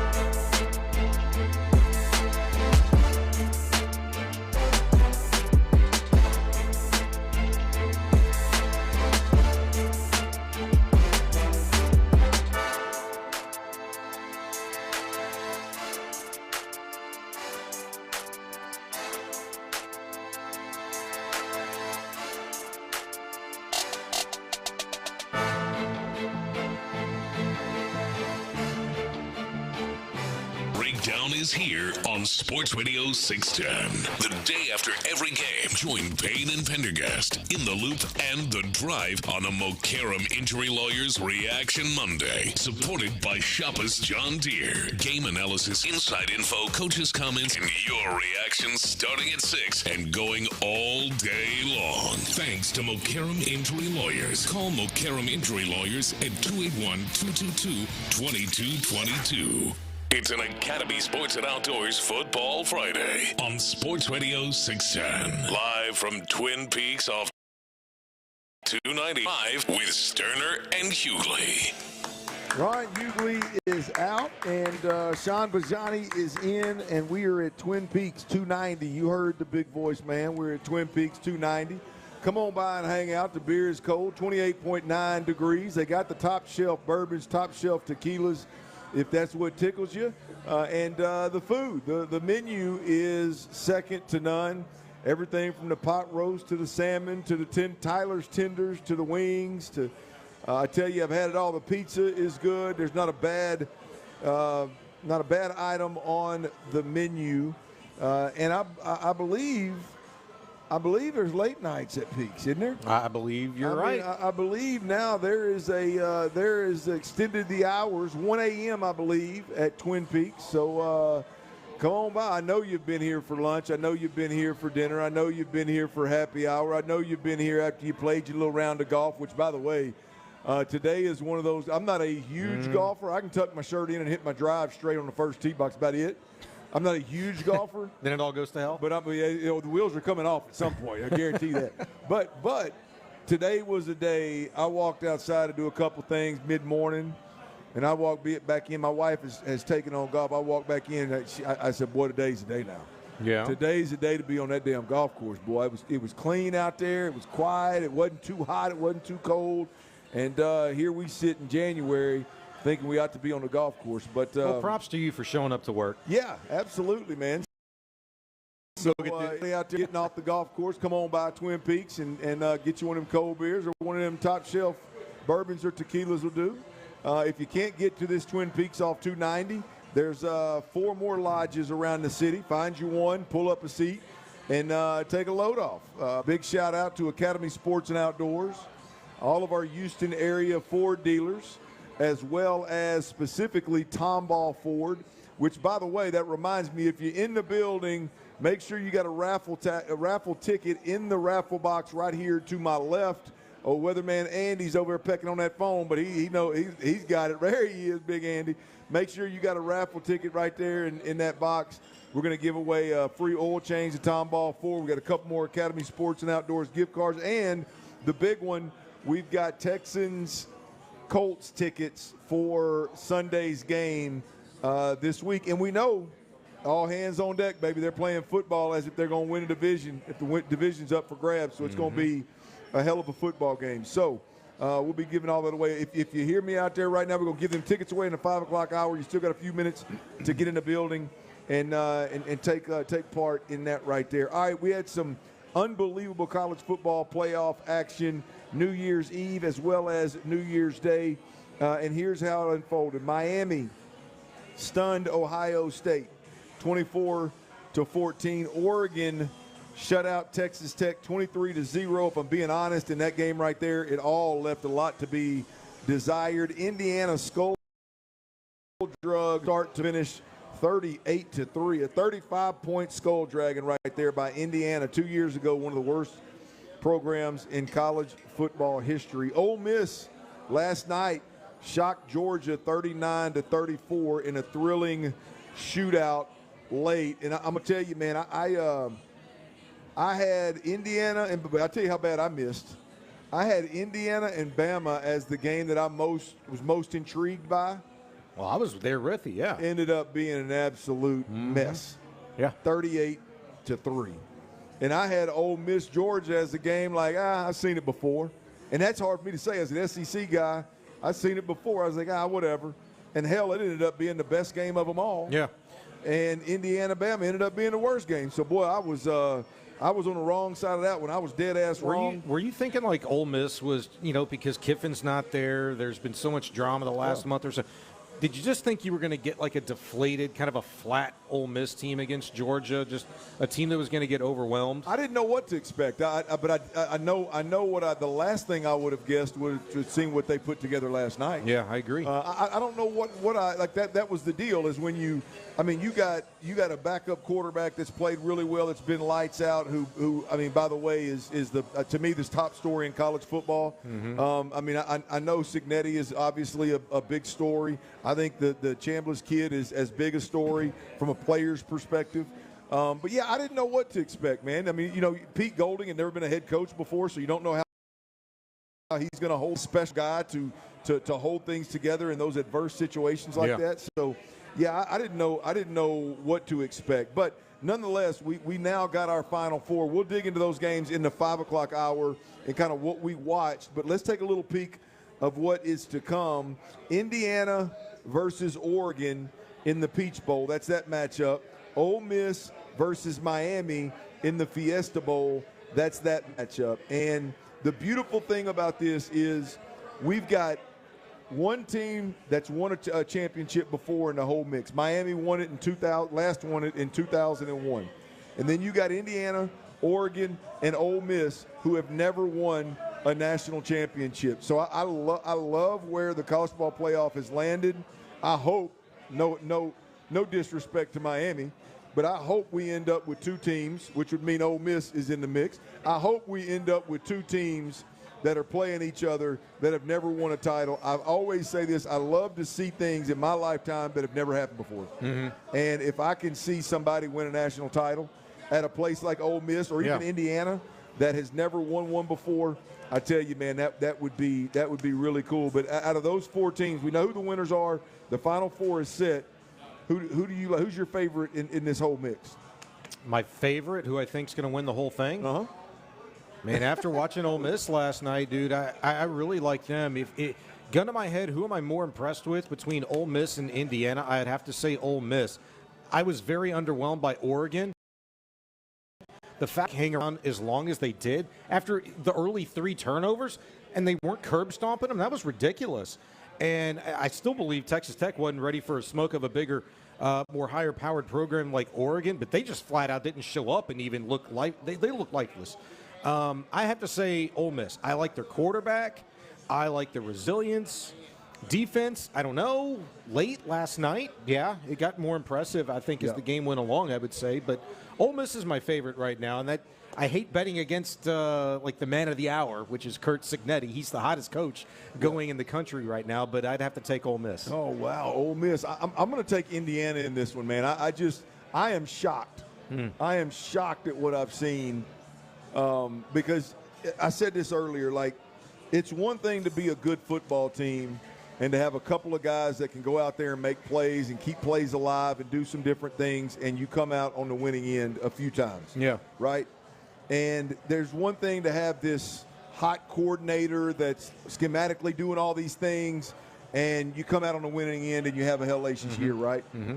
But when I watch Indiana, and we've seen it, I mean, I can't deny it any longer, right? But when you watch Indiana, what Curt Cignetti has done in 2 years is go out there and put a team together that is bigger, faster, stronger, more disciplined, more well-coached. More of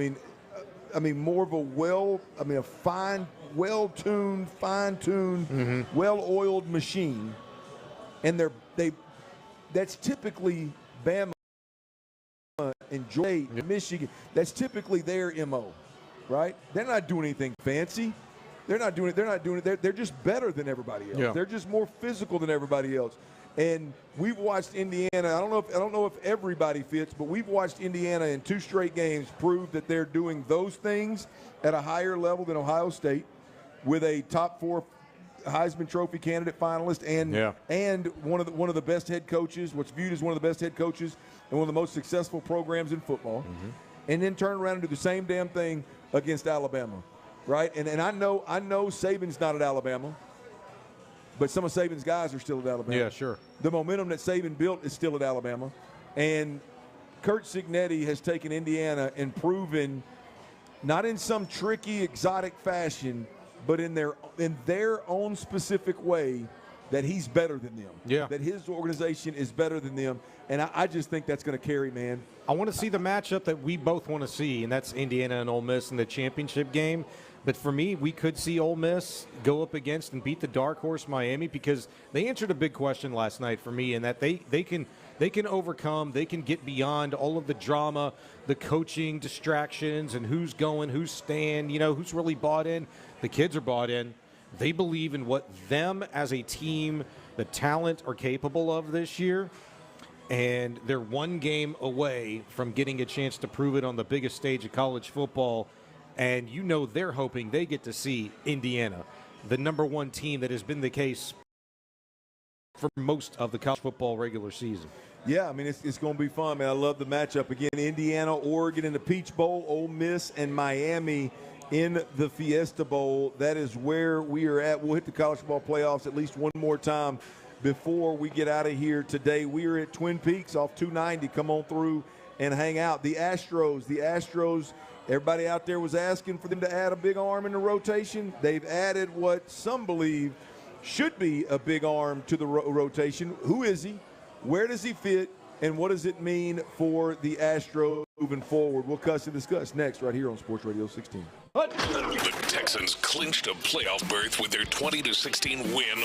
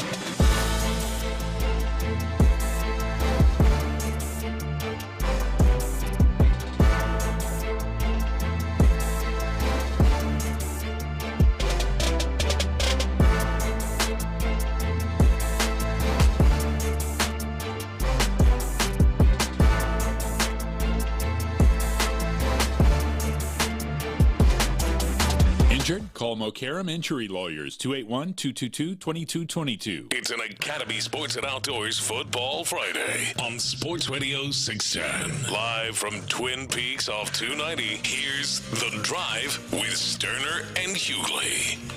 That's right. That's right. We are live at Twin Peaks off 290. It is a Football Friday. Big shout out to Academy Sports and Outdoors, Tomball Ford, and all of our Houston area Ford dealers.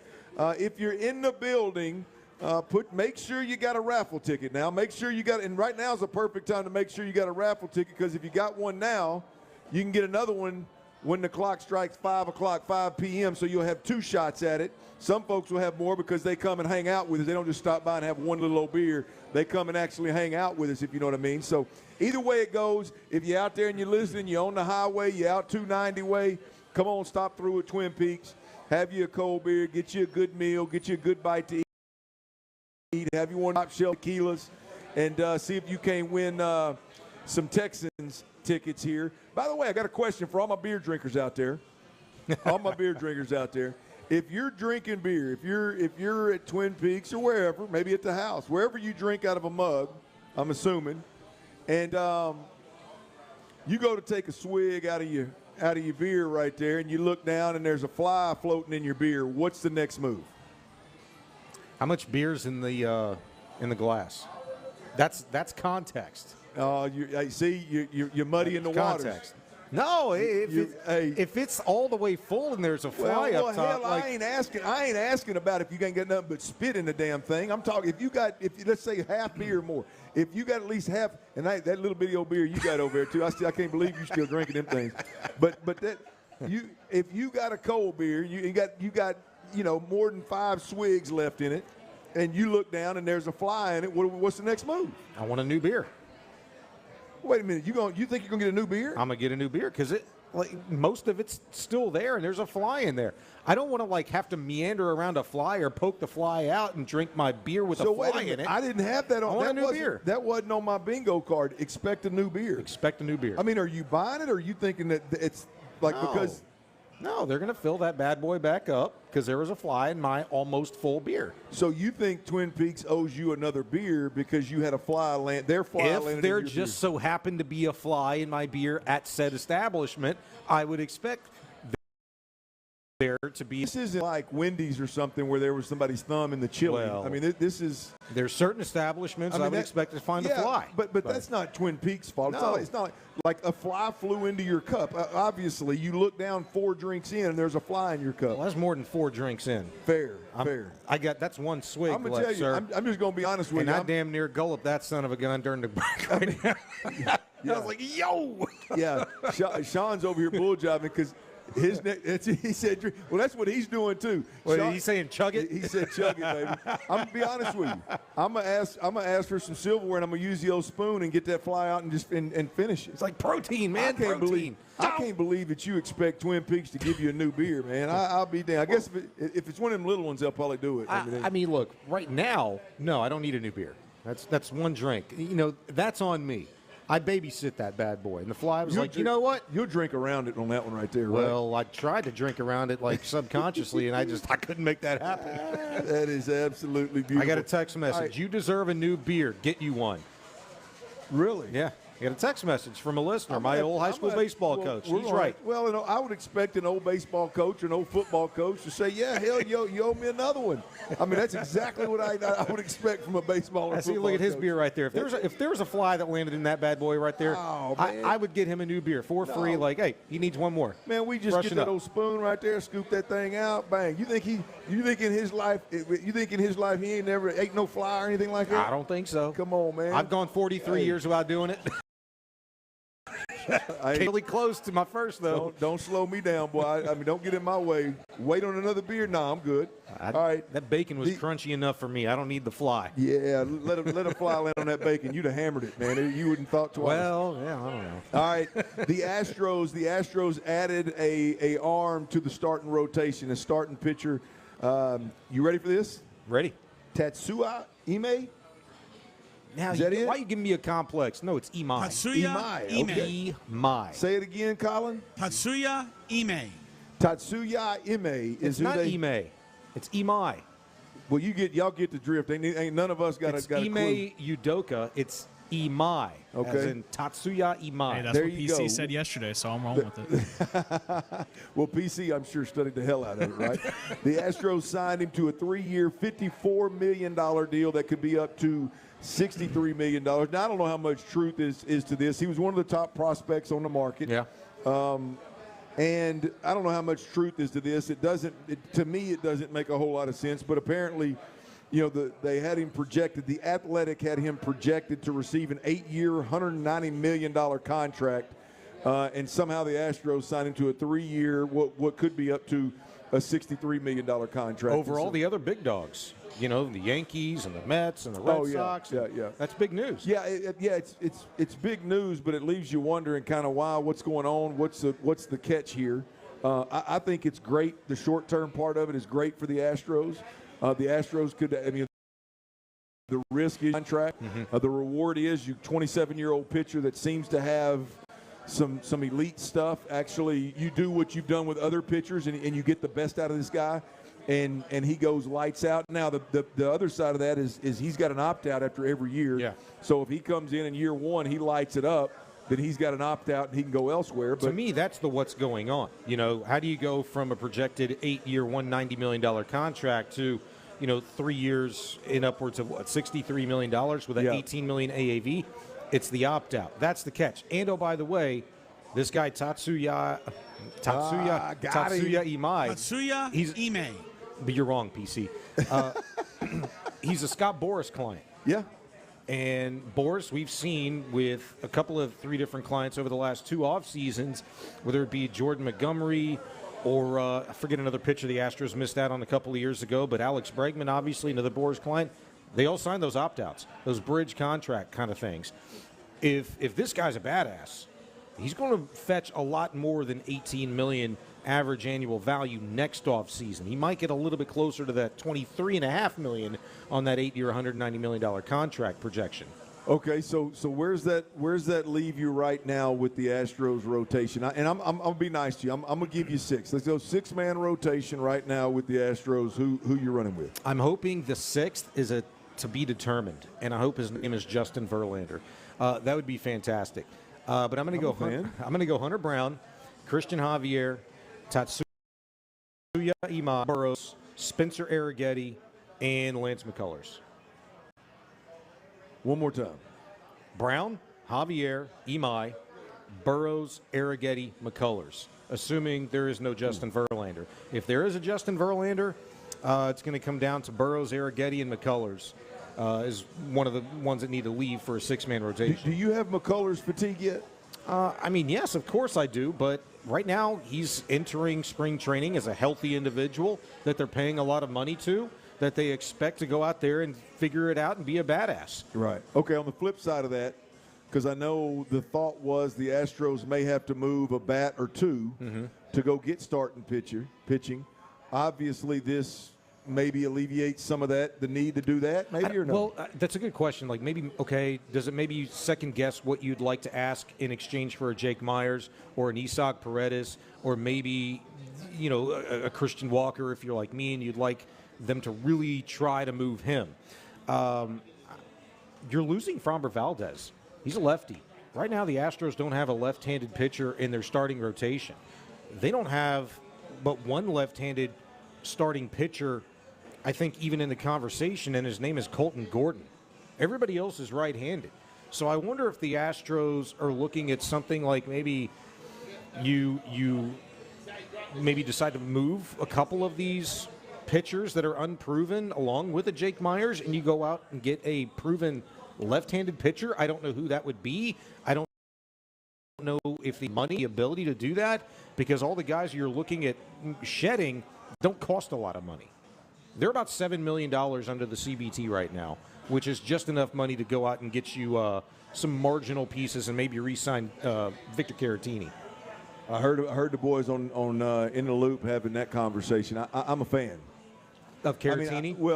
Obviously, obviously the way Patrick Creighton was laying it out. Any Astros fan is a fan Caratini. When you look at the options that are out there, yada yada yada. I'm just a fan in general. I am too. Like I don't know if the stats and like OPS and all that stuff, but I'll tell you what, Caratini was clutch, and Yiner's still a young and developing hitter as far as I see it, and he's got some pop and gap power. That could be one of the most dangerous catching hitting duos in all of Major League Baseball. How often do you have like two really damn good hitting catchers on a baseball team? The Astros are in that position now if they bring back Caratini. Yeah, I don't even know if it's doable. I mean, I don't follow the contract negotiations and all that, but I'm a fan. As you said, the key word there was clutch. Like that I mean, it just every time I looked up watching the Astros and this guy was getting an opportunity, he was getting a really good at bat, and more times than not, he was coming through. So, not to mention, there's a need. There's an obvious need there. Okay, we got 5 o'clock fire coming up next. The Texans and the Colts, their injury reports, final injury reports for Sunday's games are out. Who's in, who's out for the Texans this Sunday? We will tell you next. Sports Radio 610 football season.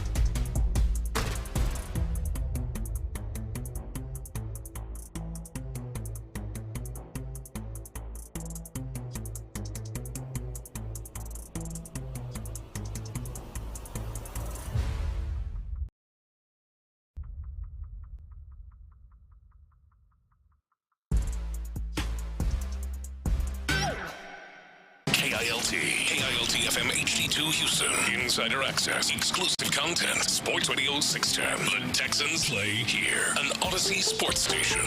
I said, oh, Lord Jesus, it's a fire. We have a liftoff. Sports Radio 610 presents The Drive with Stoerner and Hughley. It's the 5 o'clock fire.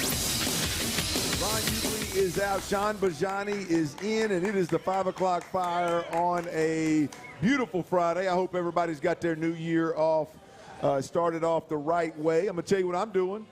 I've been drinking this tea in front of me. I'm going dry January.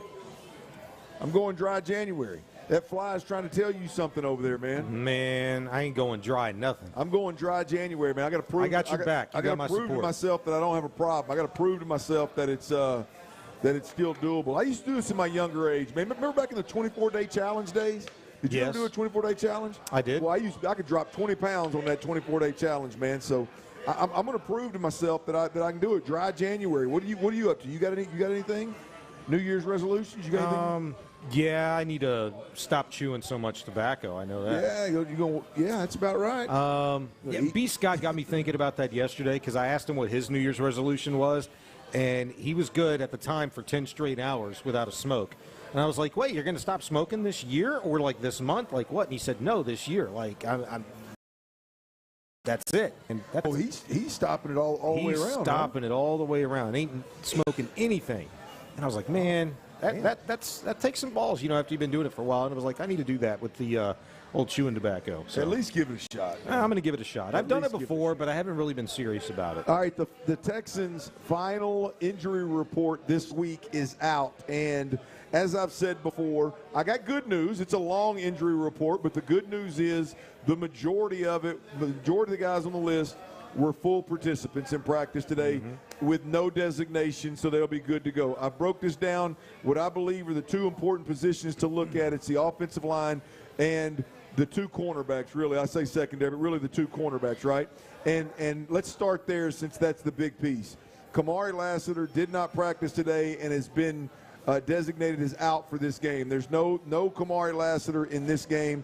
I hate that we're in a position where Kamari Lassiter can't play, but he is the one guy on this roster right now and plays the one position where I feel like, hey, if he's not 100% and if you feel like he could use a week of rest to get to where he needs to be for the playoffs, he's the one guy that I feel really good about. Hey, take it off the board, let him sit, let him get right, because there's too much of a drop-off between cornerback 2 and cornerback 3 for me. Derek Stingley Jr., full participant in practice and no designation for the game, so he's all good. But no Kamari Lassiter. Any concerns for you? I know you don't give a rip who plays this game. You've already announced that. That's not where I'm at all. But any concerns with Lassiter not playing? No, not Lassiter. Any of the guys that are your dudes, and Lassiter is a dude. Trent Brown has been a dude. With this, offensive line configuration as it, has stood. Patterson at left guard, Andrew Still at center, Ingram at right guard, Titus Howard bumping back out to right tackle. I think that's the best you can roll with. And if, God forbid, Howard gets burnt, hurt, you got Brown as a backup. He needs to rest to, if that ever has to be the case.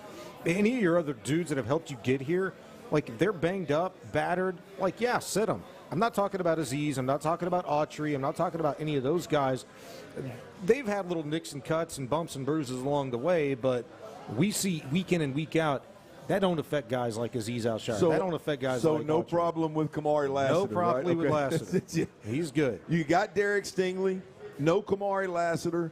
Tremont Smith is your third corner. At least he was last week. You never know with this Wallace kid coming out of nowhere. You never know what D'Amico Ryans and Nick Casario are going to cook up. But right now it's Tremont Smith. Look, I like Tremont Smith as a depth corner on this team. Obviously, last week they took advantage of the couple of reps that Lassiter was out. So obviously I don't want to see that happen again. Yeah. But I don't think that's indicative of the caliber corner he is. I think he's a serviceable corner. I think D'Amico Ryans will put him in position to have more success and not get beat deep the way he did last week. And so I'm not overly worried about it. I'm glad that you've got – I think he had a foot and a knee. It wasn't just one injury that he's trying to manage. Now he's trying to manage two.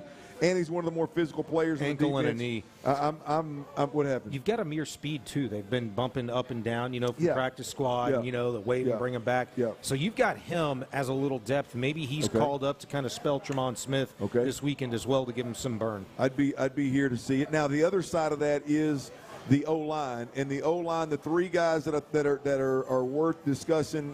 That's disrespectful. The three guys I want to highlight: Ed Ingram, full participant today.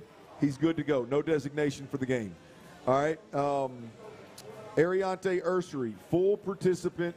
No designation for the game. All right. So those two guys are good. Trent Brown, limited today and is questionable for the game. Trent Brown, another one, 380 pounds. He's working with a bad hand, a bad knee.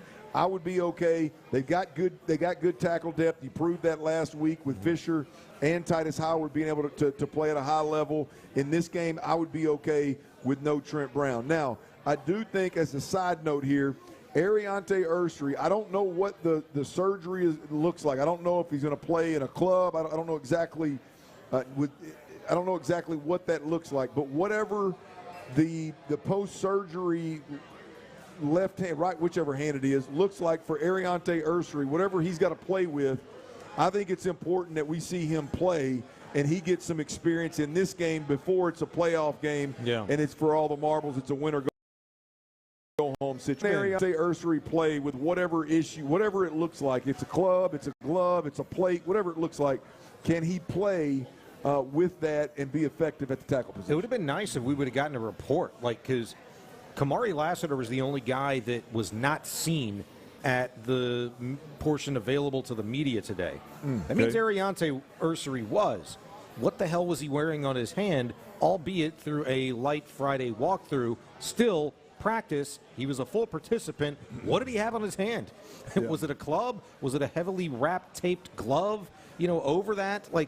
It would have been nice. Now, we'll find out on Sunday, but as well as I do, Clint, we saw Josh Jones a couple of years ago have to play with the club on that offensive line for the Texans. We saw Titus Howard have to play with the club for a little bit on the offensive line for the Texans, and there was a third guy that had a club. Everybody had clubs on the whole line 2 years ago for the Texans. Yeah. It's difficult. It's different. It's not the same. I worry about it especially because he's the edge. Nobody's on his left side to help him out. There can be. You can bring Blake Fisher in as that sixth offensive lineman or a tight end or whatever, but that worries me in terms of a pass rush, and you're trying to protect C.J. Stroud, whose status this weekend is not in question. He will play, and you got to make sure he's ready in 2 weeks for the game that really matters. Well, yeah, that's the bigger part of this should you sit, should you play situation, too. If you're going to play your quarterback, then you should play your offensive lineman if they can go, no doubt about it. But the good news there, Ed Ingram, full go, no designation, and Ariante Ursery, full go. And so you got two guys either healthy or back.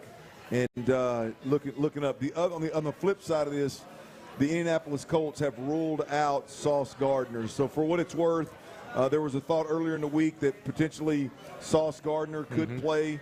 Which I don't know why the hell you would even entertain that, but it looks like Indy said, no, we're good. We're going to put him on the shelf. Well, same thing with Anthony Richardson. He's out, too, for them. Why they would entertain that is beyond me. Yeah, well, look, I think they're moving on from Anthony Richardson. I think that ship has sailed. But Sauce Gardner, you got to try to kind of hope next year proves that trade that you made.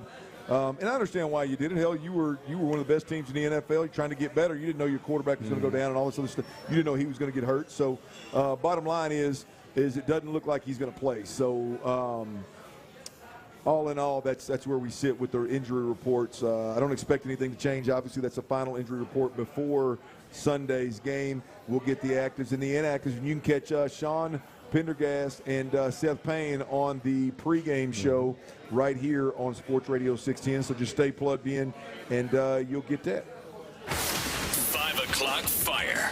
All right, the college football playoff games last night. We talked a little earlier about the Final Four, the semifinals. Let's circle back and revisit what we saw. Who were you most impressed with in this New Year's Eve and really this first, I guess, second round of the college football playoffs? Ole Miss, because of everything that we've discussed. Everything that they've overcome. Yeah. The irony for that had to take place for them to even get the job done. They had to go to the state in which they'd lost their head coach to, right?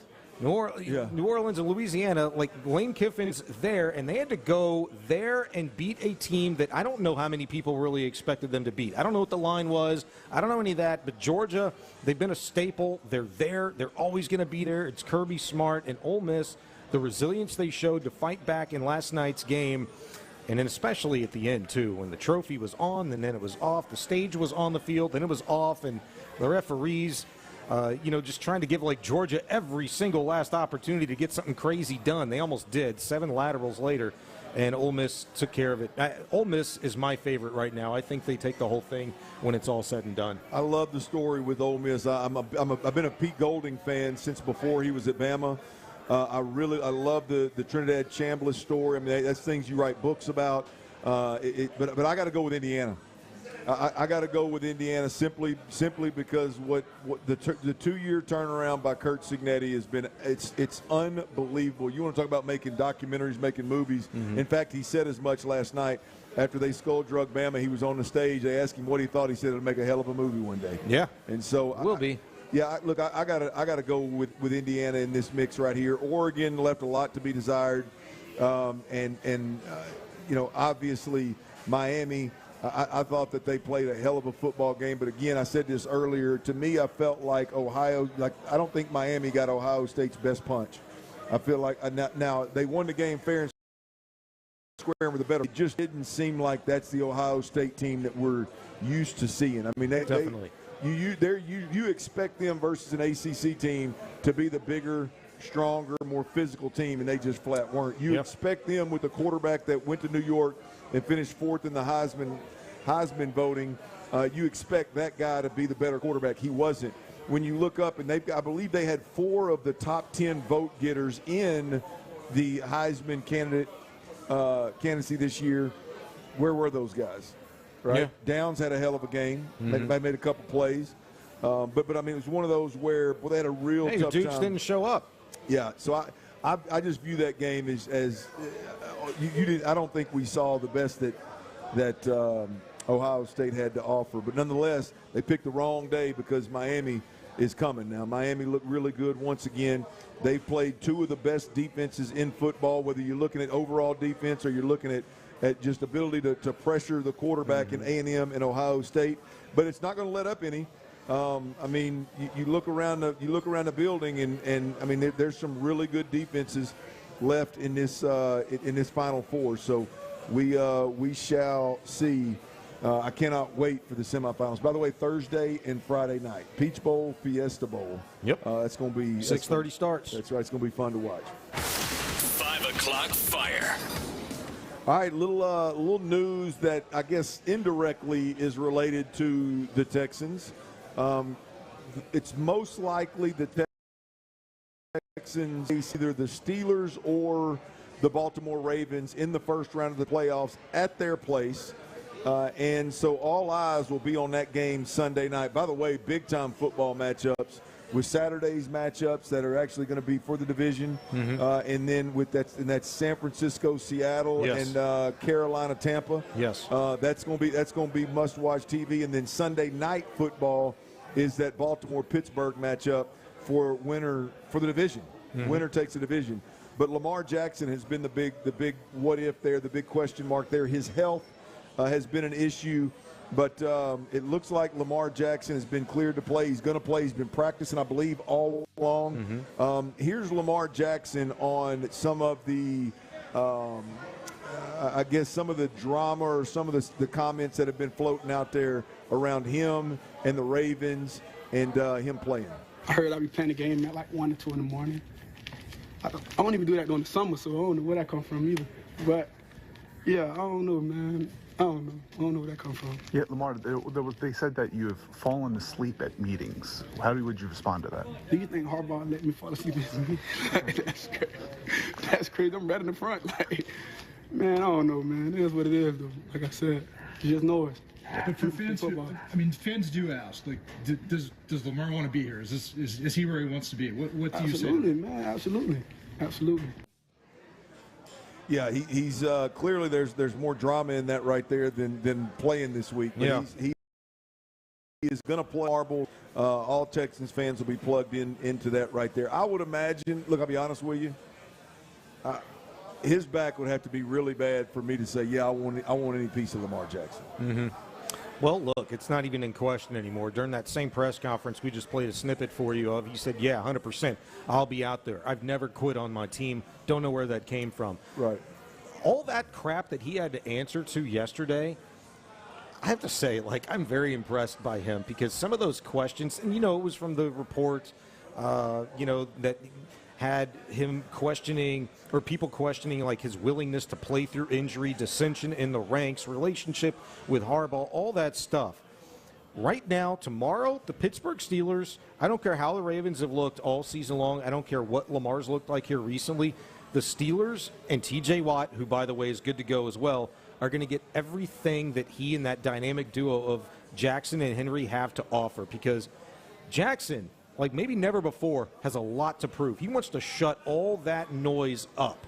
You're going to get the very best he has to offer. And if they do get the job done, and if the Texans do have to face the Ravens, how poetic is that going to be if you have the opportunity to slay that dragon in which you have never done before? Right. Yeah, man. It's going to be must-see TV, and we'll see who we get matched up against Sunday night. I'm Clint Stoerner alongside Sean Bijani. That is your 5 o'clock fire. We are out at Twin Peaks 290.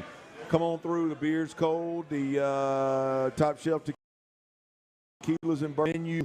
You can't go wrong, baby. So whether it's happy hour, lunch, dinner, or one of them late nights at the Peaks, man, they're staying open till 1 a.m. So late nights are a thing at Twin Peaks. If you can't get to 290, there's 4 other locations around the city.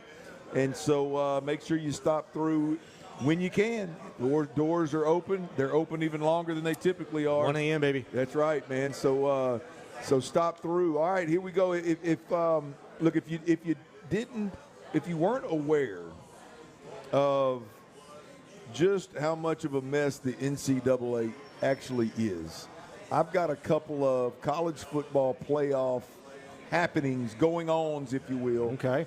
That'll shed a little bit of light on that. We will talk about how much the NCAA is. I got a couple of these stats. Are these not even stats? They're more of like info pieces. Okay. Just little nuggets for you. I like it. That shed a golly, the NCAA. You got to be kidding me. That's next right here on Sports Radio 610.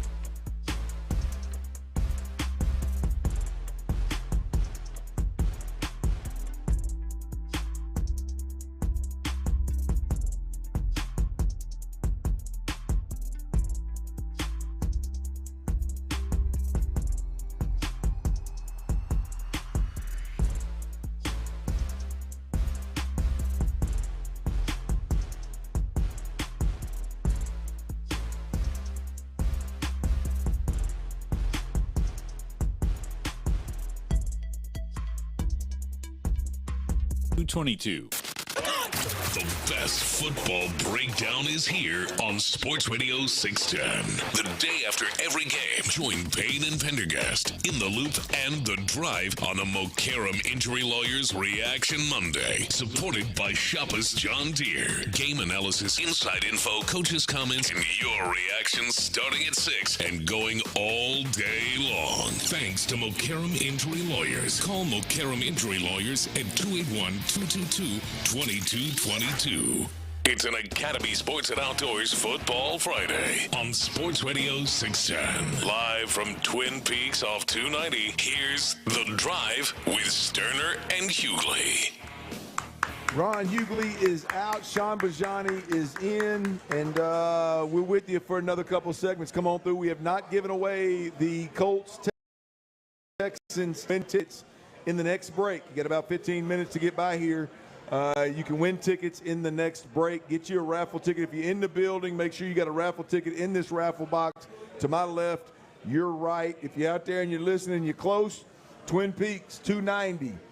Jump in here real quick, get you a ticket in the raffle box and see if you can't win the Texans ticket. Those tickets are courtesy of our Houston area Ford dealers. Big shout out to Academy Sports and Outdoors, as well as Tomball Ford in particular, for making this happen. Football Fridays have been a blast, and Thirsty Thursdays have been a blast. And because the Texans qualified for the playoffs, and we will be in the playoffs, obviously next week we will have a Thirsty Thursday and another Football Friday as well. Keep an eye on all of the Sports Radio 610 socials. Obviously, stay plugged into Sports Radio 610. We'll let you know where we're going to be. I believe our next Football Friday is Boomer Jacks in Katy. I'm not positive. Don't go emailing my boss now. But I think that is where we are next Friday. But stay plugged in to all things Sports Radio 610, and we will get you caught up on those locations. Follow at Sports Radio 610, and you don't have to worry about it because the latest information is always there. There you go. That's right. Brandon Scott does an unbelievable job with sportsradio610.com and all the social medias. So B Skeezy, he's done a hell of a job. Great college football. Look, there's a lot of complaints about NIL. There's a lot of complaints about the transfer portal. There's a lot of complaints about Tulane and James Madison should have never been in this thing. There's a lot of complaints about how did Ole Miss move up in seeding when they lost their head coach and this and that and all the drama. There's a lot of that jive was going on. How did Alabama get in with 3 losses? How did Notre Dame not get in and Miami did? Look, there's a lot of complaining that goes on. It's just the society that we live in. But the reality of it is I don't know that I could have been more entertained in the second round of the college football playoffs than I was. Yeah. I thought the games were tremendous. You had a skull dragging, yes, but it's Indiana. It's an unbelievable story, and it was Alabama taking that ass whooping. Unless you're a Roll Tide fan, you probably greatly appreciated that, right? And then, you look up, and the way Texas Tech lost, the scoreboard looked a little bit different than the game did to me. If you're Texas Tech, you're disappointed as hell because you lost, no doubt about it. But that was a much closer game than 23-zip. Neither one of those teams were impressive. No, I can't believe it was that close, to be honest with you. The 3 early turnovers by Texas Tech. Yeah. And for them to still have a chance, it was more of an indictment on Oregon, I would say, at that juncture than anything else. Yeah, I would agree. I would agree. I thought they left a lot to be desired. And then, of course, last night's game was lights out, man. Mm-hmm. Last night's game was absolutely lights out. We needed one of those like last night. Yeah, man. That's I'll be honest. With 2 babies at the house, hard for me to stay up or be distracted from them with something that's not Arkansas or not Texans or not Astros or not Rockets. It's hard. Boy, I was dialed in last night. That whole damn game, I was dialed in. But and we've talked all about that. Look, where we landed is we've got Indiana, Oregon in the Peach Bowl. We got Ole Miss, Miami in the Fiesta Bowl. But there's a couple of things out here that by the way, talking about, I'll start with the good. The transfer portal and the NIL stuff. Did you realize that all 4 of the quarterbacks that are left in the college football playoffs are all transfers? Yeah. Yeah, that's crazy, isn't it? I mean, the parity in college football right now, because of the transfer portal, and I guess NIL, I think it would have worked anyway without NIL, but because of the transfer portal, I think the parity in college football is as good as it's ever been. Yeah, I think it's a great thing, though, don't you? I mean, oh hell yeah, it is. I mean, unless you're Nick Saban and we're paying folks at Alabama, then and you were better than everybody else, and what Ryan Day was doing at Ohio State, and you were getting better guys as you were paying everybody. Yeah. Yeah. Unless those guys, I'm sure, are pissed off because of the playing field is more level, but. But now you can do it, and it's on the up and up. I just look at it from this way. Maybe it's very simplistic. The fact that if you're a quarterback, let's just say, and you've got the ability to go somewhere where a coach and a system and a culture fits you best, and maybe you'd made a mistake before, maybe they'd made a mistake before, and you hadn't to the best place for you and your future. I mean, that's ultimately what it's all about. And they get paid now. It's a win-win.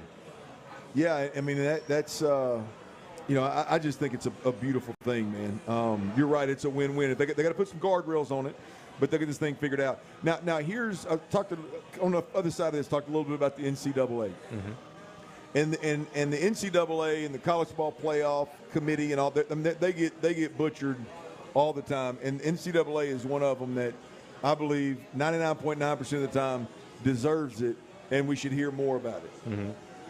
And, sometimes you got to hit rock bottom or things have to come to a head before you figure some things out. Sure. And I don't know what the answer is. I really think the answer for college football right now is for the powers that be in the NCAA to sit down with Nick Saban and make him the figurehead of that. Or not figurehead's not the right word. Make him the top dog and decision maker commissioner of sorts. Commissioner, that'll work. But that you got an opportunity right now to capture lightning in a bottle from a standpoint of like this guy's been in the mix. Now he's covered it. Now I mean he's been at the top. He's been middle of the pack at Michigan State. Like he's got a wealth of knowledge that I think would just help put some guardrails on what the hell's going on in college football. I think that's ultimately the answer, and that's. Why that hasn't happened to this point just shows you how much of a mess the NCAA is. Nick Saban openly saying on college, I don't know how much you watch College Game Day. Religiously. He is openly talking about what he would be willing to do for the NCAA for the betterment of college football.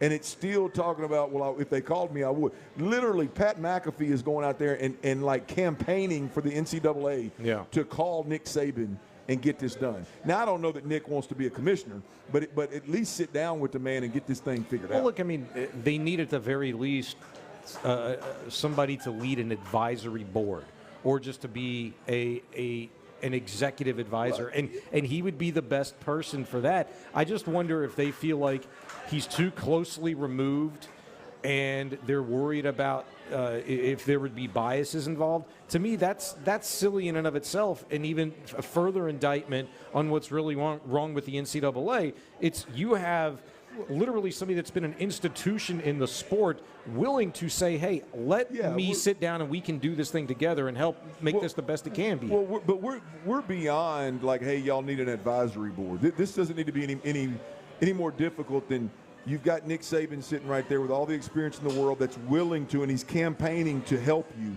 and you don't extend a hand. Like that's just how bad it's almost like they've said, y'all wanted NIL and y'all wanted transfer portal, hell with it, y'all can deal with the problem instead of acting like men and adults and fixing the damn issue. The Nick Saban deal, and here's the other one, kind of a product of what Nick Saban's trying to fix is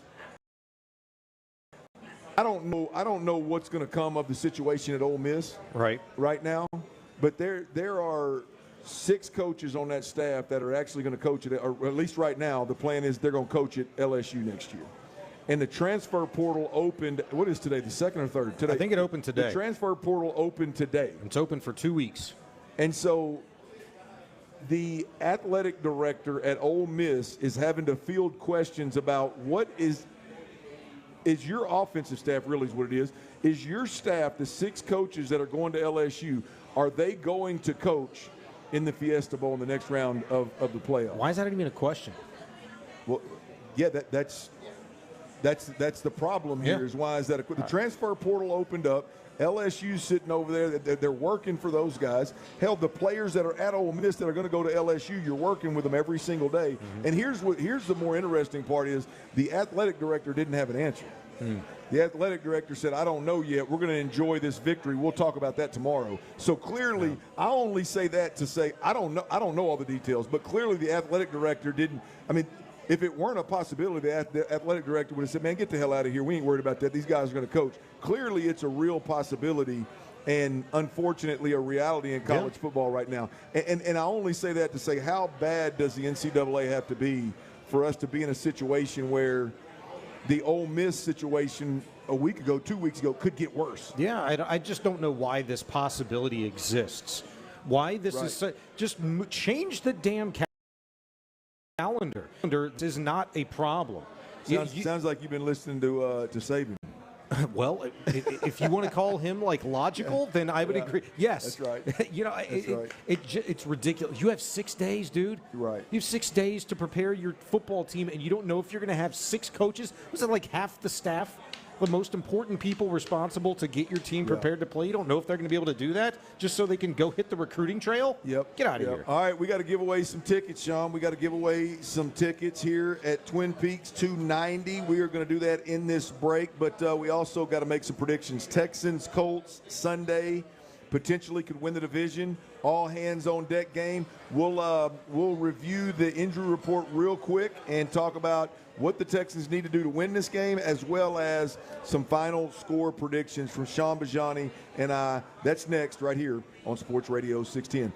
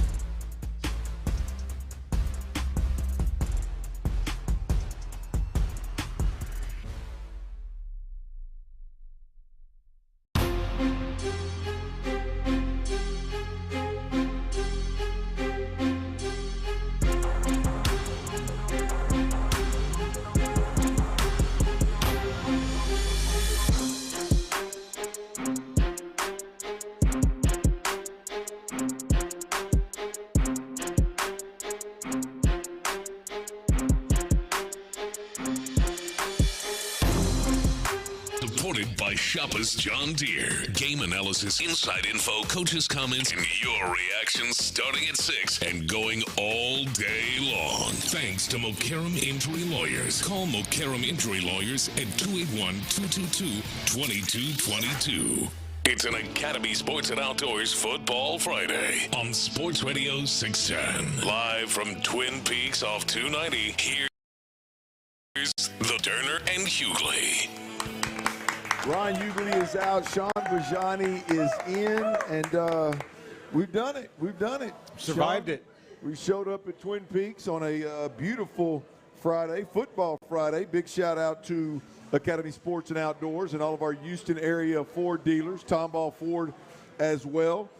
We gave away 4 $25 Academy Sports and Outdoors gift cards. We gave away a Tomball Ford oil change. And again, courtesy of our Houston area Ford dealers, we gave away 2 tickets, a pair of tickets to the Colts-Texans game on Sunday. And again, a game where we potentially could still win the division. We got to do our part. We got to win our game versus the Indianapolis Colts, and then we gotta hope that at the same time we'll be scoreboard watching. At the same time, we gotta hope that Cam Ward can pull a rabbit out of the hat and beat the Jacksonville Jaguars it's in Tennessee, isn't it? Go ahead.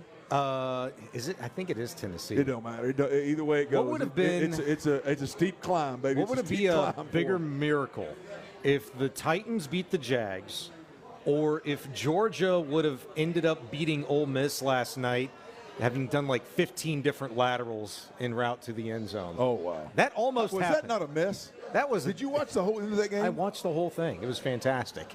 I loved it. I could not believe. Having spent some time with Bill Parcells, Bill Parcells was the most detail-oriented coach I'd ever been around. Mm-hmm. I mean, we spent as much time going over situational football as we did really anything. Yeah. And I don't mean 3rd and long or this or that, 2-minute.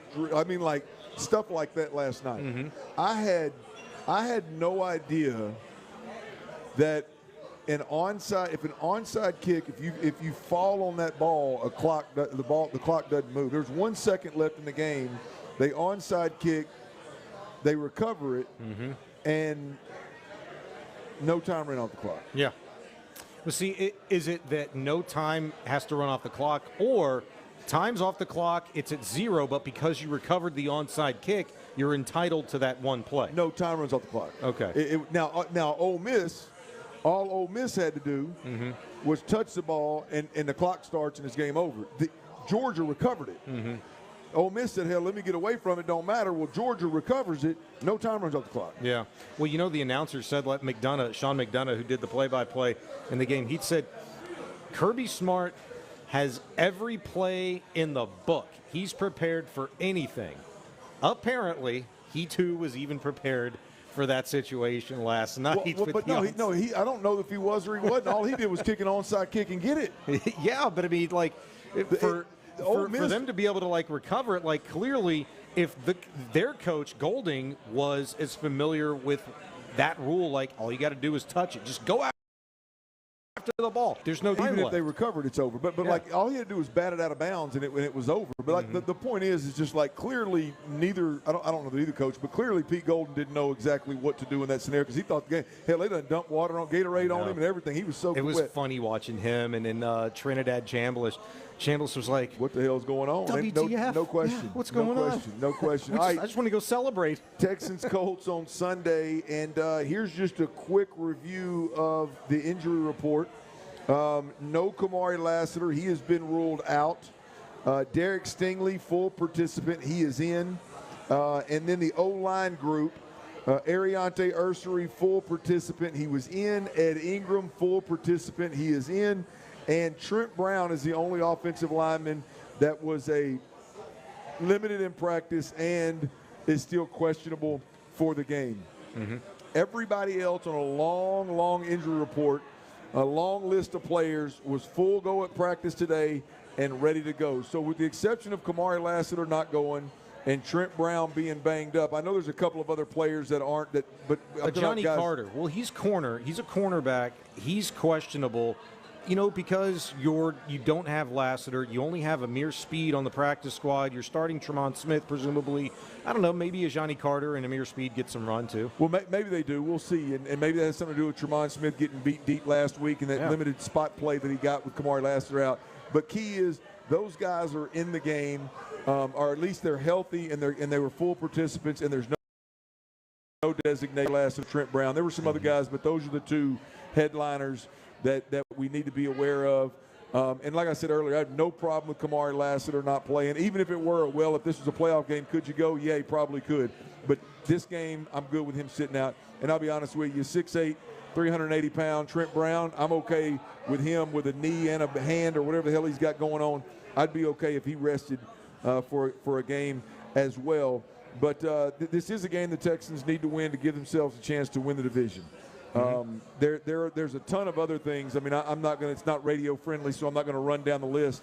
But this Texans defense can be like best in franchise history in several different categories. Points allowed, yards allowed per game, and there's just a long laundry list of where this team, assuming they handle their business, which they will, that this Texans defense in particular can set franchise records. So I think it's going to be a fascinating game to watch either way it goes. But I believe that D'Amico Ryans will have these boys ready, and it'll be a game that they're all gas, no break. We'll see. I agree. And again, you got to pray and hope that Tennessee can pull a rabbit out of the hat and beat Jacksonville, and we may end up with a home game next week. That would be a beautiful thing. On the other hand, I guess stranger things have happened. Maybe.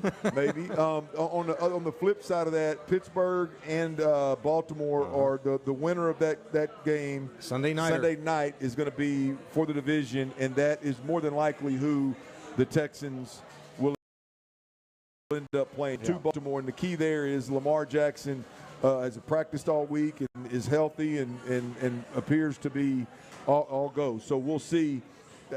Got to watch that game anyway, but definitely watching to see, hey man, what kind of Lamar Jackson we talking about? Well, and T.J. Watt's back for the Steelers as well after the no DK Metcalf punctured lung thing too. Yeah, no DK. But if the Steelers make the postseason, he'll be back because then he'll have served that 2-game suspension, and all is to be forgotten. But yeah, that Ravens and Steelers game going to be must-see TV on Sunday night. Yeah, all right, let's get it rolling here, and I know, look, you may have to dig a little bit, but what we like to do here at this point in the show is Texans win if. Okay. Texans win if. I see you smirking over there. Don't be no smartass now. What you got? Texans win 26-0. I didn't ask for a projection. No, just see, boy, I'll ask you about the cornerbacks earlier, and you went talking about O-line. Now I'm talking about. No, because you threw me into a hole saying, Bijani thinks they can rest everybody. It's going to be too easy. That's what it sounded like to me. That's what I heard. Texans win if Riley Leonard is not the second coming of Peyton Manning. And Jonathan Taylor does not run for 205 yards like Derrick Henry would if he was playing the Texans this Sunday. The Texans are going to win. It's not even going to be close. Yeah, look, I think the Texans win if the offense, you don't have to come out and have a fast start like you had last week, but if the offense can figure things out enough to be complimentary once again. I mean, are you looking for him to do that against the Colts team that is so depleted at this point? Yeah, no. I know we want to minimize what the Colts are doing, but 2 of the last 3 games they gave Phillip Rivers a chance to win a game in the fourth quarter, and it was against Seattle and against who was the other one? San Francisco blew them out. 2 of the last 3 games it was Seattle and Jacksonville, right? 2 of the best teams in football right now. And both of those teams in the fourth quarter, they had a chance to win the game with Phillip Rivers playing.